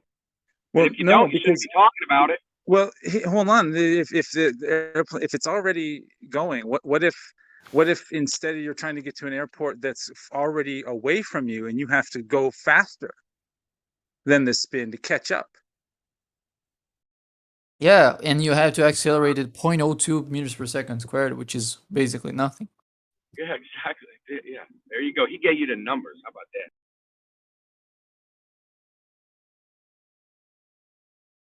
It's like a fraction of the wind. But I think that's fair to focus on what Jeremy's pointing at. He's trying to be like, look, there's a cover up. Look, this can uncover. Like, you got to think in a mindset of like conspiracy skeptic deal breakers, right? Jeremy's got a freaking got you in his head. Right. Well, right? we can actually try to. Yeah, the fact That's gonna be. One second. Objects in the air is a pretty much gotcha, because that's what it's supposed to be doing, but it never does. I think we can try to like simulate what would be the difference if we had let's say a complete. If something is in the air for 5 seconds, a bullet, and something else is in the air for a half hour, and if somehow the bullet shows you that there's a deviation and is proof for you, but something that's in the air for much longer and should show you a much bigger deviation, and it doesn't happen, that's somehow the answer is obvious. I think the deviation happens. They've all admitted it. The deviation happens. It's in the flight records. The instruments can show you. It's there. Fuzzy, if you think for 10 seconds, I think you can get the answer for yourself. Like, what's the difference between a bullet that stays for less time than something that is hovering for longer? Well, what's the obvious difference? The distance. Exactly. So the bullet is going through a very big difference in latitude. Oh my God! So instead of a drone for a half hour, you just use an airplane for 10 hours in a straight line going somewhere. The airplane is. I already told you, the airplane is much slower than the bullet, and it flies using aerodynamics. So the faster something goes, the more Coriolis is showing. Sorry. So the faster something goes, the more Coriolis deviation. Is that what you're saying? No, the faster it goes, the less it's affected by the wind. Because compared to the wind, compared to the bullet, the air almost didn't move in the time the bullet hit the target. They account for the wind, and they go in a straight line, right? No, the bullet doesn't account for the wind. No, I know, but airplanes, but because it's going fast, it goes in a straight line and is relatively unaffected by the wind. No, the path of a bullet is closer to an inertial trajectory. Because the bullet isn't flying using the aerodynamics, it's just following its inertia. The airplane isn't. Airplane can't follow its own inertia. I mean, it can't cut through whatever it needs to do to maintain a straight line. Airplane isn't catapulted from Earth. It flies. It has turbines that push against the wind. So the engine's revving up, launching it off the ground isn't catapulting it off? No, it's not. The airplane is not in the air because it was thrown. It's in the air because the pressure on the top of the wing is smaller than the pressure in the bottom of the wing. That pulls the airplane up. That's the air doing this. That's not why is it going forward? It's going forward, right? Airplanes are going forward, being pushed, pulled, or thrown in some direction. Yeah, it's going forward because that's the direction. That's the opposite direction that I'm speaking. Why are you speaking over me, man? We don't have to do that.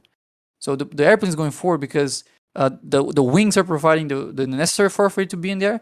And the turbines are pushing the air in the opposite direction, so the airplane goes forward.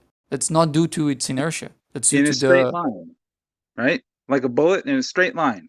No, through the air. It's not in a straight. A plane flying straight is not a straight line. Depending on what straight line I'm referring to. Are you referring to the inertial path or the ground? If you're talking about the ground, that's what the pilots are following. We're equating a bullet going in a straight line and an airplane going in a straight line above the Earth. None of them are going in straight lines. None of them are going in straight lines? No. Well, that depends on which frame of reference. Straight for lack of a better, it's cutting we have the two wind frames as of much as references. possible. It's cutting through. The momentum of the bullet is pushing it through the wind, through all of it, and then the momentum of the turbines are pushing the planes in a straight line. Everything's going in a, for lack of a better term, straight line, as opposed to a frisbee or a glider that's being pushed by the air and has no other. A leaf on the wind is not going in a straight line. I think I lost you. So they're going in a straight line, right? Both the plane and a bullet, not like a leaf on the wind. A leaf on the wind's not going in a straight line. But what the plane straight line and the bullet are, correct? Are you referring to the ground-based straight line or inertial-based straight line? They take off from wherever they launched from, either the barrel of a gun or the airport it took off from, and Earth rotates underneath both objects as they go in a straight line, correct? Right, so inertia is straight line. Right, yeah, sure. Yeah. So why don't planes show this deviation? Because they're not projectiles. They're actively pushing but against the wind. So they're subject to whatever the wind's not doing. a projectile. Yes. A plane is not a projectile. Yep. Okay. It's actively applying forces to the atmosphere to keep flying. And so it's subject to the wind in a much more significant way than any projectile is. Projectile is only following its inertia. And because it's very fast, if you compare the atmosphere to the projectile, the atmosphere basically didn't move at all when the bullet hit the target, because it did that so fast, right? The airplane, it took a longer time. So the effect of the wind, it's much more significant than whatever you're trying to detect there. Those are some serious mental gymnastics, but how is that mental? What's the problem with that? Something Tell me that's where in I'm wrong. the air so there's something that's in the air real quick shows a deviation because it's so quick. It's not about how long you just said that the bullet shows it because it's moving through the air so quick. Yeah, so fast. Yeah, it's not about the time. It's about the speed of the bullet compared to the speed of the wind, right? Right. Okay. But again, but it only took 5 seconds to show that, right? So what if that bullet was in the air for 2 hours? Yeah, how much of a deviation would that show? Yeah, a lot. So for a bullet. Yeah. So like how many that would go off in a straight line for 2. 1 second. Well, how fast is a bullet? That should show a significant deviation, right? A plane going off in 2 hours in a straight line. Let me just see how fast is a bullet. 1 second. I think this is I can give you a good answer here. 1 sec. Okay, I got 3,000 kilometers an hour as an average. 1 sec.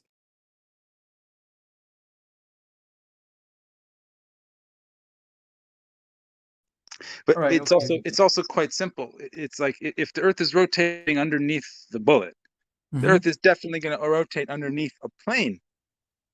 Anything that if it rotates under a football, it's going to rotate under anything that leaves the surface. Yeah, but the reason no, it's not anything that leaves the surface. The reason why it deviates from the bullet, right, is because as the bullet is traveling, it's going to different latitudes, right?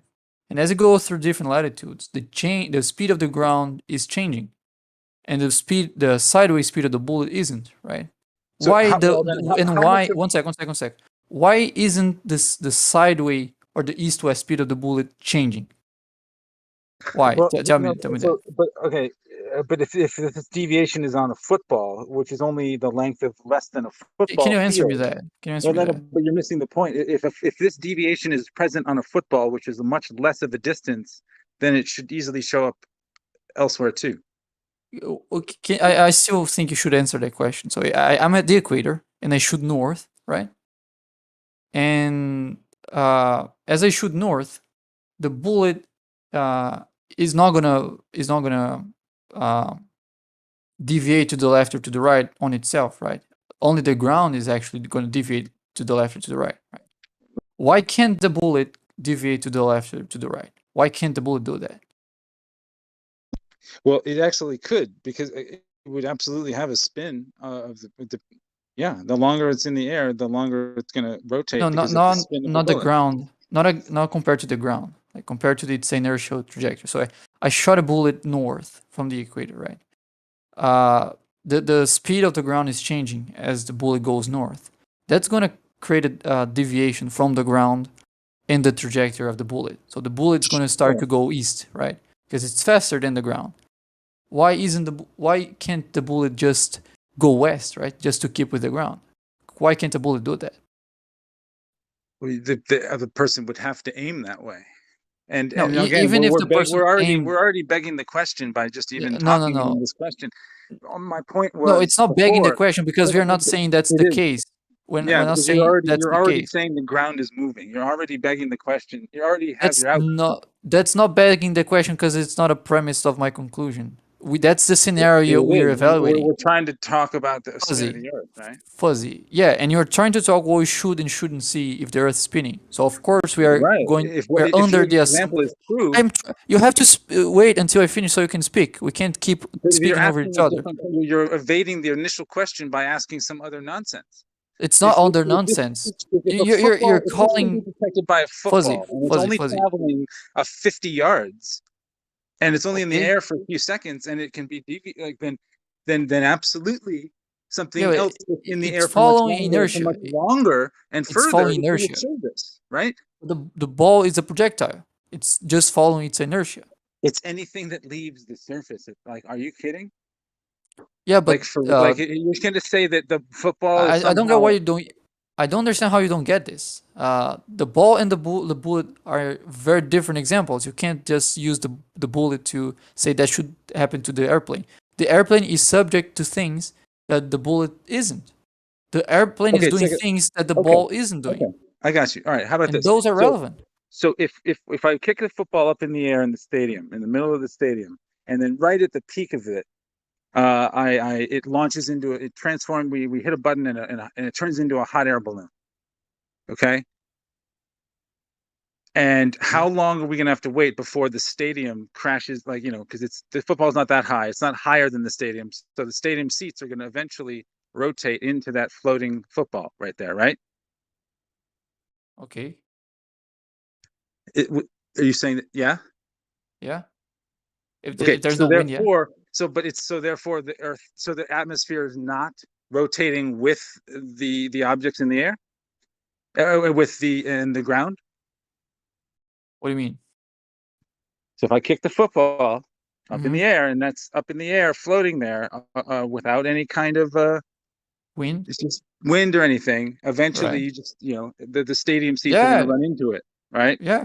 But I thought you said earlier that the atmosphere around all the objects are rotating with the spin of the Earth, right? So how would it do that? Well, you have both things, right? And you would still have it deviating. One sec. You would still have. I understand both things. Fuzzy, I'm going to elaborate. I'm trying to elaborate so you can understand what I mean by both things, right? So as you put the ball in that position, right? It has its initial ground speed that is actually slower than what it had to be just to keep the position. So yeah, it is going to deviate. It's going to take a while because that's a very small difference. But yeah, you're right. It should deviate at some point, right? Because as it's deviating, it's not following the atmosphere. So it's going against the atmosphere. Very slowly, but it's going against the atmosphere. That gives you a little bit of drag. So it's not going to deviate as much as if there was no atmosphere, right? That's what I'm saying. There's both. So what do you mean? Even there was no atmosphere. What are you talking about? I think I will have to draw this one. One sec. Let me open Paint here. Well, you're gonna draw no atmosphere? No, I'm gonna draw the scenario so you can. Well, but if your scenario is gonna end with somehow you're saying that as an example, as if there would be no atmosphere, that's not helpful. I'm not the man. Just. But I hear you. But only because I gotta go, because I have to go right now. But if it somehow was deviating when you kicked it and then it started floating, the same is true with a drone. There are drones where you can literally just throw them up in the air and then turn them off, and then they just hover there. Okay, so I'm a little confused. Yeah, well, I don't know what those drones are doing to keep stationary, because they if you just fix the speed in which the what do they call those things on the drone that spin? The propellers, props. Yeah, the propeller. Yeah. So if you just fix them into their current position, the drone actually falls pretty quickly. You need all sorts of controls to keep the drone hovering. You need accelerometers, you need gyroscopes, you need all sorts of apparatus No, you don't. You can turn all those things off and it'll just sit there. No. If you maintain as long as there's no wind and nothing messing with it, and you maintain whatever your throttle or whatever is, you'll be fine. No, that's almost impossible to achieve. It does have accelerometer to be able to do that. Oh, what if I do it inside of a building? What's that changing? Well, is it traveling with the atmosphere, or is the atmosphere different inside the building than that outside the building? And then what if I open a window? At what point is the drone going to crash into the wall because the wall is moving and the drone is not? I would need some numbers to answer you that. You would need numbers? Yeah. Yeah. So, but You ask again, how but at so what therefore point you the would. atmosphere. So the atmosphere is not traveling with the spin of the Earth. It is on your building because it's closed, right? I could open a window or just fly the drone right out the window right quick, and then it's sitting right there. Eventually, the building is going to crash into the drone because it's moving, right?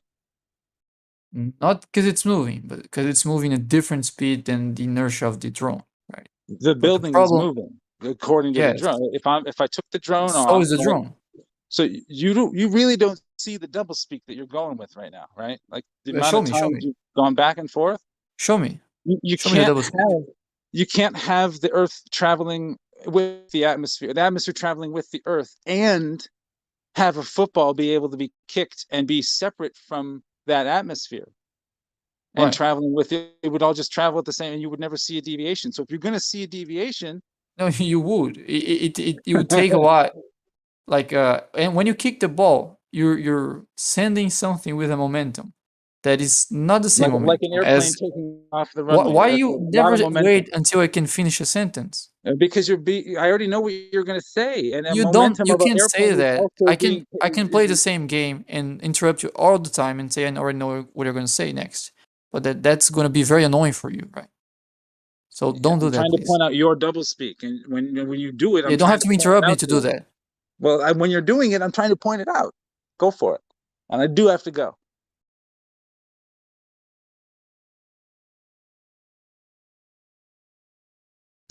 Or maybe someone else can point out the double speak. I don't know. Please, please. I'm dying to know where the double speak is.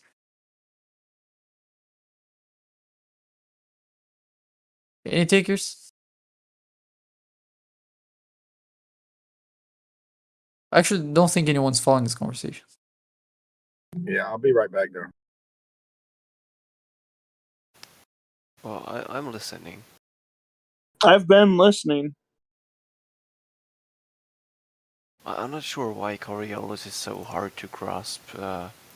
Under the assumption that we have a rotating Earth, with gravity also dragging the atmosphere along, obviously, and then having a body move through the atmosphere, but not being connected to the ground and thus not being accelerated anymore, except for the aerodynamic forces, right? So it will obviously deviate from, as viewed from the ground, it will appear to deviate from its straight path. Although, from an inertial frame of reference, it will still go in a straight path. That's basically, yeah, that's all there is to it.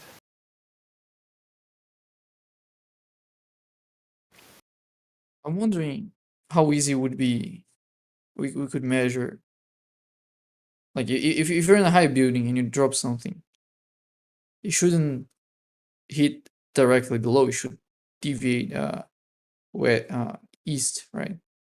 Yeah, I think it has been measured. Yeah, I remember there was an Italian guy that tried that. There's a video. Hold on.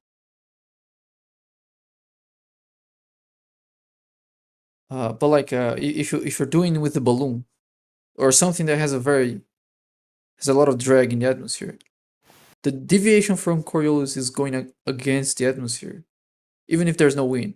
I mean, mainly if there's no wind, because if there's no wind and you're deviating from a straight up trajectory, now you're going against the atmosphere. So that's going to create drag against Coriolis. So that's going to make Coriolis a little bit less significant, right? That's the whole point I was trying to make. Yeah, a lot less significant, isn't it? I mean, for a drone or a helicopter, Coriolis will be extremely hard to notice. It will, because it's constantly dragging with its rotor blades against the moving atmosphere, and thus will be dragged along with the ground.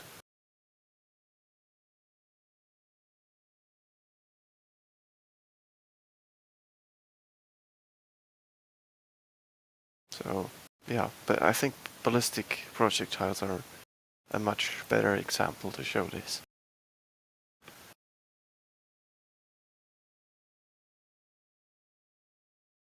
Yeah, you ballers are gonna have to stop like confusing everybody, because there's no difference between the wind and the atmosphere. I think instead of atmosphere, you should be saying gravity.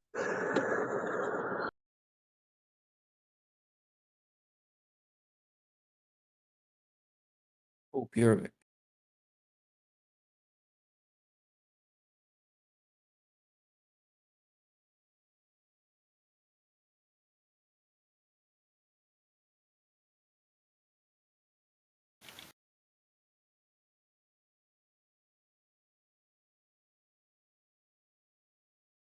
Jeremy, you AFK?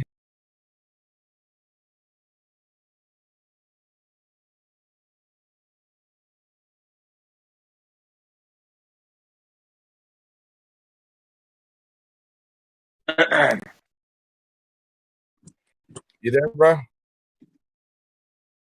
What's up, Don? It's like I'm thinking about taking that. No, I'm thinking about your question about the. Did you hear the response about the jetpacks on the football? I think it's like it's free, man. I think they just the sideways shit's kind of free. Not, they burn an energy. That's my only guess, man. Here's the thing. So one of the things I always see flat earthers say is the Earth's spinning underneath something. If I am driving a car north to south on the Earth, I experience Coriolis, even though the Earth is not spinning underneath me, because I am still attached to the Earth. Yeah, that's true. It's true. Yes, and there's nothing spinning underneath me, but there's still a Coriolis. Yes, and if you had when the guy kicked the football, you would be able to reference that. So when the guy kicked the football and Neil deGrasse said he only made it because of Coriolis, that didn't mean that the Earth was rotating underneath the football. That's not what Coriolis is. Coriolis that absolutely is rotating. Coriolis is. Let me define Coriolis for you in case we're all confused. Coriolis is the. I'm gonna define it for us so nobody's confused anymore. You ready? So Coriolis is the apparent deflection of an object that's traveling straight when viewed from the non-inertial reference frame. What is we good on that? What is Coriolis measured? Because that's not true. What is Coriolis measured in? Oh, cool. Why don't you give us your definition then? What is, before I do that, what is Coriolis measured in? We can't even. I don't even know what you're talking about because what I don't unit? think we're talking about meters? the same thing. What unit? Meters, time, seconds? I don't even know what you're talking about because you haven't even defined it, and you said my definition was wrong. So I'm wondering if you even know what you're talking about. What is your definition of the Coriolis effect? It's an apparent force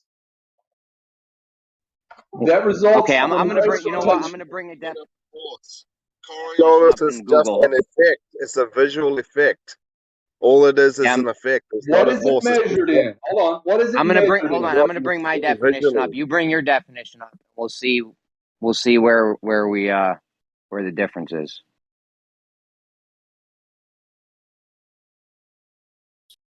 All right. So attached to the Earth, you're not going to call it Coriolis, but you're still going to have that energy change. Nothing changes. The merry-go-round moves. The ball goes in a straight line. It's just a visual effect that makes it look like it's deviating, but it's not. So it only looks like it, but it doesn't actually happen. That's what you're saying. It goes in a straight line. There's no Coriolis force. So if I'm on the merry-go-round and I roll the ball and it hits my foot in a curved pattern, did it actually hit my foot? Because it appeared to hit my foot. Did it That's not what's being talked about. The deviation is what's being talked about, and it's not the ball that deviated; it's the thing underneath the ball that deviated. I go back to my well said, Bob. The ball actually moves straight, and the ground underneath it rotates. That's the Coriolis effect. So again, apparent deviation, apparent, not actual, apparent deviation when viewed from the non-inertial reference frame. What Do we is it agree? measured in? And it's not Do an we apparent agree that deviation. that's what the core? Do we The agree that that's Coriolis what it is? force. To be clear, we're talking about the Coriolis force. Oh, I've been talking about the effect this whole time. I Yeah, don't know we're talking what. about the thing that you can see, not the imaginary thing that doesn't exist anywhere in reality. What is it measured in? Nobody's answered that question yet. I'm talking about the effect. I don't know. You're talking about your something imaginary force else. is measured in, dude. We're not talking about your imaginary force. We're talking about what we see happen. You have to show the Earth is spinning, bro. I'm not even talking about. I'm talking about on any rotating spherical object, merry-go-rounds, basketballs, whatever. What is that force measured in? Is it just pretend? Yeah, no one else here is talking about a force, dude. You're bringing up something that we're not talking about. We're not talking about some imaginary force. We're talking about a visual thing that we can see happen. Coriolis is actually a force. That's If fine. you look it up, it's fine. Listen, it's fine if you want to think that there's a force called Coriolis force. That's fine. We're not talking about that right now. We're talking about something else. So if you want to talk about that, go into another room with whoever you want to talk about that with. We're talking about something else. Apparently, nobody here actually has completed a physics course. Because what are you? If I'm talking about the Coriolis force, what are you talking about? Talking about the Coriolis effect. So two different things. Then we're talking about two different things. Yeah, I don't know. One is fairy tale and one is reality. Bob just told you we're talking about two different things. We already knew that.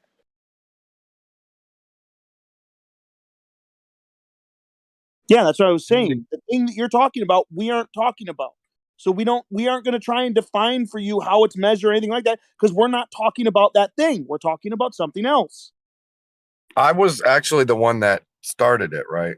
So maybe we could talk about what I said to Jeremy, which was the jetpacks on football, the plane. Remember, Jeremy? You asked why aren't they aiming to the side? Why aren't they taking? How about this? What's the formula for Coriolis? Is there a formula? Does it actually exist? They know it exists, man. You know what's up, there, They're literally denying it in the chat right now. It doesn't exist. It's very weird. They're saying like it should be. When they say it doesn't exist, let's steelman them. We know that they're saying like it should be there, but we don't witness it. It's not in reality. Like let's steelman them. I'm gonna just assume. I'm gonna, that seems like a fair guess of what they're trying to say, because they know that, the differential. I literally asked them, what unit is it measured in? And they said, it doesn't exist, so we don't need a unit. No, well, see, but I wanted to talk to you about it because you're rational always. If we were going to say, like, what was the effect measured in, and we could say, like, distance, right? Or deviation, ratio, distance over time. What do you think? Would that be? How do you like to talk about it, Extremis? It's a force, and it causes, as you said, you can talk about the effects of the force. Yes. So Coriolis is a force, and it causes things to happen. Right. So, like, I know when Jeremy talks about it has to be the apparent, like, I understand that there's going to be an energy conservation, depletion or whatever necessary, even if you're still connected, like in a car going north and south. Like you're still going to, assimilate into that new tangential velocity, which is going to either, increase or decrease that energy that was involved. Right.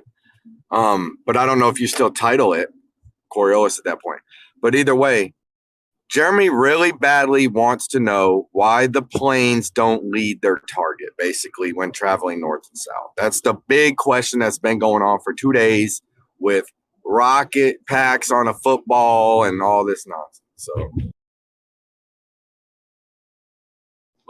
a simple answer would be cool. You know what I mean? A simple answer. Because, hey, if they could take a free advantage and lead the target and save some energy, of course they would. So why don't they? Well, it's because maybe it's not that much of an advantage. You know, maybe it equates to fuck all. That's actually true. It's insignificant. Yeah, so insignificant. One might argue that it might as well not even exist, huh? As if it's not even happening. Well, you can. The problem with that is that you can come up with scenarios in which it is significant, and when you test that, it actually. The only thing you have that's the only thing you have. There's nothing else in reality that can show any type of Coriolis force. What's the only thing? It's You mean on the Earth? insignificant. You mean as applying to the Earth, right? Like, because I mean, come on, we got the ball in the merry-go-round. Like, see, man, fuck it. Hey, we're just coming up. It's insignificant compared to most other forces involved. But there are situations where it may be significant if the other forces are also small, but large compared to Coriolis.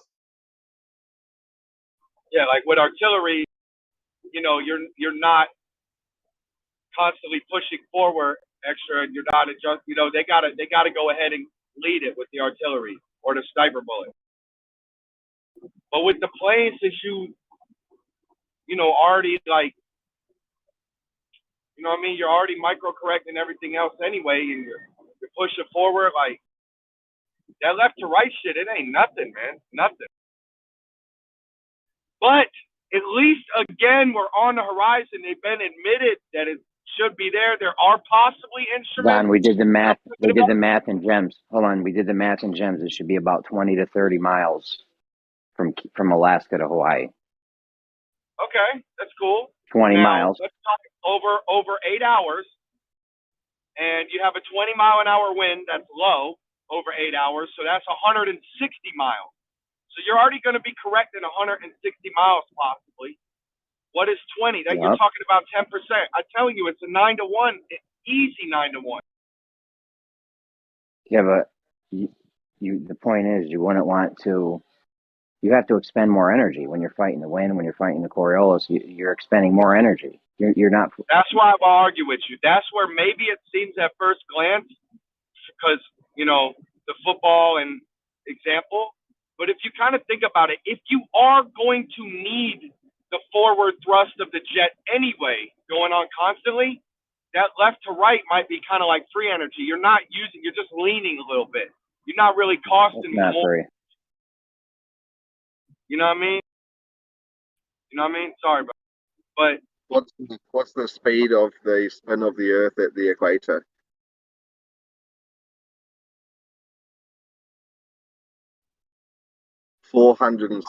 meters. 460 meters per second at the equator. 460 meters. You get a star for using meters per second. Why? Because that's not miles per hour. And that doesn't even seem right. It's like you should jump up over a whole football field with the Earth spinning underneath you. Bro, how if you got like, if you're in Alaska and you got 500 miles per hour rotational speed, and then you get down to Hawaii and you got like 1,000, or anywhere in between, anywhere where it's just a difference of 100 mile an hour difference. By the time you reach in the end point of the trip, you're going to be at 100 mile an hour difference. Even for that last hour, that should be 100 miles off. How are they only coming up with 20 and 30 miles, Jeremy? That seems fucking weak. I don't know, man. This shit's over my head, dude. But just accounting for the Coriolis effect, it was 20 to 30 miles, give or take. Depends on how fast the plane goes, and oh god, that Jeremy, seems low though. That seems really low. Are you still confused about airplanes, Jeremy? He's confused about Coriolis. Oh fuck. No, I'm definitely not. Yes, Everyone here Jeremy, knows you I are. know Coriolis. It is Everyone not here knows. Shit about Coriolis. It is Everyone not here the knows I know what deviation. Coriolis. You don't know shit about Coriolis, sir. I know. Coriolis is not deviation. It is the force that causes the deviation. The parent There is a Coriolis difference. effect is the apparent. The Coriolis effect is the apparent deviation. It is not apparent or real, or it is not the deviation. It is the It's force. not the deviation, it's the apparent deviation. It's not the apparent. I don't care what words you describe it. It's not the apparent deviation. It is the force that causes the deviation. Right. I thought it was the roots, Jeremy. We're talking about the Coriolis effect. Hey, So by the is- way, Jeremy, I posted a screenshot a little further up in chat if you can see it.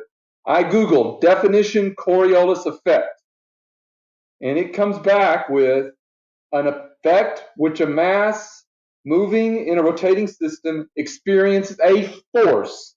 It is a force. Actually, okay, what happens? Finish reading. Finish reading.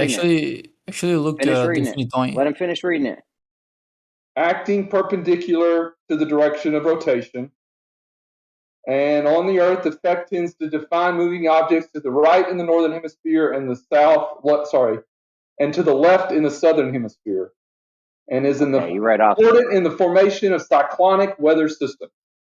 Yeah, you read off some bullshit globe definition. Can we get a real definition? That's the real definition. You read your rhetoric definition off. Can we get That's an the real actual definition of Jeremy. Coriolis? I literally took it straight off of Google. I mean, I don't know what you want me to do. Okay, so do you think it's a real deviation or an apparent deviation? It's not a deviation, real or apparent. It is not either one of them. So the Coriolis effect has nothing to do with an apparent deviation. It's not, is that what you're saying? It is a force, Jeremy. Do you not understand that? It is a and does the force force cause a real deviation or an apparent deviation? Now it causes either. It causes apparent. I don't care. It is a force. I know. Well, we're talking about the reference thing you don't frame. care Let about, me so put it maybe. that way. Well, we're talking about the thing you don't care about, so maybe, like, I don't know, fall back and listen or something. I don't know. Jeremy, it is a I understand why you have to. I understand why you can't accept the Coriolis, because it shoots a big ass hole in your stationary flat Earth bullshit. No, it's actually destroying the globe right at this very moment. No, it's not, sir, because ruining you Coriolis guys. exists. That's why they have to account for it when they fire naval guns. That's why hurricanes rotate one direction in the northern hemisphere, the other direction in the southern hemisphere. It's why focal pendulums rotate the way they do. We know. Yeah, Those and are how all can you keep up with examples. this bullshit, sir? And you have no explanation for any of those things other than they don't happen. It's not true. It's false. I think the answer is they do happen, but you can't prove it's Coriolis. At least that's the answer I've heard so far. I mean, it's just random coincidence. Okay, that may be the explanation. Random coincidence that hurricanes rotate in one direction north, the other direction south, never cross the equator. We're way off on Random. hurricanes now. Come on. Hurricanes are a prime example of the Coriolis effect. Completely random coincidence that the Foucault pendulum happens to precess at a rate that lets you calculate your latitude. Completely random. And also, by the way, changes the direction of precession north or south of the equator. So it rotates. The precession would be the deviation, the apparent deviation, right? From straight that the object's going? Call what you want, Jeremy. Apparent. The problem is you don't understand the word apparent. You think it means make believe when it means just the way you see it. No, it means that. It means that actually it's going straight. Hold on. First of all, you got it. It means that it's not. No, there is no. It's actually going. Actually, doesn't I don't mean know. that. If anyone wants to talk one-on-one about it, Well, it doesn't mean that. You're doing One second. The simplest version of Coriolis, which is just like rolling a ball over a rotating surface, right? The ball is actually going straight, or it's going straight in an inertial frame of reference, and it's making a curve in a known inertial frame of reference of the platform you're rotating. That's the simplest version of Coriolis, but that's not the definition of Coriolis. You can have Coriolis effect in which there's no frame of reference in which it's going straight. Just, for example, a pendulum that is not at the poles and not at the equator. There's no, it's going to precess, and it's not going to take 24 hours. It's going to take longer. And there's no frame of reference that in which that's actually taking that's which not processing. It's going to process in all frames of reference, the inertial one and non-inertial one. So Coriolis does not imply that in the inertial frame of reference there's no deviation. That's not what Coriolis says. That's what you are adding, because that's what's happening on the simplest example of Coriolis. Trying to keep it simple for you guys. The Coriolis effect is the apparent deviation of an object that's going straight when viewed from a non-inertial reference frame. No, Okay, not hold on, Jeremy. If I am measuring or calculating, how do I calculate that? Is that the Coriolis effect? Did I describe the Coriolis effect good? No. How do I That's an calculate example. your version That's of an example. That's not the whole thing of Okay. Coriolis. Coriolis If is we more have than that. Coriolis effect, will there definitely be a deviation from straight? An apparent deviation, not actual. Hold on. No, there's an actual deviation. Can anyone sir. answer that? It'll be an There'll be actual an actual deviation. deviation. So you're telling me when you throw a ball, The focal so pendulum you're telling me actually when we throw a ball, so you're telling me when we throw a ball over a roundabout, it's you actually and your curving? No, Jeremy. You throw a ball over. Listen, guys, this is super simple. No, we're not You throw saying a ball that. over a It's roundabout. super simple. Do Already answered. The answer hurricanes is no. actually deviate, or they just appear to? Do focal pendulums actually deviate, or do they appear to? Do naval shells actually deviate, or do they just appear to? I think you didn't listen to what I was saying before. What you're asking for, like, is it? I definitely does it didn't. follow a Bacon, straight if you line? want, hold on, Bacon. You want to talk about this? To what? You want to talk about this with me? I'll bring you down to another room. Me and you can have a little one-on-one. If that's what anybody, I'll do that with anybody that wants it. Sure.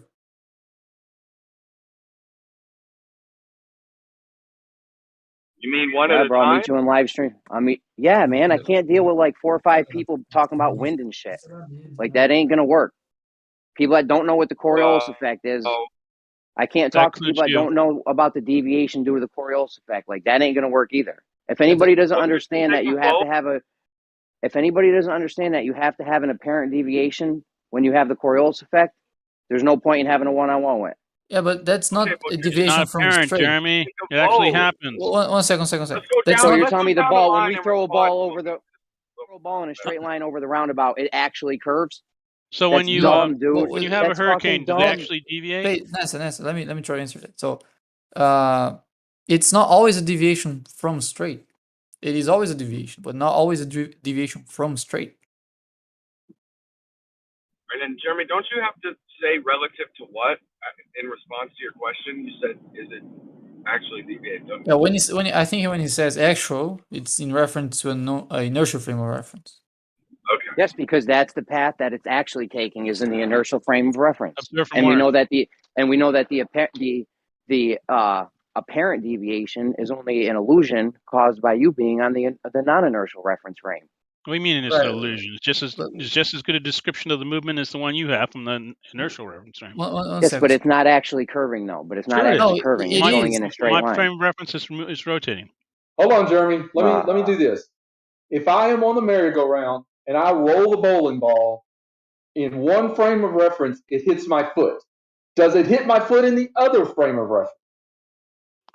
Don't know. I'm talking about things moving in a straight line in the air above rotating objects.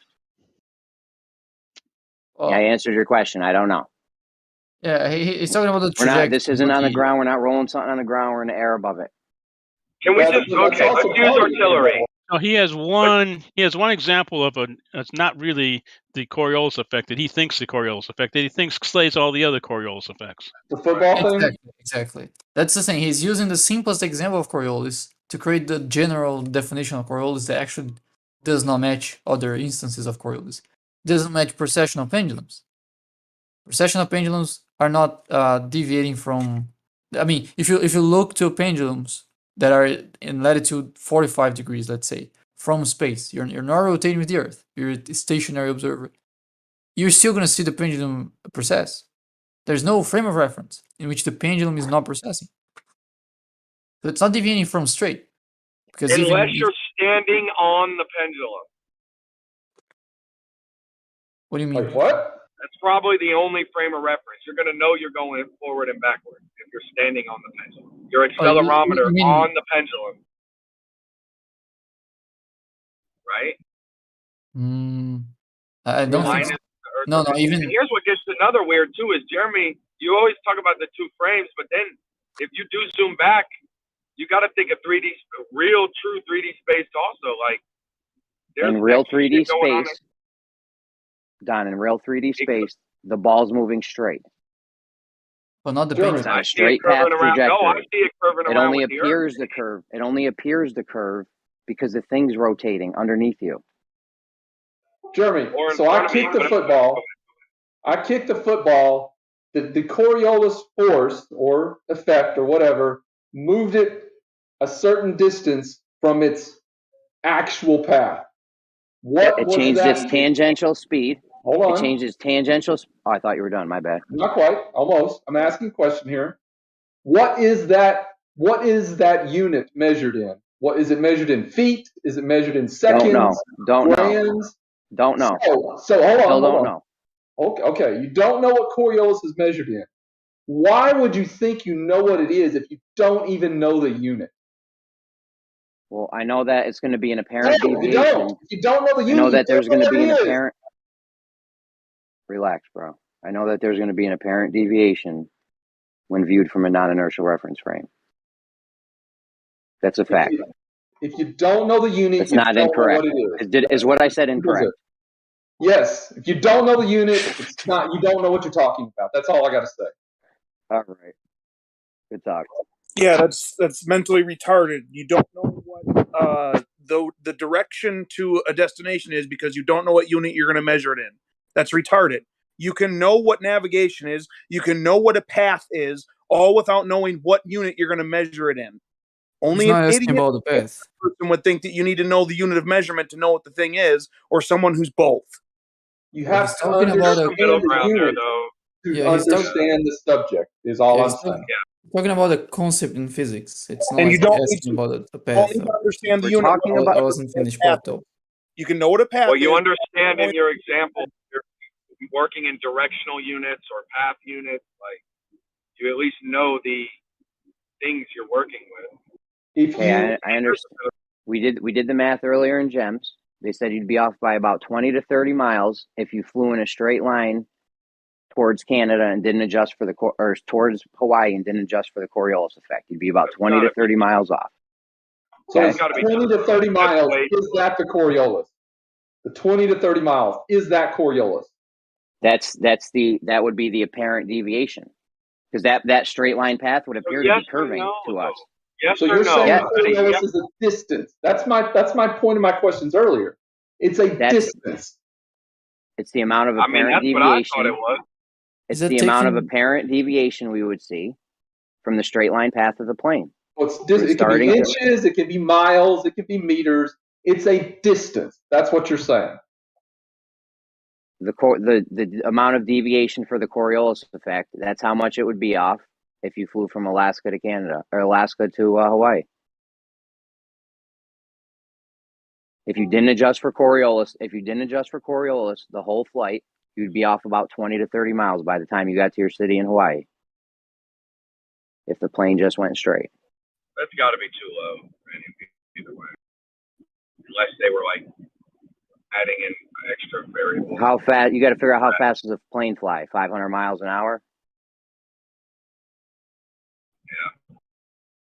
But in that last, that's what I'm saying, that last 500 miles, you're going to be, you could get 100, miss by 100 miles right there. I mean, it's going to be a difference of 100 miles an hour from where you started to where you end.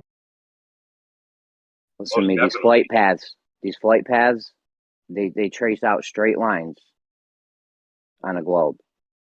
Well, they got the jetpack. Not deviating left to right. If the plane was flying in a straight line. Said it is. Moyak said it was, dude, and he said the instrument should be able to record this shit when going in both directions. You're gonna see this. Remember, Moyak said this yesterday and the day before. Bro, the thing Moyak's talking about is something else. I'm trying to tell you, bro. He's finally on your side, man. I'm trying to tell you. Listen, if you had a revelation. If you had a pen and you're moving it across a piece of paper, but you're turning the piece of paper, that the mark on the ground is going to appear to go in a curved path, right? But the pen's actually going in a straight path, right? You understand this? We all agree. It's not very Yeah, so analogous. it's very analogous, you said? No, it's not very analogous because It's not? So no, what do you mean?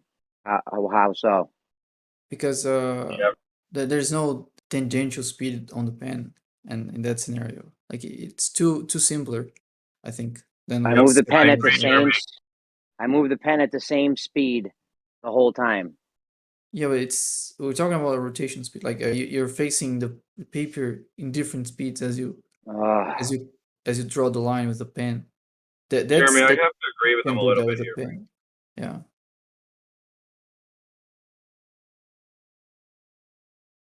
Like that's There's extra. there would be a good analogy to simple Coriolis, but that's not very analogous to Right. airplanes. They like to call this just conservation of momentum. They really don't like to call it Coriolis. Like Zanuck will fucking be down our throats right now if he was saying. The thing is, Don, listen, they claim they're flying in a straight path, straight heading right to the city all the time, and it's a straight line over land, which means the plane in the inertial reference frame is flying in a curved line.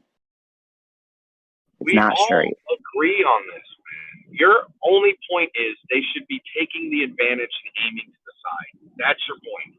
We all agree on all of the physics involved. Your point, again, I'm going to repeat it till you tell me I'm wrong, is you're asking why they don't aim that 30 miles off to the side and take the free energy.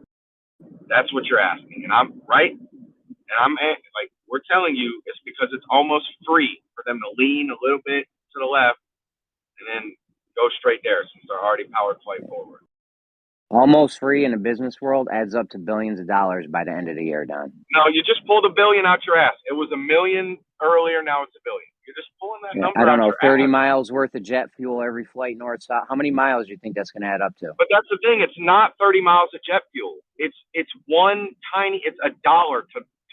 to point the other way. They don't actually have to go 30 miles farther. They just quickly point the other way. When they fly this path, they're flying a curved line. Whereas my path where you shoot right at it, where it's going to be, is a straight line. How many miles longer do you think that curved line is going to be? Wait, just so there's two Coriolis. What do you mean none? Did you really just say none, Don? You're telling me the curved line and a straight line is going to be the same amount of miles? Come on, bro. Think about the energy that they need to do, bro. Think about it. It's like close to zero. Dude, we talked about 9 times more expensive to win. Okay? If you're already having a chaotic variable of the wind, that's going to cost you 9 times more. You just pay attention to that. It's going to trump you anyway. And I'm still telling you, 30 miles, that's bullshit. That's way too low. I'd love to see, they must have compounded in the extra stuff, like Bob the science guy supposedly did the math.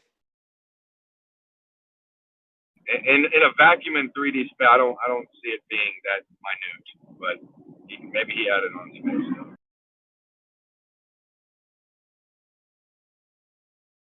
It's a little suspect. Their ending argument with me and Gems is that they don't fly in a straight line because they have waypoints and maybe there's spots where it's restricted airspace they have to fly over. So their argument in Gems was they don't fly in a straight line.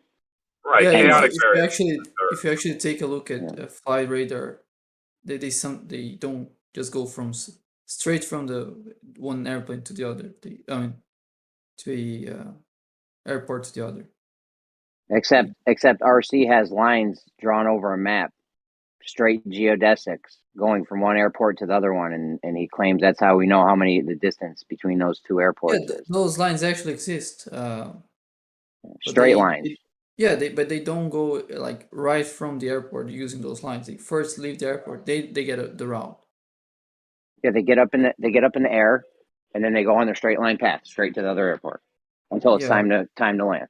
Yeah. Yeah, I think mostly, but I'm not sure if that's always. For example, if you look at war zones or things like that, there's a pilot here called RC Meisty who says they are flying in a straight line, and Yeah, I know. That's how they got the distance. So and I'm it's gonna go with making that. micro corrections, and they have an instrument that should be recording That's right. this It's making increase or micro. decrease of tangential velocity.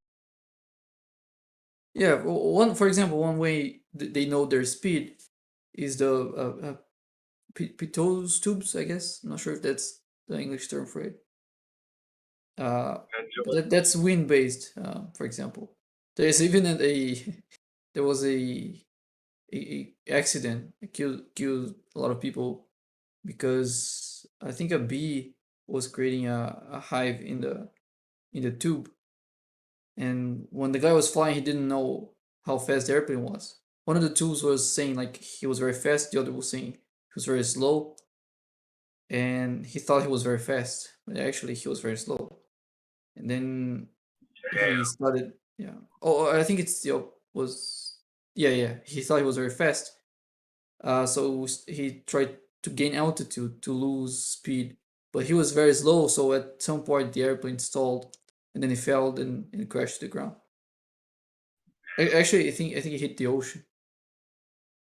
Anyway, that's not related, but it happened because of a beehive on those pitot tubes that gives them their velocity compared to the wind, not their ground velocity. I mean, just think about how blind pilots are without the instruments, right? He thought he was very fast and he was actually very slow, and that basically killed everyone. So they have to rely a lot on the readings of the airplane. They can't just eyeball if they're going in the right direction, the right speed, the right aim, angle.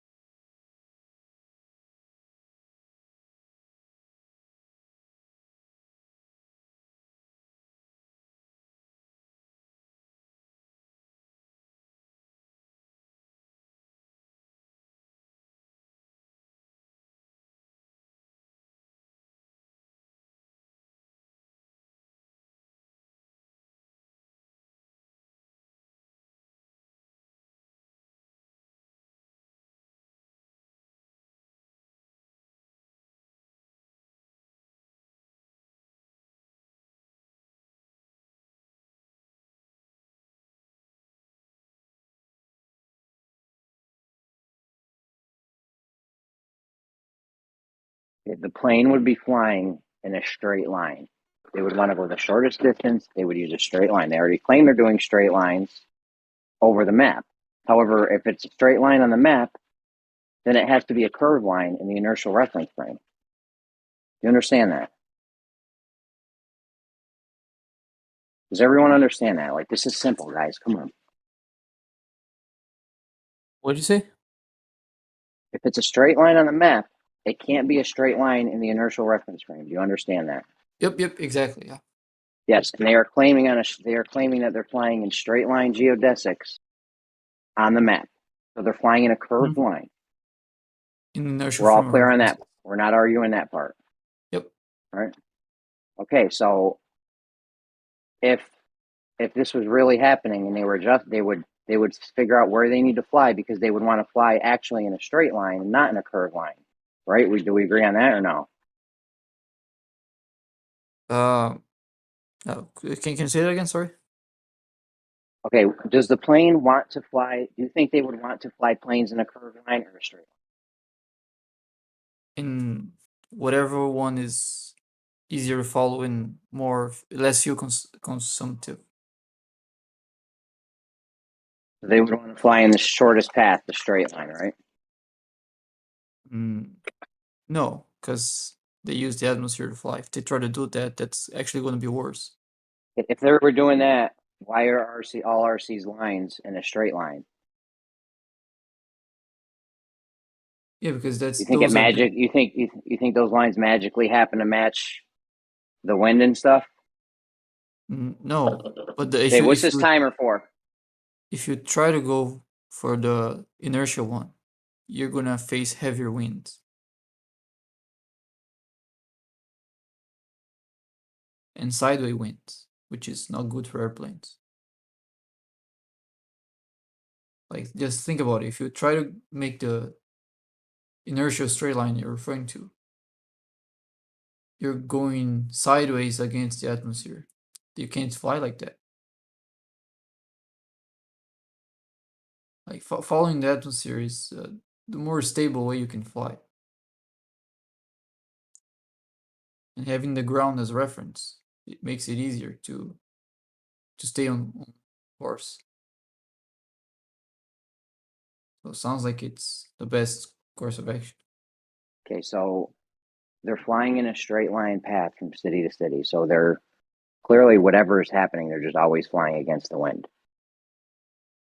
Yeah, but because they're flying in a straight line path. You mean the ground straight line or inertial? The ground straight. The ground path is a straight geodesic. Yeah, yeah, they're going against the wind. Yeah. Yeah, so they're not worried. They're just fighting the wind, whatever. Yep. The wind's irrelevant. No, it's not relevant. Like as far as the straight line thing is concerned, it is, because they're still doing it even though there's wind. They're still flying in the straight line. If they hold on. If it's a straight line on the map, it can't be a straight line due to Coriolis, or it has to be a curved line in the inertial reference frame. You already agreed with that. Mm-hmm. Yes, so don't you think the planes would want to fly? You good, Ben? No, because if they try to do that, now the wind is coming from their side, right?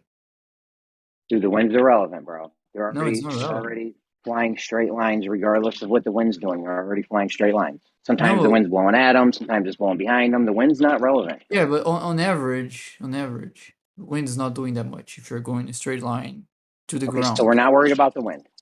Not when you're doing straight line to the ground. Then, because now you're flying with. You think them doing a straight line in the air changes the wind direction or something? What are you getting at with the wind?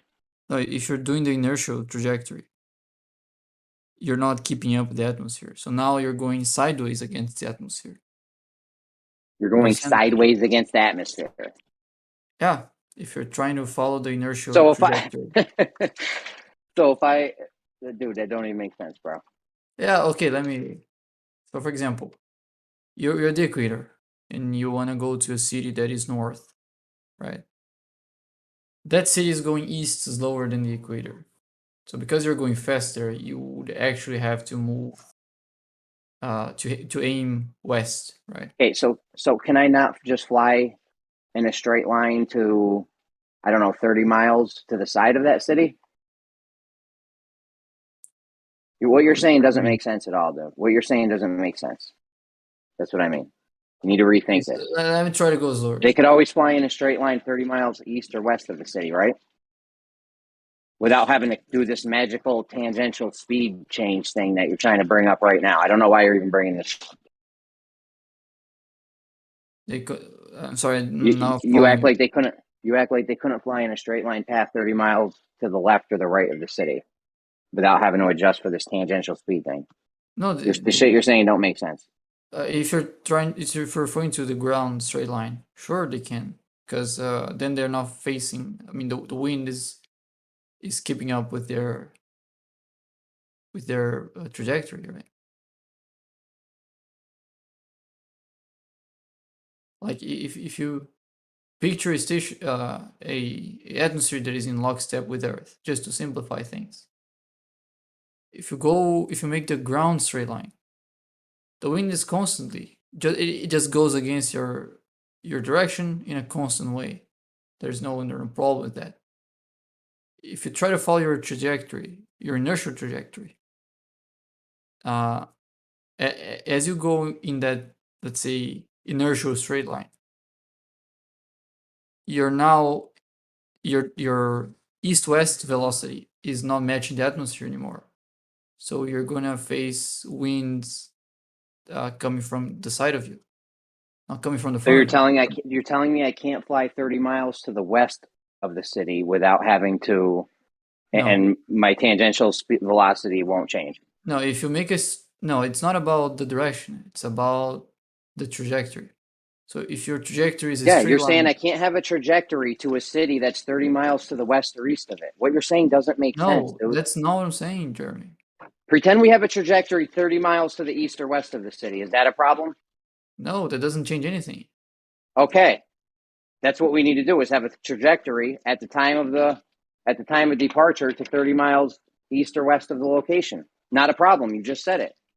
This isn't Yeah, even but an issue. This is like some but weird red herring if that you're doesn't even making make a sense. ground, we're not paying attention. So if you, I hear what you're saying. It doesn't make sense. It doesn't make sense because you're not following it. If you're making a straight line using the ground, right? Using the ground. The atmosphere is always going to be stationary compared to the ground. So you're always going to feel the wind going just against you. It's always just going to go against you, regardless of your direction. But if you make a curved path, that changes it. And that's the thing I'm talking about. It's not the difference between east or west. It's the difference between going straight and going curved. If you're trying to fly curved, the atmosphere is going to be against you from the side, not just from the front of you.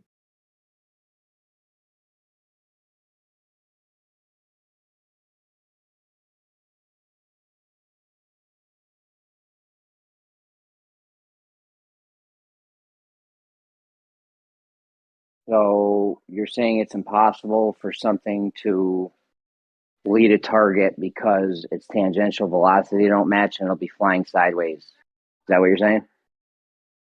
No. Say if you that's what happens if you try to fly. What's going to happen? Hold on. What's going to happen if we try to do this sideways? If we try to lead the target with the airplane in the city? Try to do what? I'll be right back.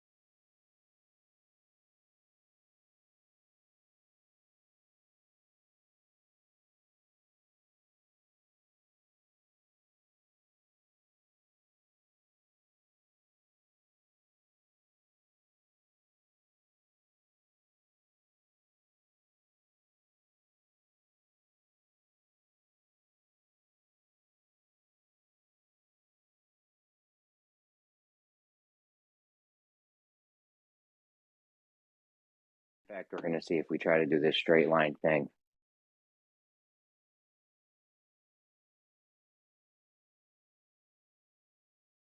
Babe, what's the Texas toast temperature got to be at? I know, but I shut the oven off. How many minutes?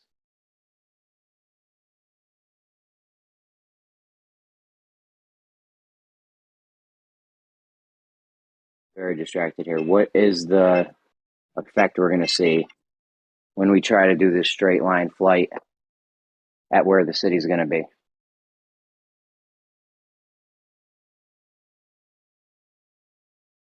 Bear in mind, this effect is going to be happening to everything that does this, like ballistic missiles and all types of shit. Well, My understanding is that they don't really claim that Coriolis affects airplanes because you're always fighting against, you know what, the wind.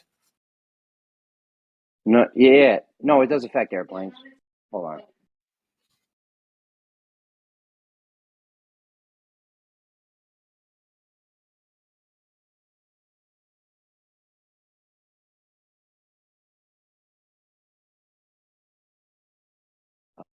What'd I say?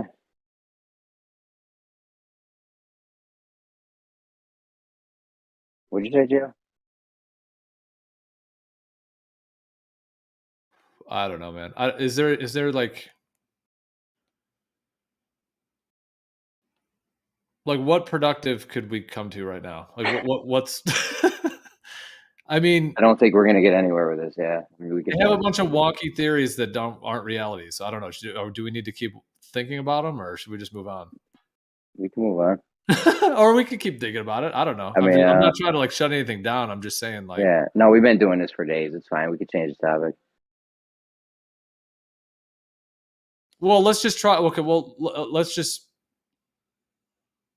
I guess just explain it to me so that I can then respond. How about that? We'll try that, and then Bacon can respond too. But planes would we want the planes want to fly in the shortest distance possible. They're already flying in straight lines, geodesics, according to RC.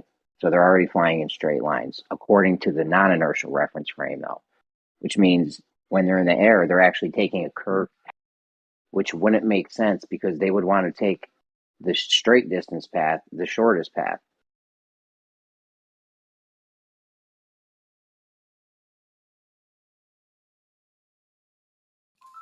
Okay, what do you mean by curved? Well, it's curving because they have to, they're constantly correcting for the Coriolis effect throughout the course of the trip. So the straight line path would be to shoot where the city's going to be. That would be the actual straight line. But since they have to keep adjusting for it, it ends up being a curved line in the inertial reference frame. Okay. So, but if you're worried about jet, the CFO of an airline is not going to be like, oh, we can save, these guys worry about pennies, dude. If they could squeeze a nickel out of this, they would.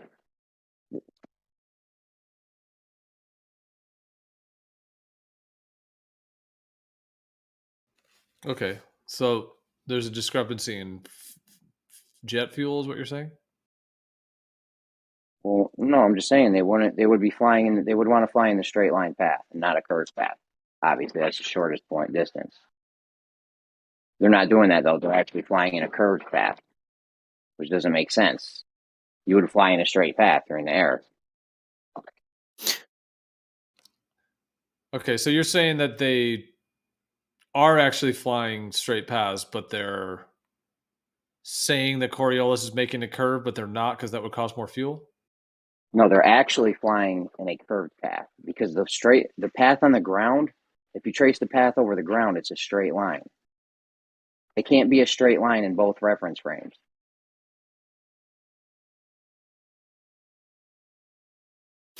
So what you're saying is,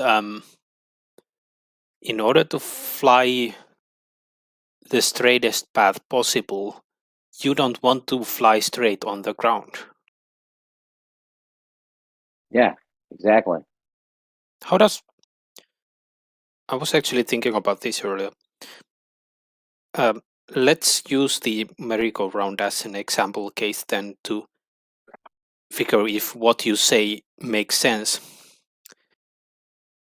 So I have a merry-go-round, and in order to throw the ball from me to you, I need to make sure that the ball doesn't go straight in relation to like I draw a straight line from me to you, but the ball shouldn't follow that line. Yeah, you can't throw the ball straight and trace the sub-ball point over the merry-go-round and have them both be straight lines. It's not possible.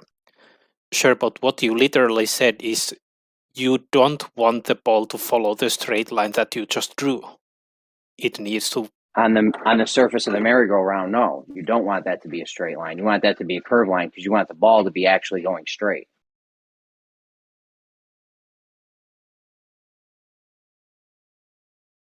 right? Guys, this is simple stuff. Like, we're arguing like basic stuff still. Anyways, go ahead, Gio. Switch it up, bro. We've been on this for days and days. Yep, I guess I'm just sort of asking, this though. Like, if one of these globe earthers completely understood what you were saying and they completely conceded, like, what would that look like to you? Like, what would the statement that you would make that would make them be like, "Oh yeah, that's absolutely right. I was wrong." Like, what would that be in your mind? What would they have to like concede to? Like, where's the tension? I guess is what I'm asking. I feel like there'd be a trichotomy. We'd have a trichotomy on our hands. Either A, Earth's not rotating, or B, there's a jet fuel hoax, or all of the above. That's what I was gonna say. All the above. All right. Well, it's all the above. I think I'm still a bit confused about this, because if I interpret the merry-go-round situation correctly, if I throw the ball straight to you without taking anything into account, the ball actually, because of the deviation, it actually doesn't follow a straight line in the ground. So what I actually need to do when I account for it is I make sure that it actually follows that straight line. So the following the straight line is the accounting for. So I'm not sure, like, your question seems to be wrong, because your question then is, how can we make sure that we account for it, therefore making it not, but the accounting for it is making sure that it goes the straight line. That's where you're mistaken. If you were accounting, hold on, I'm not mistaken. If you were accounting for it, the curve on the ground would be the path on the ground would be a curved line, because the plane would want to fly in a straight line. I'm not saying they're not accounting for it. Hold on, I'm not saying they're not accounting for it over the course of the flight. I'm not saying that. That's the claim, that you guys are accounting for over the course of the flight. My claim is that turns out to be a curve. Yeah, my claim is that turns out to be a curved path for the ball. Yes, but this is exactly why. If I want to throw a ball over a merry-go-round, and I want it to be, pretend you have a pen attached to the ball so that it's drawing a line on the merry-go-round, right? If I want that line to go in a straight line across a part of the merry-go-round, I have to throw the ball. I have to throw like a screwball or a curve ball or something, right? I can't throw it straight, right? Anyways, let's change it up, because this is never going to go anywhere, because I don't know why. I have simple things that should be easily agreed to, but it's like I don't know.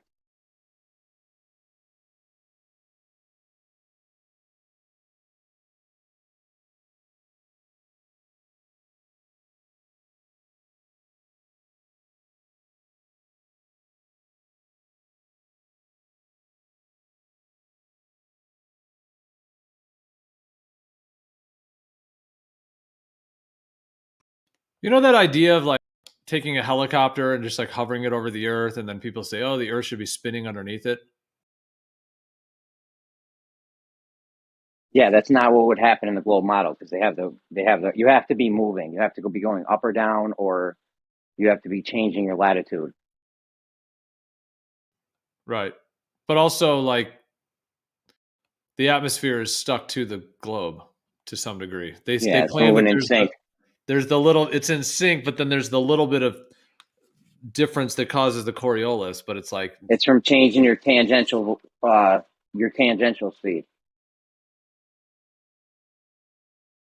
Like when you go up, the air up there is rotating faster, so there's going to be a deviation.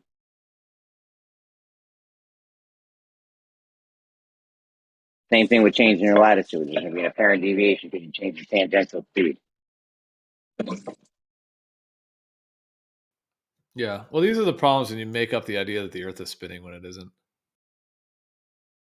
If it was like, go ahead, Craig.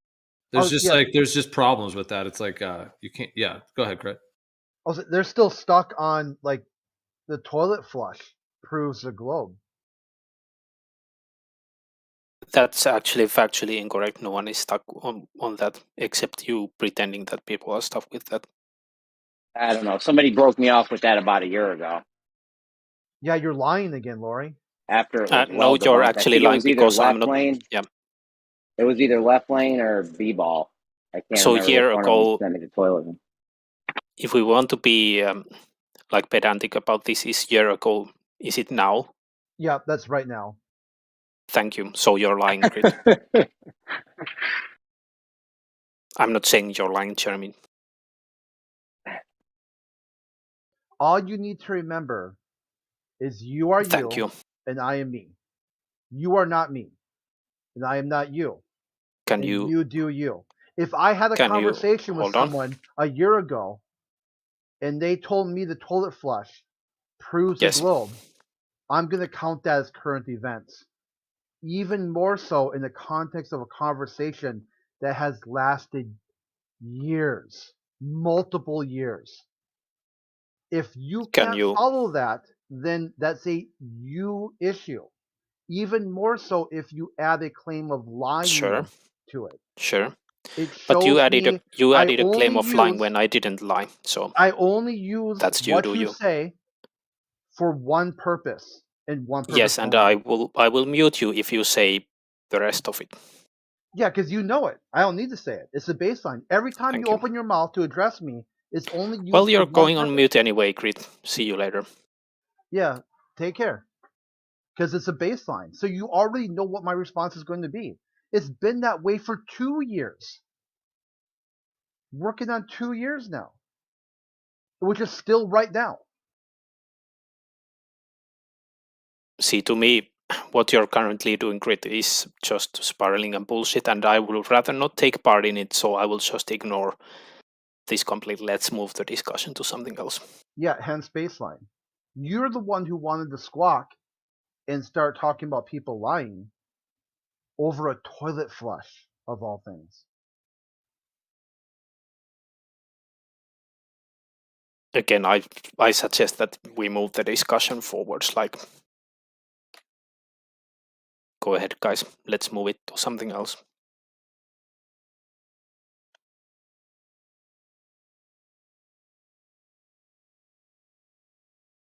What do you want?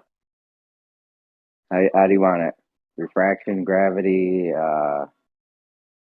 We've been doing Earth rotation for a while. What else you want? It all comes down to gravity or refraction, right? What do I want? I probably shouldn't want too much at this point. Like, it's 22:40, so I shouldn't probably be talking too much. Like, there are other people around here trying to sleep, so I should maybe not get into too deep in the discussions. Yeah, you'd be yelling in no time. Yeah. And everyone in the fucking house. I've actually been able to keep it pretty quiet and calm here. Like, I don't want to piss off the people that I'm currently staying with.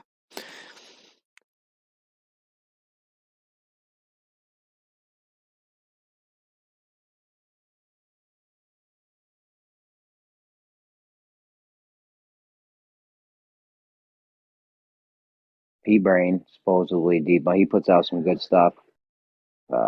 Over the years, we've seen a lot of good stuff from him. He supposedly debunked the circles of equal altitude for celestial navigation. Now, I'm not too familiar with celestial navigation, but apparently they're drawing their circles on it. If you were to draw the circles, you would do it on a flat map, obviously, right? I mean, you're not going to do it on a curve, on a globe. Are they riding around with globes out, drawing circles on globes?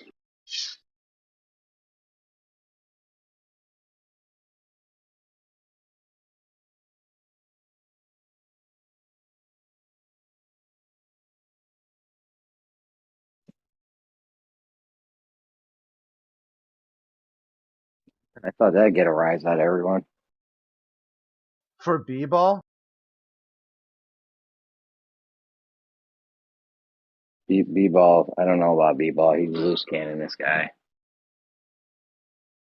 I had a moment with him on a different server that actually turned out quite quite fun and insightful. It was like the one for his cloud going below the curb of the Earth, and we ran the numbers and everything, and it would be a really small Earth, and it was like, yeah, it's like, that's not really working, like, the whole like, hey, if this is how far the Earth would be, and this is how far the drop is down, you drew a line back to yourself, and in the meantime, like, there's a bunch of like trolls just jumping in, just making all kinds of comments like, you're lying, you don't know math, this guy's a flat earther, and he's like, wow, you guys are like really cringe right now.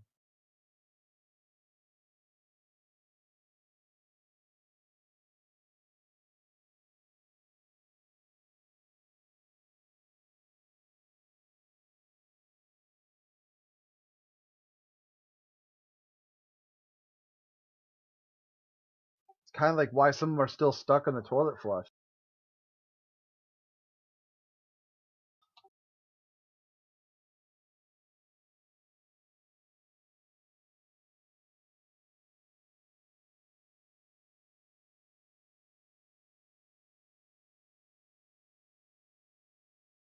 Hey, we're all set.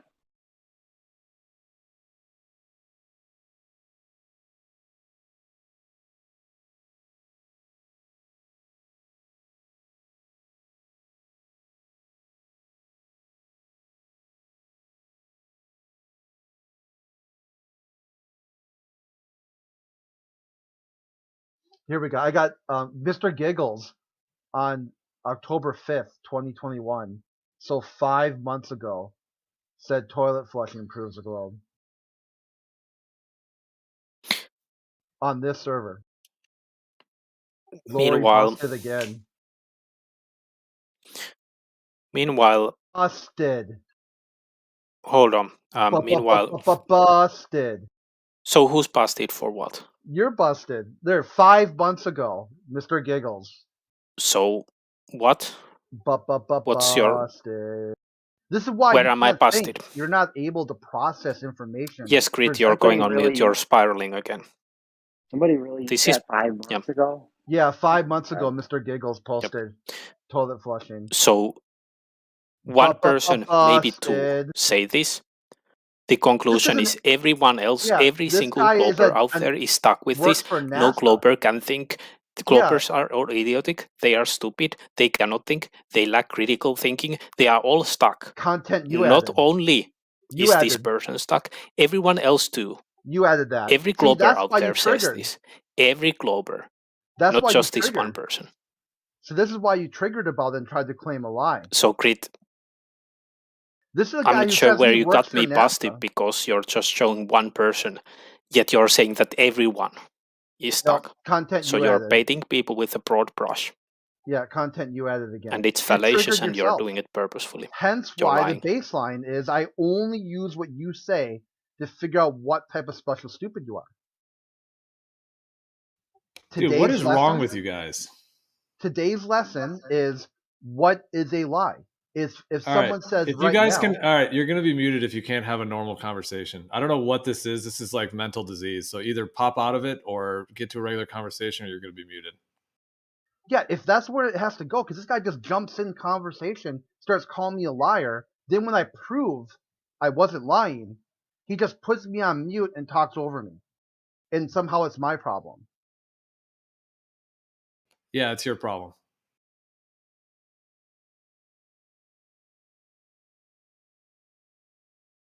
%100%.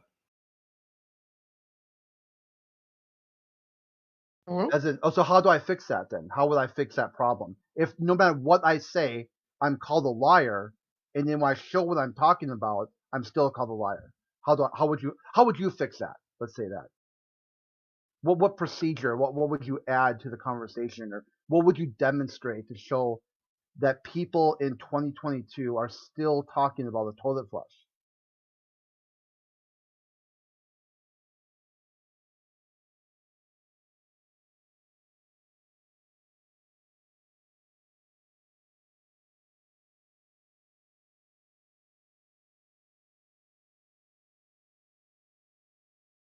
Bueller?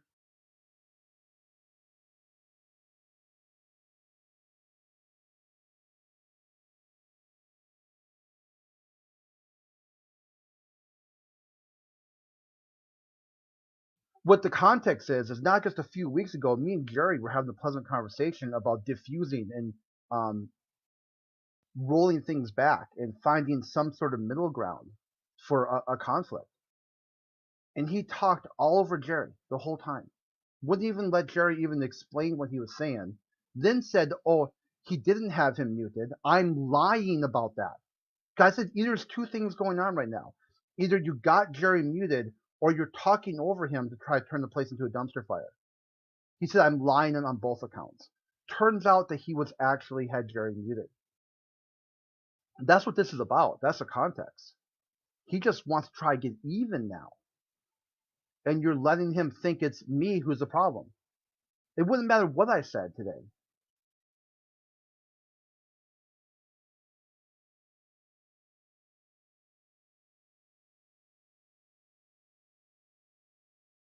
A simple text search was all it would take.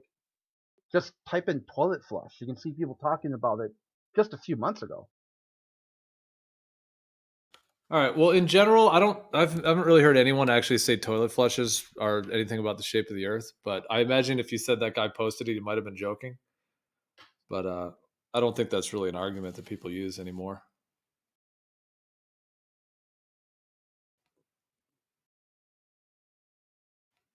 But you did find someone that posted it. So, Lori, what was the reason of calling Crit a liar? Do you want to rescind that? Yeah, hold on. I had to unmute Crit to make sure that we don't overtalk. His case is sort of, they are stuck. So when he says that, he obviously doesn't mean that this one person here is stuck. He means that they, all Globers, are stuck with this. That's simply a lie, because most Globers actually say that no, toilets flushing has nothing to do with the shape of the Earth. Or Coriolis wouldn't actually show like that. So to me, yes, it's a lie. Yes, you can find one person, you can maybe find two who say that. Are Globers stuck saying that? No.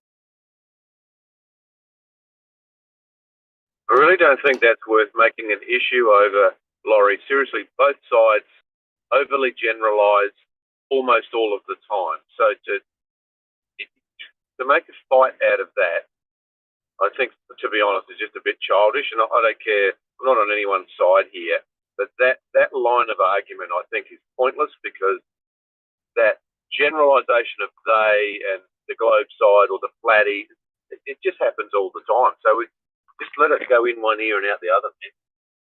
Perfect. Perhaps you have a point, and you might argue that some people make statements like that intentionally to get under people's skin. So maybe exactly what you said is true, that you should just let it go and not make anything about it. Sure. Or just don't add context that somebody didn't even say at all. They didn't even say what you think they said, then call them a liar for something you added. So you lied, not me. Yes, Crit, I'm putting you on mute again because I don't want to instantiate conflict here. So I would rather this is an just awesome not solution address right you, here. and that's that. Contact Let's move the discussion to Veracity something else. And contact Dustin. Contact Wired Magazine. These articles are still posted to this day. It says right here, you may know the colossal effects from the direction in the water in your toilet, flushing toilet swirls. Just ask them. Be like, hey, there's new science now that says your article posted about the toilet flush is wrong. See if they'll change their answer. Because right now they don't. If somebody types in this search, does the toilet flush prove the globe? They're going to get these articles that say, yes, it does prove it. I think what's fabulous is that I almost maybe had the whole thing diffused, 20 seconds, and now we petrol back on the flames. That's great. Thanks for that.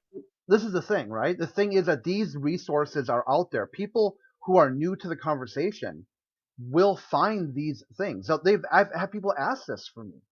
Like people who have not been part of the conversation. Like just ask a random person on the street. Be like, they've seen the episodes of The Simpsons and whatnot. They can look up this Wired, you may know the Coriolis force from the direction the water in your flushing toilet swirls.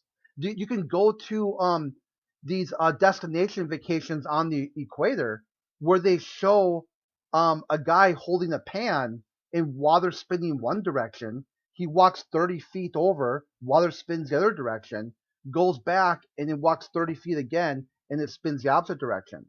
Then you can buy. I'll show you a video of this. There's like a tourist trap like thing. You can buy like a patch, and you can buy all kinds of other things at this that show you that you were there to watch proof of the Earth curve. Who are you trying to convince right now? I don't understand. Who are you selling this argument to?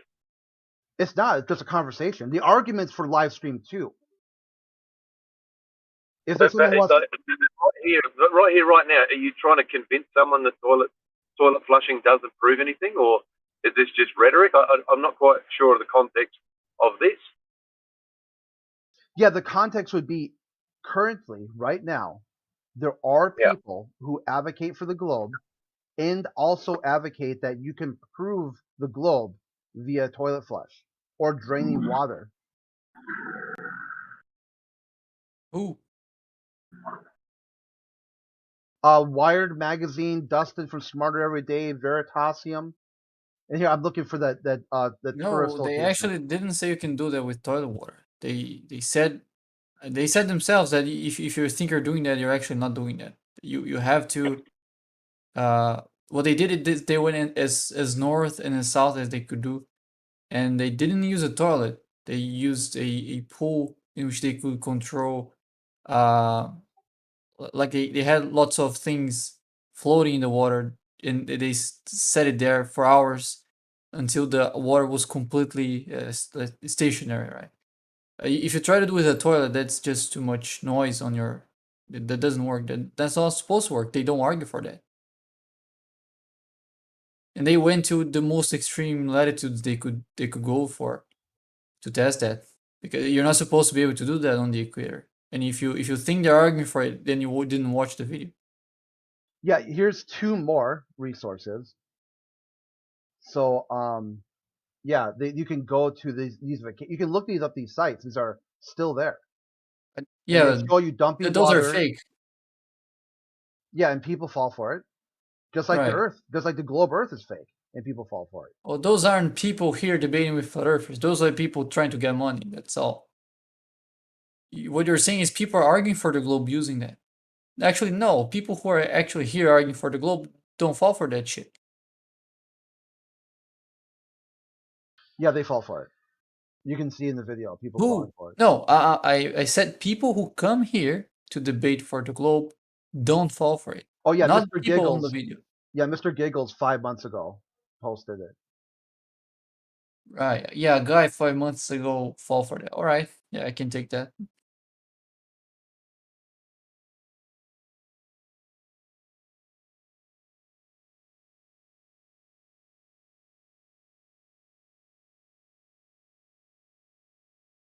I don't actually think that the guy 5 months ago fell for it either. Like, what actually happened 5 months ago was Crit posted a link saying that someone found a 2,700-year-old toilet.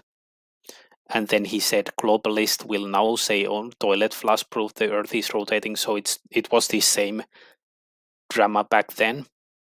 And then the big Gambino said toilets only flush because the Earth is rotating. And that's so absurd because, of course, the argument isn't that toilets only flush because Earth is like, that's not the argument. The argument is, if someone is to make it that the flushing rotates one way because of Coriolis and then the other way because of Coriolis in different places.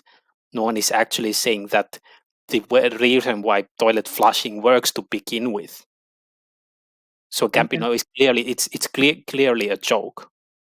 And by But the of way, course, if you go to commentaries, there's all sorts of people pointing out that's a trick. You're not supposed to be able to detect Earth's rotation with that. That's just a trick.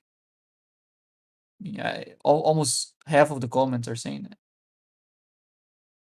Yeah, only about half, and there's a lot of people that think Right. globe. Half of people aren't physically educated. Right? bunch of people didn't even didn't get past high school, and there are people who did that didn't really learn physics. I mean, the fact that not everyone in the world that believes the Earth is a globe understand that that's a trick is just a known point.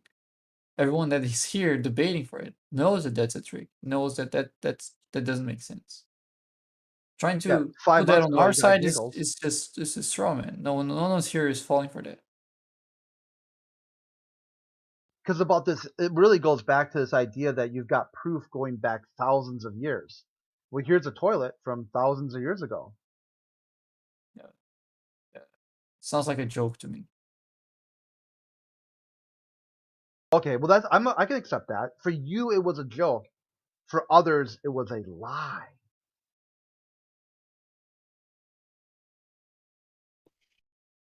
Hey, you've got something there about this toilet, because if I know you're slightly going on about that, but like, we didn't introduce the toilet to the 1800s yet. We've got Romans and all that had toilets in the 1,000 years before us. Where did we go wrong? Yeah, it's kind of like that joke with Monty Python, right? Where what did the Romans do for us? Well, they did a lot in the UK. We see a lot of evidence of what the Romans did for us. Road.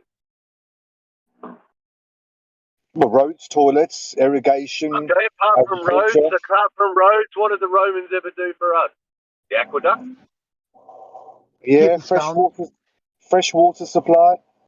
But the point being is that they had toilets 1,000 years ago, but yet we didn't have the crapper toilet, which was that's pretty much. It sounds very naive to say that we didn't have a toilet till the 1800s, but is that worldwide or just England? Or I think it's very naive thinking that we didn't have toilets till the 1800s. I mean, no, surely not. No, I mean, that's the narrative in UK anyway, that we didn't have toilets till the 1800s, and before we just, well, what did we do? We just shit on a toilet, or yeah, I don't. Listen, man, it was the Dark Ages. Okay, there's a lot of bad crap that went on. I'm just kidding. Yeah, well, maybe they couldn't flush their shits away, so that's the whole thing. And what the Romans did is they had aqueduct systems so they could separate sewage from fresh water. And then Paul Cook done a video yesterday, and he's talking about a pipe that. He's talking about fresh water. We used to have fresh water, and then we stopped getting fresh water for some reason. And you only have to look at the ingredients of your water that you drink today out of bottles and shit like that, and even the stuff from the sewage works and all that. There's a fucking lot of shit in that fucking water, man. Fucking hell.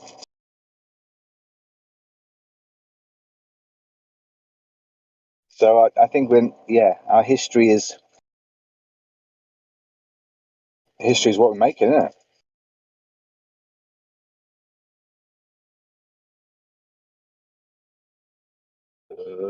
Okay. Over and out.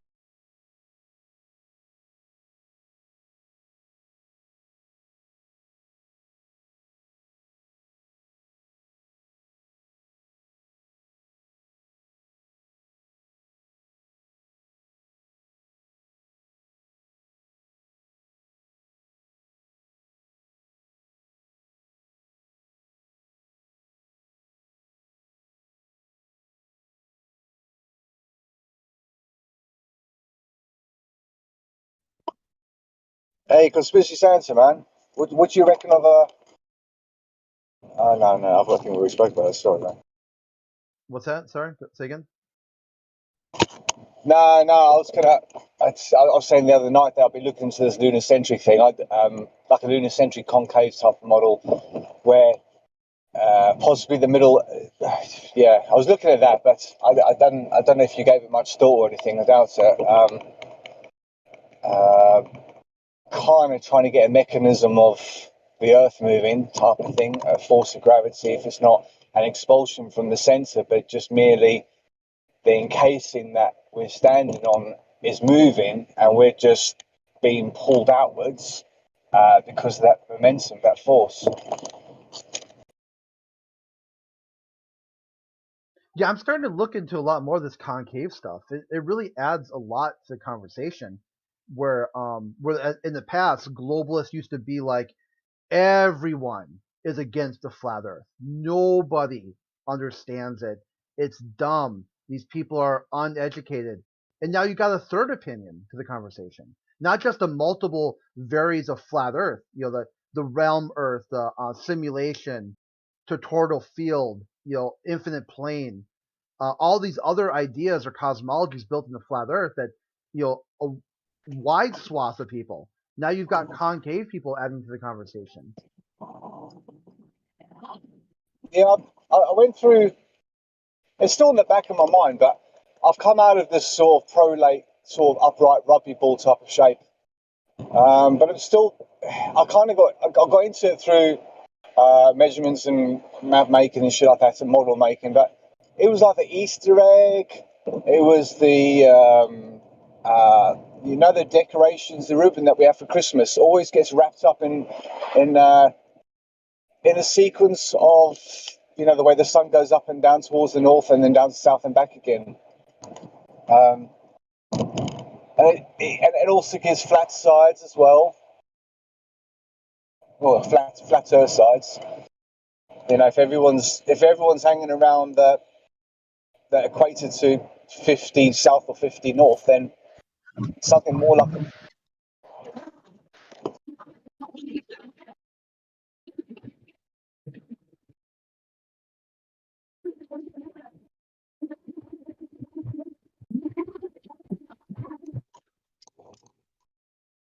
yeah. So rugby ball or whatever, all sorts.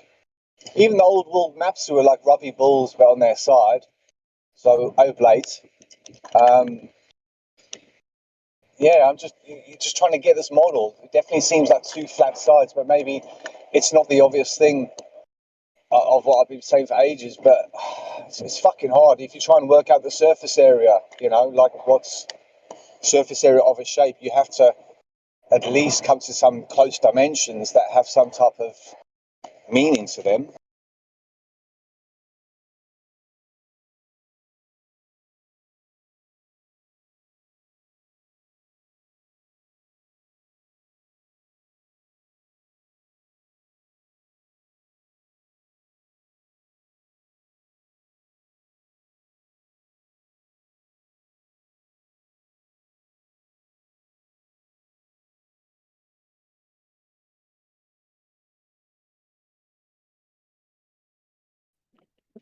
There is a shape called the Bohemian. There's a shape called the Bohemian. Bohemian dome, maybe a Bohemian. Have you ever heard of a Bohemian shape? Bohemian, as in Bohemian Rhapsody. Yep. And I was listening to the Bohemian Rhapsody the other day, and it's like, no, you don't think these people write fucking songs because they know something that you don't, but it's even the words for Bohemian Rhapsody are quite sort of familiar, maybe. You know, when you start singing it, you're like Bohemian Rhapsody, and all these things here is it's something that was repeated from a time before. I don't know. Fuck knows what shape it is, mate. It's fucking all sorts, mate. You know, at the moment I'm working on, like, you know, the MasterCard and Visa symbol.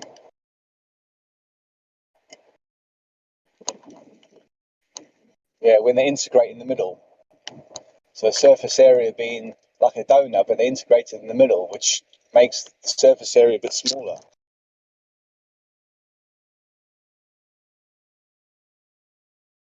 Yeah. Do you have any issues with the flat Earth model? What is it that you don't agree with? Why you have to try and find all these other weird shapes? You know, I mean, isn't the globe like? I mean, it's supported, but I mean, going off on all these other tangents. What is it that you don't agree with the flat Earth?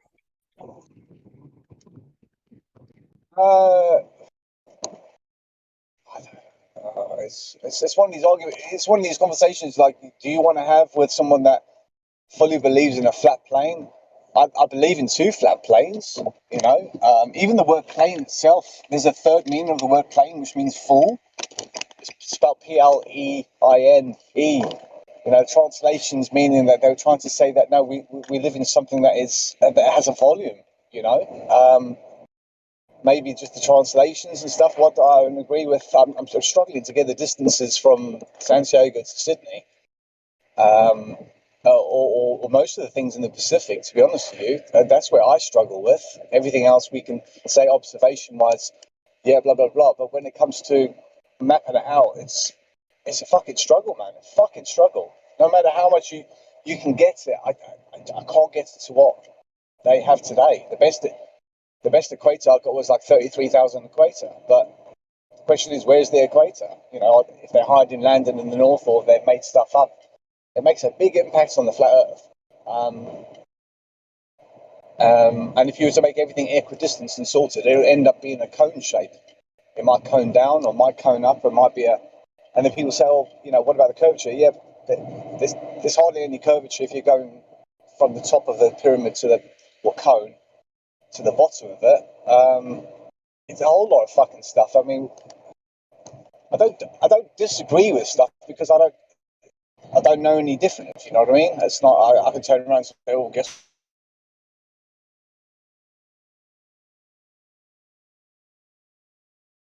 Fucking gone to outer space because there's no outer space. There's inner space, you know, and fuck knows, mate. Fuck knows.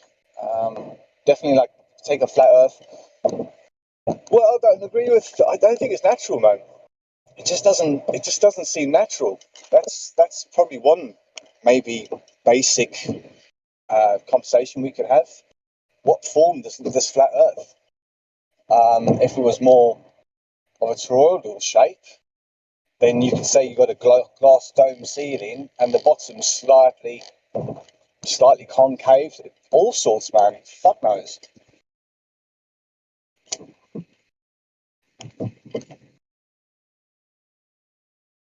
But we have to be honest with ourselves and try and make a model. If we can't make a model, then we have to try and make a model, you know?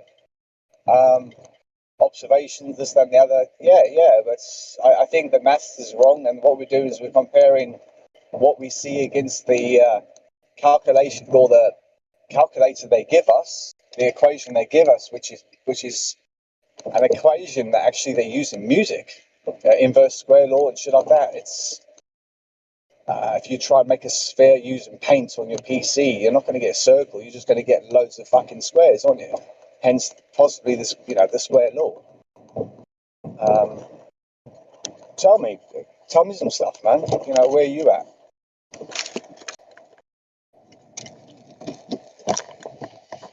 Well, all our observations show that we're not moving, and what we're standing on is flat and level and stationary. So if you want to talk about shapes, I think you could go off on tangents and try and think about the shape of the atmosphere and the sky above us. But the terra firma that we're standing on in the oceans, they're flat, level, and non-rotating. So yeah, it could be a rugby ball shape, but the oceans and this flat plane that's not moving that we're on, that can't be changed. Yeah, is water moving all the time? That it naturally, a bit like trying to reveal an object that's in sand, and when you vibrate the sand goes level, and the object appears at the top. But if everything's moving microscopically, then everything microscopically would level out. Seeing something level,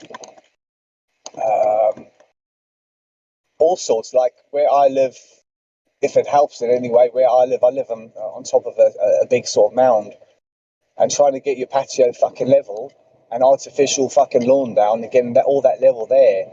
It's weird where you do all the spirit levels all around your yard, and I haven't got a big garden or anything, but because you're on top of a mound, the levels change. Like even at half a centimetre or 1 centimetre where it's all flush and you walk on it and you go, no, man, this is going up a hill, it's going down a hill.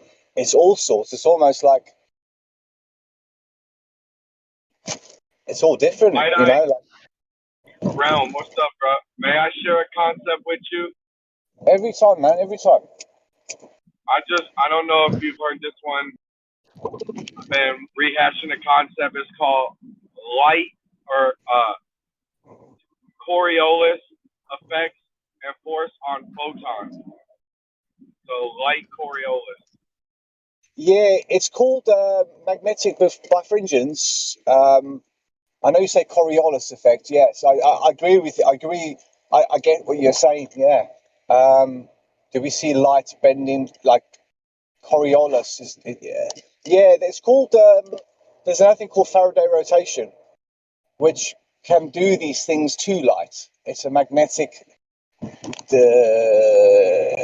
disturbance of the molecules or whatever. What we're seeing. I think there's the ley lines of the space-time field. Yeah. Space-time to me is just the difference between us and our satellites. That's the difference between what?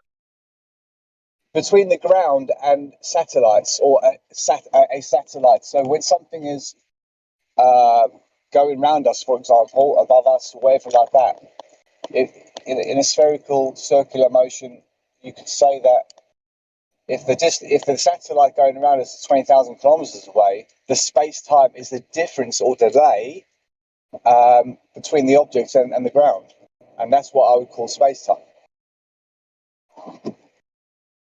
Because when you look up space-time, you see what Einstein says. Einstein says pretty much the same thing.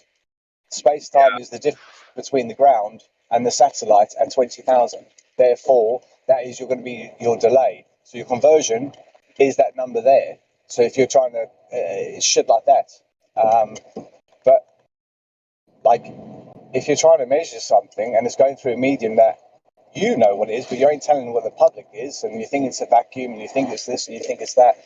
If it's some type of water that is it's fucking all sorts, mate. But interestingly enough, I was having a gin and tonic today, and I'd never noticed this before. But I was having a gin and tonic. I was outside. It got you open.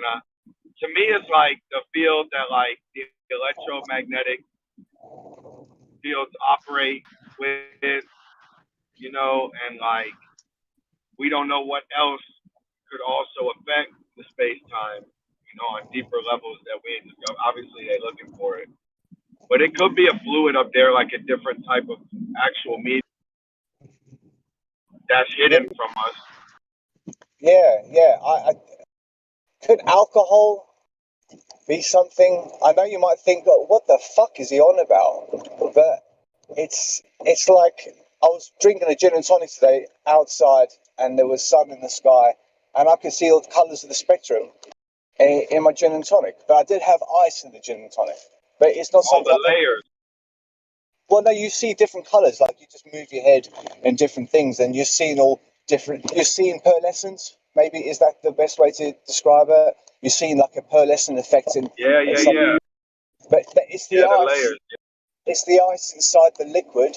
I'm drinking a gin and tonic, so there's alcohol in there, and there's ice, and it was something to do with the alcohol and the ice was giving me this this sort of spectrum-looking colours. And I've never seen it before, you know. You don't see a water with ice and shit like that. So the alcohol was something there that was helping with this light. Maybe the glass I was drinking out of was more of a bowl shape, typical gin and tonic glass. If you know what that looks like, it just looks like a size of your hand type of thing. If you extend your fingers and you try and make a bowl, that's sort of shape there. So is it the light just bending inside the crystalline of the glass that I'm drinking out of, ice cubes, alcohol? With this liquid, man, you can take guesses and think about superfluid like helium. It's so many things to consider. You know, if we were actually like a concave type of model but flattened, your surface area would be the same. there's loads of stuff that you can just write off and say, well, you know, it would be the same. It's loads of fucking stuff, man. And if you were lunar-centric, because it appears that the moon is more independent than anything else, then that could explain why we are drawn to the Earth in a Coriolis type of effect, but it's us that's moving and not the center. But moving so slowly, your perception of time is only by what you see moving in the sky. Yeah, I'm sorry if I sound like I've got tangents. I'm just speaking open, and you're knowing that I'm not thinking too hard about what I'm saying, because then you're kind of like, well, the guy's trying to be constructive and win the argument. No, I'm just spinning it off of my head. You know, I hope that's okay. Cool, man. I mean, I've been doing this flat Earth thing for like 5 years now. You know, I've tried the flat Earth maps. I've made a good 200-300 flat Earth maps, all different things using the old ancient equator, which is something I found out about. You know, bang hard into it, man, bang hard into it, and then it just occurred to me, why don't I just curl the sides back towards the center? Because some way that the creatures that live in the North and the South Pole can are one and the same. Wouldn't things in the background be higher than things in the foreground, though? Things in the background being higher than stuff in the foreground. Well, if matter.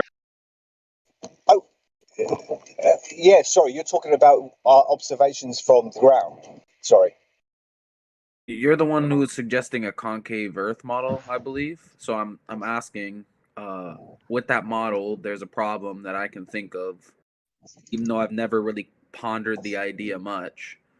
And the problem I think of right off the bat, after 30 seconds of thinking into it, is that things in the background would be higher than things in the foreground. How would you explain that phenomenon not occurring?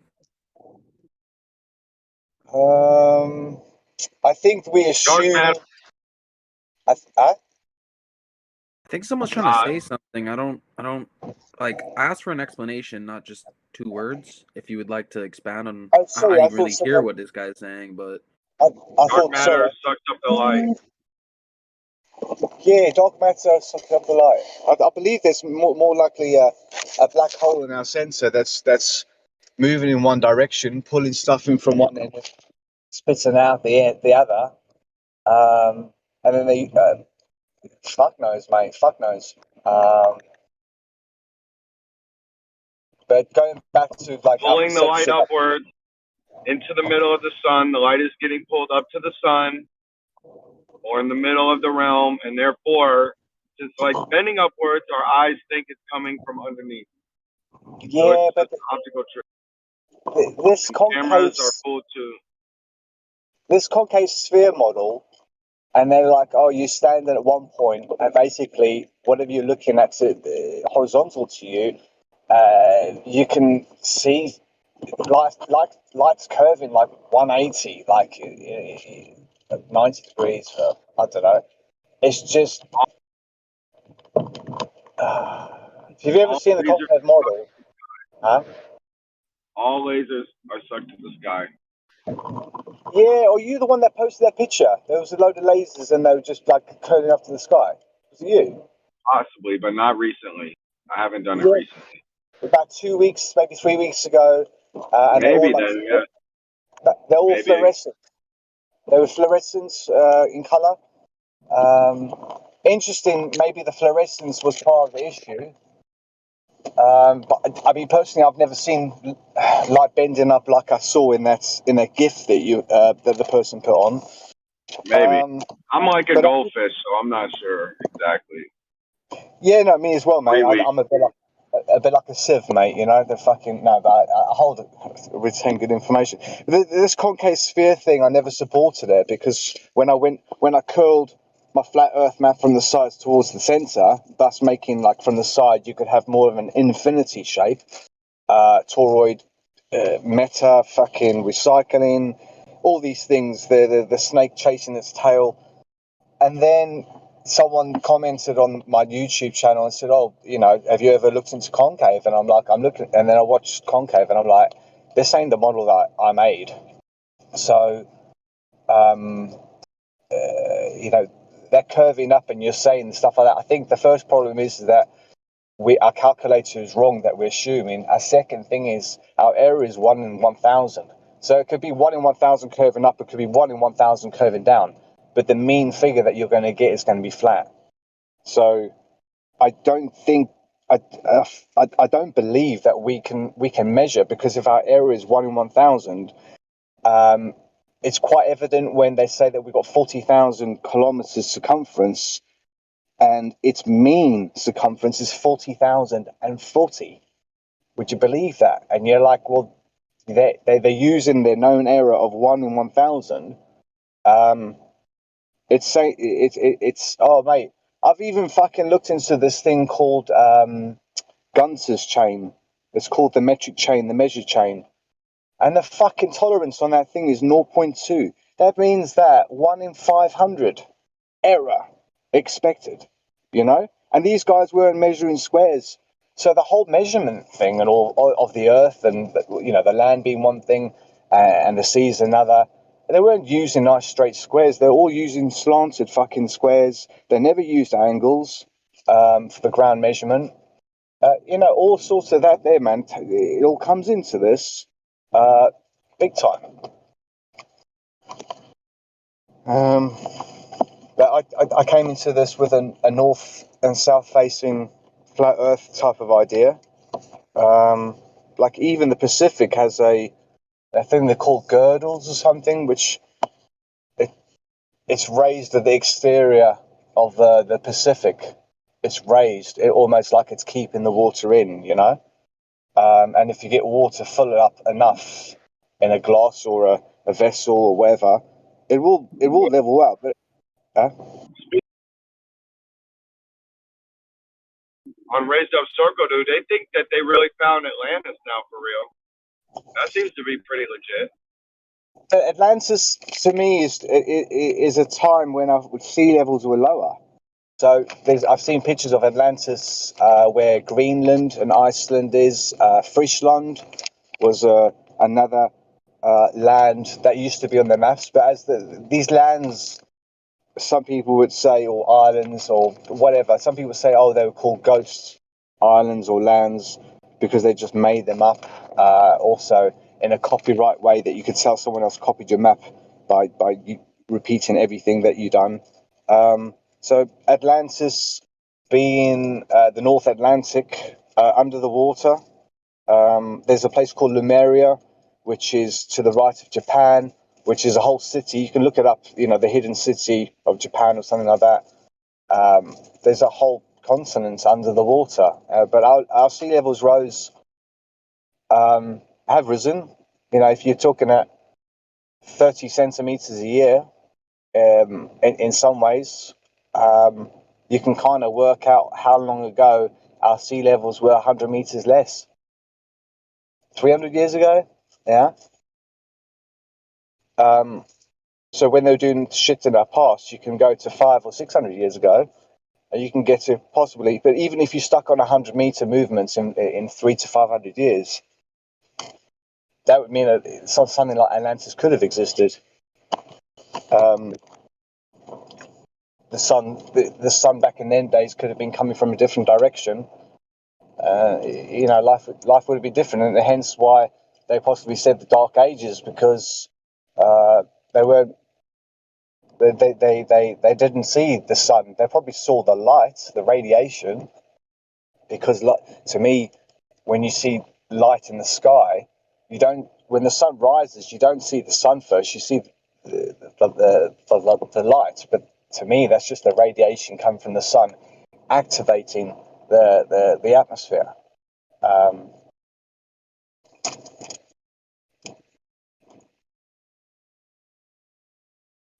I should time myself. Sorry. I should time myself and see how long I'm fucking talking for. No, dude, you're good. That's what I said right at the very beginning. I'm like, it's good to hear other other opinions because it really takes away that talking point. The full world is against the flat earther because they've all seen the toilet flush. But like flat Earth, like most people don't know about it. Like maybe in circles that you're in, maybe. But when I came across the Truman Show Exposed, I think it was like 2016 or something, and like I hadn't heard of it. My mates had it. Some older friends and stuff like that. Yeah, you've heard of the tale that they used to believe the world was flat, and that's as far as it got. You know, I kind of didn't really put much thought into it. So people saying I hate flat earthers, but it's a niche community, isn't it? Not being flat earth, but actually like the argument of all things that these debates are doing. Yeah. Isn't that what's crazy to see? As tiny of a percentage of the community and niche community it is, and not really have any attention to then recognize the underlying programming of what Crit's saying is hatred. Like, dude, that's kind of interesting. Like, wow, why? Whoa, there is actually a lot of pushback, or there is a lot of pre-programmed, education against. You know what I mean? Yeah, very weird. Against flat Earth. I mean, there's people out there who they know nothing about flat Earth, but they watched a debunking video, a misinformation debunking. That shit did go viral. Were you talking about? Did you say they all know it's stupid because of they see the toilet bowl because of the way the water is? That what you're saying? That's hilarious. Yeah, that's what they do, bro. And you're like, wow. You're like, wow. I don't want to trust the common populace that's so naive. You know what I mean? You're like, wow. Like, okay, this shit is new. Let's just talk about it. Oh, naive person hating. Short-sighted person hating, closed-minded person hating. Yeah, but they don't want to hear that, man. These people don't want to hear. They don't want to have these conversations. They're kind of like, mate, you're talking about shit that people. It's not. What's the right word? It's not fashion. It's fascist, isn't it? It's not. It's not talking about what's really going on. It's actually talking about what's not going on and talking about stuff that you come across a bit weird and stuff, talking about this shit. There are some people open-minded, but I would say one in 100, are open-minded enough that don't know about this shit. And you talk about different things and they're like, oh, wow, Discord, and you can talk to people and learn shit and all that. I've probably learned, I've learned a lot being on Discord and listening to certain things, because in that way I've got a better understanding what they know, improving my skills and stuff.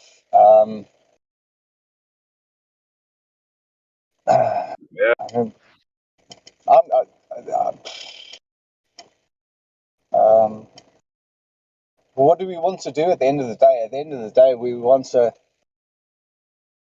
get this right, get the model right. And the closest thing they got to, is this heliocentric model. And it's funny, it's like the Roman word for like helio and the Greek word for helio. There's so many different sort of languages involved, different meanings and shit. But I'm led to believe that in my research that the novel and the ideas about heliocentric were republished in the 1800s.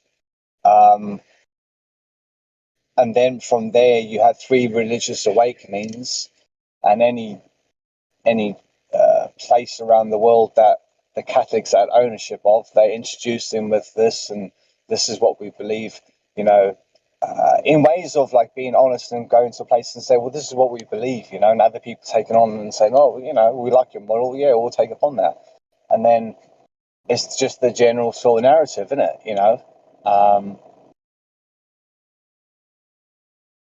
Hey, I think. Sorry, mate. Carry on. Oh yeah. Hey, Don, you weren't here earlier, then, right?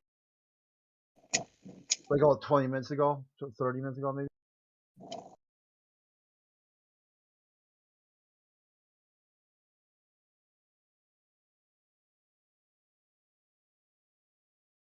I mean, What's wrong with telling people it's a flat Earth?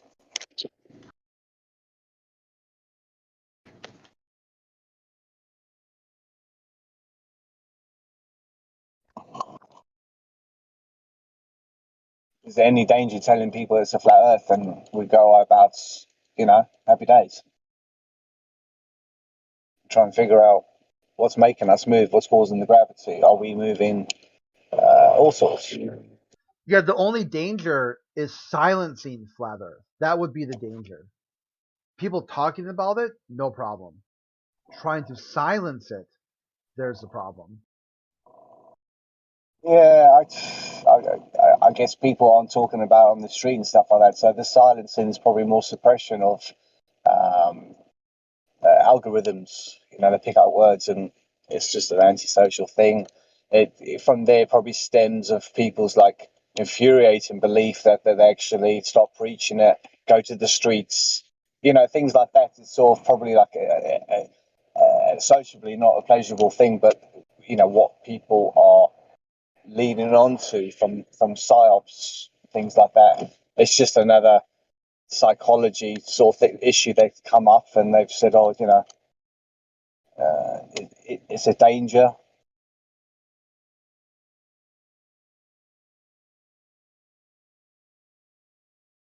I would say it's not wise to delete, not allow the flat Earth to be talked about and discussed.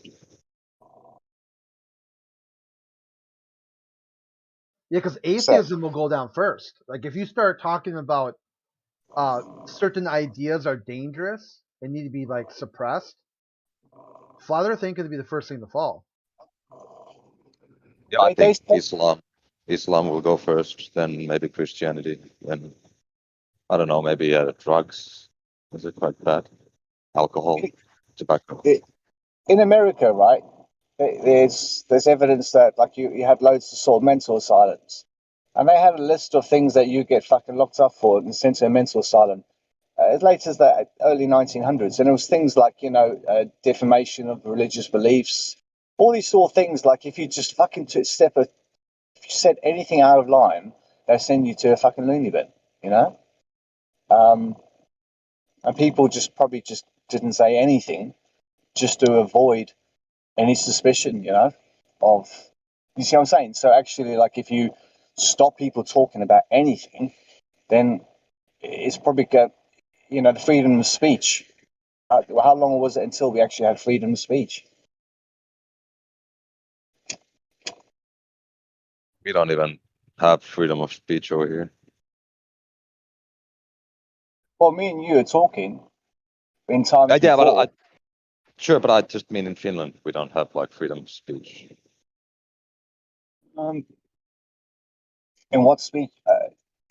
What do you mean? That you'd be punished for?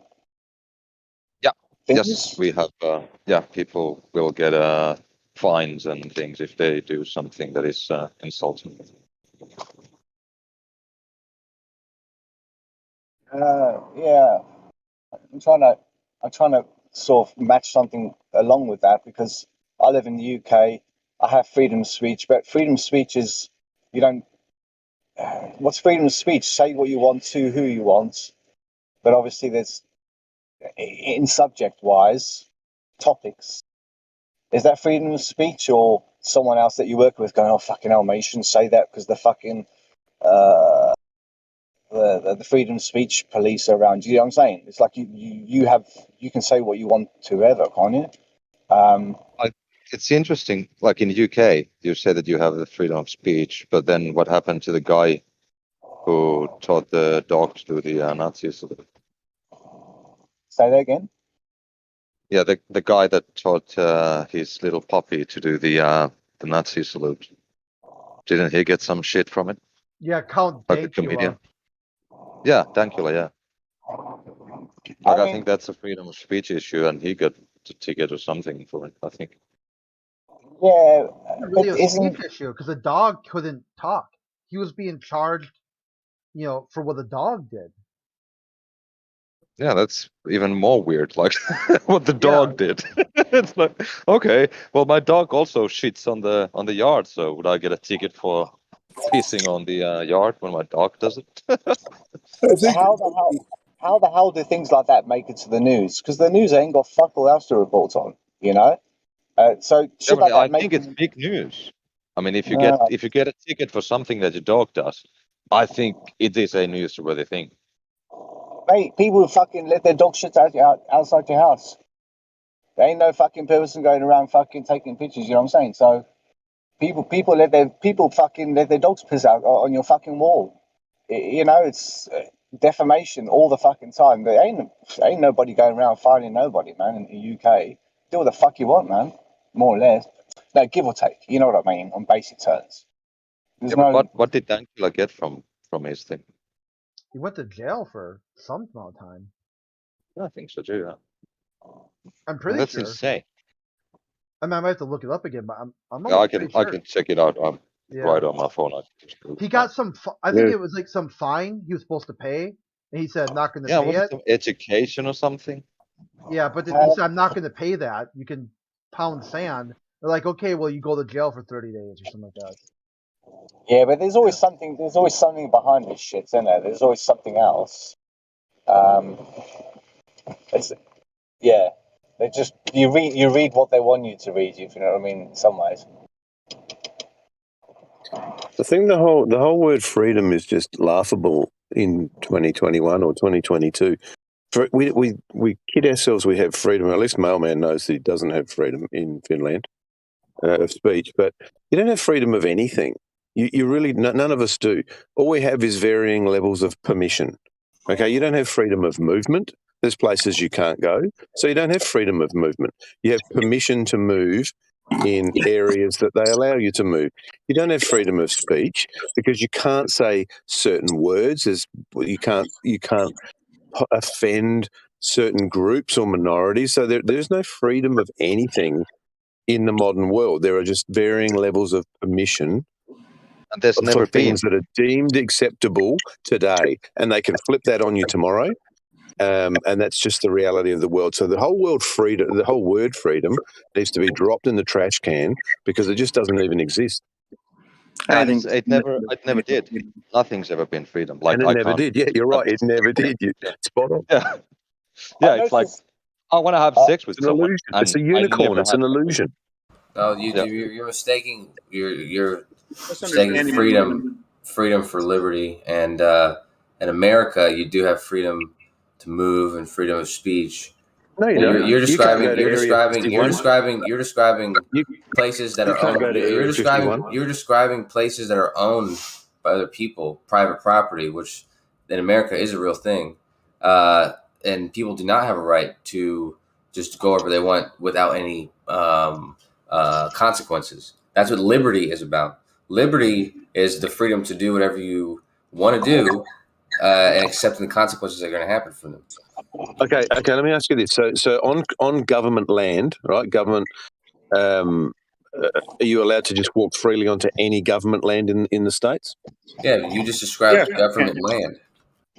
Okay, but what's the government? What? That land is the land of America. It's not owned by Joe Biden or Donald Trump. It belongs to the people. No, so that's not how it works, though, man. It's like at my house, we have like forks and knives and spoons, and it's owned by everybody. That doesn't mean that people can just do whatever they want with them. There's like, domains. Deuteronomy. There's domains, all that type of stuff. And if the government lays claim to the roads, they make rules for the roads. And if they lay claim to a military base, who are the government? Coach, who are the government? Who are the government? I'm your government.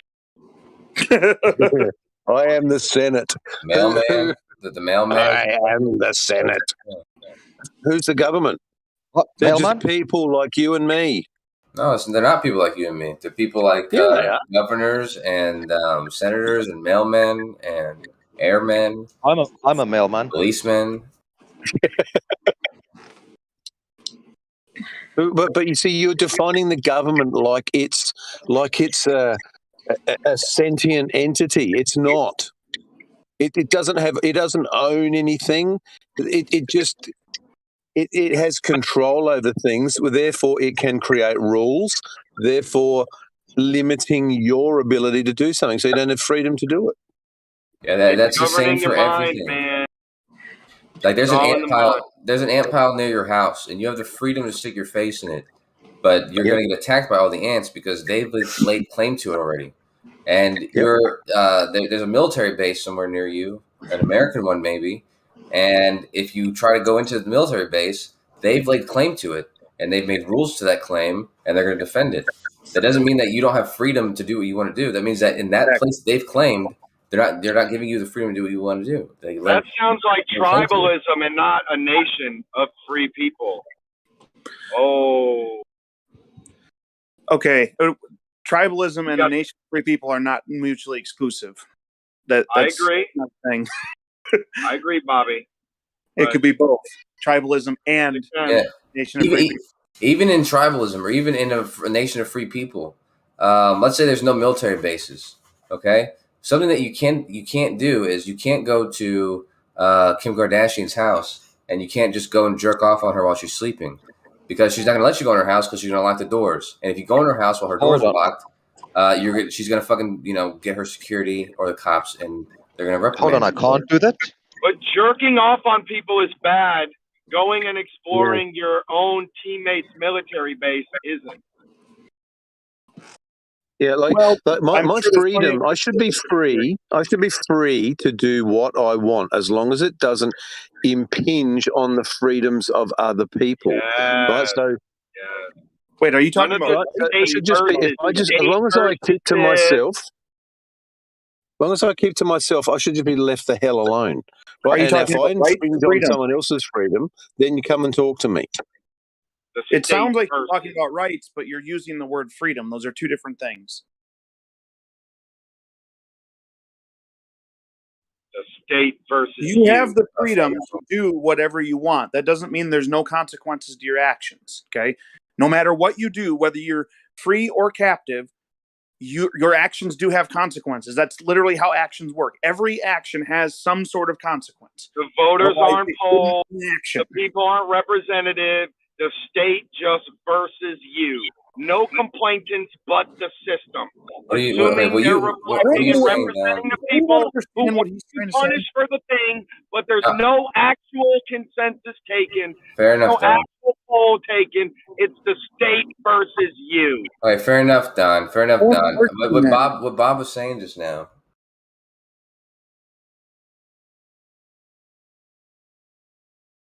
Joshua, you got it. Give me a second.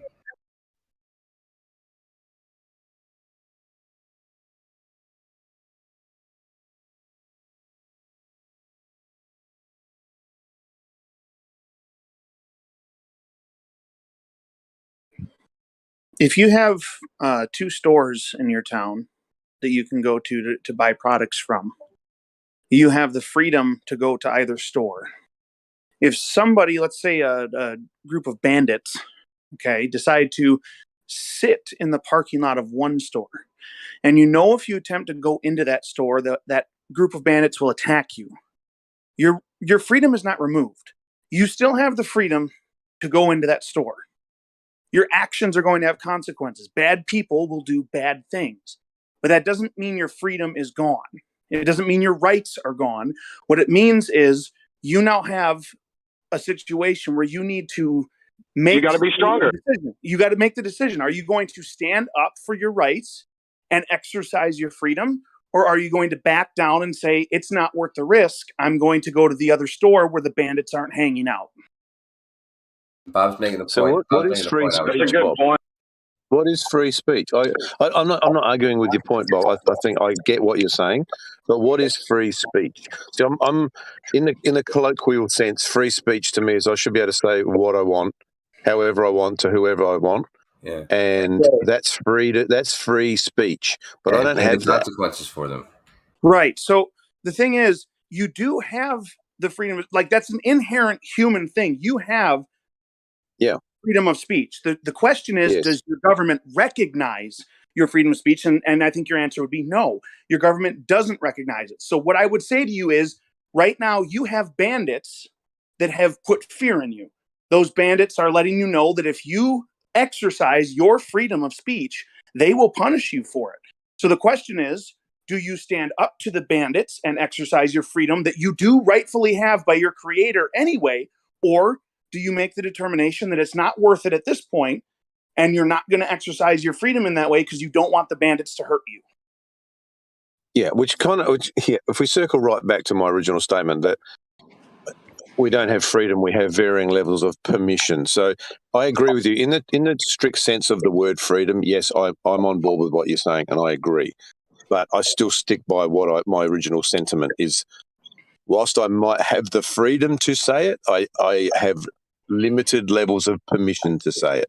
Yeah, and I would say the root problem there is that you have bandits that are supported by other people. Other people are telling you that they like the bandits being around and they like the bandits putting the fear in you of exercising your freedom of speech. So that's really what the core problem is that you understand that you have the freedom to say it. You have the right to say those things, but there's other people who are like, hey, actually, we like the bandits trying to stop you. So we're going to try and keep the bandits. Rather than everybody recognizing that the bandits are a problem, the bandits don't belong, the bandits don't have the right, and the bandits need to be eliminated. Right, who the bandits? Think about who the bandits is. Yeah, but the bandits are whoever is laying claim. Like I said, like if someone lays claim to their house or to a military base or to some public square, and they lay down some rules which you might feel to be infringing on your rights, what they're doing is they're responding to whatever it is you did.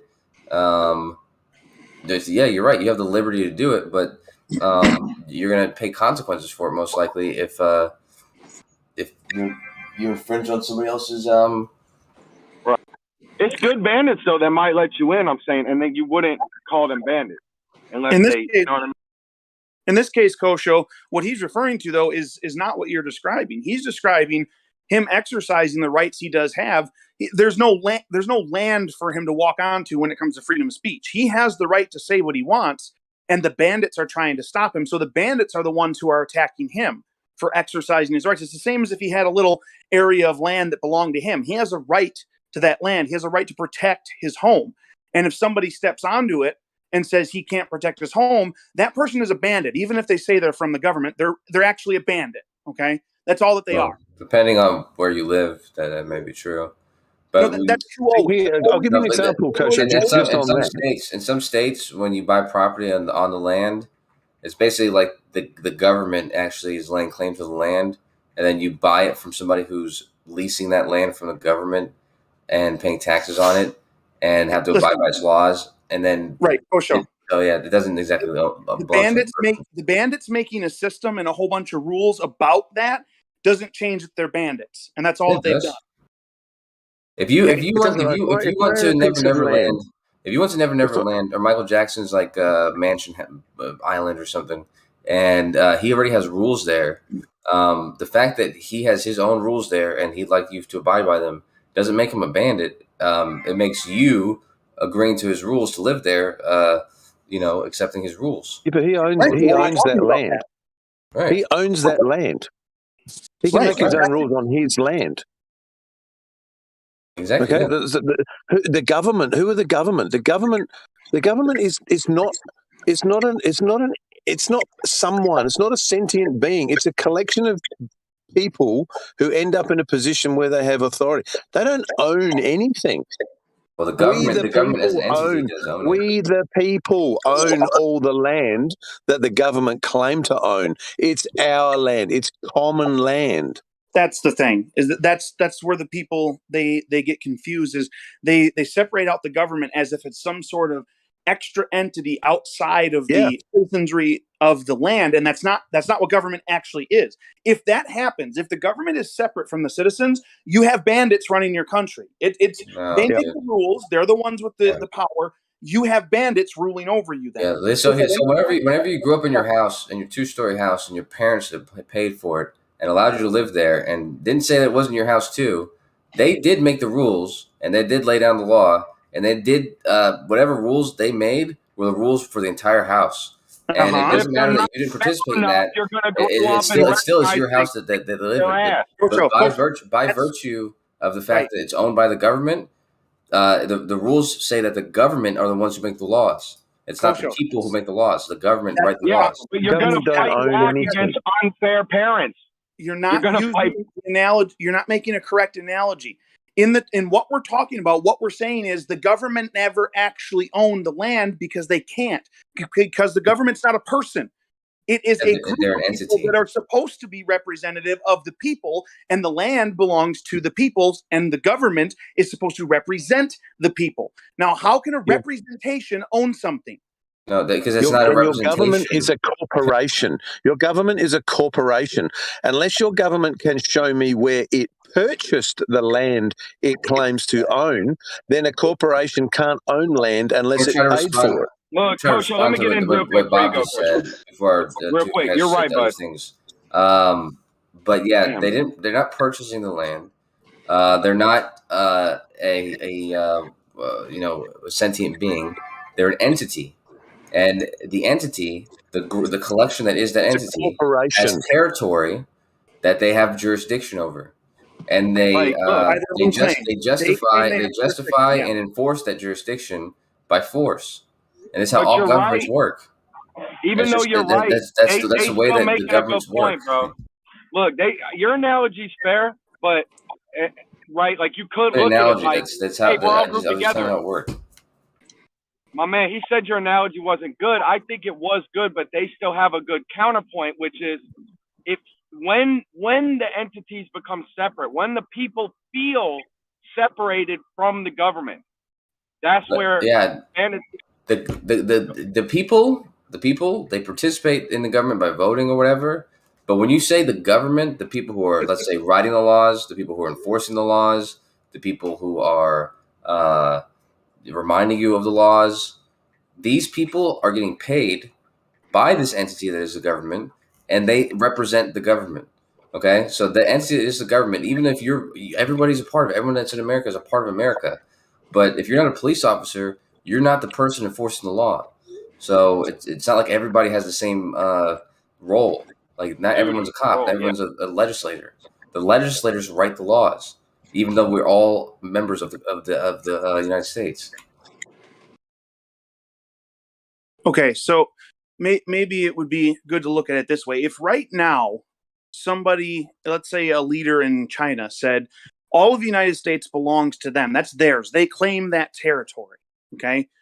Do you think that they have a right to come over here and start fighting us for it? Yeah, they have the right to do that. Of course. Okay. So you think anybody has the right to do that, man? That's the point. Is that it's only owned by us through force. Okay, so you're under the impression that people have the right to take things from other people by force. Yes. This is how the world works. Never mind. This is exactly how the world works. Anybody has the right to do anything to anybody, and they're due to the consequences, whatever those consequences are. He's a globe earther inside and out. I wouldn't agree that they have the right to do it. Yeah, they absolutely have the right to do that. That's why they do it and get away with it. It's because there's nothing, unless you can stop them, that means that they have the right to do it. And unless if you have the reason why China won't do that is because we can stop them from doing that. Okay. If we didn't have the ability, if we didn't have the ability to stop them from doing it, if we didn't have the ability to stop them from doing it, we wouldn't be a country and we wouldn't own our country. That's what gives us the you're running on a little claim bit. to it. You're running on a little bit. Let him kill his own logic. Bob, lead it. Okay. What you're saying is that if the man is strong enough, he has a right to rape the woman. That's what you're saying. No, I'm telling you that these rights that you're talking about, they're only given to the ability of the ability and the jurisdiction of this person. If nobody has the ability to stop a person, he's going to do whatever he wants to do, and he's going to lay claim to whatever he wants to lay claim to. That's what I just said.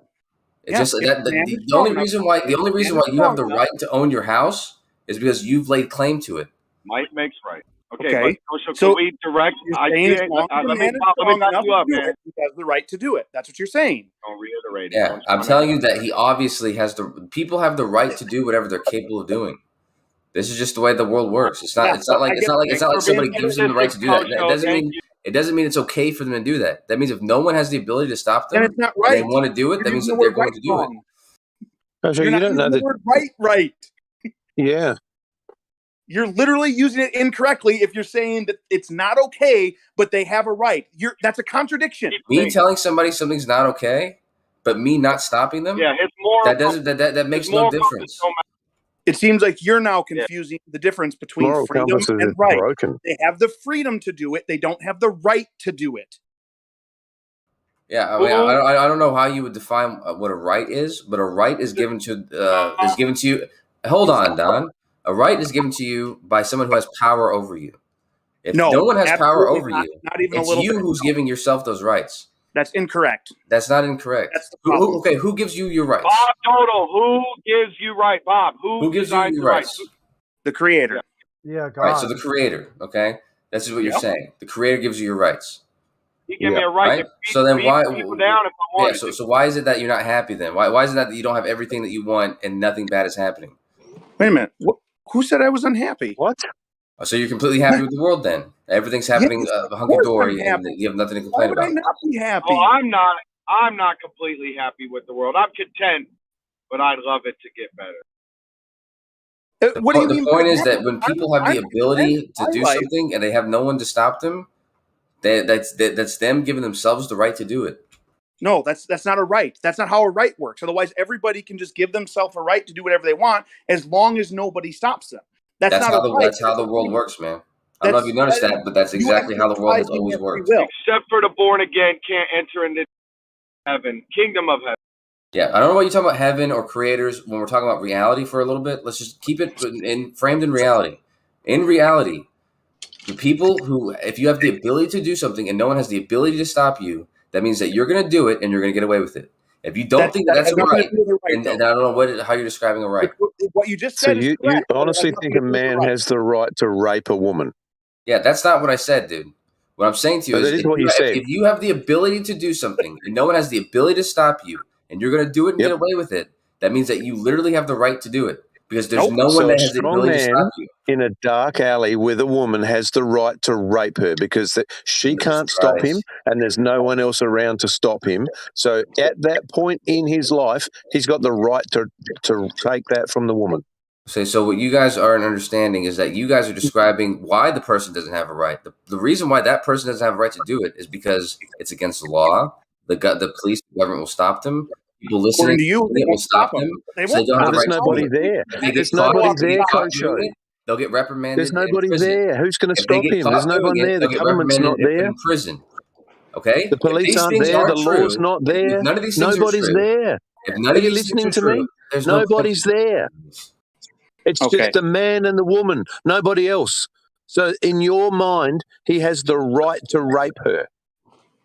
In my mind. Listen, I'm not going to speak to you if you're going to be a dishonest fuck.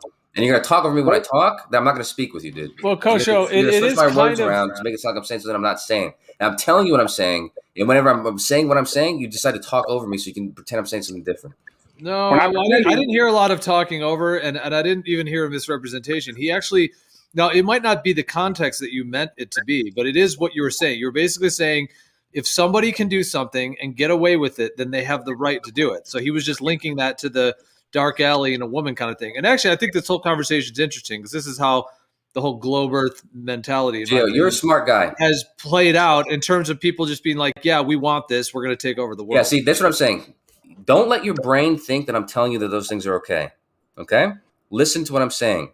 And don't interrupt me until I'm done saying it. That way you can understand what I'm saying. Just let me finish what I'm saying. What I'm telling you is, if there's nobody that has the ability to tell you what you're doing is wrong, to stop you from doing what you're doing, to reprimand you for what you're doing, or anything of the above, if you're the one setting your jurisdiction, then you're the one giving yourself the right to do it. This is what a right is. If you think that your rights are given to you by your creator, they're not. They're given to you by whoever you subject yourself to. And if you subject yourself to your government, your government is the one that you're accepting the rights from. Okay, this is the way the world works. You can pretend that the creator is giving you rights, but there's nowhere ever where the creator's rights that he's given you have ever been withheld or upheld by anybody, ever. Yeah, there's nowhere on earth that it works the way you just said it does. So who gives you your rights, and who makes sure those rights are upheld? I just told you. The creator gives you the right. Okay, so now who makes sure those rights are upheld? Okay, can we vote on? Let's go down. Let's see how everybody feels. Bob, I don't feel that the creator upholds my rights past me deciding what actions I want to take, and he's like giving me the free will to kind of play in the universe. And yes, whatever. I agree that he gives us free will, and we have the right to decide to do bad things. That doesn't make him okay. People have the right to destroy themselves. That doesn't make it okay or morally correct. You agree with Kocho then? And you agree with Kocho? No, I don't agree with Kocho. There are certain things that are established as morally wrong that you can never have a right to do. Okay? Then how is it that you get away with doing it? And how is it that no one stops you or punishes you for doing it? And I haven't agreed to that established. That's how. You can do bad things. That's what you don't seem to be understanding, is that just because you can do a thing, that can't be the standard for it being right. Because no one's saying that it's right, man. Nobody is saying that it is right. If it's a right, no, then listen it's right. Listen to me. You're asking about what rights. You're asking about rights. You're not asking what is right to do. This is what I'm saying. You're conflating what I'm saying. Like I'm saying these things are right to do. I'm not saying right. No, I'm not, yeah. I'm talking about rights. Rights which are given to you by some sort of government or authority or something like that. Why do you think they're called things that are right and wrong? That's not what I'm talking about. Why do you think they're called rights, Kocho? Because they're two different words. If you look up the definition, like I just should be spelled differently. No, I just posted a definition, and it says definition number 2. Definition number 1 is that which is morally correct or honorable or just. Definition number 2 is the one I posted. That means these are two different words. And I'm telling you from a third-party observer, Bob, you guys' position is totally consistent with each other. You have agreed to the same position he's agreed to. No, I didn't. That's the problem. You really did. He's stating it the wrong way. Now, it could be that he's trying to state it correctly, but he's not stating it properly, and so it's wrong. He used the word okay before he even used the word right. He used the word good and bad, and now he's just using the word right or wrong. But he definitely said it the same exact way you said it, where it's no. You have the right to do bad things, but it's not okay. That's exactly what you said. No, and Kocho would agree. You said it. Okay, you misunderstood me, or I misstated it. I don't know which one. It's possible. It could be either one. I could have misstated it, and that's my bad if I did. Okay, I can accept that. If I misspoke, my bad. So let me try and explain it this way. Okay, you're at the store. You want a candy bar, okay? You do not have the right to steal the candy bar, okay? You do have the right to make the decision in your own mind to steal the candy bar. No one can take away your right to make the decision to take that action. Your free will is your free will alone. No one ever has the right to remove that from you against your will. But it doesn't make the action itself right. It doesn't make it morally right. It doesn't make it right. Right. It's not right. It's not right to do. But these are two different definitions. And the scenario you just described, imagine it's a different boy who's in the store now. And this different boy, he actually does have the ability to steal it. It's not his. It doesn't belong to him, but he's going to take it. And when he takes it, it doesn't matter who sees him. They're not going to stop him. It doesn't matter who knows about it. He's not going to get punished for it. It doesn't matter how many times he does this. He's going to get away with it. Okay, that means that these people, this authority is not the one who is entitling him with his rights. This means he's the one who's giving. He has authority over whatever it is, and it doesn't matter if it's right or wrong. It's obviously the person who's giving him rights is himself in this scenario. No, what I'm saying is that's not correct. He doesn't have the right to steal that candy bar. He has the right to make the decision because he's a human being with free will, but he doesn't have the right to carry out the action. But he has the freedom to do it? He has the freedom to do it, absolutely. Always. Everywhere? Always. Unless somebody attempts to stop him, then his freedom could be restricted like it is with the way the other guy was talking about how he could be punished. Or in an extreme case, maybe someone comes by and cuts out his tongue. Well, now your freedom to speak the words has been taken away from you, right?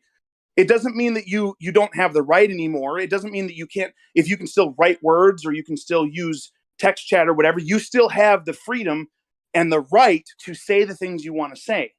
Okay, Well, someone can attempt to stop you from exercising your freedom and your rights, but it doesn't change what you actually have the right to do. You're almost using the definitions consistently with each other, but it's like you're flexing it a little bit because it's like the perspective could be the right from the God, the right from you, the right from the government, you know, but really you're trying to really say the word option or choice, right? And so for Right, me, that's it's true. getting a little, yeah, you're trying to say I want to option be or clear. choice. Be clear, but so maybe we can be in agreement a little bit because there is two definitions, and we're conflating them a little bit. And I obviously don't think these things are right to do. I don't think that these people, if these people were doing some of these things around me, or you guys probably, you guys would feel like it's your obligation to stop them or make them pay for whatever they did or something like that. And that's what takes away someone's right. So if you exist and you have authority now to reprimand somebody for doing something, that's literally you taking that right from them. But this definition, the one about the moral or legal entitlement to have or obtain something, that's given to you by whoever you subject yourself to, or whoever has authority over you. I mean, I appreciate you being consistent, Coach. So for a second there, it sounded like you were going to waver when he hit you with the attack females line. And you Well, know, yeah, but like, I didn't want it to be conflated. That's what I'm not saying that stuff's okay. no, exactly. And that's why I mean, like, dude, like, we should be able to have this conversation, you know, but you got to be careful. People going to make a out of context clip about you. But yeah, like, I think it's weird that, Bob, you're reaching up to the creator. We're saying he gives us free will. He gives us the rights. So seems like you do have the right to steal the candy bar until you insert this new layer, and until you insert this new layer of, okay, there was some magical communication. Well, I don't mean to be rude with the word magical, but there was some deeper, some whatever rare communication that tells you what's morally right and wrong, and now he's really telling you what your actual rights are, or else you're going to hell. And I mean, it's just very weird. No, that's not what I meant at all. So it's I understand it. It's not necessarily something that I think a lot of people are even focus on at all. But like, you take the debate that goes on here in the United States, okay, about abortion. Okay, now there's people that think it's murder. There's people who don't think it's murder, right? There's people who think it's morally wrong. There's other people that think it's not morally wrong. Now, I take the position of, I think it is morally wrong to abort your baby. I think it's murder. I think you're murdering your child. That's what I think. Okay, that's my position on it. Fine. Okay, I think it's morally objectionable. I think you do not have the right to do that to your child. However, I wholly and entirely, completely believe you have a right to make the decision. So I think I think your creator has given you the right to destroy yourself, the right to do evil, not to do evil, to make the decision to do evil. You have that freedom and that right given to you by your creator, but you're wrong for deciding to exercise it. You have a choice to do good and you have a choice to do evil. If you choose to do good, you've done right. If you choose to do evil, you've done wrong. You have the right to make that choice. It doesn't make the action you decide to carry out automatically correct, just because you have the right to make the choice. I mean, it's a little funny. I mean, you're doing the right or wrong. If you have the right to make the choice, then you have the right to do it. I mean, could we not? I mean, come on. No, the difference is, like I said, the debate in the United States, the difference is this: I think it's wrong. It's morally objectionable. I think it's morally wrong to your baby. Okay, I think. Okay, hold up, Bob. I'm going to lose the thought. Let me interrupt you, please. When you say, like, you have the right to make the choice, but not the right to do it, is that because does the right have to have some sort of other feature with it, to where it's like, if you go against the right, you get a punishment or something? Or, like, is there another, you know what I mean? Like, is that why there's a distinction there? I'm not Like- sure what you mean. I think this is what I wanted to say a second ago. This is why I'm describing it the way I'm describing it is because let's say that the creator did give you rights, right? Now the question is, these rights belong to you, but who is upholding them and who is enforcing them? All right. And if the creator is giving you these rights, but the creator is not enforcing these rights, then there's really no point in saying that those are rights. Right. The only time rights are rights is when they're enforced. Otherwise, they're not anything. Well, let me jump in. I think they are. If you want to call it enforced, I think they are. So I'll just use the term karma. So in terms of karma, let's say that the creator created the system of karma, like it's wrong to steal, it's wrong to rape women, etc. All these things that many of us would probably agree are wrong. But then, like Bob said, you have the free will to do it if you want, as it were. And once you do it, you take that action. The other person, let's say stealing, for example. So you steal someone's car or whatever, and then all of a sudden now they have to go through the feeling, oh my God, my car's stolen. So now there's been an action and there's a response. Now, it might seem like you got away with it, even if you didn't get caught by the police. It might seem like you got away with it, but in my viewpoint, on the karmic level, that is registered. And so at some later point, I personally think reincarnation is a thing. So it could be in a later lifetime. But nonetheless, at some point, that is going to, come back to you, as it were. So that's the repercussion for it. And now that will happen to you. So let's say in your next lifetime, you're going along and your camel gets stolen. You have one camel and it gets stolen. Now you have to experience, oh my God, now you have to go through the other side of it. So I do think that there is, a repercussion for it, and that it's built within that law. And why punish people for taking away other people's rights? Why give people rights in the first place? What would it's not really like the karmic retribution thing. It's not really a punishment. It's more of it's actually, in my viewpoint, it's actually trying to show you what's right and wrong. So it's not really just to punish you for doing something wrong. It's actually to help indicate what is right and wrong so that you can learn and grow from it. Yeah, but if they never experienced that because they died and then their ego was a different ego completely because it's a different person. It's the same soul. So yeah, but they don't remember the experiences or anything. So it's like I don't see how that's upholding your rights. Like if you got stolen from and someone stole from you, it was your right to keep it, but they stole it from you anyways. I don't see how karma is going to let you keep your rights or uphold your rights or something. Yeah, I would make the argument that it's always up to you to keep your rights, to uphold your rights, to stand for it. I think that's always your responsibility. They're your rights.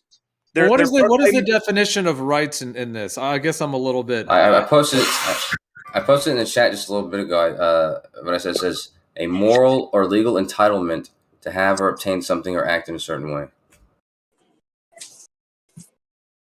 It sounds like Kosho leans more towards the legal, as in whatever system you're under would determine what rights you have. I'm saying that that's not it at all. No. The rights are there from the moment you are made, you are created. You have the rights within you from your creator, and no one has the right to take them away from you. You can only willingly give them up. Again, I said what I said because I didn't want it to be confused. I'm not saying anything about legal. What I'm saying to you is a creator or your mom or anyone can give you rights, and if they're not enforcing them or upholding them, then those rights were just words someone told to you. But if someone is giving you rights and they're upholding those rights and they're enforcing those rights, like they say a government or someone who has authority over you that you have to subject yourself to, then those are actual rights. That's the only time that you actually have rights. Otherwise, they're just words. I disagree. I disagree too. I wouldn't say that rights are given by someone. For example, let's say the government right now said, "Hey, we're changing the rules just for me, for Geo," meaning that now I can steal things or whatever it is, or go kill someone or something. Does that mean that just because the government gave me the right to do it, that now that's a right? No. Yeah. No, I don't think the government gives us rights. No, not at all. Dude, you have to respect the frame of reference. Look, Semantic Hour has been fun. The greater point that this started that was more interesting was, are the people represented by the government, basically? Are they one entity or two entities, dependents, blah, blah, blah. I mean, that was a way better conversation. Well, I guess what I would say when I think of rights, I guess what comes to me. Well, I was talking about karma before. I would say that anything that is karmically just, that is karmically correct to do, is a right. So, like and then a violation of that is violating. So,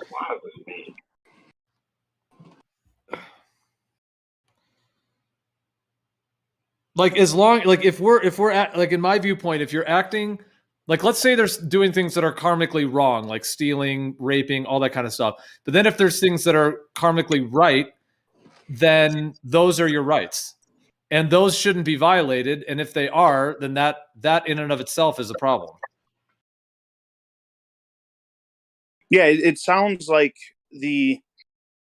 whether or not somebody, it's weird because he's separating out, it seems like he's separating out like, somehow like a different kind of whether or not a thing is right from a right. The whole those are two different definitions, man. Well, it's actually an interesting conversation because I mean the word right, is interesting. It's like if something is right or wrong.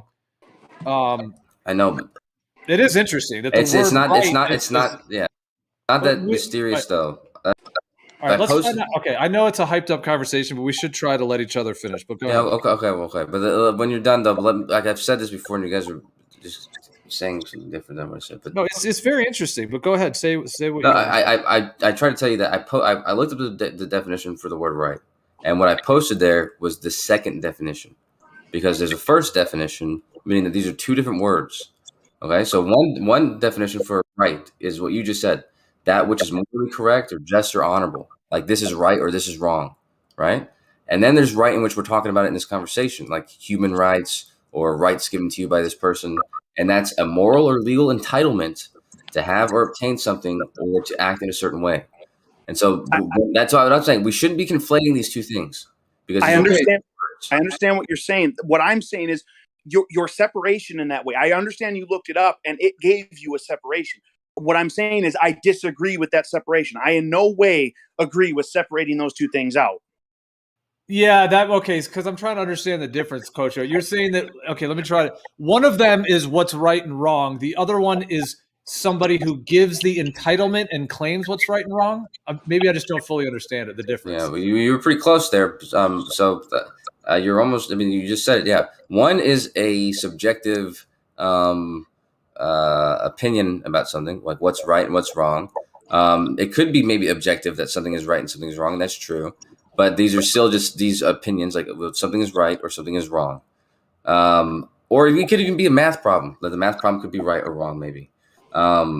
Regardless, the second definition is a legal entitlement, meaning that there's some authority that is upholding that entitlement to you. And it's either morally given or legally given, and it allows you to act or behave in a certain way. And if that's taken from you, like if someone tries to take that right from you, that authority that gave it to you is going to maybe punish that other person or something like that, which is usually what happens. Yeah. I got you. No, this is good because I'm now thinking of perhaps a good example. Okay, in my opinion, it's always wrong to kill another human. To be a human and kill another human, in my opinion, always. That's my opinion. Even if they're coming in your house, I still think it's wrong to kill them. That's my opinion.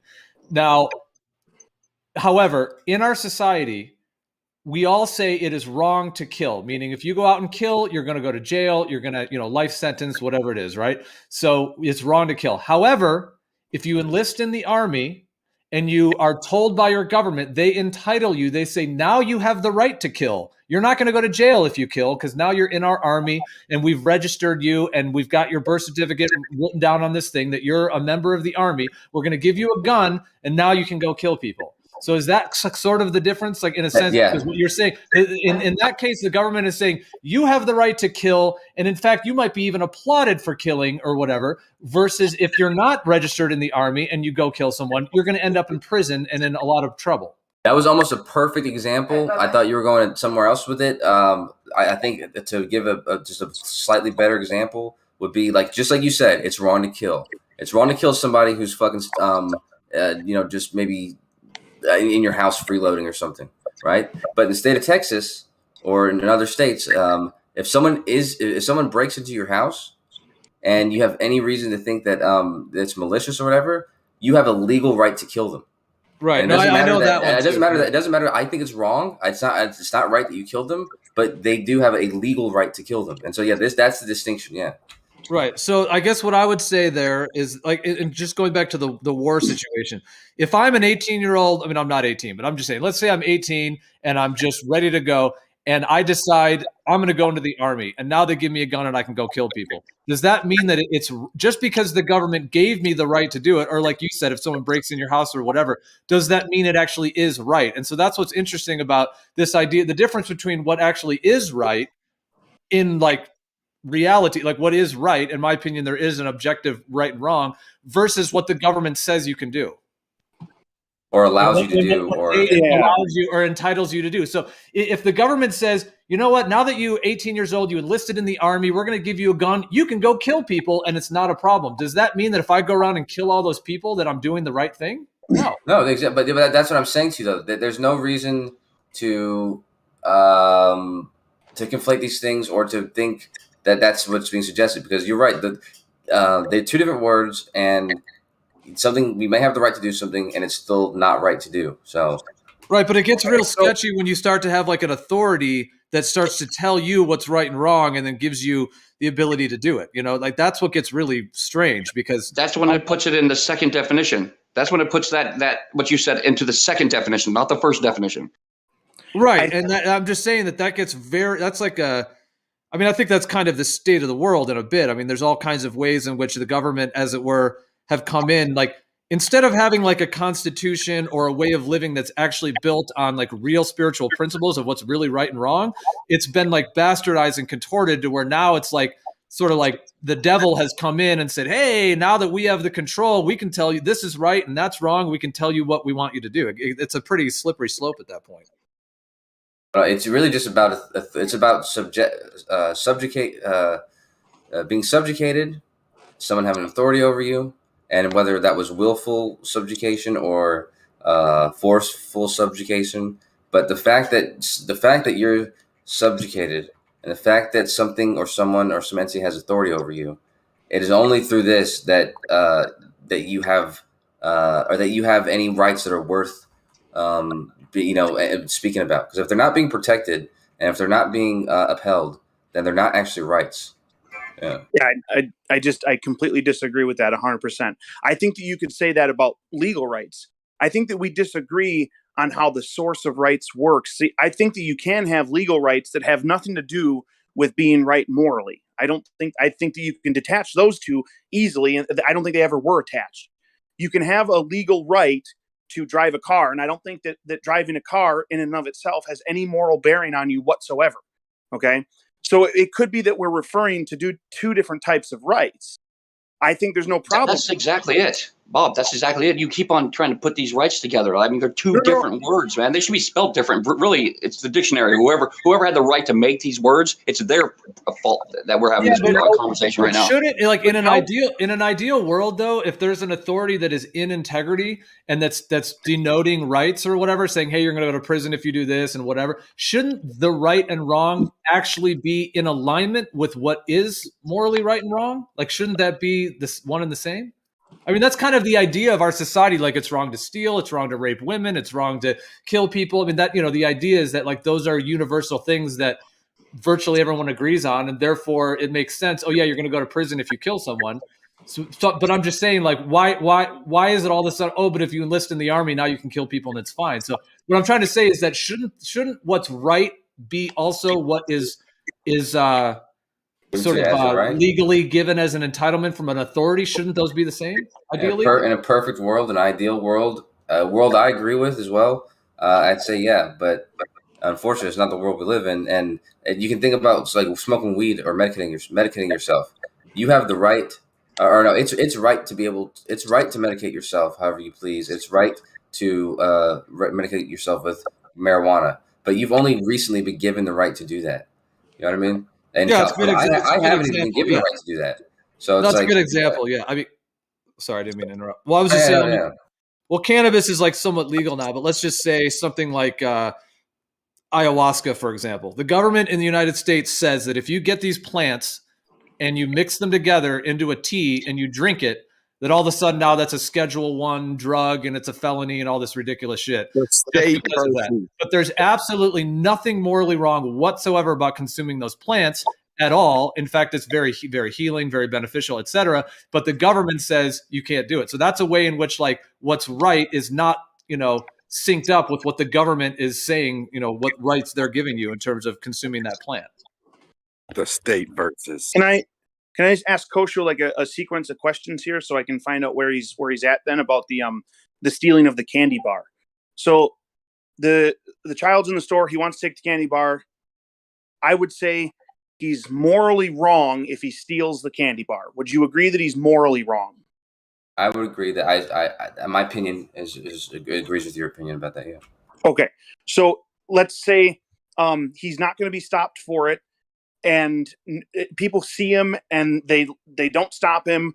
Do you think he's still morally wrong, or do you think that he is, because of the community around him, he's been granted by the community somehow this he's not morally wrong even though he stole something? Do you still think he's morally wrong?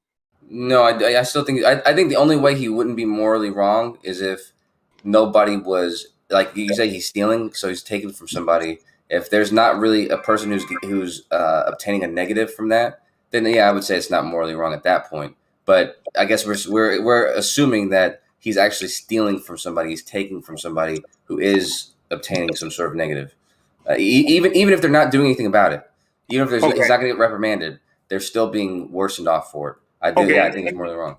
I'll clarify my position. I don't think that the negative on the other end has to be determined by anybody else other than the person who is being taken from. So even if a guy has 10 loaves of bread and somebody takes one, I don't think the determination of whether or not he's been wronged is made by everybody else. Sure. I think it's just it was morally wrong. That's the way I see it. Oh, okay? I see what you're saying.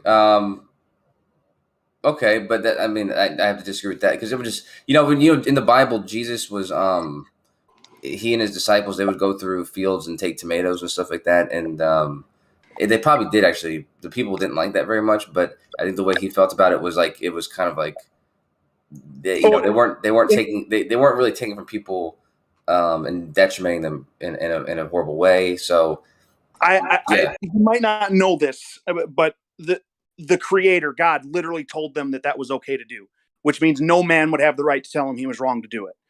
So that was literally something that was granted to the Jewish people. They were supposed to allow people to go to their fields and take that food. That was a right that they had by their Creator. I have to tell you, regardless if I agreed with you wholeheartedly or if I disagree with you 100%, I don't see what the value of that is, because that doesn't mean anything. Like anybody's perception of their Creator could tell them that they're justified in doing anything, and there could still be other people who disagree with that and who actually punish them for doing it. So absolutely, I agree. Anybody could say anything they want. I agree that that's accurate. Yes. Well, this is why, in my viewpoint, I see it. There's an actual overarching, the law of karma is a very real thing in my viewpoint. It's very real, and to the point to where that's the actual overarching thing. So, for example, if somebody goes off to war and is shooting and killing people, they may get away with it in terms of somebody might go into the army, they might kill 100 people, just cold-blooded murder. And then they come back to their home and their wife gives them a hug and everybody says, "Good job, you saved us," or whatever it is. Hero. And that you're a hero, whatever. And then that person they're not in prison, they're everything's fine. But karmically, they're a cold-blooded murderer, and whatever that's going to represent for them karmically. So what I'm saying is that overarching all of this, I think, is an actual law that's built into this entire realm, which supersedes any amount of going to jail or not going to jail, or somebody, government entitles you or not entitles you. There's that actual overarching sort of law and checks and balances. And like I said, in my viewpoint, I do think it's connected through reincarnation. So even if you steal something in this lifetime, in a future lifetime, you may be stolen from. And until you learn the lesson to stop stealing, you're gonna keep being in that karmic cycle. Yeah, may I share something profound with Jill real quick? Go ahead and do it, Don. I'm gonna just say something to respond to. Real quick, as far as the karmic connection and you'll be punished karmically. What if instead of there being the rules, what if it's God searching? What if he's using some quantum computing, or what if it's just some computing method? He's like running the program to see what grows, and he ain't really chosen what it's supposed to be. Second, Jesus said only through being reborn you could get to the kingdom of heaven or whatever. What if reborn just mean like you gotta have a kid, you gotta reborn, you gotta keep it going to keep the kingdom of heaven, and that's the reincarnation. Boom, boom, anything. But maybe he's letting us the free will. Maybe we're coloring God, we're coloring the universe without him deciding what it should be. Okay, so wait, I don't know if I fully caught that. You're saying that the idea that there's not like a universal law of karma, but it's more like a free will thing, and we're making it up as we go, or maybe I didn't fully register. Kind of. Yeah, like what if God hasn't said, "Oh, there's guaranteed gonna be downside to the killing"? What if he's just like, let me see who wins, the killers or the nice? Well, he'd be like a lot like a person in that case, and I don't know. If Christian God at least is supposed to be all knowing and all powerful, so he wouldn't need to do that. Yeah, but that's just subjective. Gio, I wanted to say something about karma. What you said before, because because I know you believe in it, and I believe in it in a different way, I guess, and I believe in it too. But I believe in it that it has a real mechanism, like it has a mechanism that is based in practicality or whatever, not just an arbitrary mechanism or something. And I told you this before, but if you imagine like the universe or the universal spirit being a single universal spirit and everybody being connected, then karma would almost be the fact that you as an individual ego or whatever you impart onto the universe, positively or negatively, you as a whole are going to be affected by that. And whether you realize that now and in your ego, you're eventually ultimately going to realize that because you're single, you're an entire single being or whatever. I think that's the way I understand it. Yeah. Kosho, I still wanted to ask you something about I hadn't finished yet about the candy bar thing. Yeah, the boy and the candy. Charlie and the Chocolate Factory. If before he goes to the store, he tells himself, and maybe he writes it down somewhere on paper, or whatever, but he says, "You have the right to take candy bars no matter what." Do you think he has now granted himself the right to take candy bars regardless of the situation? By virtue of him writing it down? No. Well, that was a little bit where Don was going. Like, what if we're just kind of making we can make our own rules? But let me just say real quick, I think this is where it gets. We talk about the Illuminati and these controllers and evil people. This is what I think is going on with them. Ultimately, they're capitalism. They're psychopathic to a very, very deep level, and their understanding of what morals is completely contorted and twisted. Now, who knows what they're really thinking? But they may have found a way to be like kind of almost what Don was saying. I'm not trying to call Don evil. I'm just saying like that concept, like, well, what if we can just give everybody this jab and causes all these issues and there is no karmic repercussion? What if we are the gods and we're just making it up as we go? So I'm just saying it gets into a really slippery slope. And I think this is how they can do this evil shit and think that it's okay because they're functioning on like a whole, they're thinking that something's different going on. I think there still is the law of karma. And so they still will have to deal with that, but at the moment they're getting away with it. But I think they have a way of kind of writing up their own. It's sort of like a psychopath that's like a serial murderer, and like they don't even think it's wrong to do it. Like they've written off in their mind in some way, like, oh yeah, well I can kill all these people, and whatever it is. I think there's different ways in which that comes through, but. I specifically want to know if Kosho thought that's how it worked. Like if he told this to, even if he didn't write it down, if he just told himself. I understand the question, and I think that before because we're conflating a few things, not your point, Bob, but like the karma and the rights and what is right. Like these, I don't know if these things are things that we can just interchange with each other. But to what you're asking, Bob, I'll answer that, and I'll also state what I stated earlier, which hopefully would give you the ultimate answer, which is that boy. He can write it down. He can say it to himself. He can not say it to himself. It doesn't matter. What gives him the right is the actuality of the event, and if he's actually able to go anywhere he wants to the store, take whatever he wants. It's not allowed. It's not anyone can do that. He has some ability that allows him to do that. And even though it doesn't matter if the president himself or the chief of police saw him do it, no one's going to stop him from doing it, and no one's going to punish him for it. And he's not going to be reprimanded for it. He's going to get no repercussions.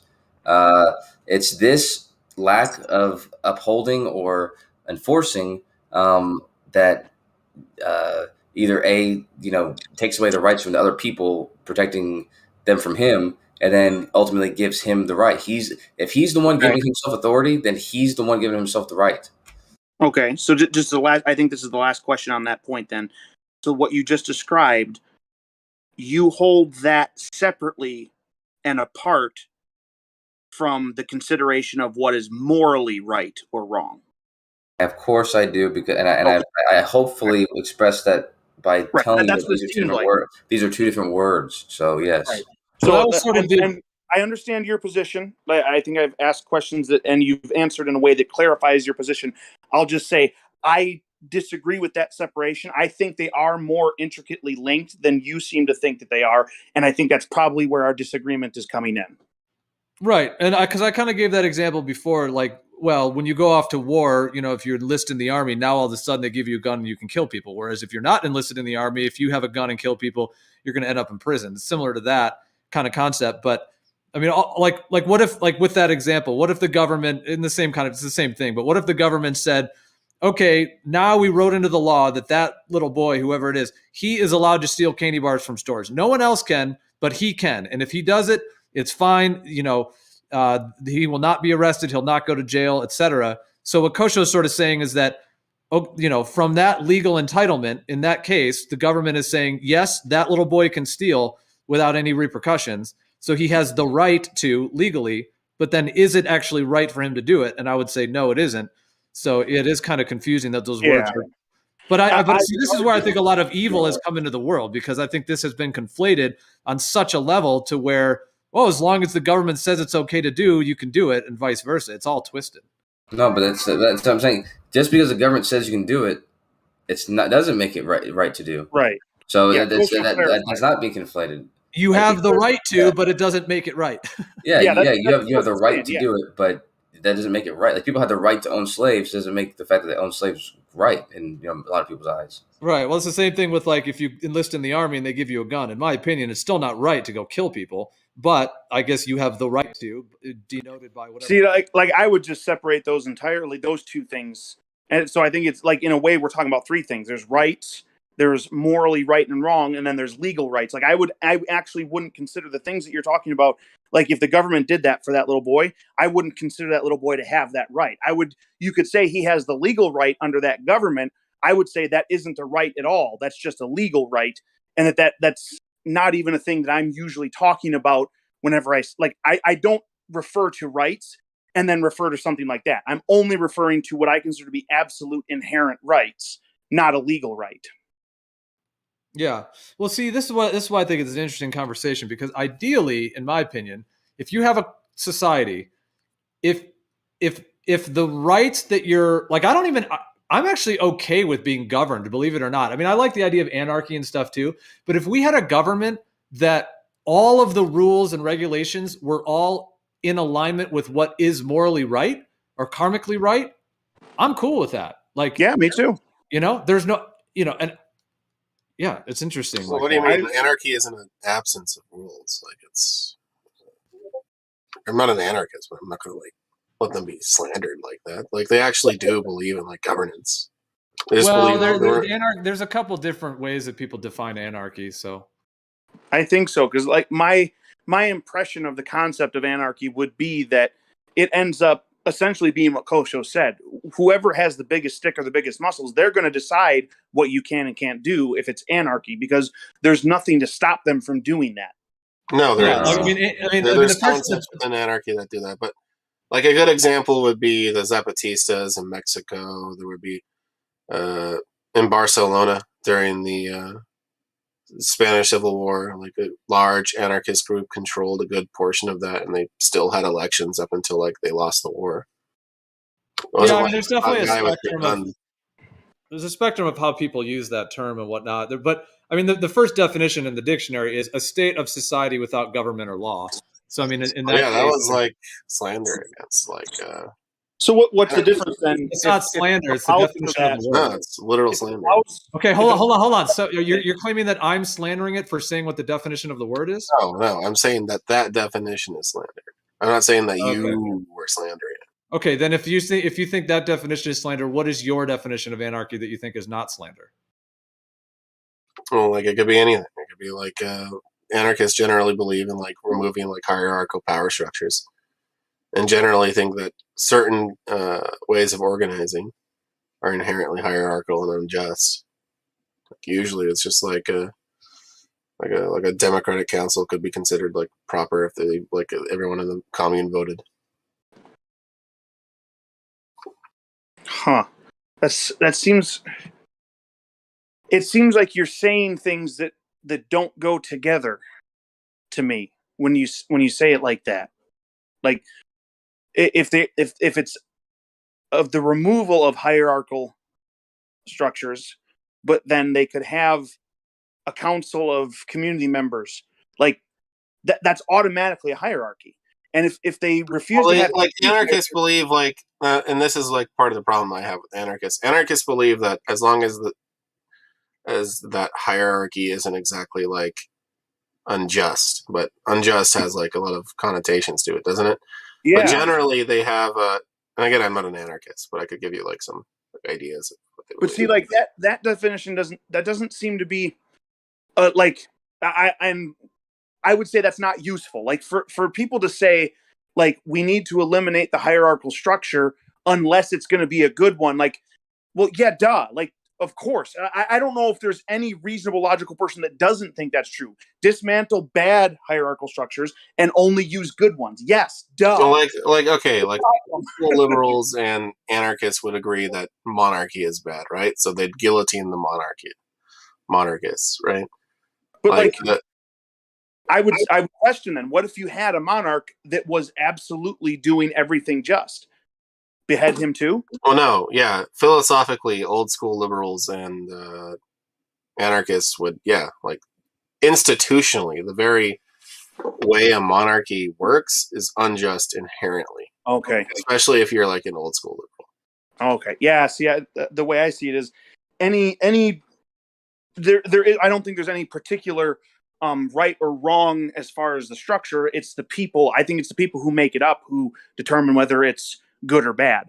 Well, like say if like you're a religious person, like like your specific religion says that like God doesn't choose who your ruler is, but like practically every monarchy on earth has like said that like their position is like shored up by God. Like God literally chose them to lead. Like the divine right of kings was a huge thing. I think that's probably something that it might even be like almost a prerequisite for people to think that they have the right to be the monarch. Is they have to convince themselves that some higher power destined them to do that. Like, I mean, I would think that's how you get to that mindset. I think it might be a prerequisite. That you have to convince yourself of that. Well, that's what I think these guys, whatever we want to call them, Illuminati controllers, whatever, I think that's part of what they're in, like a profound level of whether they think they are the creator, the Lucifer, whatever is going on, they think that they are entitled to what they're doing and that they have been given some kind of, I don't know, blessing's not the right word, but they've been given some kind of allowance to do this from the universe because they are, it's like megalomania to the maximum degree, essentially. Like massive level of ego inflation and megalomania to where, they are, like that concept of the divine right of kings and that they can start wars and they can jab everybody because they are above everyone else or whatever. I think that's I consider that to be absurd. I'd see, and like I would say, that's where like to me it seems pretty obvious that the whole concept of the government granting your rights, your inherent rights, like that falls apart, because if they grant them, that means they have the right, the authority to take them away. And I don't think that's the case at all. I think you have the rights from the creation of you as a person. You have these inscribed rights by your creator, and no human has the right to forcefully take them away. Well, historically, that's a very recent idea. Like generally, I disagree. No. That's like an Enlightenment era like ideal that became popular. Which good for that. I mean, right, I disagree that that's what it is. I think that it is actually the mindset that's been around essentially since the creation of the earth. Well, you could claim that, but like, historically, society worked off an entirely different mind frame. Like the idea of that on paper didn't really exist until like humanism and the Renaissance, and then later in when it was embraced by like states in like the 17th and 18th century. Yeah, I don't buy that history. I think that they lied to us about a lot of stuff. And there's no point in debating history. Yeah, I wasn't trying. Why can't you debate history or anything else? Well, no, he says like if they're already lying about it, and like most of the mainstream stuff is like completely bunk, then like there's no point in like arguing it, because most of like history's come from that position. Yeah, he didn't say you couldn't. He said there's no point, and I agree. Like if we disagree on the accuracy or the veracity of the history, then there really isn't a point for us to debate it. I agree with that. I don't think he was saying we can't debate it, just that it wouldn't necessarily be fruitful. I agree. But I wasn't trying to debate history anyway. I was just stating that I think that the rights are inherent, and I don't believe a history that says that people didn't think that until just recently. I don't think that's true at all. I think people have thought that almost or actually since the creation of the earth.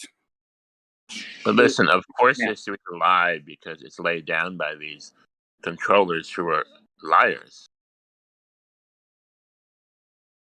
What was that? I said, but of course history is a lie because it has been laid down by these controllers who are liars. I think there is a large portion of history that is inaccurate or just straight up untrue. And back on these evil controller figures, I think they do know it's wrong what they do, but they're addicted to the power, and they don't want to lose control, and they want to stay in their high positions of authority, and they'll commit these sins, quote unquote, to keep that to keep them where they are. Yeah, if you accept that, then you have to fundamentally accept that like a lot of religions are like essentially just controlled ops.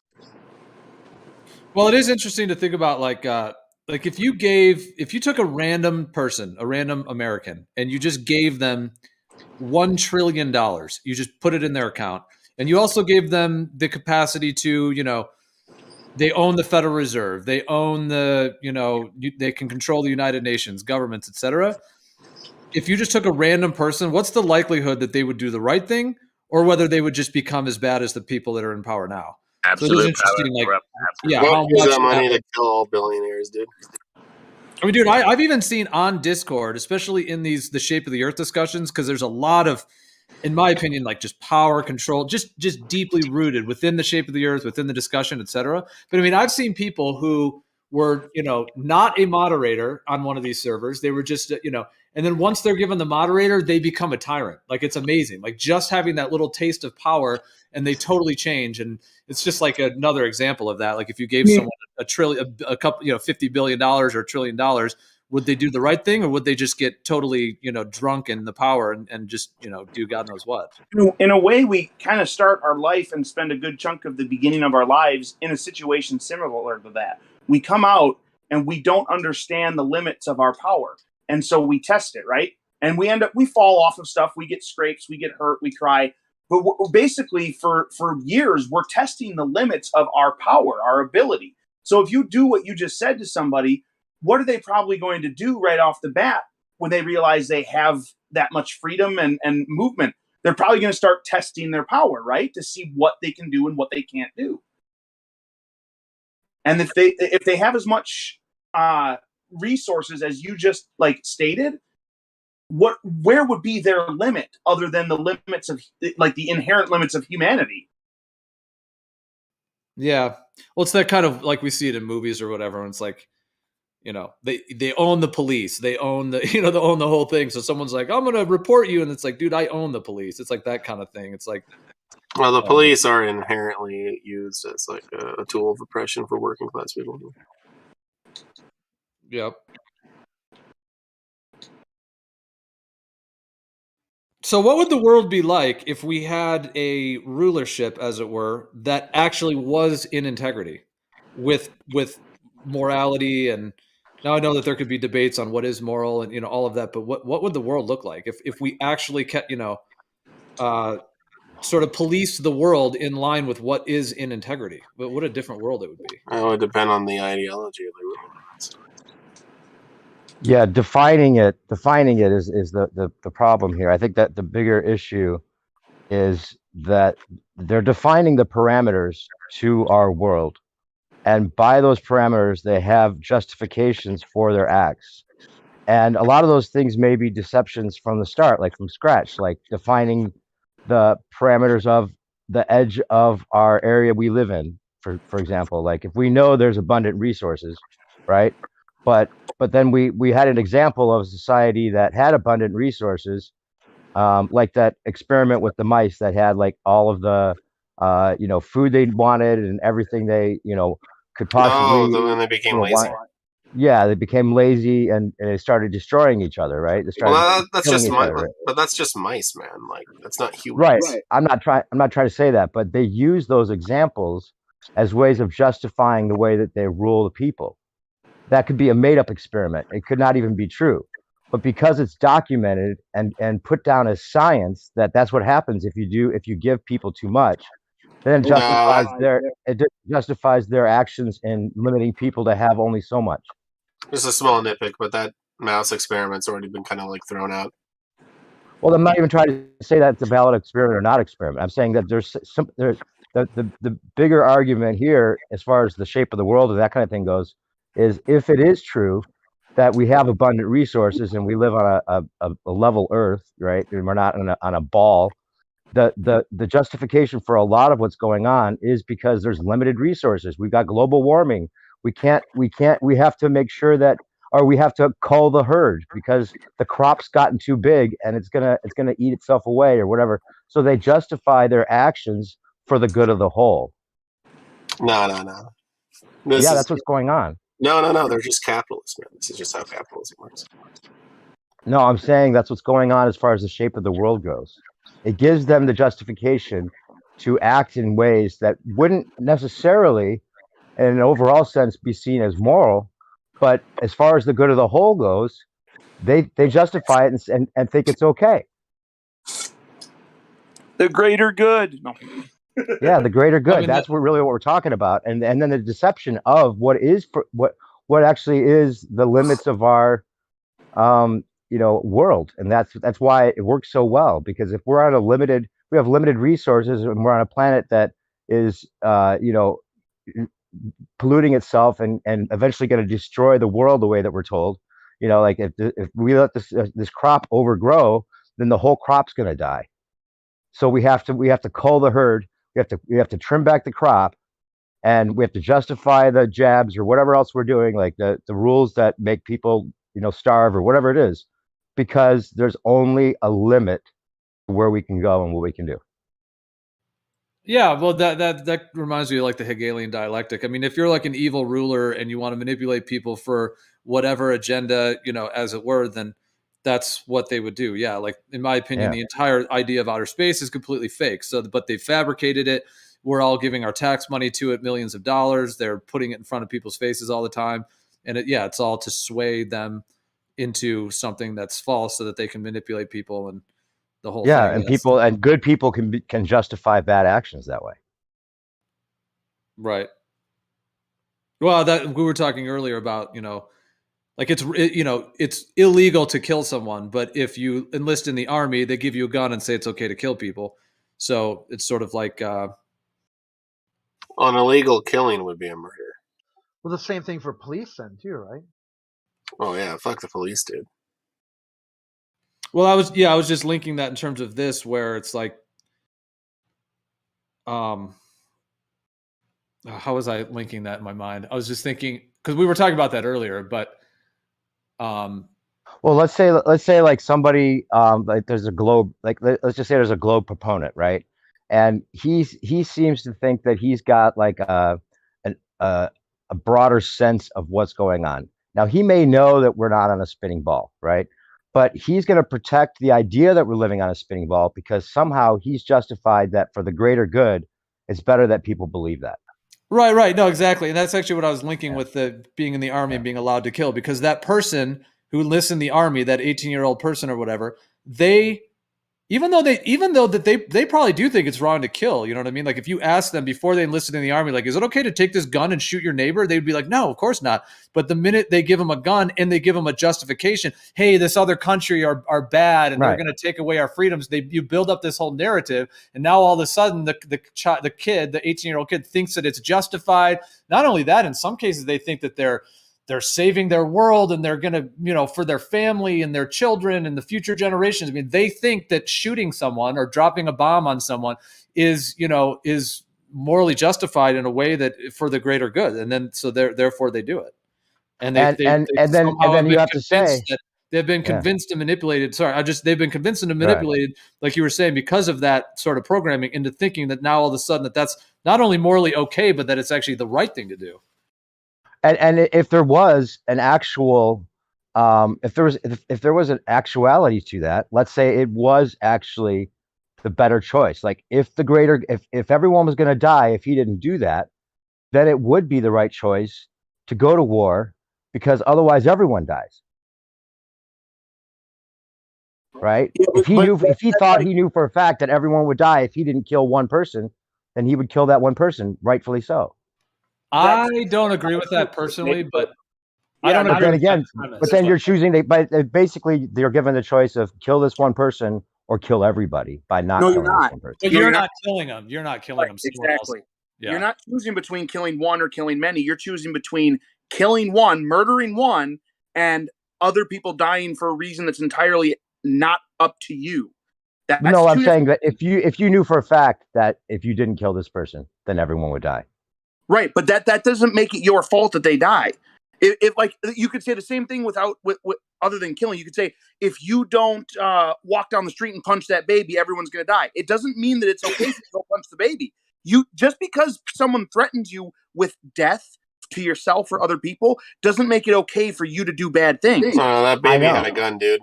That baby. Right, but that's kind of what it is by giving 18-year-old kids a gun to go kill people. That's the thing, right? They think that they're justified because the story is, oh, if you don't go kill those people, this other country is going to take you over, and we're not going to be free or whatever. But that doesn't mean that story. But that's hold on, let me just finish. That story that they're being told does not mean that it's still morally okay to go kill someone. Well, no, right. It's not even just that. They basically do a poverty trap with the U.S. military, anyways. Like. They mostly only recruit in like lower wage, like high schools. Like, you ever notice that? Right, of course. I love being told about the military that I grew up in. It was honorably discharged after a long career, and my people have never served in it. It's really interesting. It doesn't matter who served in what. We're talking about morality and what's right and wrong. It doesn't matter if some authority said that somebody can shoot someone or do something, but that's what we're discussing. It doesn't matter if they've been in it or not. That doesn't what I was getting to is if there was like an actuality to that. Let's say there was a way of knowing for sure that if you don't do this one thing, then everyone will die. Like say there's, I guess the most blatant example would be like if nukes were real. Then somebody's got a nuclear bomb and he's gonna set it off. So you kill that person because he didn't set off the nuclear bomb and everyone didn't die because you killed that person. Then it seems justified because you know that he was about to pull the trigger on the fucking nuke bomb. So you killed him. Now does that make it right or wrong? Self-defense, right? Yeah, in some sense. Right. I have no problem with self-defense. If somebody points a gun at you, I don't think you have to wait for them to pull the trigger to defend yourself. Okay. Yeah. I think that as soon as they point the gun at you, you have the right to do whatever you need to, up to and including ending their life to protect your own life. They don't have the right to take your life away from you. Okay. Yeah. But that's different from you having the knowledge that other people will die because of some reason. And if you don't do the wrong thing, then they all die. there's no, right.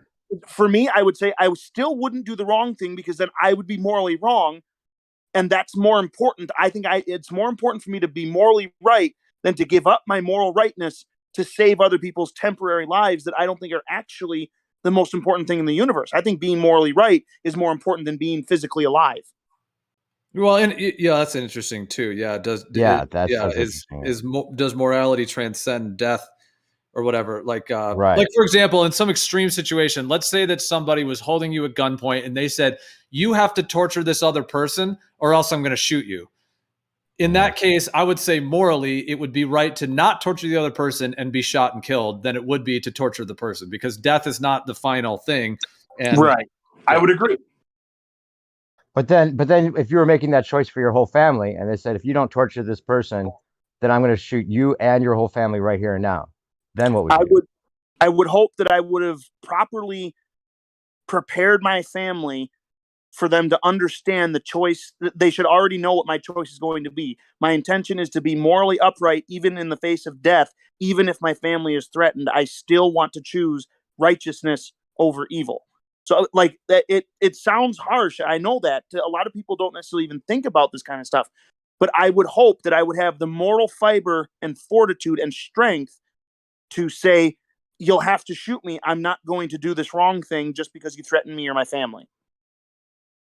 Right, because there's also kind of a trippy idea. Let's say you were in that situation. If you did the right thing and you said, I'm not going to do the wrong thing, what if then, something happens to where that whoever person was threatening to kill your whole family isn't able to do it or whatever? Like, you did the right thing, and then, you know what I'm saying? Like, it's like the whole thing flips for the positive. Well, that gets into the whole reason that what we talk about, the deception of if we're not on a spinning ball, then a lot of people might have a lot more moral obligation to others, it seems, if they knew there was some kind of higher purpose or maybe deeper meaning to this existence. Yeah. Right. I think that's a huge thing that is going on, is the separation of like responsibility from our human experience. Like, I mean, because what's the line? It's basically you're a pebble. The Bill Nye said something that's like, you're a pebble on a beach. You're one grain of sand on a beach, and there's all these other grains of sand, and it's all just you're nothing. You're so worthless or whatever. I'm so worthless. Like, it's just, like, all of that points towards nothing matters. And if nothing matters, that means that like, right and wrong isn't a thing, really. It's just all in your head, which means that means anything is justifiable as long as you come up with the right story for it. What a horrible life. Yeah, defining the whole is the trick. False pretenses. About being subjective or minimizing, something. It's like, or like my truth. The contradiction of terms of my truth.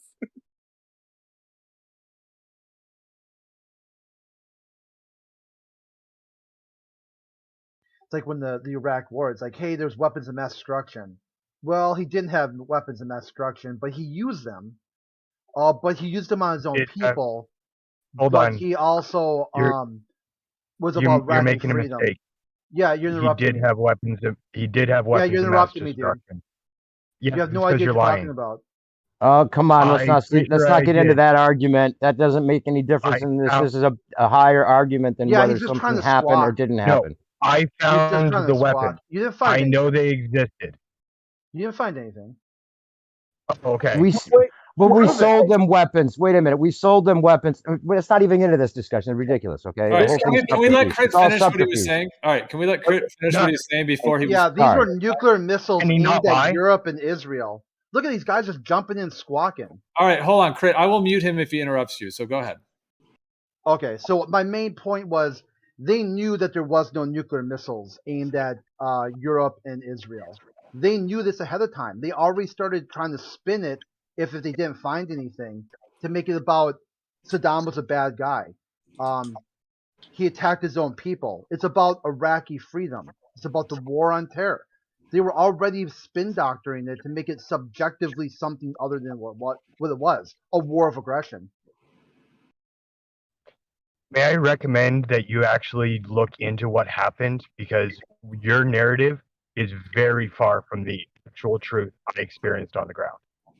All right, well that's fair to say you don't agree, but I mean, just to call him a liar out of the blue for him expressing his viewpoint is just a personal attack, not really. Right, Theo. He called me a liar when I said I found the chemical weapons.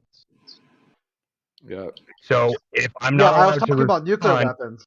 if I'm not allowed to respond when somebody calls me a liar, fuck you. I don't want to be on the server.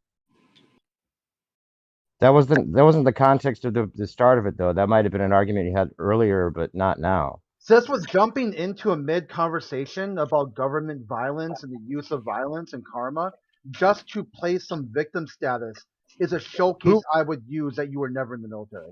You don't have thick skin. You wouldn't make it through basic training week one. All right, so can I? All right, wait. This is like totally derailed. me This a is liar totally multiple derailing the times now. conversation, which was a lot deeper than Right. whether your why squabble don't we between you mute guys. Grit for calling me a liar? You want to say that that's not allowed on this server? Why doesn't it go both ways? But Why is Crit it's allowed totally to sit here and call me a derailing liar a when I deeper have a conversation. 214 that says Well- he's full of shit? All right, there's a couple things going on. Originally, there was an interruption. I don't know whether Crit had called you a liar. On this server, we haven't really defined whether people calling you like, okay, if I call Elon Musk a liar, then that's just part of the discussion. But if Crit calls Kool-Aid a liar, it's more of a personal attack. So perhaps we should be, because that's the problem with some of this stuff with trying to keep things civil, as it were, is that when one person does it, then the other person wants to slash back. And so I understand that. If Crit called you that, then you want to call him that, and then it turns into a shit show. Right. So why is it only the Glober gets shit on, where Crit is sitting there safe in his knowledge that you guys are going to back him no matter what, because you and I might disagree on the shape of the Earth and whether or not. Yeah, I'll tell you what. That's not the case at all, dude. We've moderated. If you want to call it 100%. sides, we've equally moderated on both. That's not a factor. I didn't hear Crit call you a liar. If he did, I don't know. Multiple times. Yeah, you will never convince me that you were in the military. There's no amount of proof you could ever provide. Right. Based My on what you're doing right now. isn't good enough. Yeah, based on what you're doing right now. Someone with military experience wouldn't act the You way you acknowledge do. that he's now calling me a liar. No, I said you will never convince me. Yeah, no one has used the word liar here except you so far. But you All said right, so you guys are trying to burn it you down. guys need to figure out your shit. And Crit, you're the biggest piece of shit ever. All right, see you, Kool-Aid. Take a break, buddy. All right, let's get back to the conversation. telling someone that you won't believe them is not the same as saying that they're lying. That's Even not more so if I gave a reason for it. I said, this is why. If he could explain why he did it anyway, then I would be like, oh, I don't have a leg to stand on anymore. Well, it's not as interesting as what we were talking about. Is all Yeah. I was trying to add. Yeah, I would say the level of violence that government does to other governments is showcased and echoes through all the way down to like parents hitting their children. This is not right. Violence is immoral in of itself. Not to bring up that topic anymore, but it is interesting, that whole thing about the weapons of mass destruction, because I was thinking about that the other day for some reason. But like the subterfuge that goes into all of this, like the idea that yeah, that's the one thing too. Before we get too far away, I'll just point out I disagree with you, Crit. I don't think that violence is always morally wrong. I think there are morally justified violence. Yeah, and I feel like I want to take that position, but I've been in situations where I've had to defend myself, and I didn't turn the other cheek, and I attacked. And it was kind of like, I look back at it like, I wish I didn't do that, but in a sense, your body and your intuition is sometimes going to take over, and you'll go into a fight or flight regardless of your value system. I would say that the best case is to always try to walk away before that happens, but sometimes it's hard. It's just hard to know. Yeah, I'm on board with like trying to avoid that, but I do think that there are certain situations where if the person forces it on you, you have a right to basically rebut them. And like if they force that rebuttal to be a violent thing, that's on them, I would say, not on you. There's multiple conversations going on at once, and I do apologize. But I just want to point out that violence is sometimes necessary to curb other people's unlawful violence. Um, and the other conversation was weapons of mass destruction. Those reports came from NASA. Now, I don't know if NASA thinks that they can always look at something and tell like the material makeup of it just by looking at it. But when I look down at satellite images, I don't know what their house is made of. Could it be pine? Could it be oak? You know, is that brick? Right? Because you're just looking down on the stuff from like the satellite point of view, right? So I don't know how NASA knew that there was weapons of mass destruction, but I kind of feel like that they lied and got us into those wars illegally. Yeah, the seven But, photos. Oh, sorry, Nicholas, go ahead. well, I'm sorry. Just real quick, my point though, I was started at wasn't it like wasn't it already at least told to us that we sold weapons of mass destruction to them years earlier? Yeah, these were missiles that the Iraq War was basically talking about. That he reconstituted a weapons program, not the stuff that Bush gave him, Bush Senior, but he was building his own chemical weapons, his own stockpile. That he had yellow cake uranium. That he got these aluminum tubes from Iran. You know, like there's a whole so bunch. That's of how stuff. we know it's bullshit. Yeah, and Hank's right that there were 7 photos presented by Colin Powell to the UN General Assembly that he tried to get them to do some sort of declaration of war, a sanction against Iran or Iraq, and they didn't buy it. They said your NASA is full of shit. They're a bunch of liars. These are scam artists. I'm not going to take any photos they presented and say that's a missile. You know, like here's this truck. They had this roving chemical truck. It just looks like a truck. How would you know what's inside the truck? Just like Google it. Oh, sorry. Go ahead. I was going to say that kind of gets back to the point originally was if you could define the premise of what is and what isn't in an overall sense, like say like nukes are fake, like a lot of people think that nukes are fake after looking into it. So now that you've got this idea that the nukes are real, then you can use that idea and say that yellow cake uranium was collected, therefore they're going to have nuclear bombs, when the whole idea from scratch, just like space and whatever else, might be completely false, but it gives you it gives moral justification to anything you do to anybody for all kinds of reasons, whether it be limited land, we're killing the planet, now we have to kill each other so that we can save the whole, and all these things. When you can have enough control to make up a story and then make up 2 stories that are both untrue and have people arguing about it as if that matters, when in the overall sense it's made up from scratch, that's what we're dealing with.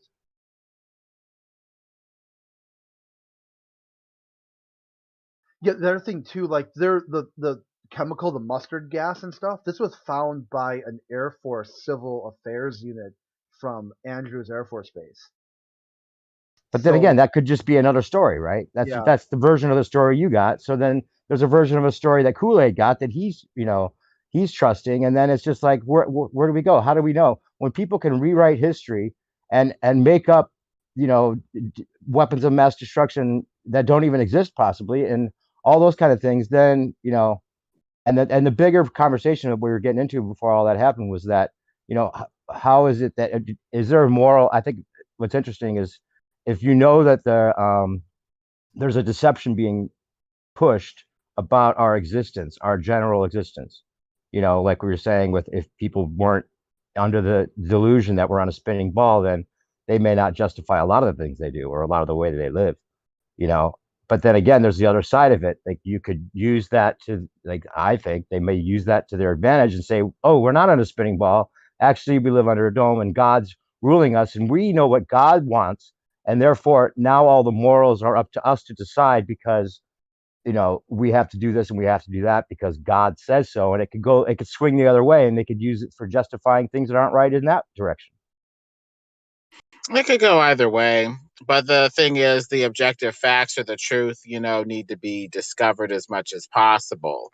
You need to see if it's a propaganda narrative to get you to do something, whether or not it's true or not, versus objective facts that, may or may not be propagandized or used to goad you into some direction or not. That's why you have to divide between propaganda, which is, there to get you to obey or get you to go to war, versus objective truths that you can rest on, or, facts and evidence and stuff that you can just rest on without necessarily, having to be propagandized or pushed in this direction. Well, the idea of the noble lie is, I think, what we're getting at here, right? Is there a noble lie? Is there such a thing? I would say no. A noble lie turns ugly very quickly. The truth normally demands some sort of action eventually. You don't have to act immediately, but eventually, when you confront the truth, some sort of action is normally demanded. And so, if you're going off of some lie, you could be going down a direction or a path that is just totally fruitless, meaningless, and ultimately destructive. That's the good thing about the truth. It offers the ability to rest, to be supported by objective facts and reality, as opposed to constantly having to prop up this falsehood that may or may not be there in the first place. Millions of dollars because of NASA's lies and deception going Lord knows where, as opposed to just, freely being able to explore Antarctica, figure out what's down there, that sort of thing, or figure out the true nature of our world. But they may have a noble lie, or at least people convinced of a noble lie that, let's say that there is unlimited resources, and this has happened before where they allowed people to just go and get those resources for themselves, and then the price of gold dropped and the oil, all society collapsed because those parameters weren't set. And then they have that justification for the way society runs now, maybe. Because even if it's not a real example, but they may have been given that example where society destroyed itself because they allowed too much. You know what I'm saying? Well, people, fall in line pretty quickly, if the lie's noble enough. But after a while, the betrayal sets in. Like, why was I lied to for 500 years about this heliocentric, falsehood? What was noble about the lie in the first place? The lie is cowardly. It's like you're afraid of what will happen if you put out the truth. There's nothing noble about it ultimately. What? If they have an example of what will happen and they believe that example, then they consider it a noble lie. That's what I'm saying, Noble for them. But what about everybody else? Maybe we could have gotten a much more noble truth if they would have trusted people and just let them come to the truth. Here's a question: is there really a noble lie? Well, asking us to trust them that there's some sort of noble reason for this lie is contradictory. They didn't even trust us enough with the truth. So even if they try to say that it's some sort of noble lie that we tell you so that you feel better about yourself or whatever, it's contradicted by the fact that you didn't trust us enough to take the truth and go from there.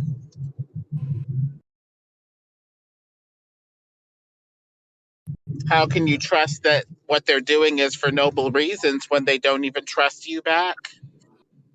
I just want to point out that when I was 18 in 2001, gas was $1 a gallon, right? No, like some places.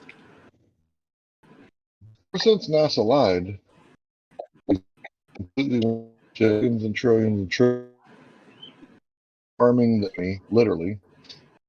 Point I think in the past stop harming the internet because it got so bad and so obvious that our politicians, the whole like I'm fiscally. You're roboting, Hank. Hey, Hank, you're roboting.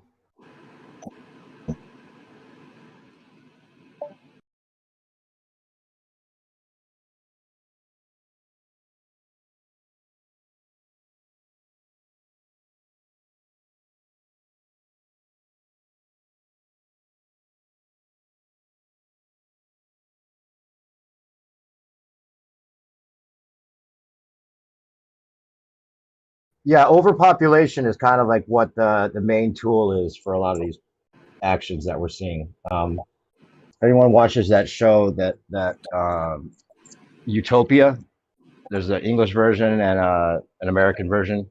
It's a great example of what we're dealing with, because the show tells you everything about like the jab, and you know how they're deceiving us with the jab for these other reasons that are undisclosed to the people, but for the greater good, it's better that people don't know why the jab's being given, and then the characters in the show end up getting behind the one that's uh, framed as the bad guy, because they believe in overpopulation, and they see that he's got a moral justification for what he's doing, or they think that he does.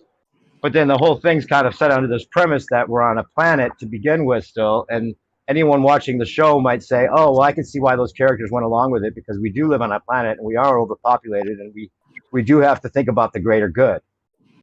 You know, and so it's just interesting they were able to put that show out and not have people really see like the subterfuge, the layers that are even deeper, which is the truth is that you know, we don't have an overpopulation problem the way that we're all made to think.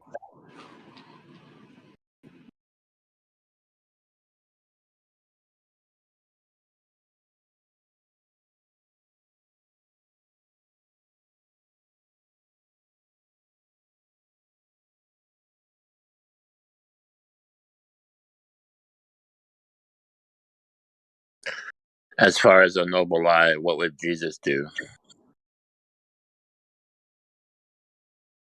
Not lie. Well, what if the whole idea that like this is another idea about Jesus, like him being a pacifist, maybe even to like a fault, where you say, okay, yeah, it's okay to die as long as you don't hurt them. Go ahead and kill me, because morally, me killing you in self-defense is wrong still, right? So then it gives people the ideal that they should follow the example of never killing, even in self-defense. It's not okay. So then it just makes a populace of pacifist people that are easy to control.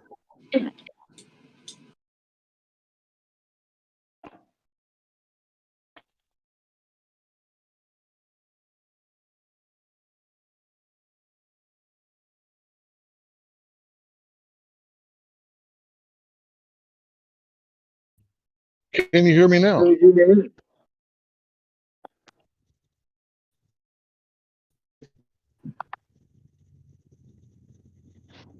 Mic check. Hank, you're coming through. You're coming through. It's fine. Cool. We're about So after NASA lied and said that they could tell that there was yellow uranium from photographs from like high altitude / whatever balloon photo, right, that they've been using since the Civil War, right? It's really weird, right, to think that we could trust these guys for anything after this, because they literally sold us out. So they literally sold us out, right? Because you know that in order to tell if something is like yellow cake uranium, you have to take it to a lab and test it. You can't just look at it, right? Like you can't look at me and tell what I ate this morning, can you? Of course not, right? So that was a lie, a full-faced lie, right? And it Michaela!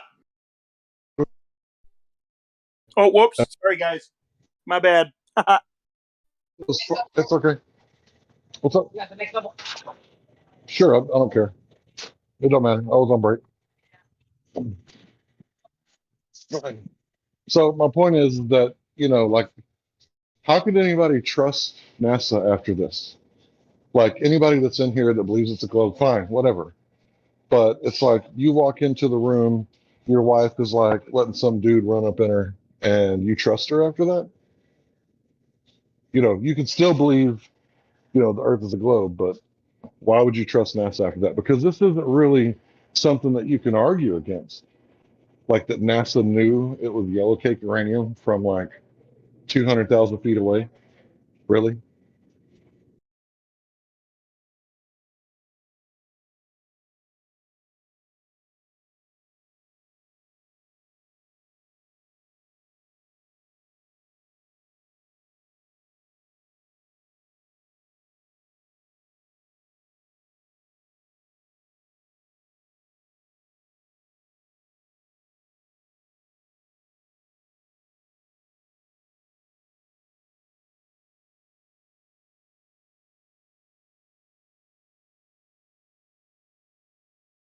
And I waited for a rebuttal, and I didn't get one. So that lets me know that, you know, the Globers in here, if there is any, they're in agreement with me that, you know, all those people that died in Iraq, all those children, right?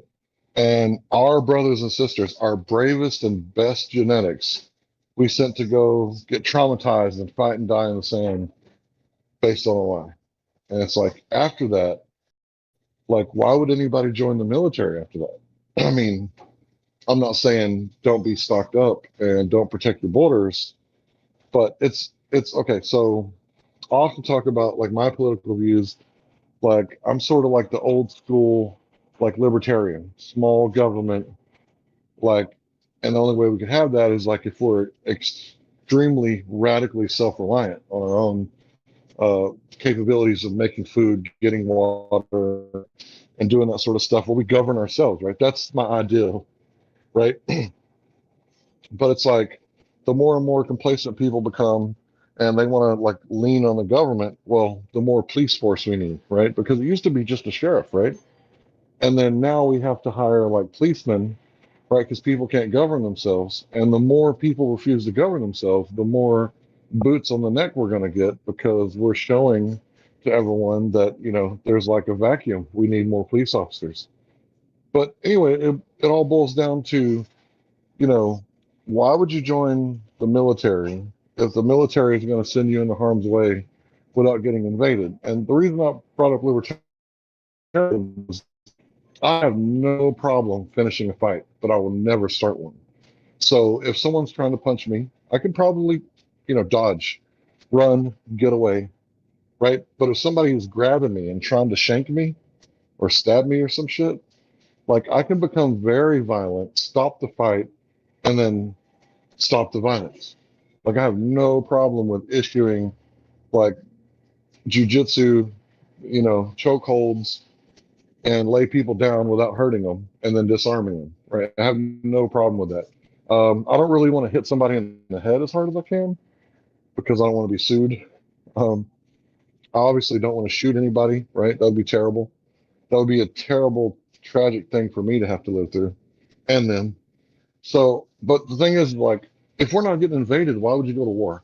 Like, yeah, if we get attacked, if somebody like knocks down some buildings, yeah, that's something we have to suffer through. But you know, we can't just, you know, by affirmation of NASA alone, go kill like everybody in the Middle East that we possibly can, who doesn't have a Federal Reserve System or IMF or World Bank type banking system, right? That doesn't really make sense to me at all. And I don't pretend to know exactly what happened on 9/11. I just know that the amount of sheer bloodshed that happened afterwards, it wasn't worth it.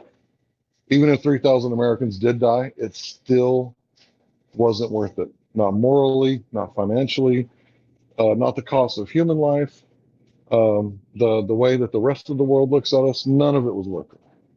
Enough said.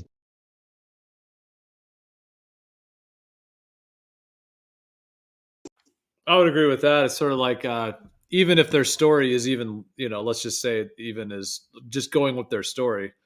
It's like the idea of like, you know, two wrongs don't make a right. Or multiple wrongs don't make it right. But yeah, they tried to use that as quite a yeah. Let's say we take their story as face value.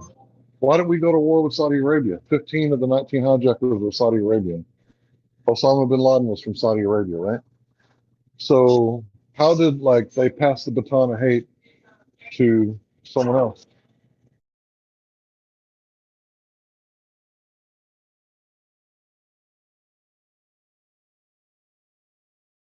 Well, I guess we'd have to look at the range of reasons that are offered in the fake news media. Everything from oil to, you know, Bush was upset at, you know, Saddam Hussein because he, you know, hurt his daddy or whatever, going there for artifacts or something like that that they wanted with, you know, weapons of mass destruction as some sort of smokescreen. Yeah, it's hard to know. I mean, we just have to look at the body of excuses given and compare and contrast and see if any of them are viable or legitimate.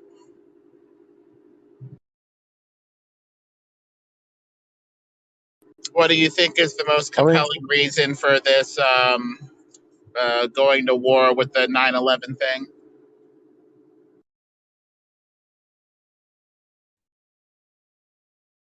I don't know the answer to that, but I often think about my conversations with the most notorious glober, Timothy Osman, and I often think about what he said about losing his big brother in Iraq, in the Iraq War. He was one of the first people to go and died in Iraq.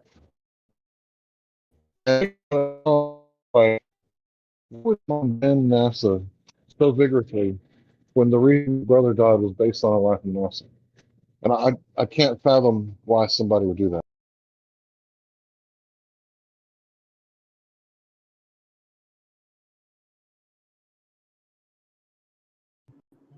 Hopefully the truth will out on some level in 20 or so more years or whatever.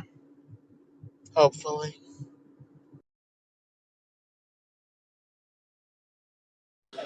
I don't think it's going to take that long because the children, the new generation, is not going with the narrative, and that's really apparent to me.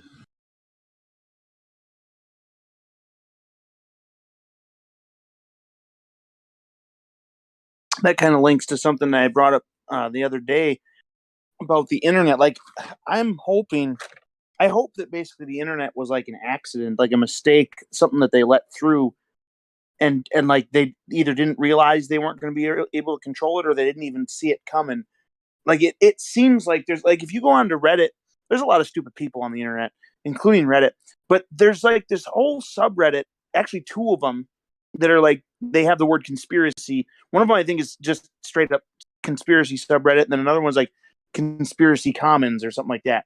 And it seems like there's a lot of people on there who like they don't buy into the narrative, just like people on here don't buy into the narrative. There's even people on there I think that I've seen like indicating they understand that the earth is not a ball, that it's flat or whatever. And it's like, it seems like maybe there's a whole lot more people out there than the ones we interact with just on here. And like, you know, you have somebody that may come in here and be like, oh, well, flat earth is dying and blah, blah, blah. But I don't know that that's the case. I don't know that I see anything even close to that. Flat earth dying, or like, it seems like what you were saying, the younger generation, it seems like people, I don't know if it's the younger generation, but it seems like people who have access at least to the internet, I guess, are like, maybe they're getting more of the picture because it can't all be controlled as well as just, you know, 5 channels on the TV. But it seems like there's a lot of people that understand that what they're told on the TV isn't necessarily the case. There's still a lot who do, but it seems like it's not necessarily just a very tiny, minuscule, insignificant percentage who are aware. Hopefully that gets bigger. I don't think it's super insignificant now, but hopefully that just continues. Hopefully the internet is this thing that kind of blows it wide open, and people just continue to inform themselves more and more and more because they have all this access to all these different angles. And it would be great if we could get to a point where it's like, okay, the world kind of wakes up in a sense to the fact that things are not as they seem.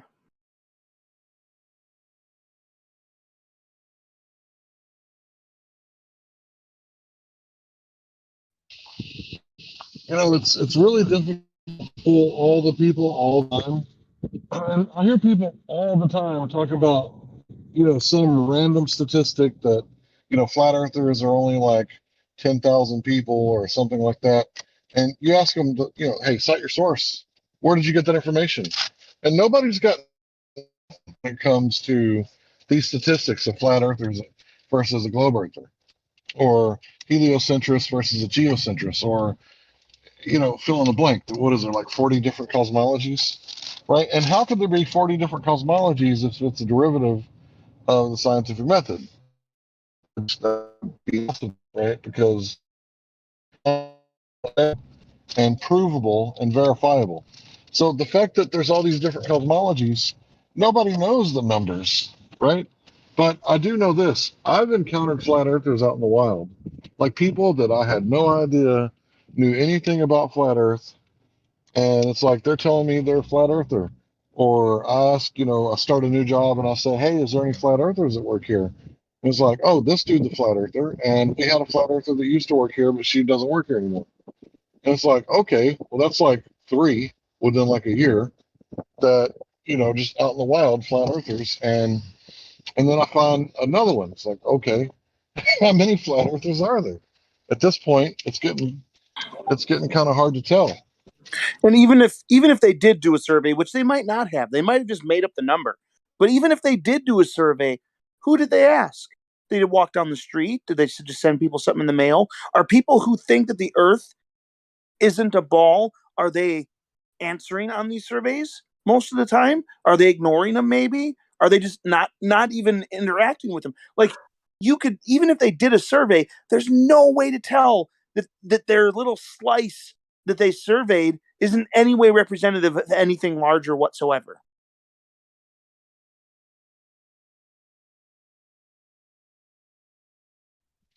Yeah, I would say it's unknowable. It's kind of like the amount of Muslims in Texas. Like, how could you ever know that? Right? Are they going to admit, or are they just going to admit a survey? Or is somebody, that's like a hardcore Texan Baptist going to be like, this is stupid, I'm not answering this question? So you're right. You're not going to be able to get the numbers. So every time somebody cites numbers, I call them out on it.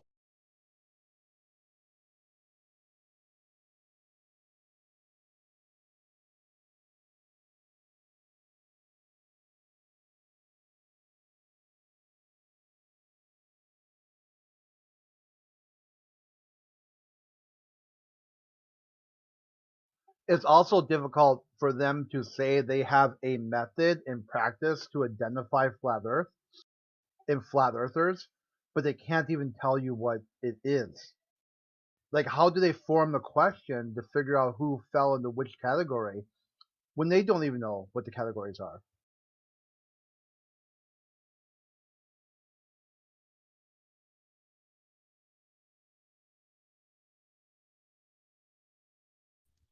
So I mentioned yesterday that there's like this verse in the book of Acts where they're talking about how they're going to deal, the Sanhedrin is talking about how they're going to deal with the Messianic movement.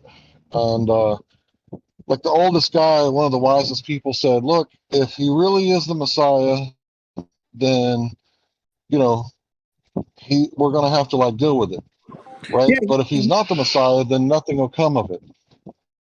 Yeah, he basically says if And he isn't, it will come to nothing. And if he is, there's nothing we can do about it anyway. Pretty sure. So it's kind of the same thing with the flat Earth, except for, we know that the government specifically asked the social media groups to do something about this flat Earth thing and the fake news, meaning that the social media groups are going to be held responsible if they don't try to control the narrative. And it's like, why would they do that? Because if it's fake and there's nothing to this flat Earth thing, well, 90% of the population lives next to the ocean. And the rest probably lives somewhere near a spring that's dammed up and turned into a lake, right? So, it's kind of one of those things to where, why would they even do something about it if there's nothing to it? If there's nothing to this flat Earth thing, why is there a flat Earth society? Why is there, on every single YouTube video that has something to do with the flat Earth, it says that flat Earth is archaic? But wasn't Aristophanes like before the time of Christ talking about a globe? Isn't the globe Earth archaic as well? Wow, So that's awesome, Hank. I never thought about that way. yeah, satellite images since the Civil War, right? Air balloons and cameras since the Civil War, right? You just blew my mind with that. I mean, really. So it's like, why would they be like even fighting us? At this point, it should be like, just let it go. There's nothing to it. They're not doing that. They're not relying on the fact that it's a globe, and it's provably so. So what they're doing is the government is taking steps, both publicly and privately, to fight this thing. And all it is a talk about, it's kind of a reformation of science, and it's kind of that's exactly what it is. It's a reformation of science. You got some people that say that QE, he's too strict with his scientific method. Well, how loose should we be when we're trying to obtain knowledge, right? Not belief. We're trying to obtain knowledge. So how loose and liberal shall we be when we're trying to do that? Should we just take any old affirmation that's a derivative of their indoctrination while rejecting investigation and experimentation? Is that what we should do? Should we be that loose? Go ahead, Lou. I guess the main thing is, not being so strict with our interpretation of science that, we really don't explore, get to know anything else. I mean, I guess the main criticism that I would levy against our, interpretation of the science is it's valid, sure, but it just becomes a critique that's hollow and empty because it's critique of the science sometimes without any interest or knowledge of the science, so-called, or whatever itself, the observations, the methods, the theory, the methodology, the thought process behind the interpretation. That's where, knowledge just ends. The discussion just ends, and it just becomes a bland criticism of science itself on paper. So I want to present this. It's a loose quote that I got from a yogi Hindu guy. He said, there's two types of knowledge, right? There's memory from your experience in the past, and then there's your present experience, and everything else is imagination. So if you haven't experienced it, you don't have any knowledge. It's all belief, right? Fantasy. Like I tell people, like you see the globe in your mind's eye, but have you ever seen it with your two eyes? Right? And it's like, okay, well, how come you've never seen it with your two eyes? You've never seen the globe